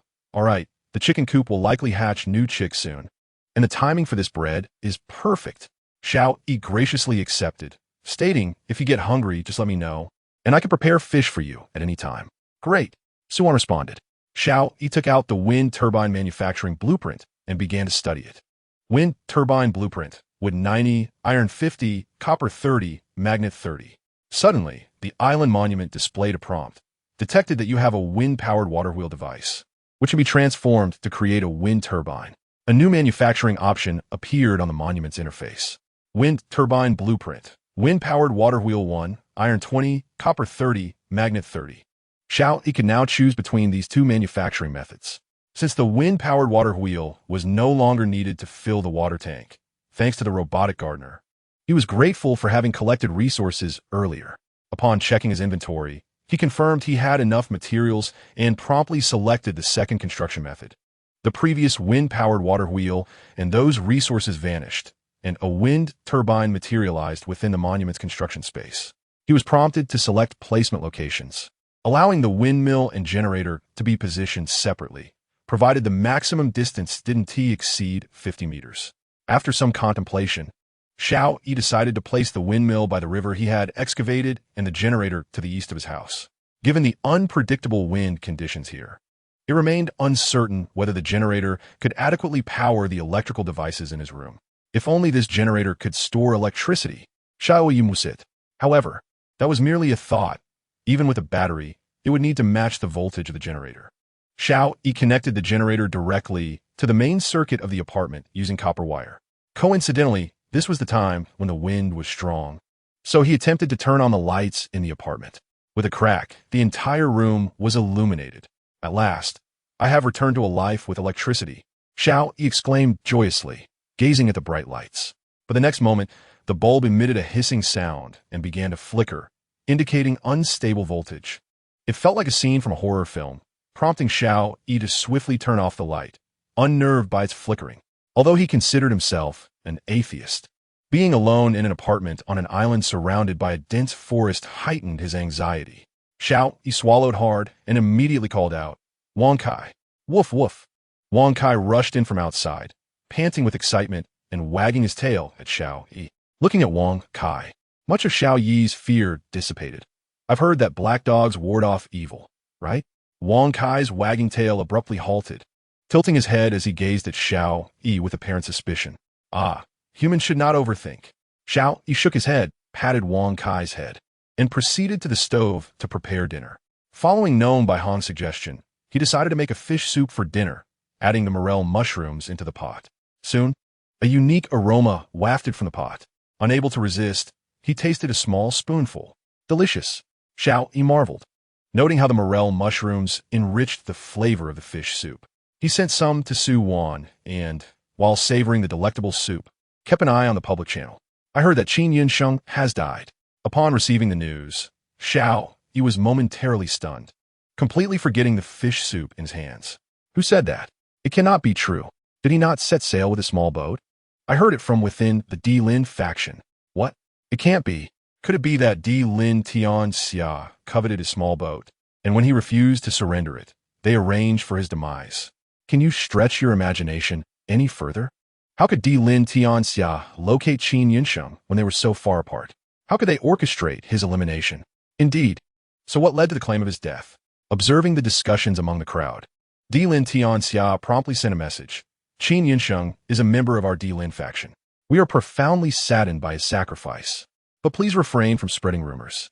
He was attacked by marine creatures, which overturned his small boat, leading to his untimely demise. This has nothing to do with us or myself." "What? Do marine animals attack human vessels? Are they truly that ferocious? What manner of marine creature could it be?" Hearing someone inquire about the type of marine creature, everyone fell silent, awaiting a revelation from Di Lin Tianxia's representatives. However, after a lengthy wait, no one from the Di Lin faction spoke up. "What's going on? Have they all lost their voices?" "Yes, come on, speak up." "I received insider information that it was a colossal octopus. It overturned the small boat in an instant. Is it really that terrifying?" The silence from Di Lin Tianxia seemed to imply an acceptance of this narrative. "Recently, the seas have been perilous. I wonder if everyone has noticed that there are not just one, but several marine creatures near the supply boxes." "Indeed, I have noticed too. There are certainly more than one marine creature." "Precisely. Although it is inconvenient to collect supply boxes while staying on the island, at least we are not at risk of marine creature attacks. Alas, it appears that Qin Yinxing never had the opportunity to repair his small boat and perished. Choosing to develop at sea requires careful consideration. Upon seeing their discussions, Xiao Yi quickly grasped the context. The first week's trial was relatively manageable, allowing Liu to row his boat and drift to his island. However, this week, the challenges have escalated. The sea is no longer tranquil. Brother Jiang, have you seen their chat? Xiao Yi sent a message to Jiang Yintian, but received no response. After approximately 20 minutes, Jiang Yintian replied, I just went out to collect supply boxes. What's up? What were they discussing? Qin Yinsheng is dead. Xiao Yi responded. What? What happened? Jiang Yuntian inquired. Xiao Yi briefly explained, and Jiang Yuntan nodded, saying, It does seem plausible. Therefore, you should exercise caution and prioritize your safety. Xiao Yi advised. Don't worry. Jiang Yuntian replied with a smile. I maintain a safe distance from the supply boxes, employing nets to catch them, and then pulling them back to the island. The safety is quite high. Furthermore, even if I encounter those marine creatures, it won't be easy for them to capture me. Xiao Yi believed that a person brave enough to combat marine creatures in the water would surely escape if he wished to flee. Yes, being cautious is always wise. Xiao Yi market. Understood. I've just uncovered some good items. I'll send them to you now. Jiang Yuntian said. Foundation stones 2, watermelon seeds 4, bread 500, trade unavailable. Xiao Yi consented to the trade and replied, Excellent. This weather is indeed perfect for enjoying watermelons. After utilizing the foundation stones to expand the island, Xiao Yi stepped out of his apartment and sowed the 4 watermelon seeds by the field, calling for the gardener. The gardener promptly arrived, wielding a hose to water the 4 watermelon seeds with pristine water. Glancing at the potatoes, Xiao Yi noticed they had matured, and he promptly unearthed them. Each plant yielded 5 potatoes the size of fists. Resources obtained. Potatoes 2, 20 units. Xiao Yi sliced 5 of them, and, following the method taught by Nong Bihong, replanted them. It was not that he did not wish to plant more, but the fields were already full, leaving no additional space. After planting, he entrusted all watering tasks to the robotic gardener. Carrying 15 potatoes in a small bucket, Xiao Yi returned to the apartment, peeled 5, and sliced them thinly. He skewered them on wooden sticks and placed them on the grill. It had been a long time since he had savored potatoes. Watching the fragrant grilled potato slices, Xiao Yi could not help but salivate. Once cooked, he sprinkled some sea salt over them. Regrettably, he lacked other seasonings, leading him aside before adding chili powder to 2 portions. The chili powder was made from sun-dried chilies ground with a manual stone mill. Xiao Yi eagerly took a bite, his face lighting up with delight. Approaching the island monument, he distributed the grilled potato slices to Su Wan and the others. Grilled potato slices, 100, trade unavailable. This is a late-night snack. Everyone enjoy. Potatoes freshly dug from the ground taste delightful, Xiao Yi announced. Having just finished the sheep tripe mushroom fish soup, Su Wan and her companions felt as though they were living in a world nearly indistinguishable from the previous one. Today, I failed to collect any supply boxes, Nong Bihong admitted sheepishly, feeling guilty for partaking without contributing. Not at all. Your expertise lies in planting and breeding. These potatoes were indeed cultivated under your guidance. Xiao Yi reassured him. Otherwise, we wouldn't be enjoying potatoes now. Nong Bihong nodded, choosing not to say more. But in his heart, he resolved to ensure he collected at least 1 supply box tomorrow. With Xiao Yi providing endless supplies of food and water, and even precious fresh salt water, it was simply unacceptable for him not to secure a single supply box. Observing the public chat group, it seemed everyone was still discussing Qin Yunxing's demise. Initially, they thought that by constructing a boat, they would no longer need to worry about their island being submerged. Little did they know that the seas were even more perilous. Indeed, how are we to survive? Collecting supply boxes, expanding the island, or honing our skills to confront those marine creatures in battle? You truly speak without understanding the difficulty. In this sweltering heat, how can one collect supply boxes? Then don't collect. Let us see in the end who is thirsty and who is hungry. I haven't collected, but I currently have ample food and water. How does that make you feel? Boasting? Who can't do that? I have enough supplies accumulated from the previous week to barter for water and food. Is that not feasible? The one upstairs is indeed a big shot. Bestow some water and food upon us. Go away. I wonder when this heat will subside. I need to conserve my supplies. Seeing no useful information, Xiao Yi sent a message seeking Anren and then lay down. Having a generator, yet being unable to use electricity, was indeed quite frustrating. He glanced at the air conditioner in his bedroom and could not help but grumble. Before sleeping, Xiao Yi once again cut some hay and delivered it to the barn. The milk he had previously collected had all been consumed as water. Fetching a wooden bucket, Xiao Yi practiced his milking technique once more. However, this time the milk produced was no longer of high quality. Milk, level originally high-quality milk, now downgraded due to the mixing of lower-grade milk. Is this really possible? Had I known, I would have milked more. Xiao Yi muttered, but he also understood that milking excessively would lead to spoilage in storage. Despite this, the milk he acquired is already considered of high grade. As of yet, no other survivors have reported consuming any graded food in the public channel. After boiling the milk, Xiao Yi prepared to retire for the night, glancing once more at the island monument. Everyone, look what I found. Banana, grade 500. Chapter 0067. Chick hatching. Super Battery. Someone in the public channel astonishingly shared information about a graded food item, causing a wave of envy among others. You actually found food, and it's fruit. You must have stepped in dog droppings. How envious. I would love to eat a banana. Dear sir, please share a banana with me. And when we meet, I can share your banana. Did no one notice that the banana was of a high grade?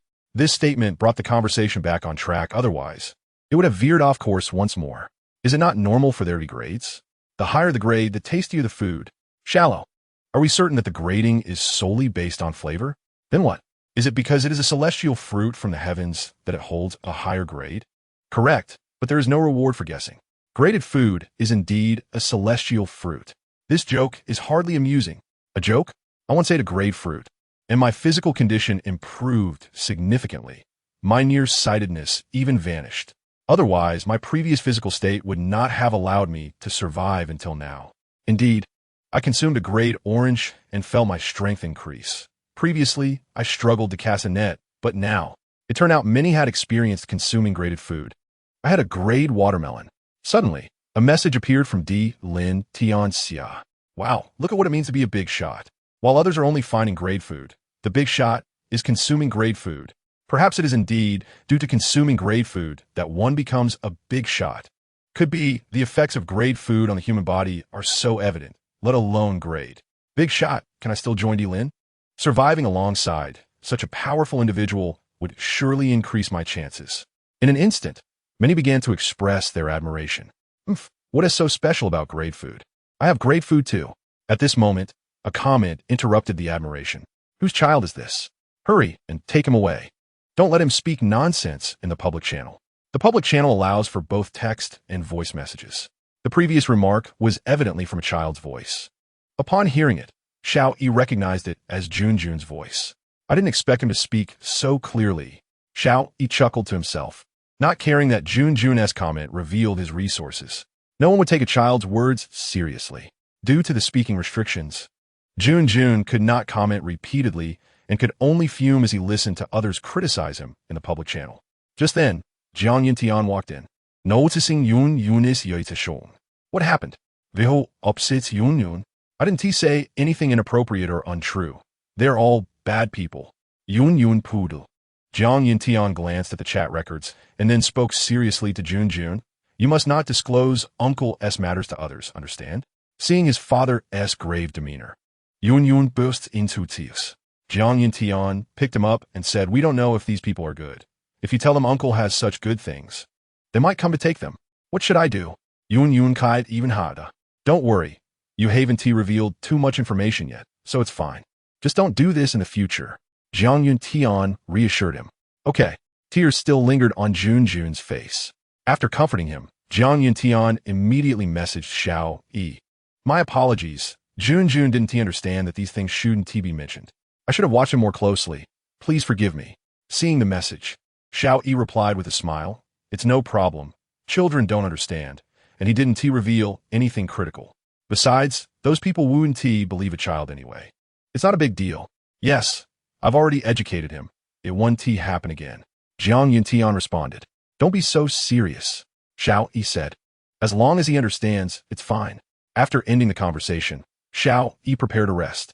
The effects of graded food had finally come to light, and he believed everyone would strive to find such sustenance.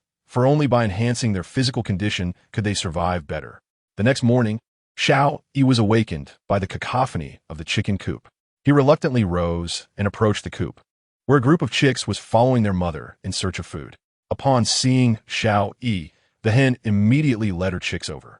19 in total. Xiao Yi promptly tore some bread into crumbs, mixed it with fish meal, and placed it in the feeding trough. The hen guided the chicks to the trough to peck at the food. The rooster, noticing the food, approached as well, but the hen blocked its path. Wings spread wide, as if to say, "This is for the chicks." Unable to resist the temptation of food, the rooster took a step forward, and the hen pecked at it mercilessly. Cock-a-doodle-doo. The rooster squawked in pain and fled. Xiao Yi laughed heartily and scattered some vegetable leaves and coarser fish meal for the rooster.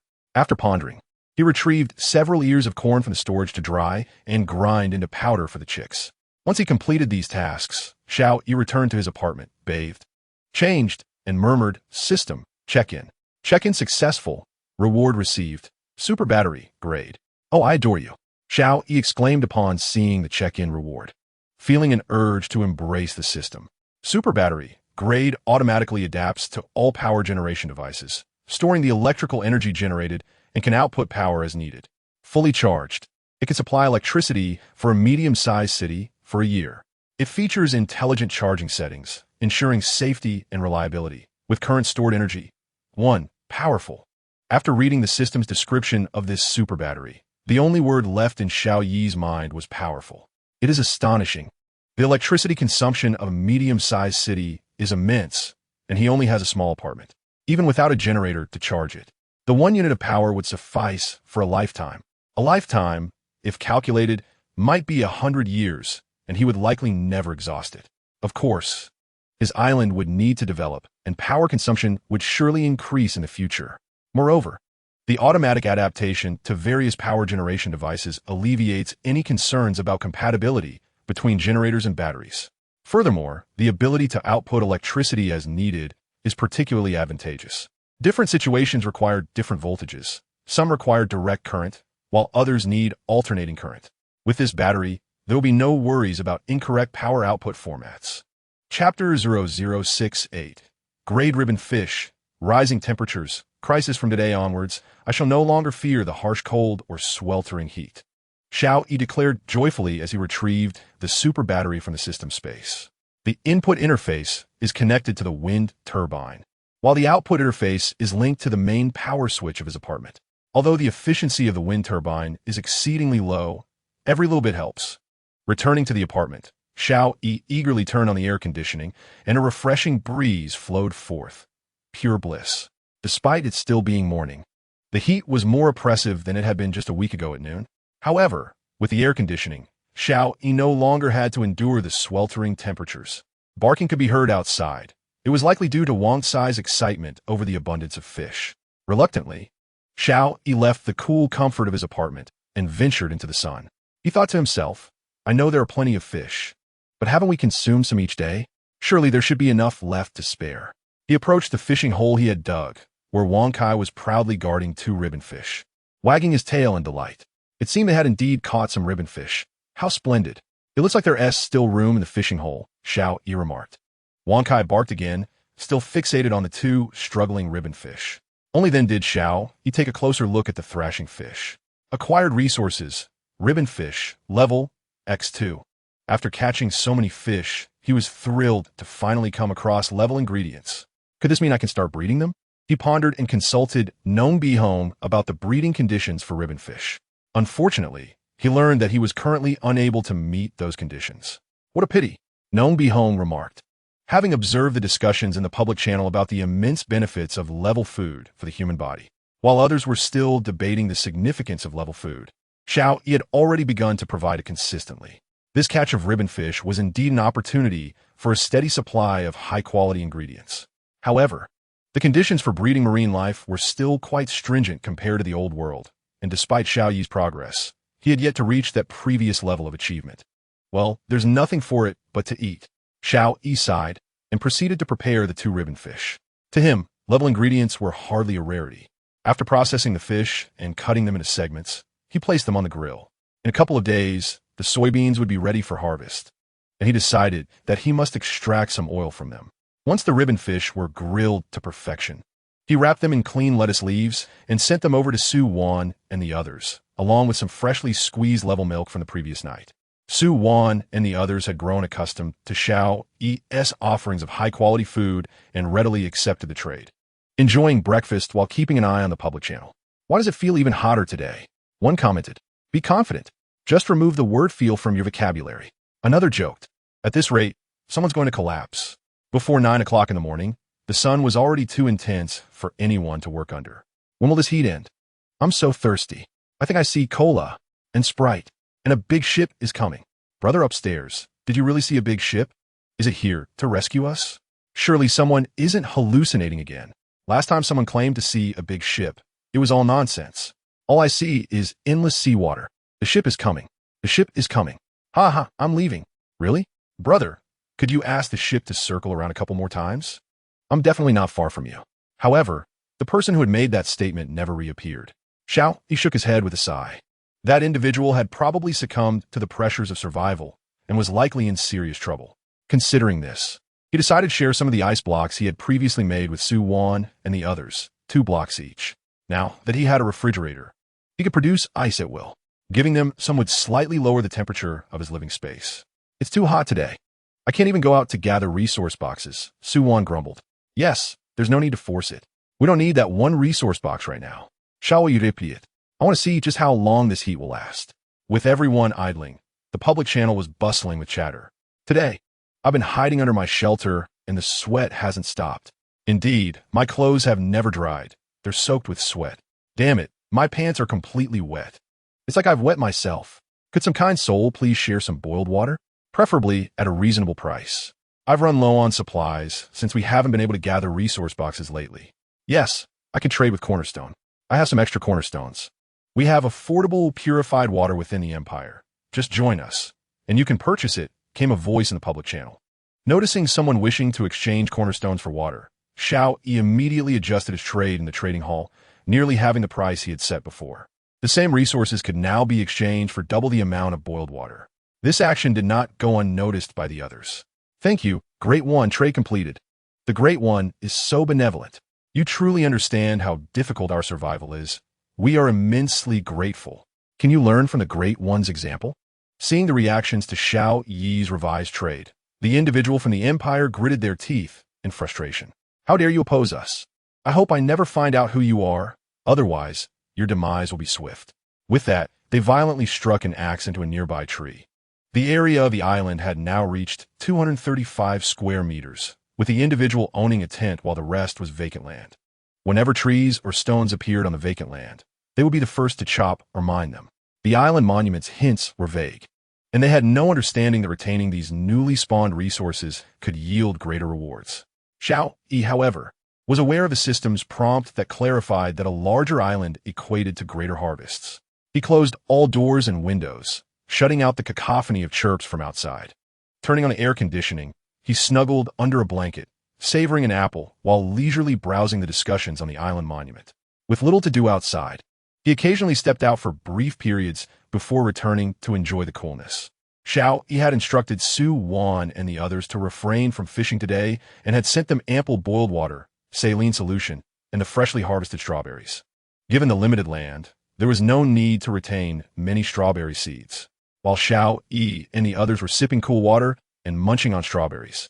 An urgent barking suddenly erupted from Wankai outside, and Xiao Yi sensed danger. Grabbing the nearby crossbow, he rushed outside. Chapter 0069. Confronting the wild boar, oil acquired, heat intensified.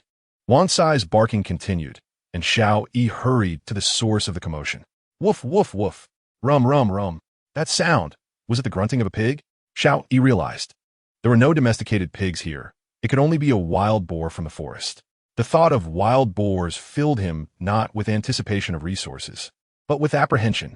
It is said that when faced with an enraged adult wild boar, even lions and tigers would retreat. Xiao Yi arrived outside the enclosure and noticed that, in close proximity to the woods, Wankai was locked in a standoff with a wild boar. The boar spotted Xiao Yi, but did not flee. Instead, it continued to grunt at Wankai. Without any hesitation, Xiao Yi aimed an arrow directly at the boar's eyes. To his surprise, the boar reacted with remarkable agility, twisting its body and causing the arrow to merely graze its tough hide, leaving only a scratch before disappearing into the underbrush. This single shot instantly provoked the wild boar, which lowered its head and charged straight at Xiao Yi. However, Wang Kai would not allow it to harm Xiao Yi. He swiftly collided with the boar from the side. With a grunt, the boar was sent sprawling to the ground, rolling several times. Wang Kai is indeed formidable, Xiao Yi marveled. In truth, even if Wang Kai had not intervened, Xiao Yi was confident he could evade the boar's charge. As it barreled toward him, he realized its speed was surprisingly slow. Dodging it posed no challenge whatsoever. In fact, he believed that if he had a dagger in hand, he could accurately stab it in the eye. Initially wary of the ferocious boar, Xiao Yi now recognized that both the powerful Wang Kai and his own enhanced physical prowess, thanks to regular consumption of high-grade food, could easily handle the creature before them. Finally at ease, he thought to himself, how strong I have become. After being knocked aside, the boar, realizing it had met its match, turned and fled toward the woods. Since it came here, it should stay, Xiao Yi declared, rushing forward, with Wang Kai following suit. To Xiao Yi's astonishment, he found himself sprinting faster than Wang Kai. Just as the boar was about to plunge into the woods, Xiao Yi caught up to it and delivered a swift kick to its rear. With a cry of pain, the boar collided violently with a nearby tree. Dazed and disoriented, it had no time to regain its footing before Wang Kai lunged and sank his teeth into its throat. Blood gushed forth from the boar's neck. While the earlier arrow had failed to penetrate its hide, Wang Kai effortlessly tore through it. The boar began to thrash violently, leaving deep gashes on Wang Kai's body with its tough hooves. Seizing the moment, Xiao Yi swiftly approached, aiming a crossbow bolt at the immobilized boar's head. The bolt struck true, embedding itself in the boar's eye, and it ceased to struggle. Sensing that the boar had succumbed, Wang Kai released his grip on its neck and barked twice at Xiao Yi, seemingly seeking praise. All right, I know you're impressive, but you mustn't be so reckless. Look at your injuries. Xiao Yi chuckled. The boar weighed approximately 150 kilograms, which Xiao Yi easily lifted as he headed back towards the apartment. The blazing sun bore down upon him, and he was drenched in sweat. He tossed the boar beside the stove and rushed into the apartment, first taking a shower to cool off, then changing into fresh attire, finally feeling a sense of relief. I felt like I was nearly roasted alive, he muttered, lamenting the relentless heat. Nevertheless, regardless of the oppressive weather, Xiao Yi had to process the boar meat. In this sweltering heat, if he did not handle it properly and store it in the refrigerator, the meat would quickly spoil. Alas, I am destined for toil, he sighed, gathering his tools, a bone saw and a filleting knife, and stepping outside. Taking advantage of the boar's recent demise, he collected its blood in a small basin, adding a pinch of sea salt and stirring until it coagulated, then set it aside. He proceeded to skin and butcher the animal, although he could manage the blood. He struggled to differentiate the various cuts of meat from the boar, so he hastily divided them and placed them in the freezer. At noon, they settled for some fruit to stave off hunger, as the heat made cooking impractical. Xiao Yi sent a message to his companions, sharing a few strawberries and apple slices. Nowadays, he would slice apples open, leaving the seeds intact to check for apple seeds. Previously, Su Wan and her group had returned apple cores with no seeds, leading Xiao Yi to suspect that the rules of this world had diminished the chances of acquiring high-grade apple seeds. A hearty breakfast left me satisfied, and I hardly did anything this morning. I'm not even hungry for lunch. The fruit is unnecessary, Su Wan replied. The other two concurred with similar sentiments. No worries. Consider a snack. I'll treat you to a grand dinner tonight, Xiao Yi announced. Sound good. Xiao Yi then ventured to replenish the feed for the chickens and the cattle before returning to his room for a nap. With a wild boar procured from the woods, he spared himself another trip. This time, with the doors and windows shut, he could finally enjoy an undisturbed slumber. Upon awakening at 3:30, he seemed to have developed a fixed biological clock, waking at this time each day after a nap. Rising and stepping out of the apartment, he quickly recoiled. What was going on with the weather? Even at this hour, it remained sweltering. Xiao Yi felt exasperated. Returning to the island monument, the public channel buzzed with activity. What is happening today? Why is it still so hot? Exactly. Are we not allowed to gather resources? I've come to realize that this world merely aims to see us perish. We should all cease our struggles. Thank goodness for the benefactor who reduced the exchange requirements for food and water. Else, I would have surely succumbed to dehydration. Indeed, I wonder who that benefactor is. If we ever meet, I must express my gratitude. Gratitude? They are not giving away for free. Why should we be thankful? We are exchanging resources with them. No need to fawn over them. What S with the tone upstairs? What do you mean by fawning? Just because you think it's your right? Showing gratitude is somehow demeaning? People like you are ungrateful. Perhaps the benefactor should block you.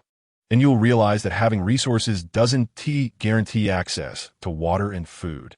In the trading hall, currently, only Xiao Yi was actively selling water and food, with no one else in sight. This week, the number of resource boxes captured by everyone had sharply declined, with most individuals not yielding any gains at all. Moreover, the probability of finding food and water within the boxes had also diminished. If Xiao Yi were to withdraw all his water and food, many would surely face elimination this week. Here, elimination meant death. This was why others expressed profound gratitude toward Xiao Yi for lowering the prices of water and food. Xiao Yi, however, paid little attention to their chatter. He was indifferent to the ungrateful. At that moment, he was in the kitchen, slicing the white, fatty meat from the wild boar into thin strips. Once finished, he stepped outside, igniting the stove and heating the pan, tossing the fat into it and stirring continuously. He wished he could render oil in the kitchen, but currently, only electricity was available, rendering the gas stove useless. Sizzle. Soon, the fat began to separate from the fatty meat, leaving behind the remnants of meat. Xiao Yi extracted a substantial amount of oil, pouring it into a small iron basin. The leftover meat residue, after rendering the fat, could be enjoyed as a snack. Rich in flavor. Finally, we have oil, Xiao Yi exclaimed. Initially, he had planned to set aside a portion of the next harvest of soybeans for extracting soybean oil, but it now seemed less urgent. He could continue to expand his cultivation, though his land was still somewhat limited. After rendering the lard, Xiao Yi began preparing the grand feast he had promised everyone that morning. He collected 4 eggs from the chicken coop and picked 3 or 4 ripe tomatoes from the field. Returning to the apartment, he gathered a few potatoes, peeling and shredding them. He stir-fried the tomatoes with eggs and lard and prepared a dish of shredded potatoes. Finally, he pan-fried a small piece of pork chop for each person, dividing these dishes into 4 portions. He packed them in plastic food containers crafted from island materials and sent them to Su Wan and the others. Pan-fried pork chop, 200, tomato and egg stir-fry, 200, shredded potatoes, 100, boiled water, 500. Observing the transaction, Xiao Yi felt something was missing. That's right, rice. These were all side dishes, but there was no staple food. Suddenly realizing that he had yet to discover rice seeds, he decided to inquire at the trading market. After sending the food to Su Wan and her companions, Xiao Yi made his way to the trading hall. After some thought, he listed a trade. Sea fish, boiled water for various seeds. Note, private message for specific trade ratios. The big shot was openly collecting seeds in the trading hall. It seemed that someone was always watching the trading hall, as any special trade would elicit a flurry of comments in the public channel. What? Has the big shot already acquired a computer? I have 2 seeds in my old computer, both classics from various regions. As long as the big shot offers a drink, I'll gladly present them. What does the big shot need seeds for? Why not take me in as a warm bed servant? I could perform live. And me? I would mind sharing with a few people. Are you all trying to speed? Stop right there and show me your licenses. Enough with the distractions. The big shot is genuinely collecting seeds. Anyone with crop seeds can trade. The big shot is impressive. There must be cultivable land on his island. Otherwise, why would he be gathering seeds? That's nonsense. What would he do with seeds without land? But planting now will take months to mature. Is that feasible? Clearly, everyone was still unaware that in this world, the growth cycle for planting would be significantly shortened. Who cares if it's feasible? If you have seeds, hurry and exchange them for water and food. If you miss this opportunity, it may never come again. Indeed, someone approached Xiao Yi privately with seeds. Big shot. Do you want these? Cumin seeds, too. Initially seeking rice seeds, Xiao Yi unexpectedly received seeds for the spiced cumin. Although he already had sea salt, he felt that barbecued meat lacked something. Cumin would undoubtedly enhance the flavor immensely. Yes, what do you need? Food, water? Xiao Yi ingweed it. Just give me some water and food. These seeds are of no use to me. Even if I can cultivate them, I have nothing to eat. The other party replied. All right, Xiao Yi responded. Sea fish 10, boiled water. 5 traded for cumin seeds too. The other party was astonished by the amount of food and water Xiao Yi offered for just 2 small seeds. They immediately agreed to the trade and sent Xiao Yi a message. Thank you, big shot. Thank you. No problem. If you find more seeds in the future, feel free to message me. Xiao Yi replied. Can we be friends, big shot? The other party asked. Friends are unnecessary. Just bring seeds to message me, and I'll see you. Xiao Yi declined. All right then, I won't disturb you, big shot. The other party gracefully withdrew. After the trade was completed, Xiao Yi promptly found a corner of the flower bed, cleared some grass, and planted the 2 cumin seeds, personally watering them with purified water. He then surrounded the small patch with wooden boards to prevent the grass from encroaching and affecting the cumin's growth. Once the individual exchanged for a substantial amount of food and water from Xiao Yi, they immediately promoted him for free in the public channel. Anyone with seeds should hurry to trade. The big shot is very sincere. I used 2 cumin seeds to get 10 fish and 5 water. What? So much? Hey, brother upstairs, share some with me. I'm starving and parched. Scram, go trade with your own seeds. The big shot is so generous. I wonder if the billions of seeds in my possession could be traded for something to eat. Then you might need to cozy up to a wealthy lady. Although the conversation veered off course, those holding crop seeds began to stir with anticipation. After all, nearly everyone's island lacked cultivable land. Keeping seeds was of little use. Whether they could survive until they could yield fruit remained uncertain. It was far better to trade for water and food, ensuring they could survive a little longer. In no time, Xiao Yi received 3 more private messages, continuing the trade at the previous rates. Acquired resources: cucumber seeds 3, bok choy seeds 2, eggplant seeds 5. It seemed that if he wanted rice, he would have to wait a bit longer. Xiao Yi sighed. Despite obtaining other vegetable seeds, he had no space left to plant them. Should he consider clearing land in the forest? Xiao Yi pondered. According to the system prompts, land cleared in the forest should also be cultivable, but it was prone to degradation if not properly maintained. Xiao Yi was reluctant to destroy the flourishing forest he had worked hard to nurture, hoping it could evolve to yield even more resources. Ding! A stranger requested a private message. Xiao Yi glanced at the content and his eyes brightened. Big shot, I have this. I wonder if it counts as seeds. Rice grains 6. Xiao Yi quickly replied, it counts. Let us trade. Upon hearing Xiao Yi's affirmation, the other party became excited and promptly initiated the trade in the private chat. Xiao Yi provided an equivalent amount of water and food, concluding the conversation amidst the other party's profuse gratitude. Looking at the rice grains in hand, Xiao Yi immediately consulted Farmer Bai Hong. Farmer, do I need to remove the husk from this rice before planting? No, absolutely do not touch the outer husk. Farmer Bai Hong deeply emphati sali. Seeing Farmer Bai Hong's strong reaction, Xiao Yi quickly clarified, I haven't touched it. I was just asking because I've never seen rice planting before. Farmer Bai Hong began to educate Xiao Yi about rice. The rice we consume is brown rice that has been processed to remove the husk and bran, leaving the endosperm. Complete rice grains include the fruit husk, seed coat, outer endosperm, and embryo. Only complete seeds can yield rice. Without the endosperm, they cannot sprout.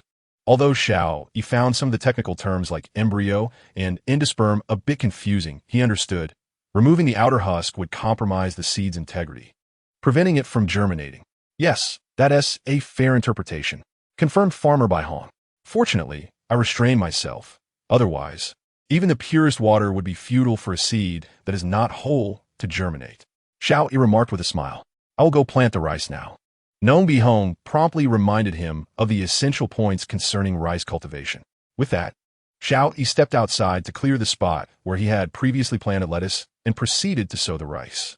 Water is the lifeblood of rice, yet it can also be its bane. The water requirements at each growth stage vary. However, Xiao Yi felt no need to fret over irrigation, for the robotic gardener and the fully automated irrigation system rendered such concerns obsolete. After planting the rice, he returned to the island monument, drenched in sweat, holding a glass of ice-cold pure water. At that moment, Su Wan and the others had just concluded their dinner transaction. Surely, you haven't raised a few pigs, have you? Nong Bi Hong inquired, astonished by the sight of the feast. Not at all. A wild boar came running out of the woods, and with Wang Kai's help, I brought it down. Otherwise, we wouldn't have this grand meal. Xiao Yi replied with a chuckle. A wild boar, Nong Bi Hong exclaimed. I've heard they can be quite ferocious. You must be cautious when encountering them. Rest assured, Nong Lao, it was merely a wild boar. I can handle it. Xiao Yi reassured him. Very well, I shall now indulge in this feast. Nong be home, concluded the call. At that moment, Su Wan and Jiang Yuntian simultaneously sent messages. You ventured into the woods to hunt again? Su Wan asked, concern evident in her tone. Be careful not to get hurt. That is indeed wild boar meat.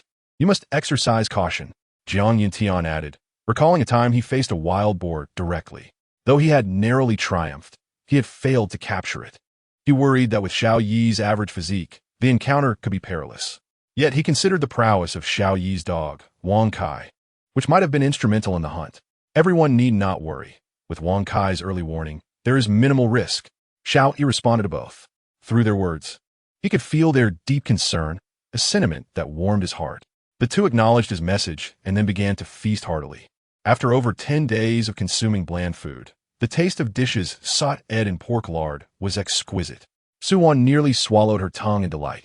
Post-meal, she gently caressed her slightly protruding abdomen, exclaiming, Alas, I shall gain weight again. The other two were similarly affected, with even Jiang Yuntian's son, Jun, nearly finishing his portion. Fearing that his son might overindulge, Jiang Yuntian preemptively took away what was left. If not for that, Jun would likely have devoured an entire serving. Now that we are satiated, it's time to work, Jiang Yuntian declared. Jun, you stay on the island and do not venture into the water, understood? Okay, Jun replied. Jiang Yuntian paddled his boat toward the nearest supply crate. As the clock struck 5 in the afternoon, the sun outside had finally lost some of its intensity. On the public channel, everyone began to rally for work. Let us seize this opportunity to see if we can snag some supply crates. Indeed, let us hurry. Rush. The only supply crate nearby was at noon. Now it's completely out of reach. Then you could try your luck fishing. Xiao Yi stepped outside, opening all 6 supply crates at the entrance to the apartment with Wang Kai in tow. Acquired supplies. 2 foundation stones for bricks. Acquired supplies. 6 pieces of wood. 3 copper. Acquired supplies. 1 foundation stone. Acquired supplies. 1 long down jacket. Once again, the 6 supply crates yielded no water or food, highlighting the exceedingly low probability of obtaining such essentials this week.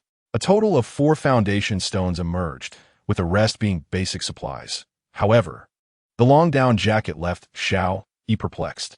In this sweltering weather, a down jacket? Surely this is a jest. Xiao Yi grimaced before hanging the jacket in the wardrobe of his bedroom. Returning to the island monument, he received a call request from Su Wan. What is it? Xiao Yi inquired after connecting the call. I just retrieved a supply crate. Guess what I found? Su Wan asked.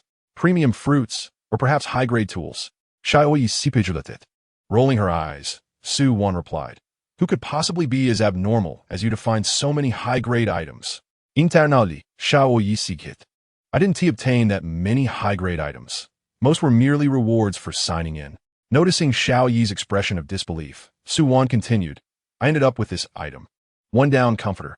In this scorching heat, I received something utterly useless. Perhaps I should give it to you. With that, Su Wan sent a trade request. 2 foundation stones. 1 down comforter. 3 copper. Upon seeing the trade proposal, Xiao Yi pondered briefly before declining, stating, You should keep the down comforter for now. Huh? Although Su Wan did not comprehend Xiao Yi's reasoning, her trust in him led her to retain the comforter while trading the other 2 items. At that moment, Jiang Yuntian and Nong Bihong sent messages.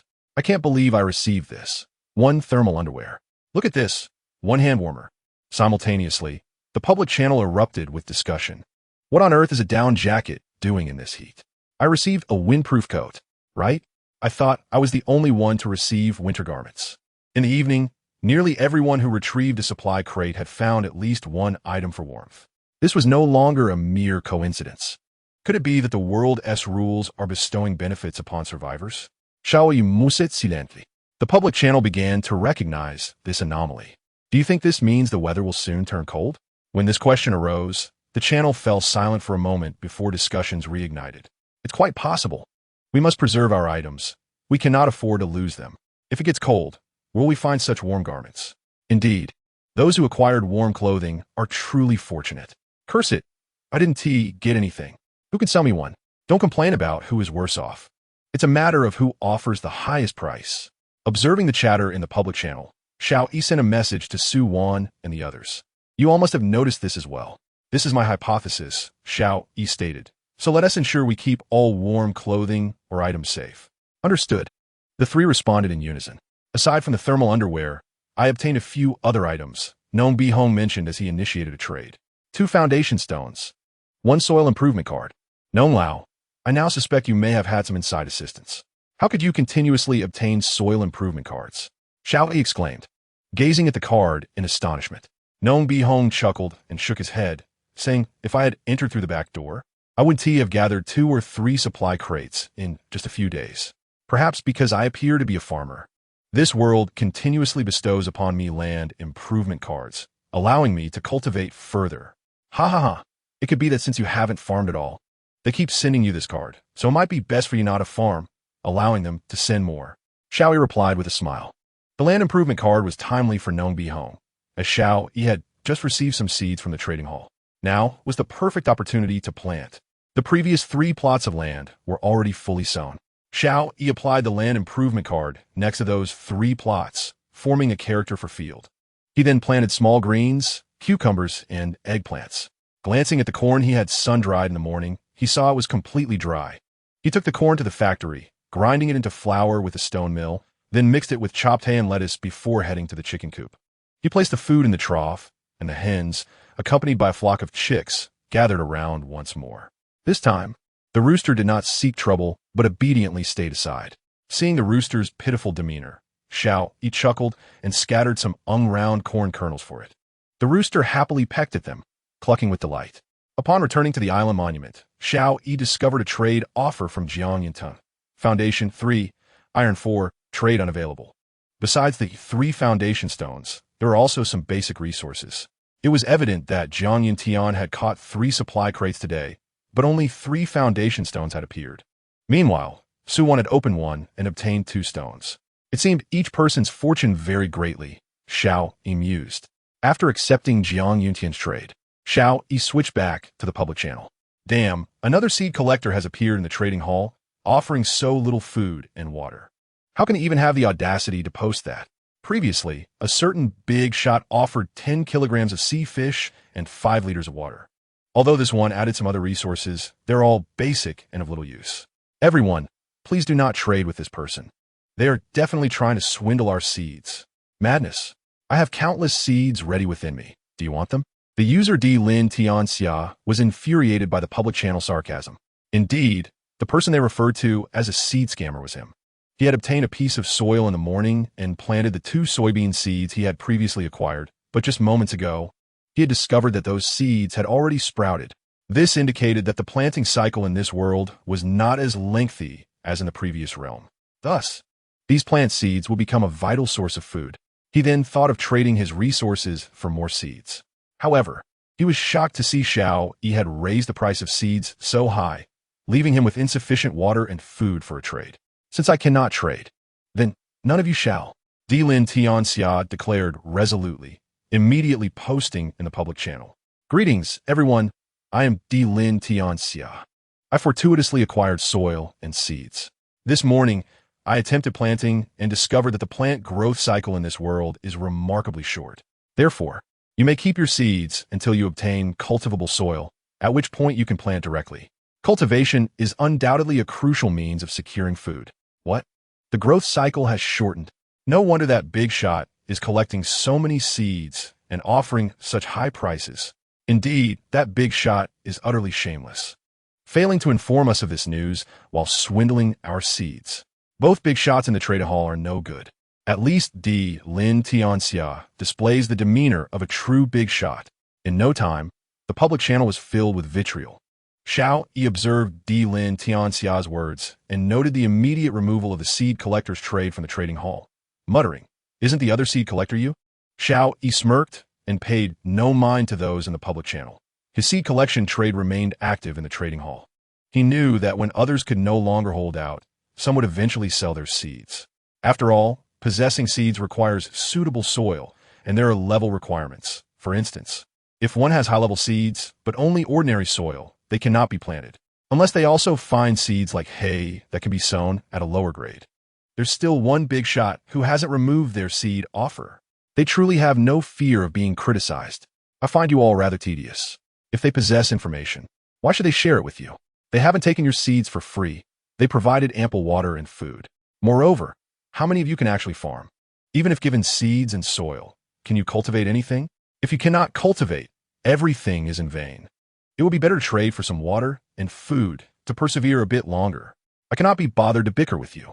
Those with sense should think for themselves. Chapter 0073. Wolves are hard to eat. The roll of the leather machine, the commotion upstairs, was undoubtedly linked to the big shots. Damn, how can they speak so eloquently about swindling seeds? I'm impressed. Yes, whether you are a big shot or not, I will curse you all together. Curse him until he dares not show his face. The earlier speaker was clearly unprepared for the bickering of these tedious individuals. Xiao Yi was even less inclined to waste time with them. Stepping out of the apartment, he set the automatic fishing net to catch without a target and then returned to the apartment, preparing to rest. With no entertainment activities, it was best to sleep early and rise early the next day.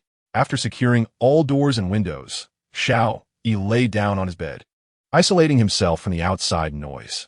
Soon, he drifted into a deep slumber. The following day, Xiao Yi awoke naturally, only to be startled by Wang Kai's urgent barking. Are there wild boars again? He murmured, recognizing the same urgency in Wang Kai's tone as the previous day. This time, Xiao Yi took nothing with him and headed straight outside. Upon reaching Wang Kai's side, he discovered it was confronting 6 wolves. Having just delivered a wild boar yesterday, today 6 wolves appeared. The forest was truly bountiful for him. Xiao Yi mused, then without further ado, charged toward the pack. The wolves, seeing him rush forward, showed no fear and instead charged at him in unison. One wolf lunged at Xiao Yi, its jaws wide open, aiming for his neck. Xiao Yi smiled faintly and remarked, "Slightly faster than yesterday's wild boar, but still inadequate." With that, he sidestepped the wolf and delivered a powerful punch to its neck. Crack! The sound of a bone breaking echoed as the wolf was sent flying, crashing heavily to the ground and rolling several times before falling silent. Wang Kai had already charged in, biting into the neck of another wolf. That wolf did not react at all. With a crunch, its neck was instantly severed by Wang Kai's bite. After knocking away one wolf, for more were within reach, so he kicked out with 4 swift strikes. The 4 wolves were similarly sent sprawling, crashing to the ground, lifeless. Observing the 6 wolves, Xiao Yi pondered, "I wonder if wolf meat is tasty?" He dragged the carcasses back and carefully skinned them. The leather machine could finally be put to use. Xiao Yi placed all the wolf skins into the leather machine. Soon, he received the processed wolf skins, which were exceptionally soft and odorless. To Xiao Yi's astonishment, after processing, the fur on the wolf skin remained intact, soft, and odorless. This leather machine is quite remarkable, he mused, thinking that he could craft 6 wolf fur coats. Alas, I lack needles and thread. As for the wolf meat, Xiao Yi roasted a bit to sample. What is this? The meat is coarse and bitter. Xiao Yi promptly spat it out. Gazing at the wolf meat, he contemplated.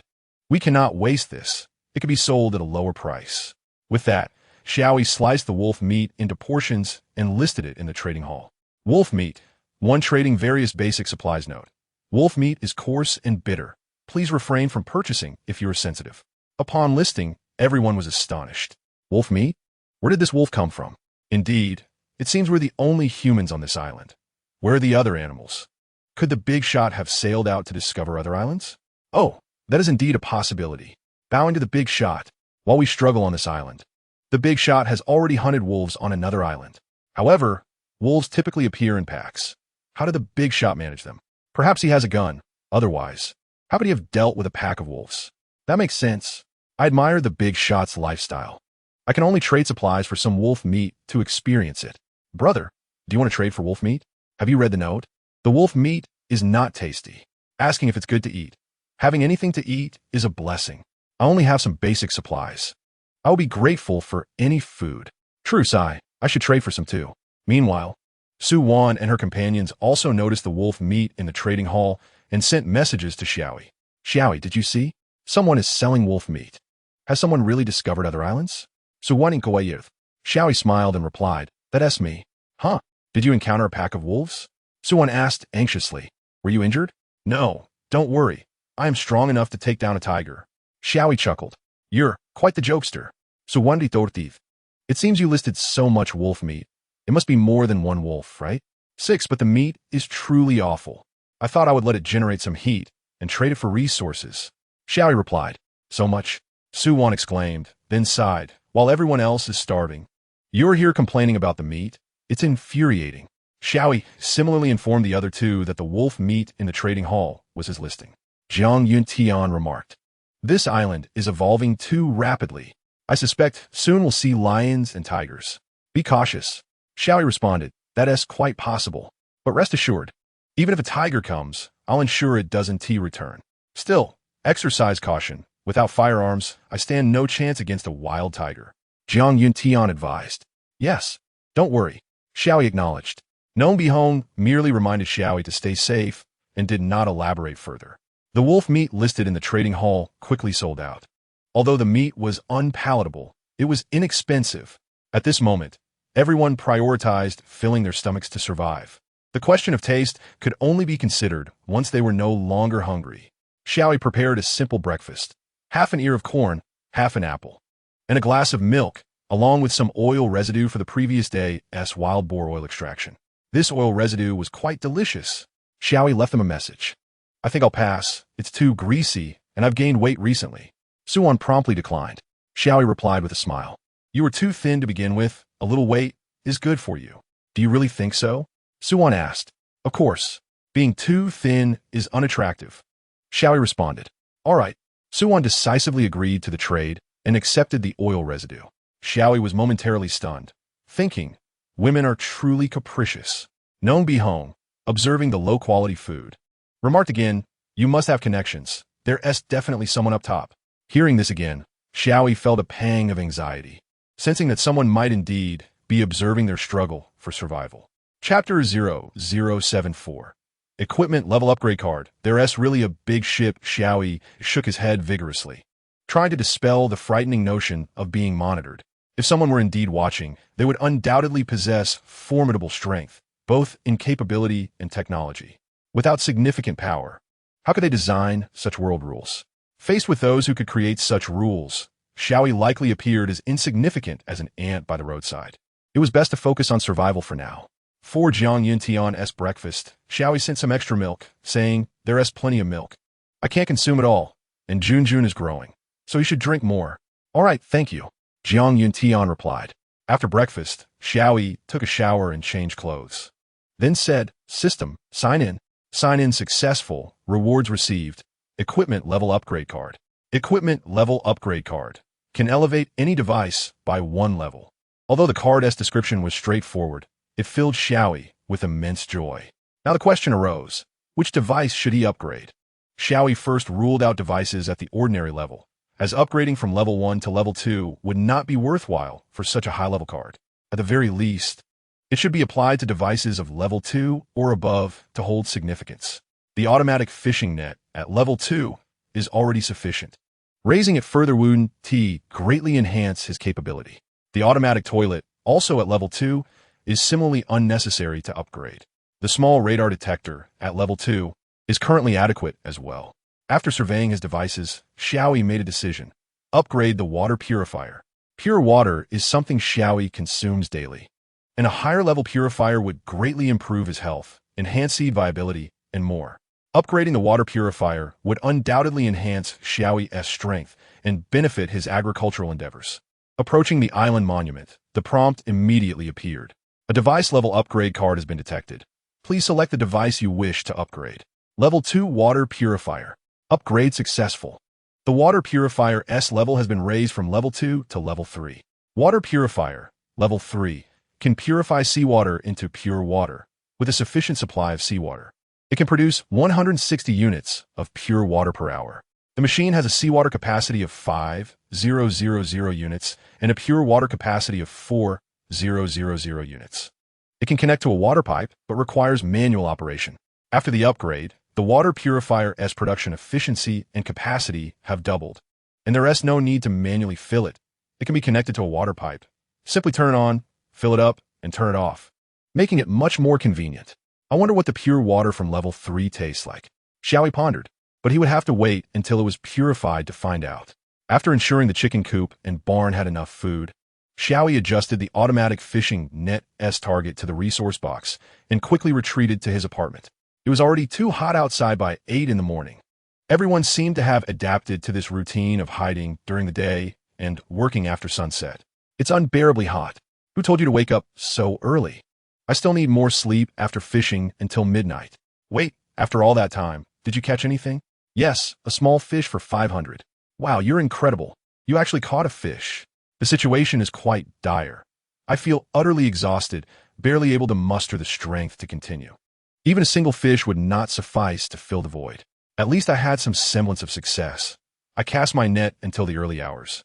Yet not a single scale was to be found. Sighing, I decided to take a brief respite and hoped to check for any resource boxes in the evening. Xiao Yi, languishing in the cool air conditioning, found himself with little to occupy his time. He retrieved the small radar receiver and surveyed the area around his island, noting only a few resource box indicators as he idly scrolled. Unlike the previous night, when he had toiled until dawn, he was now invigorated and had no desire for slumber. Suddenly, a red dot blinked into existence at the edge of the radar scan.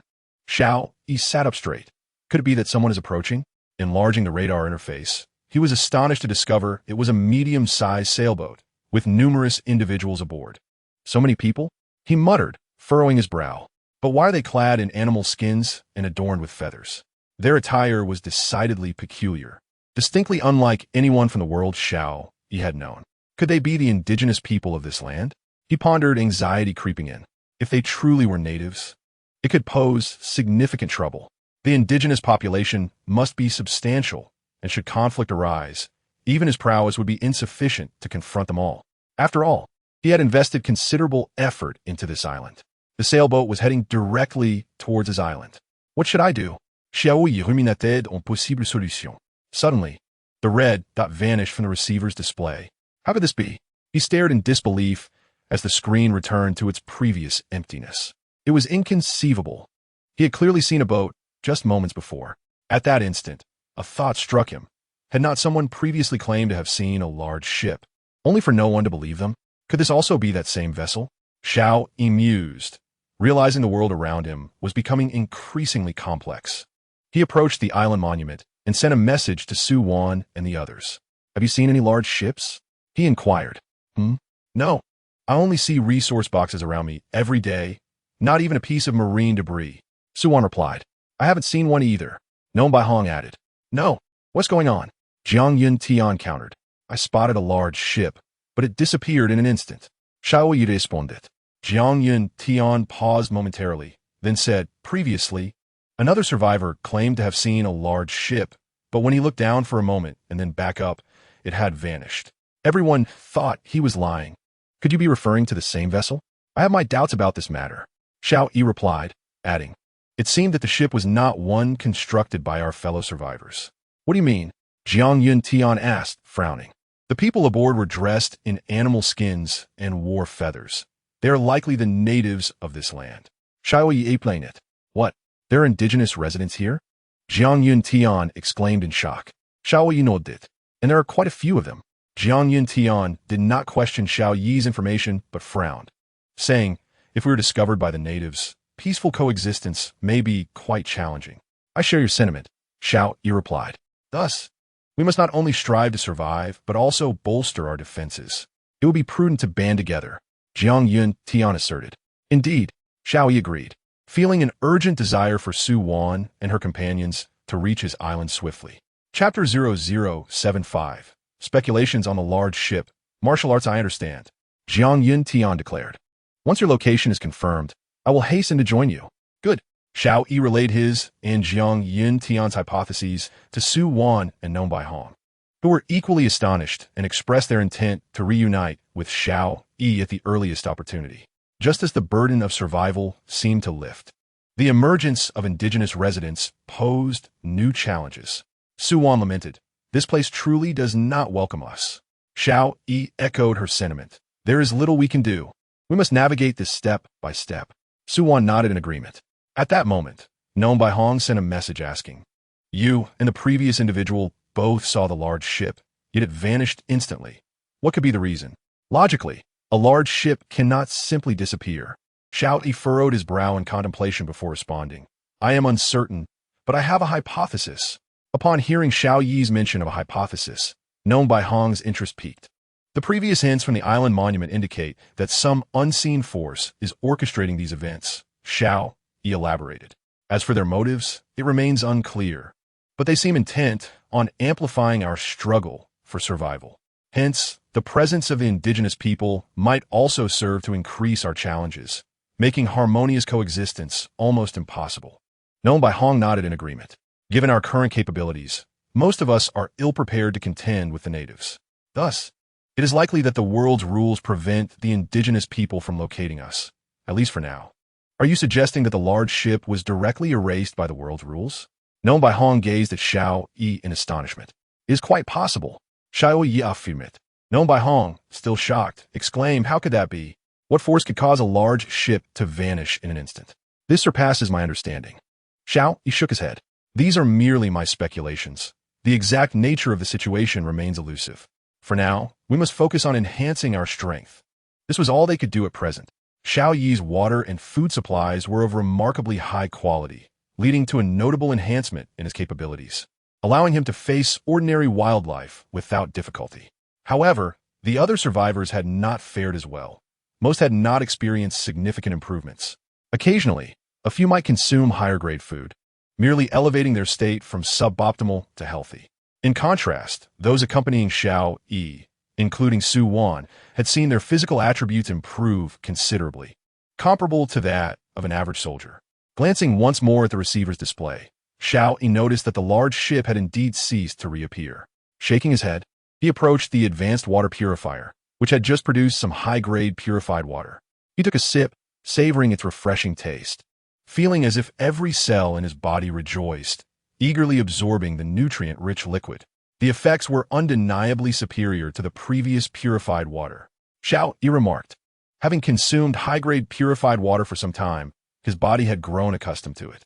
Now, switching back to the high-grade variety, his previously stagnant physical condition began to improve once more. Henceforth, he resolved to prioritize the consumption of high-grade water and food to maximize his strength before any impending dangers arose. On the public channel, the others continued to bemoan the weather. Who said it would get cold yesterday? It's barely 8 in the morning, and I'm already sweltering. Indeed, I have no need for my down jacket. Sell it to me. I enjoy collecting down jackets. I'm not foolish enough to sell it.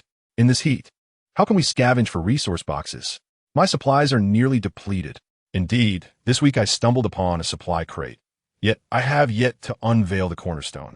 Speaking of cornerstones, it seems that nearly a week has passed, and my island still possesses only 4 cornerstones. Are there any seasoned players with an abundance of cornerstones? I would gladly trade supplies for them. Alas, it appears that tomorrow another square meter will be submerged, which fills me with dread. I only have 3 squares left. If I lose another, I will be left with merely 2 square meters. Is there a kind soul who could rescue me? I'm truly frightened. What is there to fear? After all, you still have 2 square meters. Until the final moment, do not concede defeat. Miracles may yet occur. Yes, on the last day of the first week, the probability of uncovering cornerstones increases. I firmly believe the same will hold true for the second week. One can only hope. Xiao Yi glanced at the public channel before switching back to the private channel. Brother Jiang, do you have any self-defense techniques you could teach me? Xiao Yi me sagit viang yuntian. Although his physical fitness had improved significantly, in actual combat, he could only rely on brute strength. The previous skirmish with wild boars and wolves was won solely through sheer force. Indeed, I have special military combat techniques. Jiang Yuntian replied. I will demonstrate them for you shortly. Great, Xiao Yi responded. Jiang Yuntian tidied up his space, clearing a substantial area before commencing his demonstration. Junjun, standing behind him, also began to mimic the movements. Approximately half an hour later, Jiang Yuntian concluded his demonstration, a pool of sweat gathering beneath his feet. Xiao Yi promptly sent him 10 saline solutions, saying, all right, take a break. You've worked hard.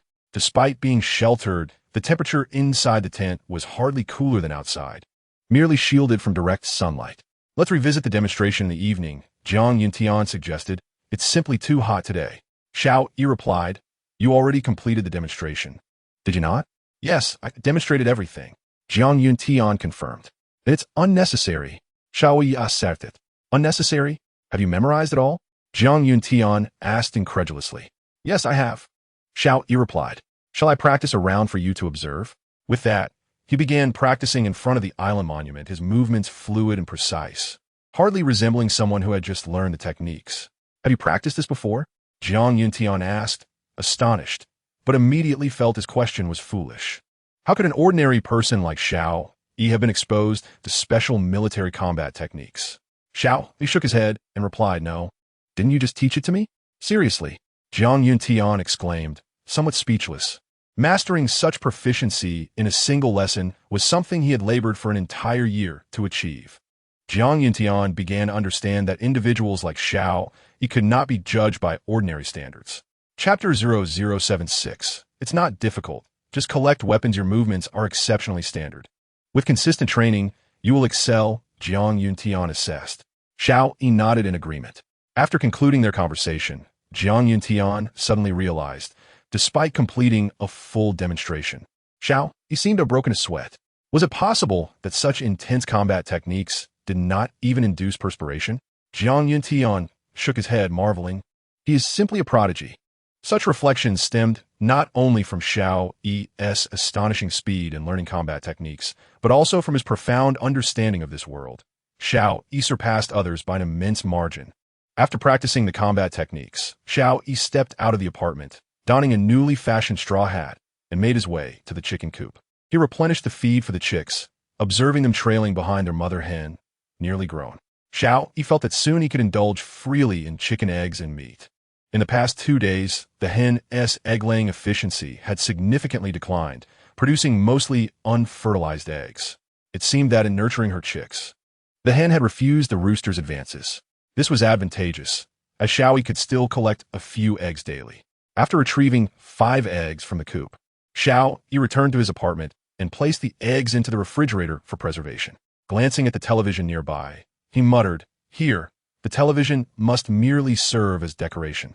Perhaps it will prove useful when I eventually establish a broadcasting station." With this in mind, Xiao Yi switched on the television, discovering that it was a smart TV, albeit without internet connectivity or any channels. However, he found numerous films stored on the device. Though they were primarily classic films, they would serve to occupy the long, lonely nights. One could feel quite solitary. After turning off the television, Xiao Yi practiced the combat techniques twice more, musing, it doesn't seem too difficult. Perhaps I can ask Brother Jiang to teach Known Lao and Su Wan as well. Oh, and I need to prepare some weapons. Returning to the island monument, Xiao Yi switched to the trading hall and posted a trade. Plain water, meat, for various weapon manufacturing blueprints or finished products. Note, please private message to confirm trade ratios for blueprints or finished products. Oh, a big player has started collecting weapon blueprints. Is that so? Could it be that they encountered some danger? Those seasoned players are likely hunting wolf packs and may require additional weapons. I wonder if they need this one. Dan Dao Mut. Go and inquire. It's of no use to you. True, I will ask. Before long, Xiao Yi received a private message from the inquirer. Big player. Would you like Tang Dao 1? Xiao Yi replied, yes, for a flat price of plain water, 1, and fish meat, 5. All right, thank you. The trade was successful, and Xiao Yi now possessed a narrow, straight-bladed weapon with a slightly longer handle. Such finished products were surely crafted from metal sheets initially, so their quality was beyond reproach. Metal sheets were indeed versatile materials. Xiao Yi drew the Tang Dao and swung it, finding it quite satisfactory and comfortable to wield. I managed a trade for water and food. Then I shall inquire as well. Can I exchange for iron spear? 1. Is the person above a fool? An iron spear can be manufactured at the island monument without the need for a blueprint. Why would they want yours? Indeed, some people just love showcasing their intellectual shortcomings. You are the fool. How do you know the big player doesn't team need it? In a pinch, they may not have time to craft one. Engaging in conversation with fools makes one feel foolish too. To avoid such a fate, I might as well retire for the night. Xiao Yi indeed received an inquiry from that person, and he silently blocked them. Simultaneously, he set to filter out all weapons that could be manufactured at the island monument without needing blueprints. Dilin Tianxia noticed someone collecting weapons and pondered for a moment. He too posted a trade in the trading hall, similarly seeking weapons. Though he was unaware of the reasons behind the other's weapon collection, he had observed the market's reactions. Whenever someone aggressively sought a particular item, its importance surged dramatically. For instance, metal sheets. For instance, seeds. Lin Tianxia suspected that this big player possessed alternative means of acquiring information, allowing them to anticipate market trends. While he could not directly contact this big player, he could at least benefit from their endeavors. It was imperative not to allow them to dominate the landscape entirely. Following Lin Tianxia's trade post, several others soon appeared, all seeking weapons. Xiao Yi observed the trading market and chuckled. Everyone has become quite astute. However, others do not possess the wealth of Xiao Yi. After inquiring about the prices, most individuals with weapons agreed to trade with Xiao Yi, who offered the most substantial supplies of water and food. Soon, Xiao Yi acquired 4 bows, a tang knife, a dagger, and a throwing spear. Do you know how to use a bow? Xiao Yi inquired of Su Wan and her companions. I do. To Xiao Yi's surprise, Su Wan revealed her proficiency with the bow. I practiced archery for a while. She explained. All right, take this arrow and dagger for self-defense, Xiao Yi said, completing the transaction. Transaction complete. Bow 1, dagger 1. Great. Su Wan promptly agreed to the trade. Nong Bihong expressed his inability to use a bow. So Xiao Yi traded him a crossbow and explained its usage. Practice on your island, and if you run low on arrows, let me know. Xiao Yi advised. Jiang Yintian stated that he already possessed a high-grade dagger and currently needed no other weapons. Nevertheless, Xiao Yi handed him a bow, saying, take this for now. It's good to have a ranged weapon. All right. Yintian accepted the bow and encouraged Junjun to learn how to use it. After distributing the weapons, Xiao Yi exited the apartment to harvest the mature soybeans from a field. Resources acquired. Soybeans grade 20. He saved 5 as seeds, pressed 10 for soybean oil, and soaked the remaining 5 to prepare for sprouting. Xiao Yi roasted the soybeans and then pressed them in the machine. Resources acquired. Soybean oil grade 15. Soybean cake grade 85. Eating only lard would become tiresome, and given the bountiful harvest of soybeans, he was limited by the size of his fields. The soybean cake served as an excellent feed for chickens. After his soybean endeavors, Xiao Yi returned to the apartment, took a shower, and cut the previously acquired wild boar meat into strips, skewering them on wooden sticks. He also prepared the freshly harvested greens and previously gathered potatoes, creating numerous skewers. It was time for a true barbecue. Chapter 0077. Heavy rainfall, crossbows, and renewed erosion. The previous barbecue lacked oil, leaving the food feeling somewhat incomplete. Xiao Yi brought out the prepared skewers of vegetables, potatoes, and meat, placing them on the grill. Despite the sweltering heat, nothing could deter his pursuit of culinary delights. After grilling a few skewers, I quickly retreated back to the apartment. It's too hot. Perhaps I should ease my culinary ambitions, he muttered helplessly. While relishing the freshly grilled skewers, Xiao Yi monitored the public channel's chatter. It's been nearly 2 weeks. Hui, where are you? Why haven't you contacted me? On such a hot day, you should be hiding by the island monument. You ought to be able to see this. Perhaps she's just not paying attention. Be patient. If it gets any hotter, I might just jump into the sea. Everyone, don't worry. Once this week passes, I believe there will be a breakthrough.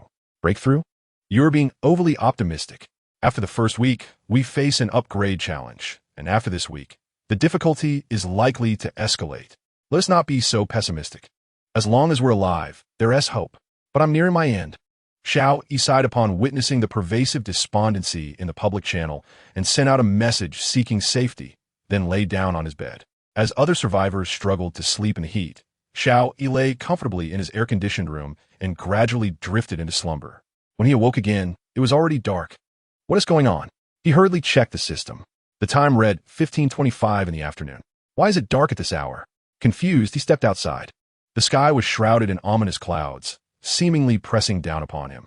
It looks like it's going to rain, Xiao Yi remarked.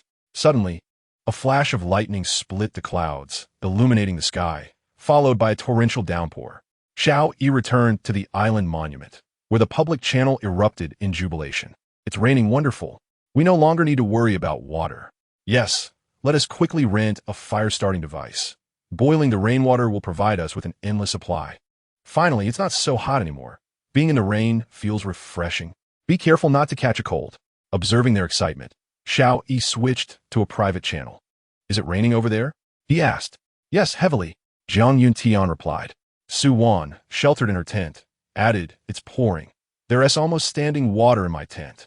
It's raining here too, but it's just a light shower. Nong Bihong responded. Based on their reports, Xiao Yi surmised that Nongbi home was likely farther away, while the other two were in the same vicinity as himself. Everyone, be cautious not to get drenched and catch a cold, Xiao Yi advised, then headed out to continue the barbecue he had not completed earlier.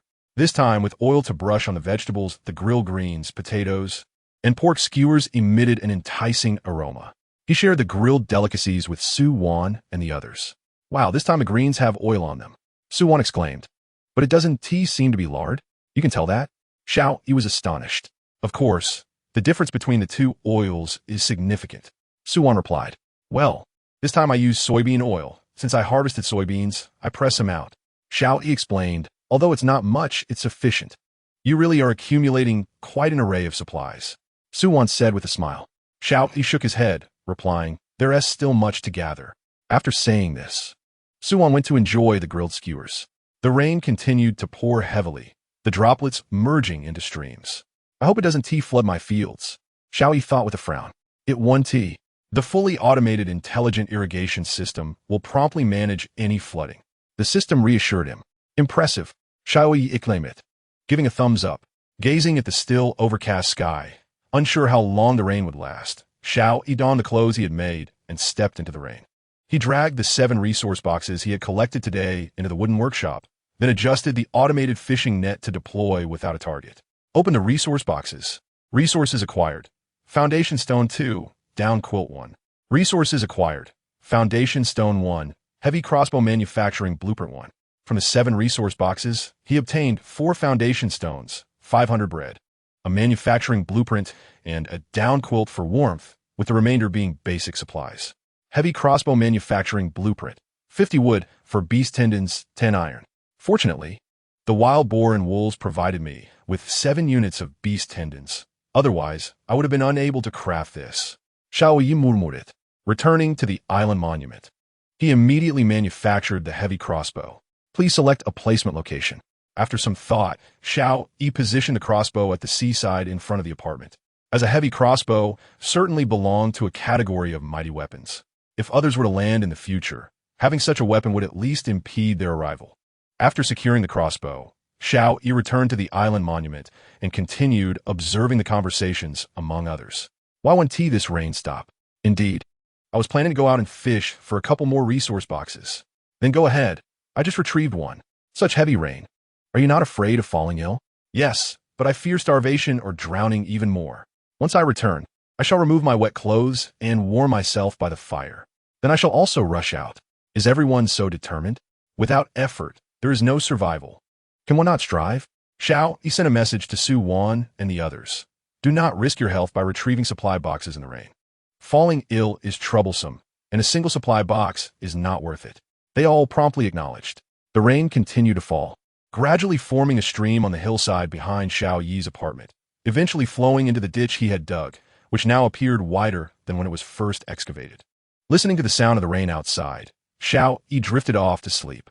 This slumber lasted until next day. Oh. Xiao Yi was awakened by the faint crowing of a rooster. He got up and browsed through the chat history on the island tablet, discovering that the rain had continued unabated until 5 o'clock in the morning. Stepping outside the apartment, he saw that the day had brightened, but the heat had dissipated.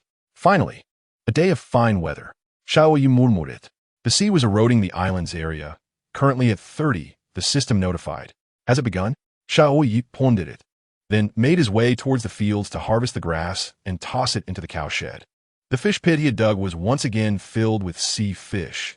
The automatic fishing net had yielded a bountiful catch the previous night. Xiao Yi had no choice but to process a large batch of sea fish for preservation as dried fish. Adjusting the target of the automatic fishing net, he then headed to the back of the apartment where the small mound had transformed into a hill several hundred meters high. Chapter 0078 found a future father-in-law. Water cascaded down the mountain, continuously supplying fresh water to the stream. The freshwater river was nearly formed, and it was anticipated that freshwater resources would soon be replenished.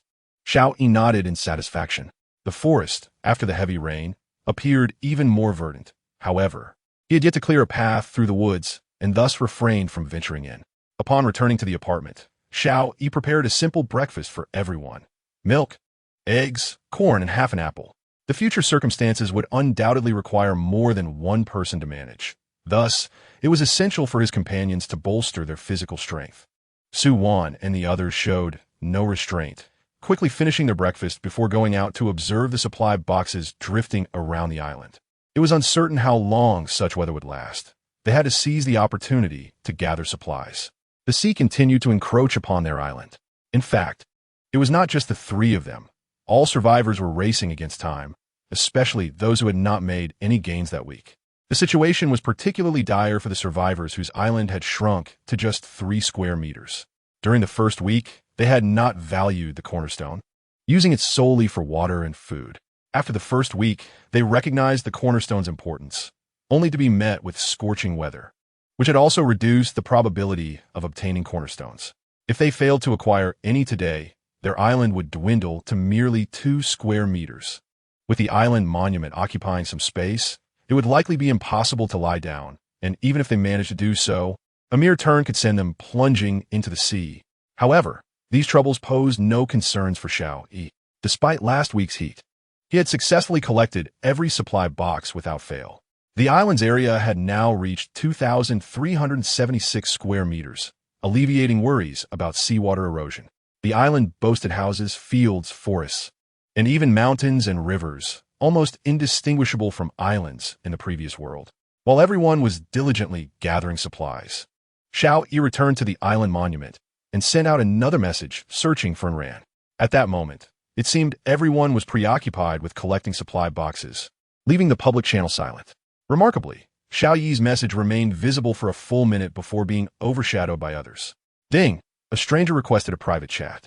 Xiao Yi immediately switched to a private channel. Who are you, and why are you looking for Ran? The other party inquired. Xiao Yi observed the other party's hidden identity and replied, Who are you? My search for Ran has nothing to do with you. Ran is my daughter. Does that not pertain to me? Came the retort.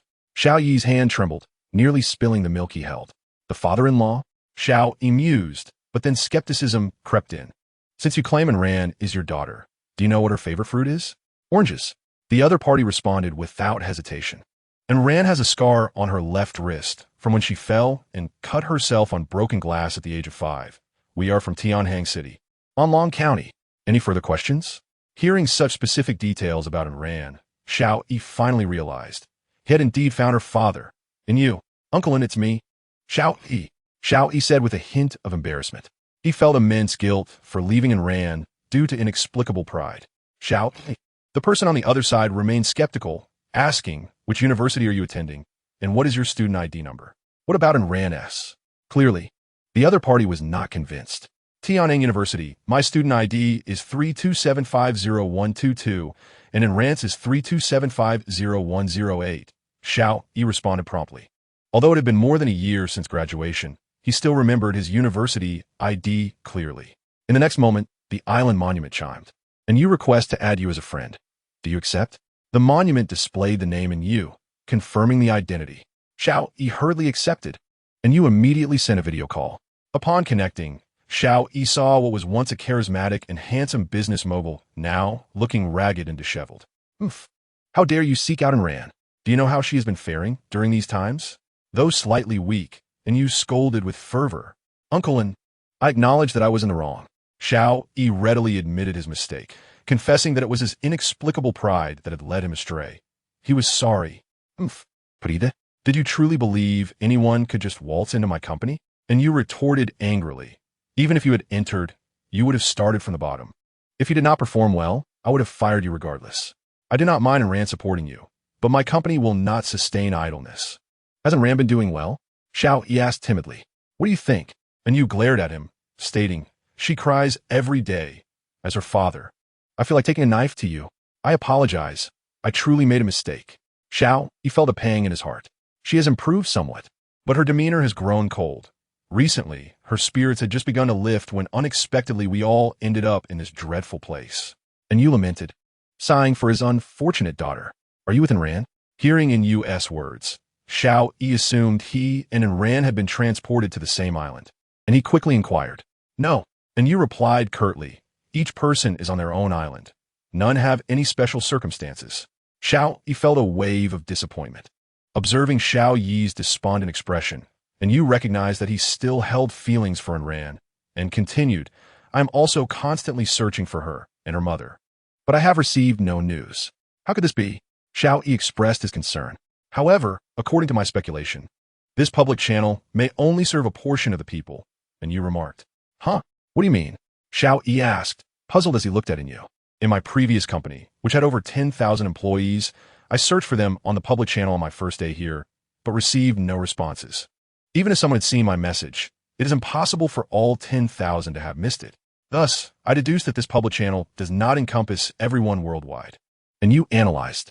So, it is akin to dividing us into numerous groups, each group on a separate server. This public channel is merely a communal space for all individuals within this server. Xiao Yi attempted to comprehend using the concept of online gaming. That is indeed a valid interpretation. And you responded, therefore, I believe you will have the opportunity to find them. Xiao Yi nodded in agreement.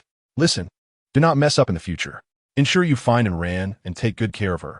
Otherwise, I shall haunt you even in death. And you sighed heavily. Upon hearing this, Xiao Yi immediately sensed something was amiss and urgently inquired, Uncle Lin, what is the situation on your end? Chapter 0079, and you in crisis. Xiao Yi to the rescue, and you did not answer, but instead sent a trade request. Soil, level 1, tint 1, down jacket 1, cornerstone 2, trade incomplete. Keep these items for now. If you find Enran in the future, share some with her. And you, seemingly exhausted from previously admonishing Xiao Yi, spoke weakly. Observing the items, Xiao Yi did not hesitate to reject the trade outright. Tell me, what is wrong with you? Now, immediately, Xiao Yi shouted, and you paused momentarily. Then replied with a smile, I understand your concern, my dear nephew. From the moment I met you, I knew you had a kind heart. Find Enran and carry my hope forward. Be quiet. Xiao Yi retorted, now tell me your condition. I am certain I can save you. Enran still needs your care, and your presence is vital for the future wedding. Hearing Enran's name, a fleeting glimmer of life's yearning flashed in Yu's eyes, but vanished almost instantly. It is futile. My calf was bitten off by a shark, and it is now infected and inflamed. There is no chance left. And you lamented, gazing at his leg, which was oozing pus. Xiao Yi was utterly stunned by Yu's words. And you had actually entered the water and confronted a shark. But in the next moment, Xiao Yi quickly responded, Uncle, and listen to me. Do not give up. There is still hope for you. Saying this, Xiao Yi sent nearly 2 liters of high-quality purified water along with a large package of high-grade toilet paper. Purified water, level 1986, toilet paper, level, transaction incomplete. And Yu's eyes widened as he saw the purified water.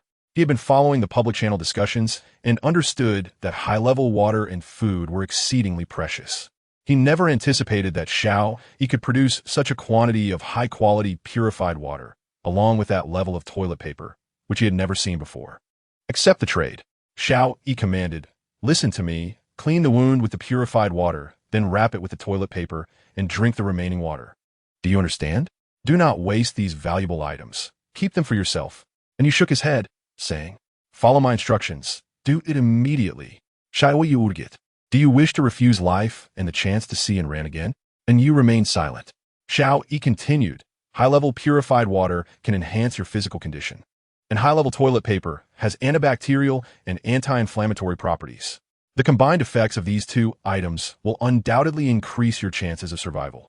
Upon hearing the effects of these 2 items, Yu's eyes grew wide with astonishment. If these items truly possessed such power, they were indeed miraculous in this place. Hurry! The sooner you address this, the better.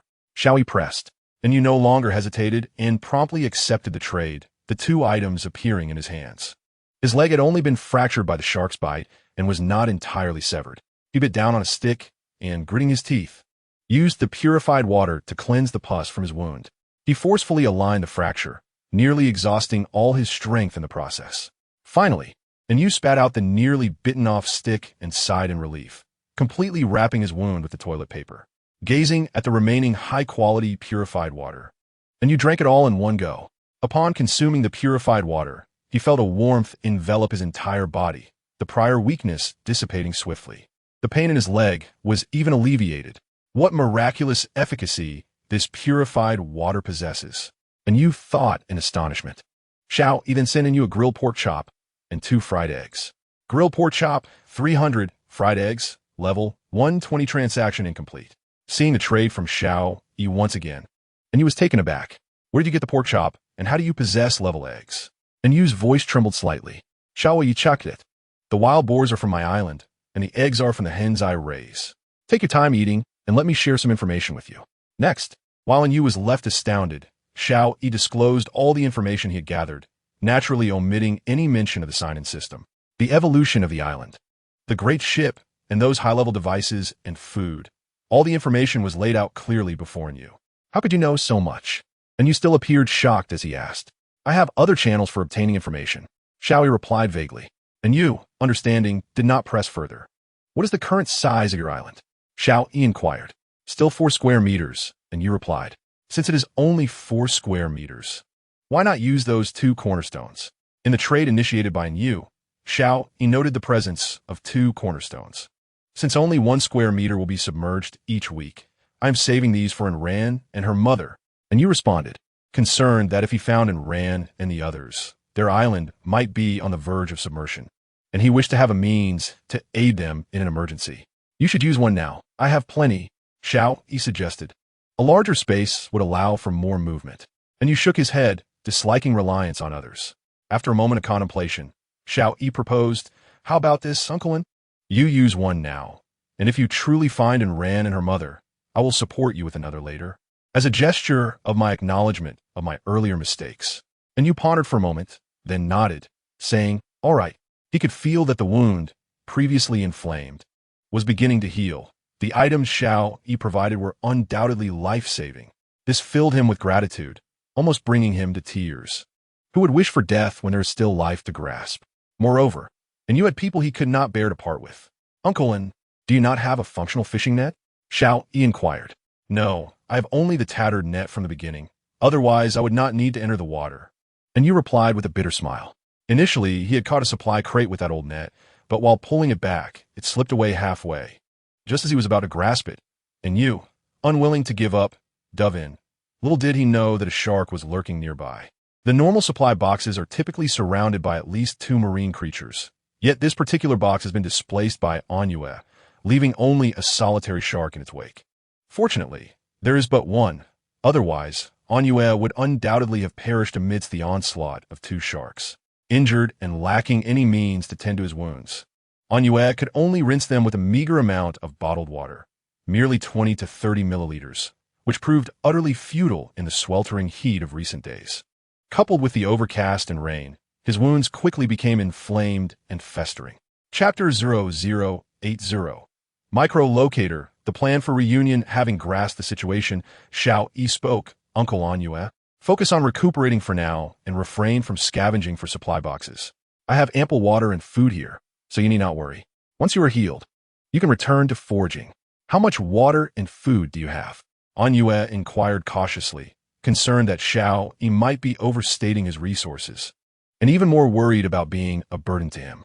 Xiao Yi smiled and replied, the marine fish and fresh water at the trading hall are all mine. What? Ennui's eyes widened in astonishment. The prominent figure discussed in the public channel turned out to be Xiao Yi. So you have amassed quite a bit of supplies. You cheeky brat. When we find Anren, you must support her generously. Ennui exclaimed. Rest assured, Uncle. Once I locate Anren, I will certainly bring her to my island. Xiao Yi confidently assured him. That sounds more like it. Since you are so affluent, I won't hold back. I shall focus on my recovery these days and repay you this favor once I am well, Ennui said. Uncle, you are too modest.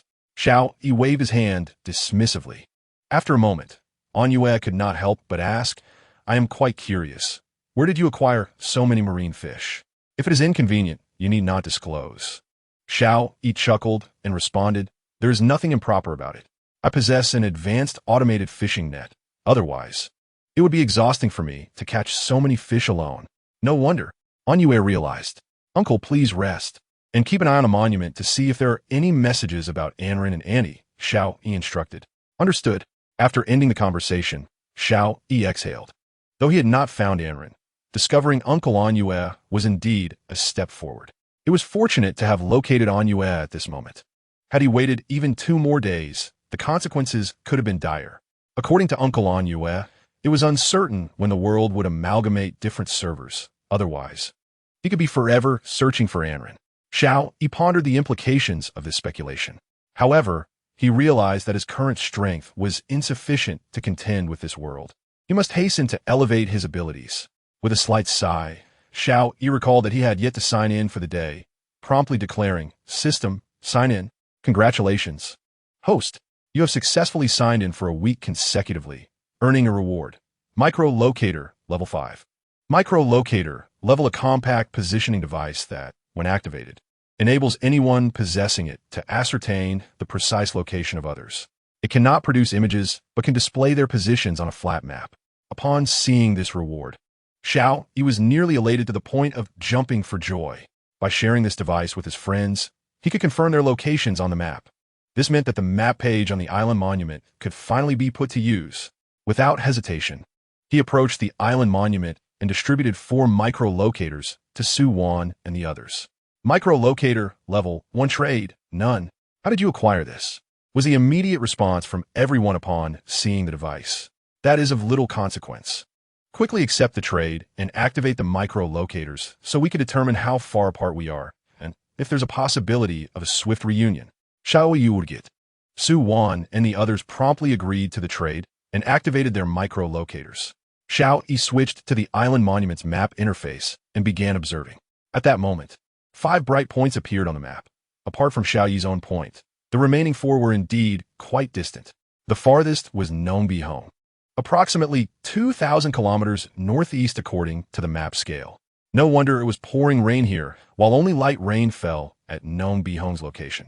The other 3 were similarly positioned. Suwon was roughly 800 kilometers from Xiao Yi, in the same direction as Nongbi Home. Jiang Yintian stood about 900 kilometers directly south of Xiao Yi, while Anyue was approximately 700 kilometers to the west. Interestingly, the closest was the last contacted, Anyue. Such a distance? Nongbi Hong remarked, gazing at the map's indicators and sending Xiao Yi a message with a wry smile.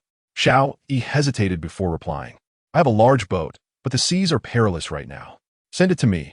I will make my way to you. Nongbi Hong stated decisively. I understand the dangers, but time waits for no one. If the natives here find us, I will be captured alone on the island. Why not take the risk now? Xiao Yi contemplated this for a moment, then replied solemnly, All right, Nongla, we shall take this chance together. Do you trust me? I trust you. If it weren't for you, I would have perished long ago. Nongbi Hong responded resolutely. Very well, rest well today. Tomorrow morning, set sail immediately to the point between us. Xiao Yi instructed. Nongbi Hong suddenly recalled a concern and awkwardly said, I'm only familiar with agriculture. I don't know how to operate a boat. Do not worry. I will handle it. The boats here are relatively easy to navigate, aided by the world's rules. Xiao Yi reassured him. All right. With that, Nongbi Hong felt at ease. Before leaving your island, ensure the monument is transferred onto the boat. Take all the supplies you can carry. Xiao Yi urged, emphasizing the importance of moving the monument, as it was crucial for repairing the ship at sea. Understood. Remember, regardless of the marine creatures that attack you on your journey, as long as they do not hinder your passage, ignore them. If the ship sustains damage, repair it promptly and inform me of any materials you require. Understood. If we encounter any large marine creatures, we shall fight back with the crossbow. Nongbi Hong affirmed. Good. After concluding their conversation, Nongbi Hong gazed out at the vast ocean before him, smiling as he mused, I never imagined that even in my old age, I could conquer the sea once more. 2,000 kilometers is no small distance. Our distance is quite considerable, Suwon remarked, observing the 800 kilometers on the island monument. Xiao Yi replied, Nong La has decided to join me. I will trade him a boat, and he will set sail for your island. Ah, such a distance makes it incredibly perilous, Suvan exclaimed in surprise. Yet no one knew how the world would evolve in the coming week. We must seize the opportunity to reunite. Xiao Yi asserted. Suwon nodded decisively, responding, Once Nong La arrives, we will all go to your island. Indeed, Jiang Yintian also messaged. The distance is too great. A small wooden boat couldn't possibly reach your island. Have you forgotten I possess a medium-sized sailboat? Xiao Yi replied. Even with a medium-sized sailboat, the journey is fraught with danger, especially from Nong La's location, which is far too distant. Jiang Yuntian frowned. Chapter 00 8-1, abundant gains. The calm before the storm, Xiao Yi nodded in agreement, stating, "Indeed, it is too far, but Nong La has already decided to come. He will first reach Su Wan's location, pick her up, and then proceed to join us." Jiang Yuntian sighed and said, "Well, let us pray for smooth sailing. Once they arrive on your island, we shall discuss the matters that transpired here. No need for that. Once the tides have eroded the island today, prepare to come over with Junjun. Shall we repeat? Jiang Yuntian furrowed his brow and remarked, "If it were only me, I could attempt it. However, with Junjun, the small wooden boat is certainly not an option. Who says you must use a small wooden boat?" Xiao Yi countered, "A medium-sized sailboat will suffice, bringing Junjun along." Medium-sized sailboat? Jiang Yuntian suddenly realized and exclaimed, "What? Do you happen to have 2 medium-sized sailboats?" "Correct, but there is no reward for that."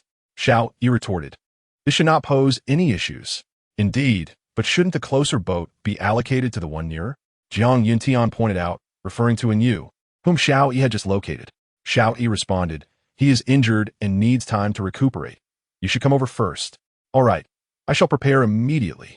Jiang Yuntian said without delay, "Remember to transfer the island tablet onto the boat and take all the supplies." Xiao Yi reminded him. "Received." Jiang Yuntian acknowledged. After communicating with Su Wan and the others, Xiao Yi sent a message to An Yu, stating, "Uncle An, focus on your recovery.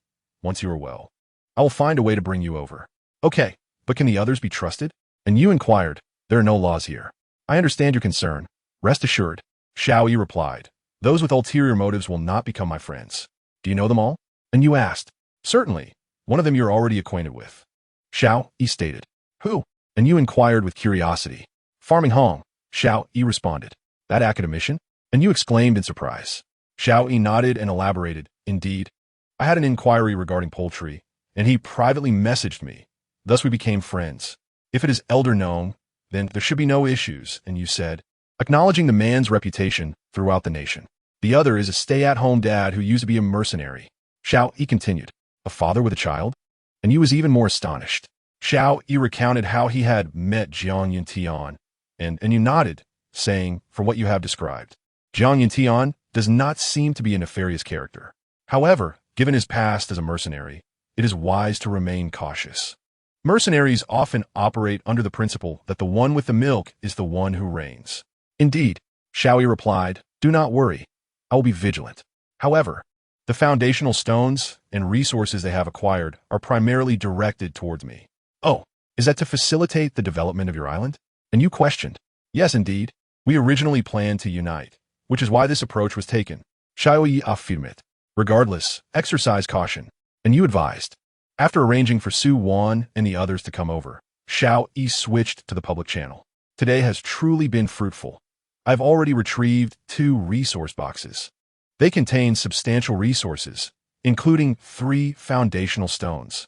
Indeed, it seems this world is still favorable to us. Based on the current drift of the resource boxes, I should be able to retrieve 3 more today. God bless, I have finally uncovered food and water. It appears this world is bestowing rewards upon us.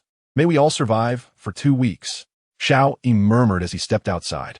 At the entrance, 5 resource boxes were already laid out, and according to the radar, 4 more were still available for retrieval. Xiao Yi's haul of 9 resource boxes was indeed a significant success. He proceeded to milk some cows and grill a few sea fish, distributing them as lunch to everyone. "Woof woof." The voice of Wang Kai echoed from behind the apartment. This time it was not a warning of danger, but rather a curious bark, as if it had discovered something new. Xiao Yi ventured outside to find Wang Kai standing by the river at the foot of the mountain, barking at the water. He approached and tossed a grilled fish to it, then patted its head, saying, "Let us see what you've found." Splash! A fish suddenly leaped from the river, only to fall back into the water. Xiao Yi exclaimed with delight. "It seems freshwater fish have respawned. Excellent." He refrained from immediately catching the freshly spawned fish, allowing them some time to recuperate. Upon returning to the apartment, he noticed that the apple tree had not blossomed again since its last fruiting. He pondered the reason. Additionally, the apples he had harvested had not yielded any seeds. Perhaps this world imposes restrictions to prevent the apple tree from becoming rampant. Xiao Yi mused. He harvested the newly matured wheat, setting aside a portion for seed, and replanting it. The remainder was dried and taken to the workshop, where it was ground into flour using a small stone mill. Before coming here, Xiao Yi's hometown was in the northern part of central Xia. Hence, he had a preference for wheat-based dishes. Once the flour was ready, he immediately kneaded it into dough, rolled it out into sheets, and cut it into noodles. He sauteed some greens in oil, added water, brought it to a boil, and then cooked the noodles. Simultaneously, he grilled some pork on the barbecue. Once the noodles were served, he placed a piece of pork on top. It looked quite satisfactory. Xiao Yi admired his creation. As the clock struck 6 in the evening, he distributed his homemade pork noodles for dinner. Grilled pork, 200 noodles level, 500 milk level, 500 for trading. Upon seeing the sumptuous meal ready for trade, and you could not help but ask, is your food always this lavish? It has only recently become abundant. Xiao Yi replied with a smile. Initially, we had nothing. Impressive. And you commented, but I wonder how Ranin and the others are faring? Uncle, and do not worry. I believe Ranin and her mother are destined to persevere until we find them. Xiao Yi reassured him, though he too was uncertain when they would be found. And you nodded in agreement. After dinner, Xiao Yi stepped outside and opened all 9 resource boxes he had collected. Acquired resources, 4 foundational stones, 3 stones, copper. Acquired resources, 2 foundational stones, 1 wooden house blueprint. Acquired resources, 3 foundational stones, wood. Acquired resources, 1 thermal underwear. From the 9 resource boxes, he obtained a total of 15 foundational stones. A resounding success. He also received cold weather gear, along with bread and water, and a wooden house blueprint. I wonder what peculiarities this world has in store for us next week. Could this be the calm before the storm? Xiao Yi pondered. Chapter 0082. The end of the second week. New alerts. Xiao Yi utilized all the foundational stones to expand the island. While the wooden house blueprint would be discussed later when Su Wan and the others arrived. His room could accommodate 2 people, yet having everyone stay would feel somewhat inappropriate, as everyone requires a degree of personal space. The apartment seemed rather cramped. Xiao Yi remarked as he observed his living quarters. On this day, all surviving seekers who engaged in fishing experienced remarkable success, each managing to unearth at least 3 foundational stones. With these foundational stones, there was no need for concern about the island being submerged. After all, it would take a week to erode a single foundational stone. So 3 stones could sustain them for at least 3 weeks. Su Wan, Nong Bihong, and Jiang Yintian allocated all the supplies from the island to Xiao Yi, except for those they would need during the night. They were all heading to Xiao Yi's island, and there was no need to leave anything behind, allowing for a lighter departure to avoid unnecessary labor and conserve energy. As a result, Xiao Yi acquired 11 foundation stones along with some other basic supplies. To his astonishment, Su Wan had also unlocked a blueprint for a wooden house. With 2 wooden houses and a tent, it should suffice. At this moment, the public channel was filled with a harmonious atmosphere. How delightful it would be if every day offered such splendid weather and abundant harvests. Indeed, it was a pity that they were not here for a vacation. I have secured 5 foundation stones, so I can rest easy for a while. Are you sure you can relax for a time?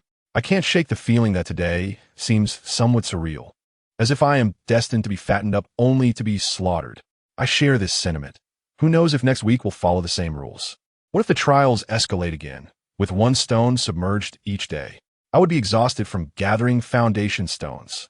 Please, don't scare me. I'm frightened. It shouldn't come to that. If it did, we would all be awaiting our demise. Observing the chatter in the public channel, many felt that no amount of harvest would suffice. One can only hope that this world will show some humanity. The creation of such an island monument could not possibly be the work of humans. It must be divine. Why demand humanity from a deity? Do not place your hopes on others. One must forge their own strength through effort. That is easy to say. I wish I could be strong, but at this moment, I feel quite the opposite. Brother, have you heard of Lu Wei Di Huang? Consider it. Get lost. Can we not derail the conversation? Sigh. I truly wonder what this world is intending. No one knows what this world aims to achieve.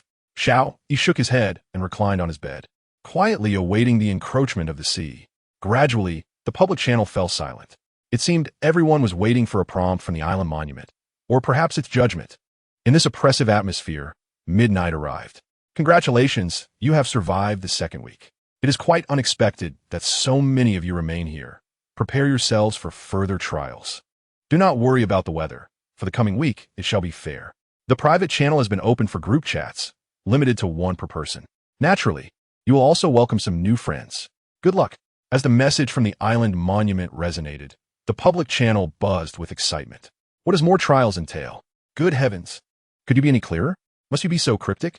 Next week, as pleasant weather is indeed good news. Finally, we can establish private chat groups. This is a boon for survivalists with small teams. So what are we waiting for? Let us band together for warmth. I sincerely seek a companion. Those looking to join me for warmth, please reach out. What does new friends mean? The crowd erupted in discussion.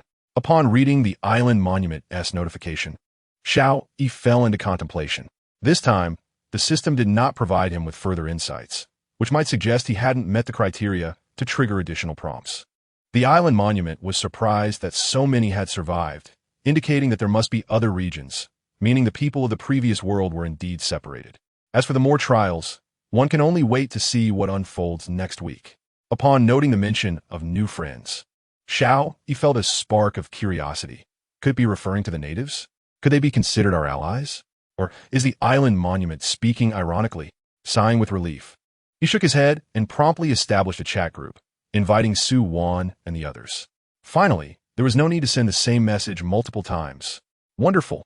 We finally have a group. Greetings, everyone. I am Su Wan, a former colleague of Xiao Yi.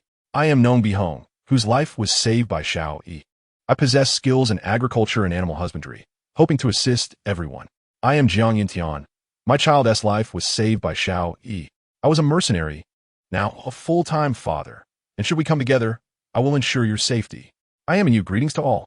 An U.S. introduction was notably succinct, as he still felt somewhat out of place in the group. After the introductions, everyone began to inquire about the recent message from the Island Monument, as Xiao Yi had previously been privy to information they were not. However, this time, the system did not elaborate on the further trials or the nature of the new friends. I am uncertain as well. Let us wait until tomorrow, Xiao Yi replied, urging those preparing for departure to rest early, as they would set out promptly at 6 in the morning. Yes, the group responded en masse. Surprisingly, even Xiao Yi was in the dark about the upcoming situation. The outlook for the next week appeared grim. With concern, the group settled down and drifted into a restless sleep. At 5:30 the next morning, the system promptly awakened Xiao Yi, who had specifically instructed it to do so. Nong Lao, Brother Jiang, are you awake? Xiao Yi inquired in the chat group. Yes, they both responded. Please trade all items that are inconvenient to move to me. Just retain your weapons. Xiao Yi requested. Understood.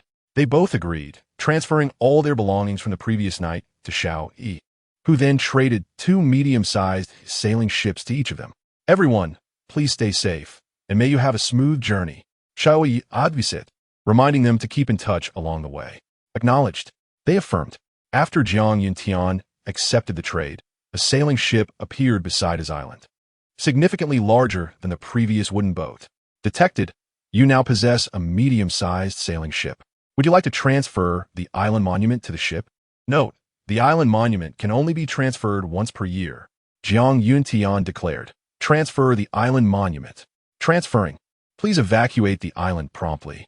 The island will submerge in 10 minutes. Jiang Yuntian scooped up Junjun and immediately boarded the medium-sized sailing ship. Chapter 0083. The Anchor, constantly attacked by marine creatures. Daddy, are we going to find Uncle Xiao Yi? Junjun asked, his speech noticeably clearer than before. Jiang Yuntian smiled and replied, Indeed, we are headed to find Uncle Xiao Yi. How wonderful! Junjun exclaimed joyfully. In the ship's cockpit, an island monument gradually formed. Transfer successful, resources acquired. Foundation stones 16. Observing the island monument beside the helm, Jiang Yuntian announced in the group, I am setting off. He promptly traded the 16 foundation stones to Xiao Yi and switched to the island monument's map interface, setting course toward Xiao Yi's island according to the micro-positioning device's direction. Simultaneously, Nong Bihong also traded 7 foundation stones to Xiao Yi and set sail. It was Xiao Yi's first time rising so early. The sea breeze invigorated him as he gazed upon the calm ocean, silently praying for a smooth journey for the two at sea. System, sign in. Sign in successful. Reward acquired. Anchor, level. Anchor, level powerful. Fully automated intelligent anchor that adapts to various types of vessels. adjusts to different seabed terrains, and effectively secures the ship, ensuring safety even amidst tumultuous waves. The utilization of an anchor is contingent upon various circumstances. For a standard anchor, a sandy or gravelly seabed is ideal, followed by a muddy bottom. The most challenging substrate for anchoring is a rocky seabed, as it offers little grip and may even entrap the anchor. Depth also plays a crucial role. It is impractical to anchor in waters that are excessively deep, as the length of the anchor chain is limited, and one must consider the space it occupies and its weight. After all, when not in use, the anchor must be stored aboard the vessel. In a previous realm, suitable anchoring locations were marked on nautical charts, but here, only a rudimentary map exists. Upon discovering a reward for signing in, Xiao Yi felt a surge of satisfaction, as it provided an additional layer of security for Nong Bihong and Jiang Yuntian's voyage. He promptly messaged in the group chat, "Old Nong, Brother Jiang, I possess a remarkably powerful anchor. Should you encounter any storms, do not hesitate to call for me, and I shall trade the anchor to you." "Great," responded Nong Bihong. "The weather is calm here. A storm shouldn't arise too soon." "Understood," replied Jiang Yuntian. "It's quite tranquil on my end as well." Xiao Yi contemplated for a moment before calling out towards the apartment's exterior. "Wang Kai, Wang Wang Wang," exclaimed Wang Kai, bounding in with exuberance. Since the last incident of an unexpected kiss with his master, he had not been permitted to step inside the bedroom again. Xiao Yi pointed at the island monument and instructed, "Keep a watch on this monument. If it sounds or anything unusual occurs, notify me immediately, understood?" "Wang Wang," responded Wang Kai. Uncertain if Wang Kai comprehended, Xiao Yi exited to prepare breakfast at the door. With flour on hand, he decided to make pancakes. Mixing flour with water to create a thick batter, he added 2 eggs, blended them well, then heated the pan, adding oil before pouring in the batter to spread it into a thin layer. Once the mixture solidified, he carefully flipped it, waiting until both sides turned golden before removing them from the pan. Concerned that everyone might not feel full, he made 5 pancakes for each person and then stir-fried shredded potatoes to wrap inside the pancakes before distributing them. Potato shredded pancake, level 5, milk, level 500 for trade. Although the flour and eggs were of a certain level, the shredded potatoes were not classified. Thus, the overall dish was rated at a lower level. Xiao Yi felt somewhat dissatisfied, even though such food was becoming increasingly rare outside. As everyone began to enjoy the breakfast provided by Xiao Yi, Nong Bihong messaged in the group, "I've spotted a supply crate near my sailboat. I wish to retrieve it." At that moment, Xiao Yi was not at the island monument, but rather outside, tending to his crops, assessing which ones had matured or were nearing maturity. "Wang Wang Wang." Wang Kai suddenly barked at the island monument. Xiao Yi rushed back in, noticing the message, and affectionately ruffled Wang Kai's head, praising, "Well done." Upon reading Nong Bihong's message, Xiao Yi furrowed his brow, weighing the decision of whether or not to retrieve the supply crate. The vessel sailed at a speed of approximately 20 kilometers per hour, and reaching Suwon would take at least 60 hours, an endeavor not to be completed in a day or two. "I will only fish for crates close to the boat." Avoiding distant ones, Nong Bihong continued, "All right, proceed with caution. There are likely marine creatures near the supply crate." Xiao Yi concurred, simultaneously trading a fishing net to Nong Bihong. "Great." Nong Bihong promptly reduced his boat's speed and ventured out with a fishing net. Given the proximity, he swiftly captured the supply crate and forcefully dragged it onto the sailboat. Having consumed ample high-level food, Nong Bihong's physical condition belied his age. He was far stronger than most vigorous young men. Just as he secured the supply crate aboard, the island monument alerted, "Your sailboat is under attack." Glancing at the location of the assault, he realized it was beneath the ship. The strength of the marine creature's attack appeared minimal, causing no immediate damage to the vessel. Nong Bihong quickly increased his speed, steering towards his intended direction. Suddenly, a loud crash resonated, and Nong Bihong felt a slight tremor in the hull as the monument warned of damage to the bottom. "Xiao Yi, I've been attacked by a marine creature. The bottom is damaged and requires materials, 10 wooden planks and 4 copper." Still at the island monument, Xiao Yi, upon receiving Nong Bihong's message, immediately sent the necessary resources for repairs. "Repair immediately." Nong Bihong selected the repair option at the monument. Repair successful. Adjusting his course, Nong Bihong exited the cabin, armed with a crossbow, and peered over the side of the boat, spotting a massive shadow to the right. At that moment, the shadow charged furiously at the sailboat again.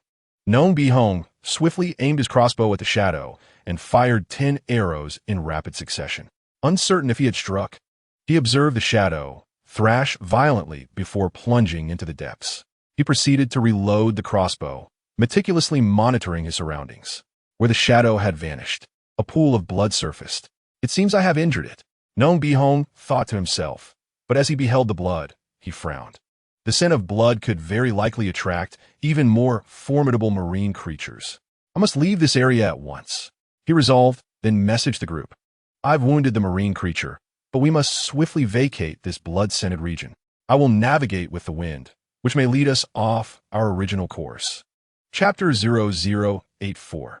The island also under attack by marine creatures. Safety first. Xiao Yi promptly agreed with Nong Bihong's assessment. Originally positioned northeast of Su Wan Island, Nong Bihong's intended direction was southwest. He promptly reported that the wind in his area was from the northwest. Utilizing this wind direction, sailing southeast would be the fastest route, thereby significantly deviating from the original planned trajectory. However, for the sake of safety, a slight detour was acceptable. Nong Bihong quickly adjusted his course and sails, maximizing the use of wind power. As a result, the vessel's speed surged to 30 kilometers per hour. The marine creature that had previously attacked the sailboat seemed to have ceased its assault, allowing Nong Bihong to exhale a sigh of relief.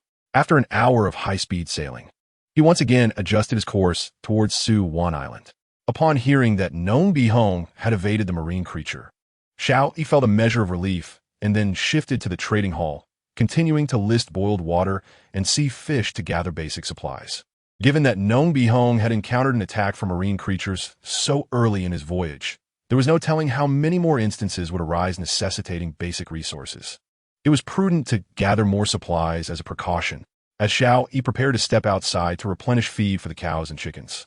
The island monument suddenly flashed another alert. Alert! The island's cornerstone is under attack. Please consult the map for the specific location. What? Xiao Yi gasped in shock, initially believing there was an issue on Jiang Yuntian's side, only to realize that it was his own island under siege. He swiftly switched to the map, zooming in on his island, discovering that the cornerstone at the mouth of the inland river he had excavated was indeed under attack. Grabbing a dagger and a long iron spear, he dashed outside. Wealth, keep an eye on the island monument and inform me promptly if there are any updates. Xiao Yi's voice echoed from outside. Wan Kai Zet Ponde Idili. Upon Xiao Yi's arrival at the apartment, he discovered a long fish relentlessly assaulting the island's foundation at the estuary.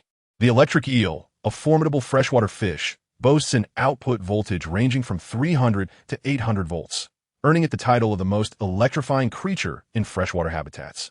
A system notification chimed, leaving Xiao Yi puzzled.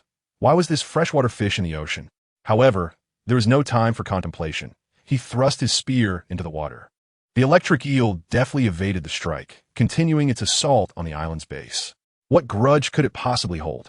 Xiao Yi muttered, observing the eel's disregard for him as it focused solely on its target. Resolutely, he aimed again, determined to hit the mark this time. Yet he felt his spear slip, leaving no trace on the eel's slick body. So slippery. Xiao Yi frowned it. The lack of precision could also be attributed to his spear's insufficient sharpness. Noticing an automated fishing net on patrol nearby, he promptly set its target on the electric eel. With a swift motion, the net ensnared the creature. As the machine gradually retracted the net, the eel realized it was trapped, and arcs of electricity surged from its body. The automated net also sparked with electric arcs. Would it damage the net? Xiao Yi gasped, quickly drawing his Tang Dao and accurately piercing the now defenseless eel. In that instant, a jolt of electricity surged through his right arm, rendering it numb. Yet, the Tang Dao did not disappoint, cleaving the eel in two, even in its severed state. The electric eel thrashed violently, unable to release another electric charge. The automated net, jolted by the eel's electricity, halted its retraction. Xiao Yi, anxious, approached the net, understanding the significance of this device for resource collection and the supply of marine fish. The foundational stones could only be obtained from resource boxes, and few would sell them. Without the ability to gather resource boxes, he would be compelled to part with precious materials or trade basic resources under exceptional circumstances to acquire foundational stones. Likewise, a lack of marine fish would drastically hinder his accumulation of basic resources, as the majority of his traded materials had been procured through marine fish. Just as he was consumed by worry, the automated net resumed its function, pulling the severed electric eel ashore. Xiao Yi exhaled in relief, having feared for the net's integrity. However, as a high-grade device, it was unlikely to falter against a mere electric eel. Upon reaching the shore, the eel struggled for a moment before falling silent. A high-grade electric eel should be quite delectable, Xiao Yi mused, then carried the creature back to the apartment. Woof! Wang Kai's excited bark resonated from within, prompting Xiao Yi to quicken his pace. Upon returning to the island monument, another notification alerted him. The island's foundation was under attack. Again? Xiao Yi's eyes widened. Could this be yet another trial? The previous message had hinted at further challenges, and it seemed the Foundation's assault by marine creatures was one of them. With no time to ponder, he swiftly determined the location of the attack and rushed out again. This time, the targeted Foundation lay to the north of the island, where an octopus was entangled around one of the stones. Without hesitation, he thrust his spear forward. This time, it struck true, piercing the octopus's body. The creature writhed in pain, releasing its grip on the Foundation, and Xiao Yi effortlessly hoisted it from the sea. The octopus still flailed vigorously, its tentacles clinging tightly to the spear. Yet, there was no time to deal with the still-living octopus. Wang Kai's barks echoed again. Not again. As he sprinted back to the apartment, he exclaimed, upon arriving at the monument. He discovered that this time it was not a notification of an attack, but rather a message from Jiang Tian in the group chat. My ship has been struck by a sea turtle, causing damage. Repairing the hull requires materials, 21 wooden planks, 5 copper, and 3 iron. Xiao Yi immediately traded the necessary supplies to Jiang Tian. He promptly initiated the repair process on the island monument. Is the sea turtle really that aggressive? Xiao Yi inquired in the chat. I didn't expect it either. The sea turtle was the size of a small car. Fortunately, it merely bumped into me before departing. Or perhaps I blocked its path. Jiang Tian replied with a wry smile. My island is also under assault from marine creatures. I suspect this is indeed what the monument referred to as further trials. Xiao Yi commented in the chat, asking Suwan and Uncle about their situations. Chapter 0085. Patterns of marine creatures attacking the island. I just injured a nearly 1 meter long fish, and it managed to escape. Suwan sighed. I've also been attacked by marine creatures. I couldn't see what it was due to limited mobility, but it damaged one of the foundational stones before leaving. And you responded. Hearing their replies, Xiao Yi asked, are your islands only facing attacks from a single creature? Yes, they both affirmed. Xiao Yi contemplated for a moment before stating. Based on the information gathered thus far, 3 conclusions can be drawn. Firstly, larger islands encounter more frequent assaults from marine creatures. For instance, I have faced 2 attacks already. Secondly, if one can injure the attacking marine creatures, there is a chance to drive them away. Thirdly, if no defensive measures are taken, marine creatures may only damage one foundational stone before departing. The others nodded in agreement upon hearing these points. Uncle, your area is down to only 3 square meters, correct? Xiao Yi inquired. Yes, that's right. And you replied, therefore, even with your injuries, you must remain active. Xiao Yi insisted, I will craft a crude crutch for you. If marine creatures appear, you must retaliate. Understood. And you nodded. Xiao Yi promptly ventured into the workshop, quickly crafting a crude crutch and an iron spear before returning to the monument to trade with you. Crude crutch 1, iron spear 1, foundational stone 1. The transaction was successful, and you hesitated upon receiving a foundational stone from Xiao Yi but ultimately agreed to the trade. This foundational stone is not to be used unless absolutely necessary, and you silently resolved. Xiao Yi switched to the public channel, seeking more information to validate his previous conclusions. What was happening? I was still asleep when the island monument's alert woke me, stating that the foundational stone is under attack. Mine too. What is going on? I dare not even check. Could it be a monster? The situation is dire, akin to a monstrous nightmare. Ultraman has perhaps been watched too frequently. These are merely marine creatures. We must take up arms and confront them. What? They dwell beneath the waves. How can we strike? For heaven's sake, could you not at least glance before speaking? Regardless of the marine species, they all seem intent on assaulting the foundational stones near the water surface. What a waste of breath to engage with such cowardice. Once their foundations are obliterated by these aquatic beings, let them plunge into the depths to join their monstrous companions. What? They can indeed destroy our foundational stones? How novel. I suspect many have already lost a piece of their foundations. Initially, due to the fear of the unknown, numerous survivors failed to react promptly, resulting in several islands vanishing by a square meter. Just yesterday, I harvested a few foundational stones, and today, one has already been lost. How are we to survive? I long for home. Your pleas are futile. Swiftly arm yourself to defend your island. Indeed, if you can wound them, they can be driven away. I just managed to chase one off. Yes, let us rally together. No one can assist you but yourself. Have we noticed that those marine beings seem to depart after destroying a foundational stone? Are you certain? It appears to be true. I did not resist, allowing the marine creature to attack, and after it destroyed one foundational stone, it left. Thus, if we can locate the foundational stones in time, we need not confront these marine beings to ensure our islands do not vanish. You are overly optimistic. Can you ascertain how many waves of marine creatures will come? If only one wave arrives each day, it would be manageable. With diligent effort, one could gather enough resource boxes daily to compensate for the lost foundational stone. However, if there are multiple waves, the speaker hesitated, yet everyone understood the unspoken implication. How many times have our islands been attacked thus far? Once. I too have faced but one attack. Once is sufficient. Has anyone been attacked twice? The public channel echoed with confirmations of a single attack. Am I the only one who has been assaulted twice? Xiao Yi frowned as he glanced at the public channel discussions. Attention! Island foundational stones are under assault. Damn it! Here they come again. Glancing hastily at the location under attack, Xiao Yi seized his dao and iron spear, rushing out once more. Upon arrival, he beheld a common fish incessantly pecking at the foundational stone.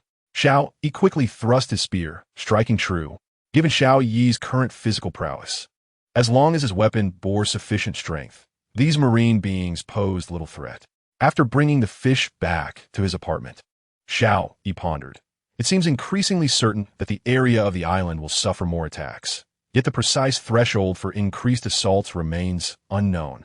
Without data on other players' island areas, such a conclusion cannot be drawn. Xiao Yi, my vessel has encountered marine creature attacks. Repairs require 10 planks, 2 copper. I too have been attacked, requiring 20 planks, 5 iron. Both Nong Bihong and Jiang Yintian messaged simultaneously, prompting Xiao Yi to send them the necessary materials. After a moment's thought, he decided to send additional planks, iron, and copper to ensure their ships retain sufficient repair supplies without compromising speed. Suwan, Uncle, should you face a second marine creature assault, please inform me. Xiao Yi would get. Understood. Suwan and Yi replied. After such a long ordeal, Xiao Yi had yet to replenish the feed for the cattle and poultry. He promptly ventured out, cutting grass to toss into the barn. In the chicken coop, he mixed some chopped grass with corn flour and fish meal, providing a nutritious meal. With diligent care from the hens, the 19 chicks had grown and would likely begin laying eggs within 2 days. Moreover, the coconut trees in the flower bed to the east of the apartment had borne fruit. In 2 days, they should be ripe. These are premium coconuts. I promised Jiang Yintian a share once they ripened. As for the fast-growing vegetables, Xiao Yi reduced their planting area, ensuring they had enough to eat without overplanting. Naturally, he reserved some seeds for future use. After harvesting some vegetables, Xiao Yi returned to the apartment. Nong Bihong and Jiang Yintian continued to report their vessels being attacked by marine creatures. However, Xiao Yi had already supplied them with basic materials. They merely needed to keep repairing. Chapter 0086. Whale, Spider Crab, Jiang Yintian is in peril. If it were merely this, reaching me should not be too difficult. Xiao Yi mused as he observed Jiang Yintian and his crew encountering only small marine creatures during their voyage. With ample basic supplies and no entanglements with marine beings, they should be fine. However, just as this thought crossed his mind, Nong Bihong announced in the group, I'm being targeted by a whale. No sooner had he spoken than the entire ship tilted perilously to one side. Just as Nong Bihong feared it would capsize, it slowly righted itself. Ding! The ship has been attacked. Severe damage reported.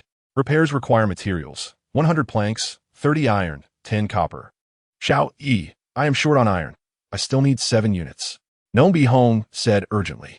Xiao Yi immediately sent the materials. Just as Nong Bihong had finished repairing his vessel at the island monument, the whale turned and charged directly at the sailboat again. Crack! This sound was even louder than the last. Nong Bihong watched in horror as the bow of his ship was shattered, and the cockpit developed significant cracks. Ding! The ship has been attacked. Severe damage reported. Repairs require materials. 150 planks, 50 iron, 40 copper. Nong Bihong posted the required materials in the group, but saw the whale charging from the left side once more. Xiao Yi, it's coming again. Nong Bihong lamented. I have already thrown my iron spear, and I have no more crossbow bolts. I fear this may be the end. Do not waste any more basic supplies. No, we cannot give up. Quickly repair it. I'm devising a plan. Xiao Yi implored. Nong Bihong sighed, repairing the vessel once again. Crack! The sailboat tilted dangerously to the right once more, nearly capsizing. Ding! The ship has been attacked. Severe damage reported. Repairs require materials. 100 planks, 30 iron, 10 copper. This cannot continue. Even the greatest abundance of materials would be exhausted. Nong Bihong shook his head, resigned. Xiao Yi rapidly brainstormed ways to assist Nong Bihong through this crisis. After sending the needed materials once more, a sudden idea struck him. Nong Bihong, try this method. With that, Xiao Yi sent him an item. Purified water, level 100, trade unavailable. Nong Bihong stared in astonishment at the item Xiao Yi had traded, perplexed. At this moment, no amount of level purified water could possibly match the whale. This is not for you to drink, Xiao Yi replied. Nong Bihong immediately grasped the situation and inquired. Are you suggesting we use this to attract the attention of that whale, allowing me to escape in the meantime? Indeed, replied Xiao Yi, regardless of its efficacy. Let's attempt it. Very well. Nong Bihong agreed. The purified water of superior quality could significantly enhance the human constitution, and it was reasonable to believe it would also have a certain effect on marine creatures. If it could draw the whale's attention and halt its relentless assault on Nong Bihong's sailboat, they would have more time to devise alternative solutions. Once the vessel was repaired, Nong Bihong promptly ascended to the deck, observing the whale charging toward them once more. He unscrewed the cap of the bottle filled with purified water and poured some into the sea, then forcefully hurled the entire bottle in the opposite direction of the ship. Miraculously, the whale's momentum suddenly faltered, and it veered toward the direction of the purified water. It truly works, Nong Bihong thought to himself, and immediately steered the boat forward with fervor.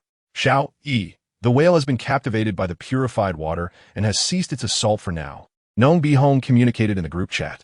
Xiao Yi let out a sigh of relief and advised. That is reassuring. You must sail swiftly downwind, distancing yourself from the whale as much as possible. Understood, Nong Bihong responded, disregarding their previous navigational plans, fully unfurling the sails and hastening away. However, a thought struck Xiao Yi after tasting the sweetness. Do you think the whale will follow you persistently? Indeed, that is a concern. For now, we must attempt to escape this vicinity, hoping to leave the whale's territory. Nong Bihong replied helplessly. Xiao Yi nodded, deep in thought about how to eliminate the threat posed by the whale once and for all. On Jiang Yuntian's end, he faced incessant disturbances from small marine creatures. But fortunately, nothing too severe had occurred. By noon, Xiao Yi grilled some fish and paired it with salt egg greens before distributing the meal. Given the multitude of events that day, he had neither the time nor inclination to prepare a feast. Mere sustenance would suffice. Just as lunch concluded, the island monument's alert sounded once more. Warning, the island's foundation is under attack. Is this ever going to end? Xiao Yi muttered, glancing at the map before rushing out again. Before reaching the site, Wang Kai began barking in the apartment. Damn, why is everything happening at once? Xiao Yi cursed under his breath, increasing his pace. Upon arriving at the location under siege, Xiao Yi was astonished to discover a massive shark attacking, larger than the one he had previously dispatched. Without a moment's hesitation, he raised his iron spear and thrust it forward with lightning speed. The spear plunged nearly a meter into the shark's body. The shark writhed violently, turning the surrounding waters crimson. Knowing that a shark's thrashing could be incredibly powerful, Xiao Yi gripped his spear tightly, ensuring it could not escape. Come up here, he thought, aiming to hoist the shark onto the deck to deal with it efficiently. To his surprise, he managed to lift the enormous shark partially out of the water. Suddenly, with a loud crack, the wooden handle of the spear broke under the immense weight. Quick on his feet, Xiao Yi drew his tang knife and slashed at the shark's abdomen.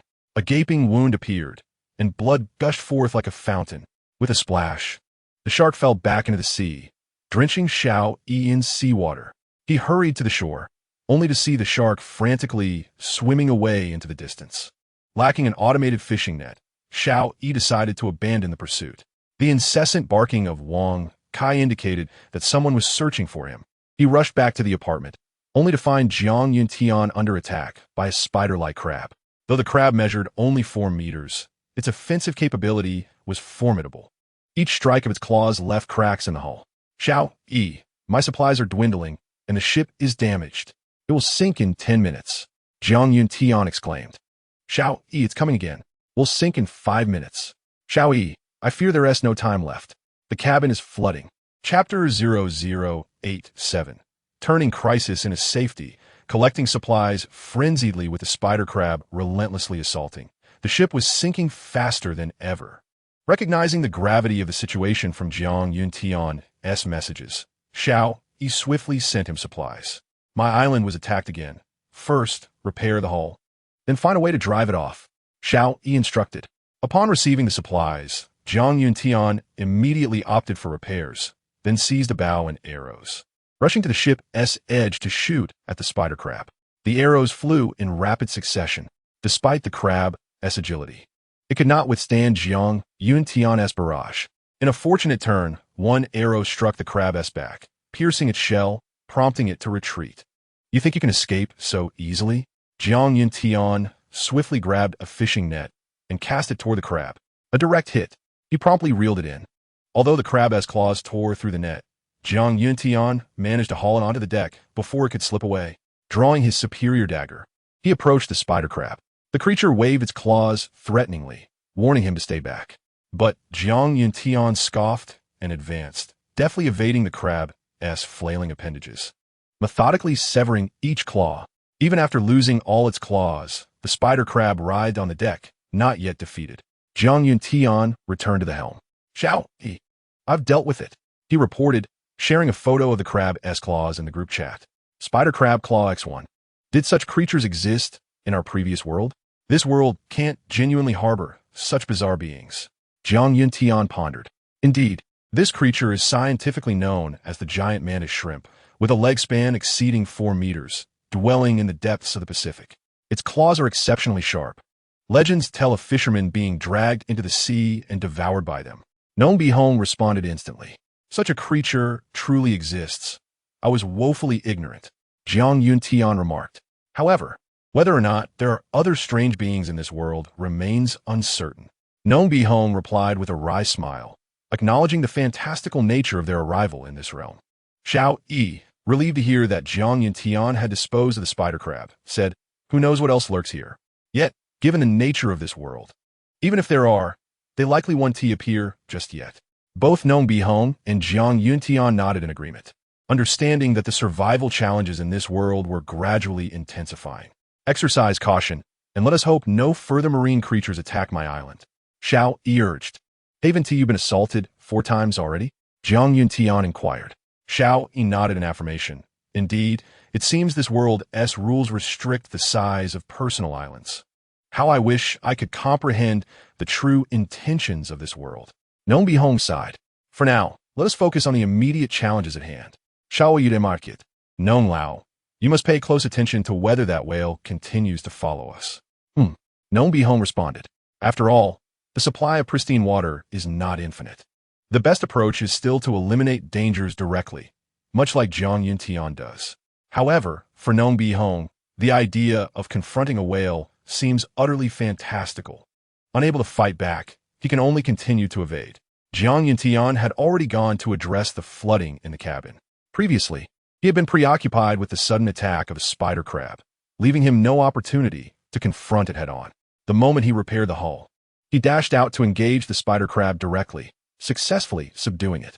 Indeed, in a direct confrontation, Jiang Yuntian had a significant advantage.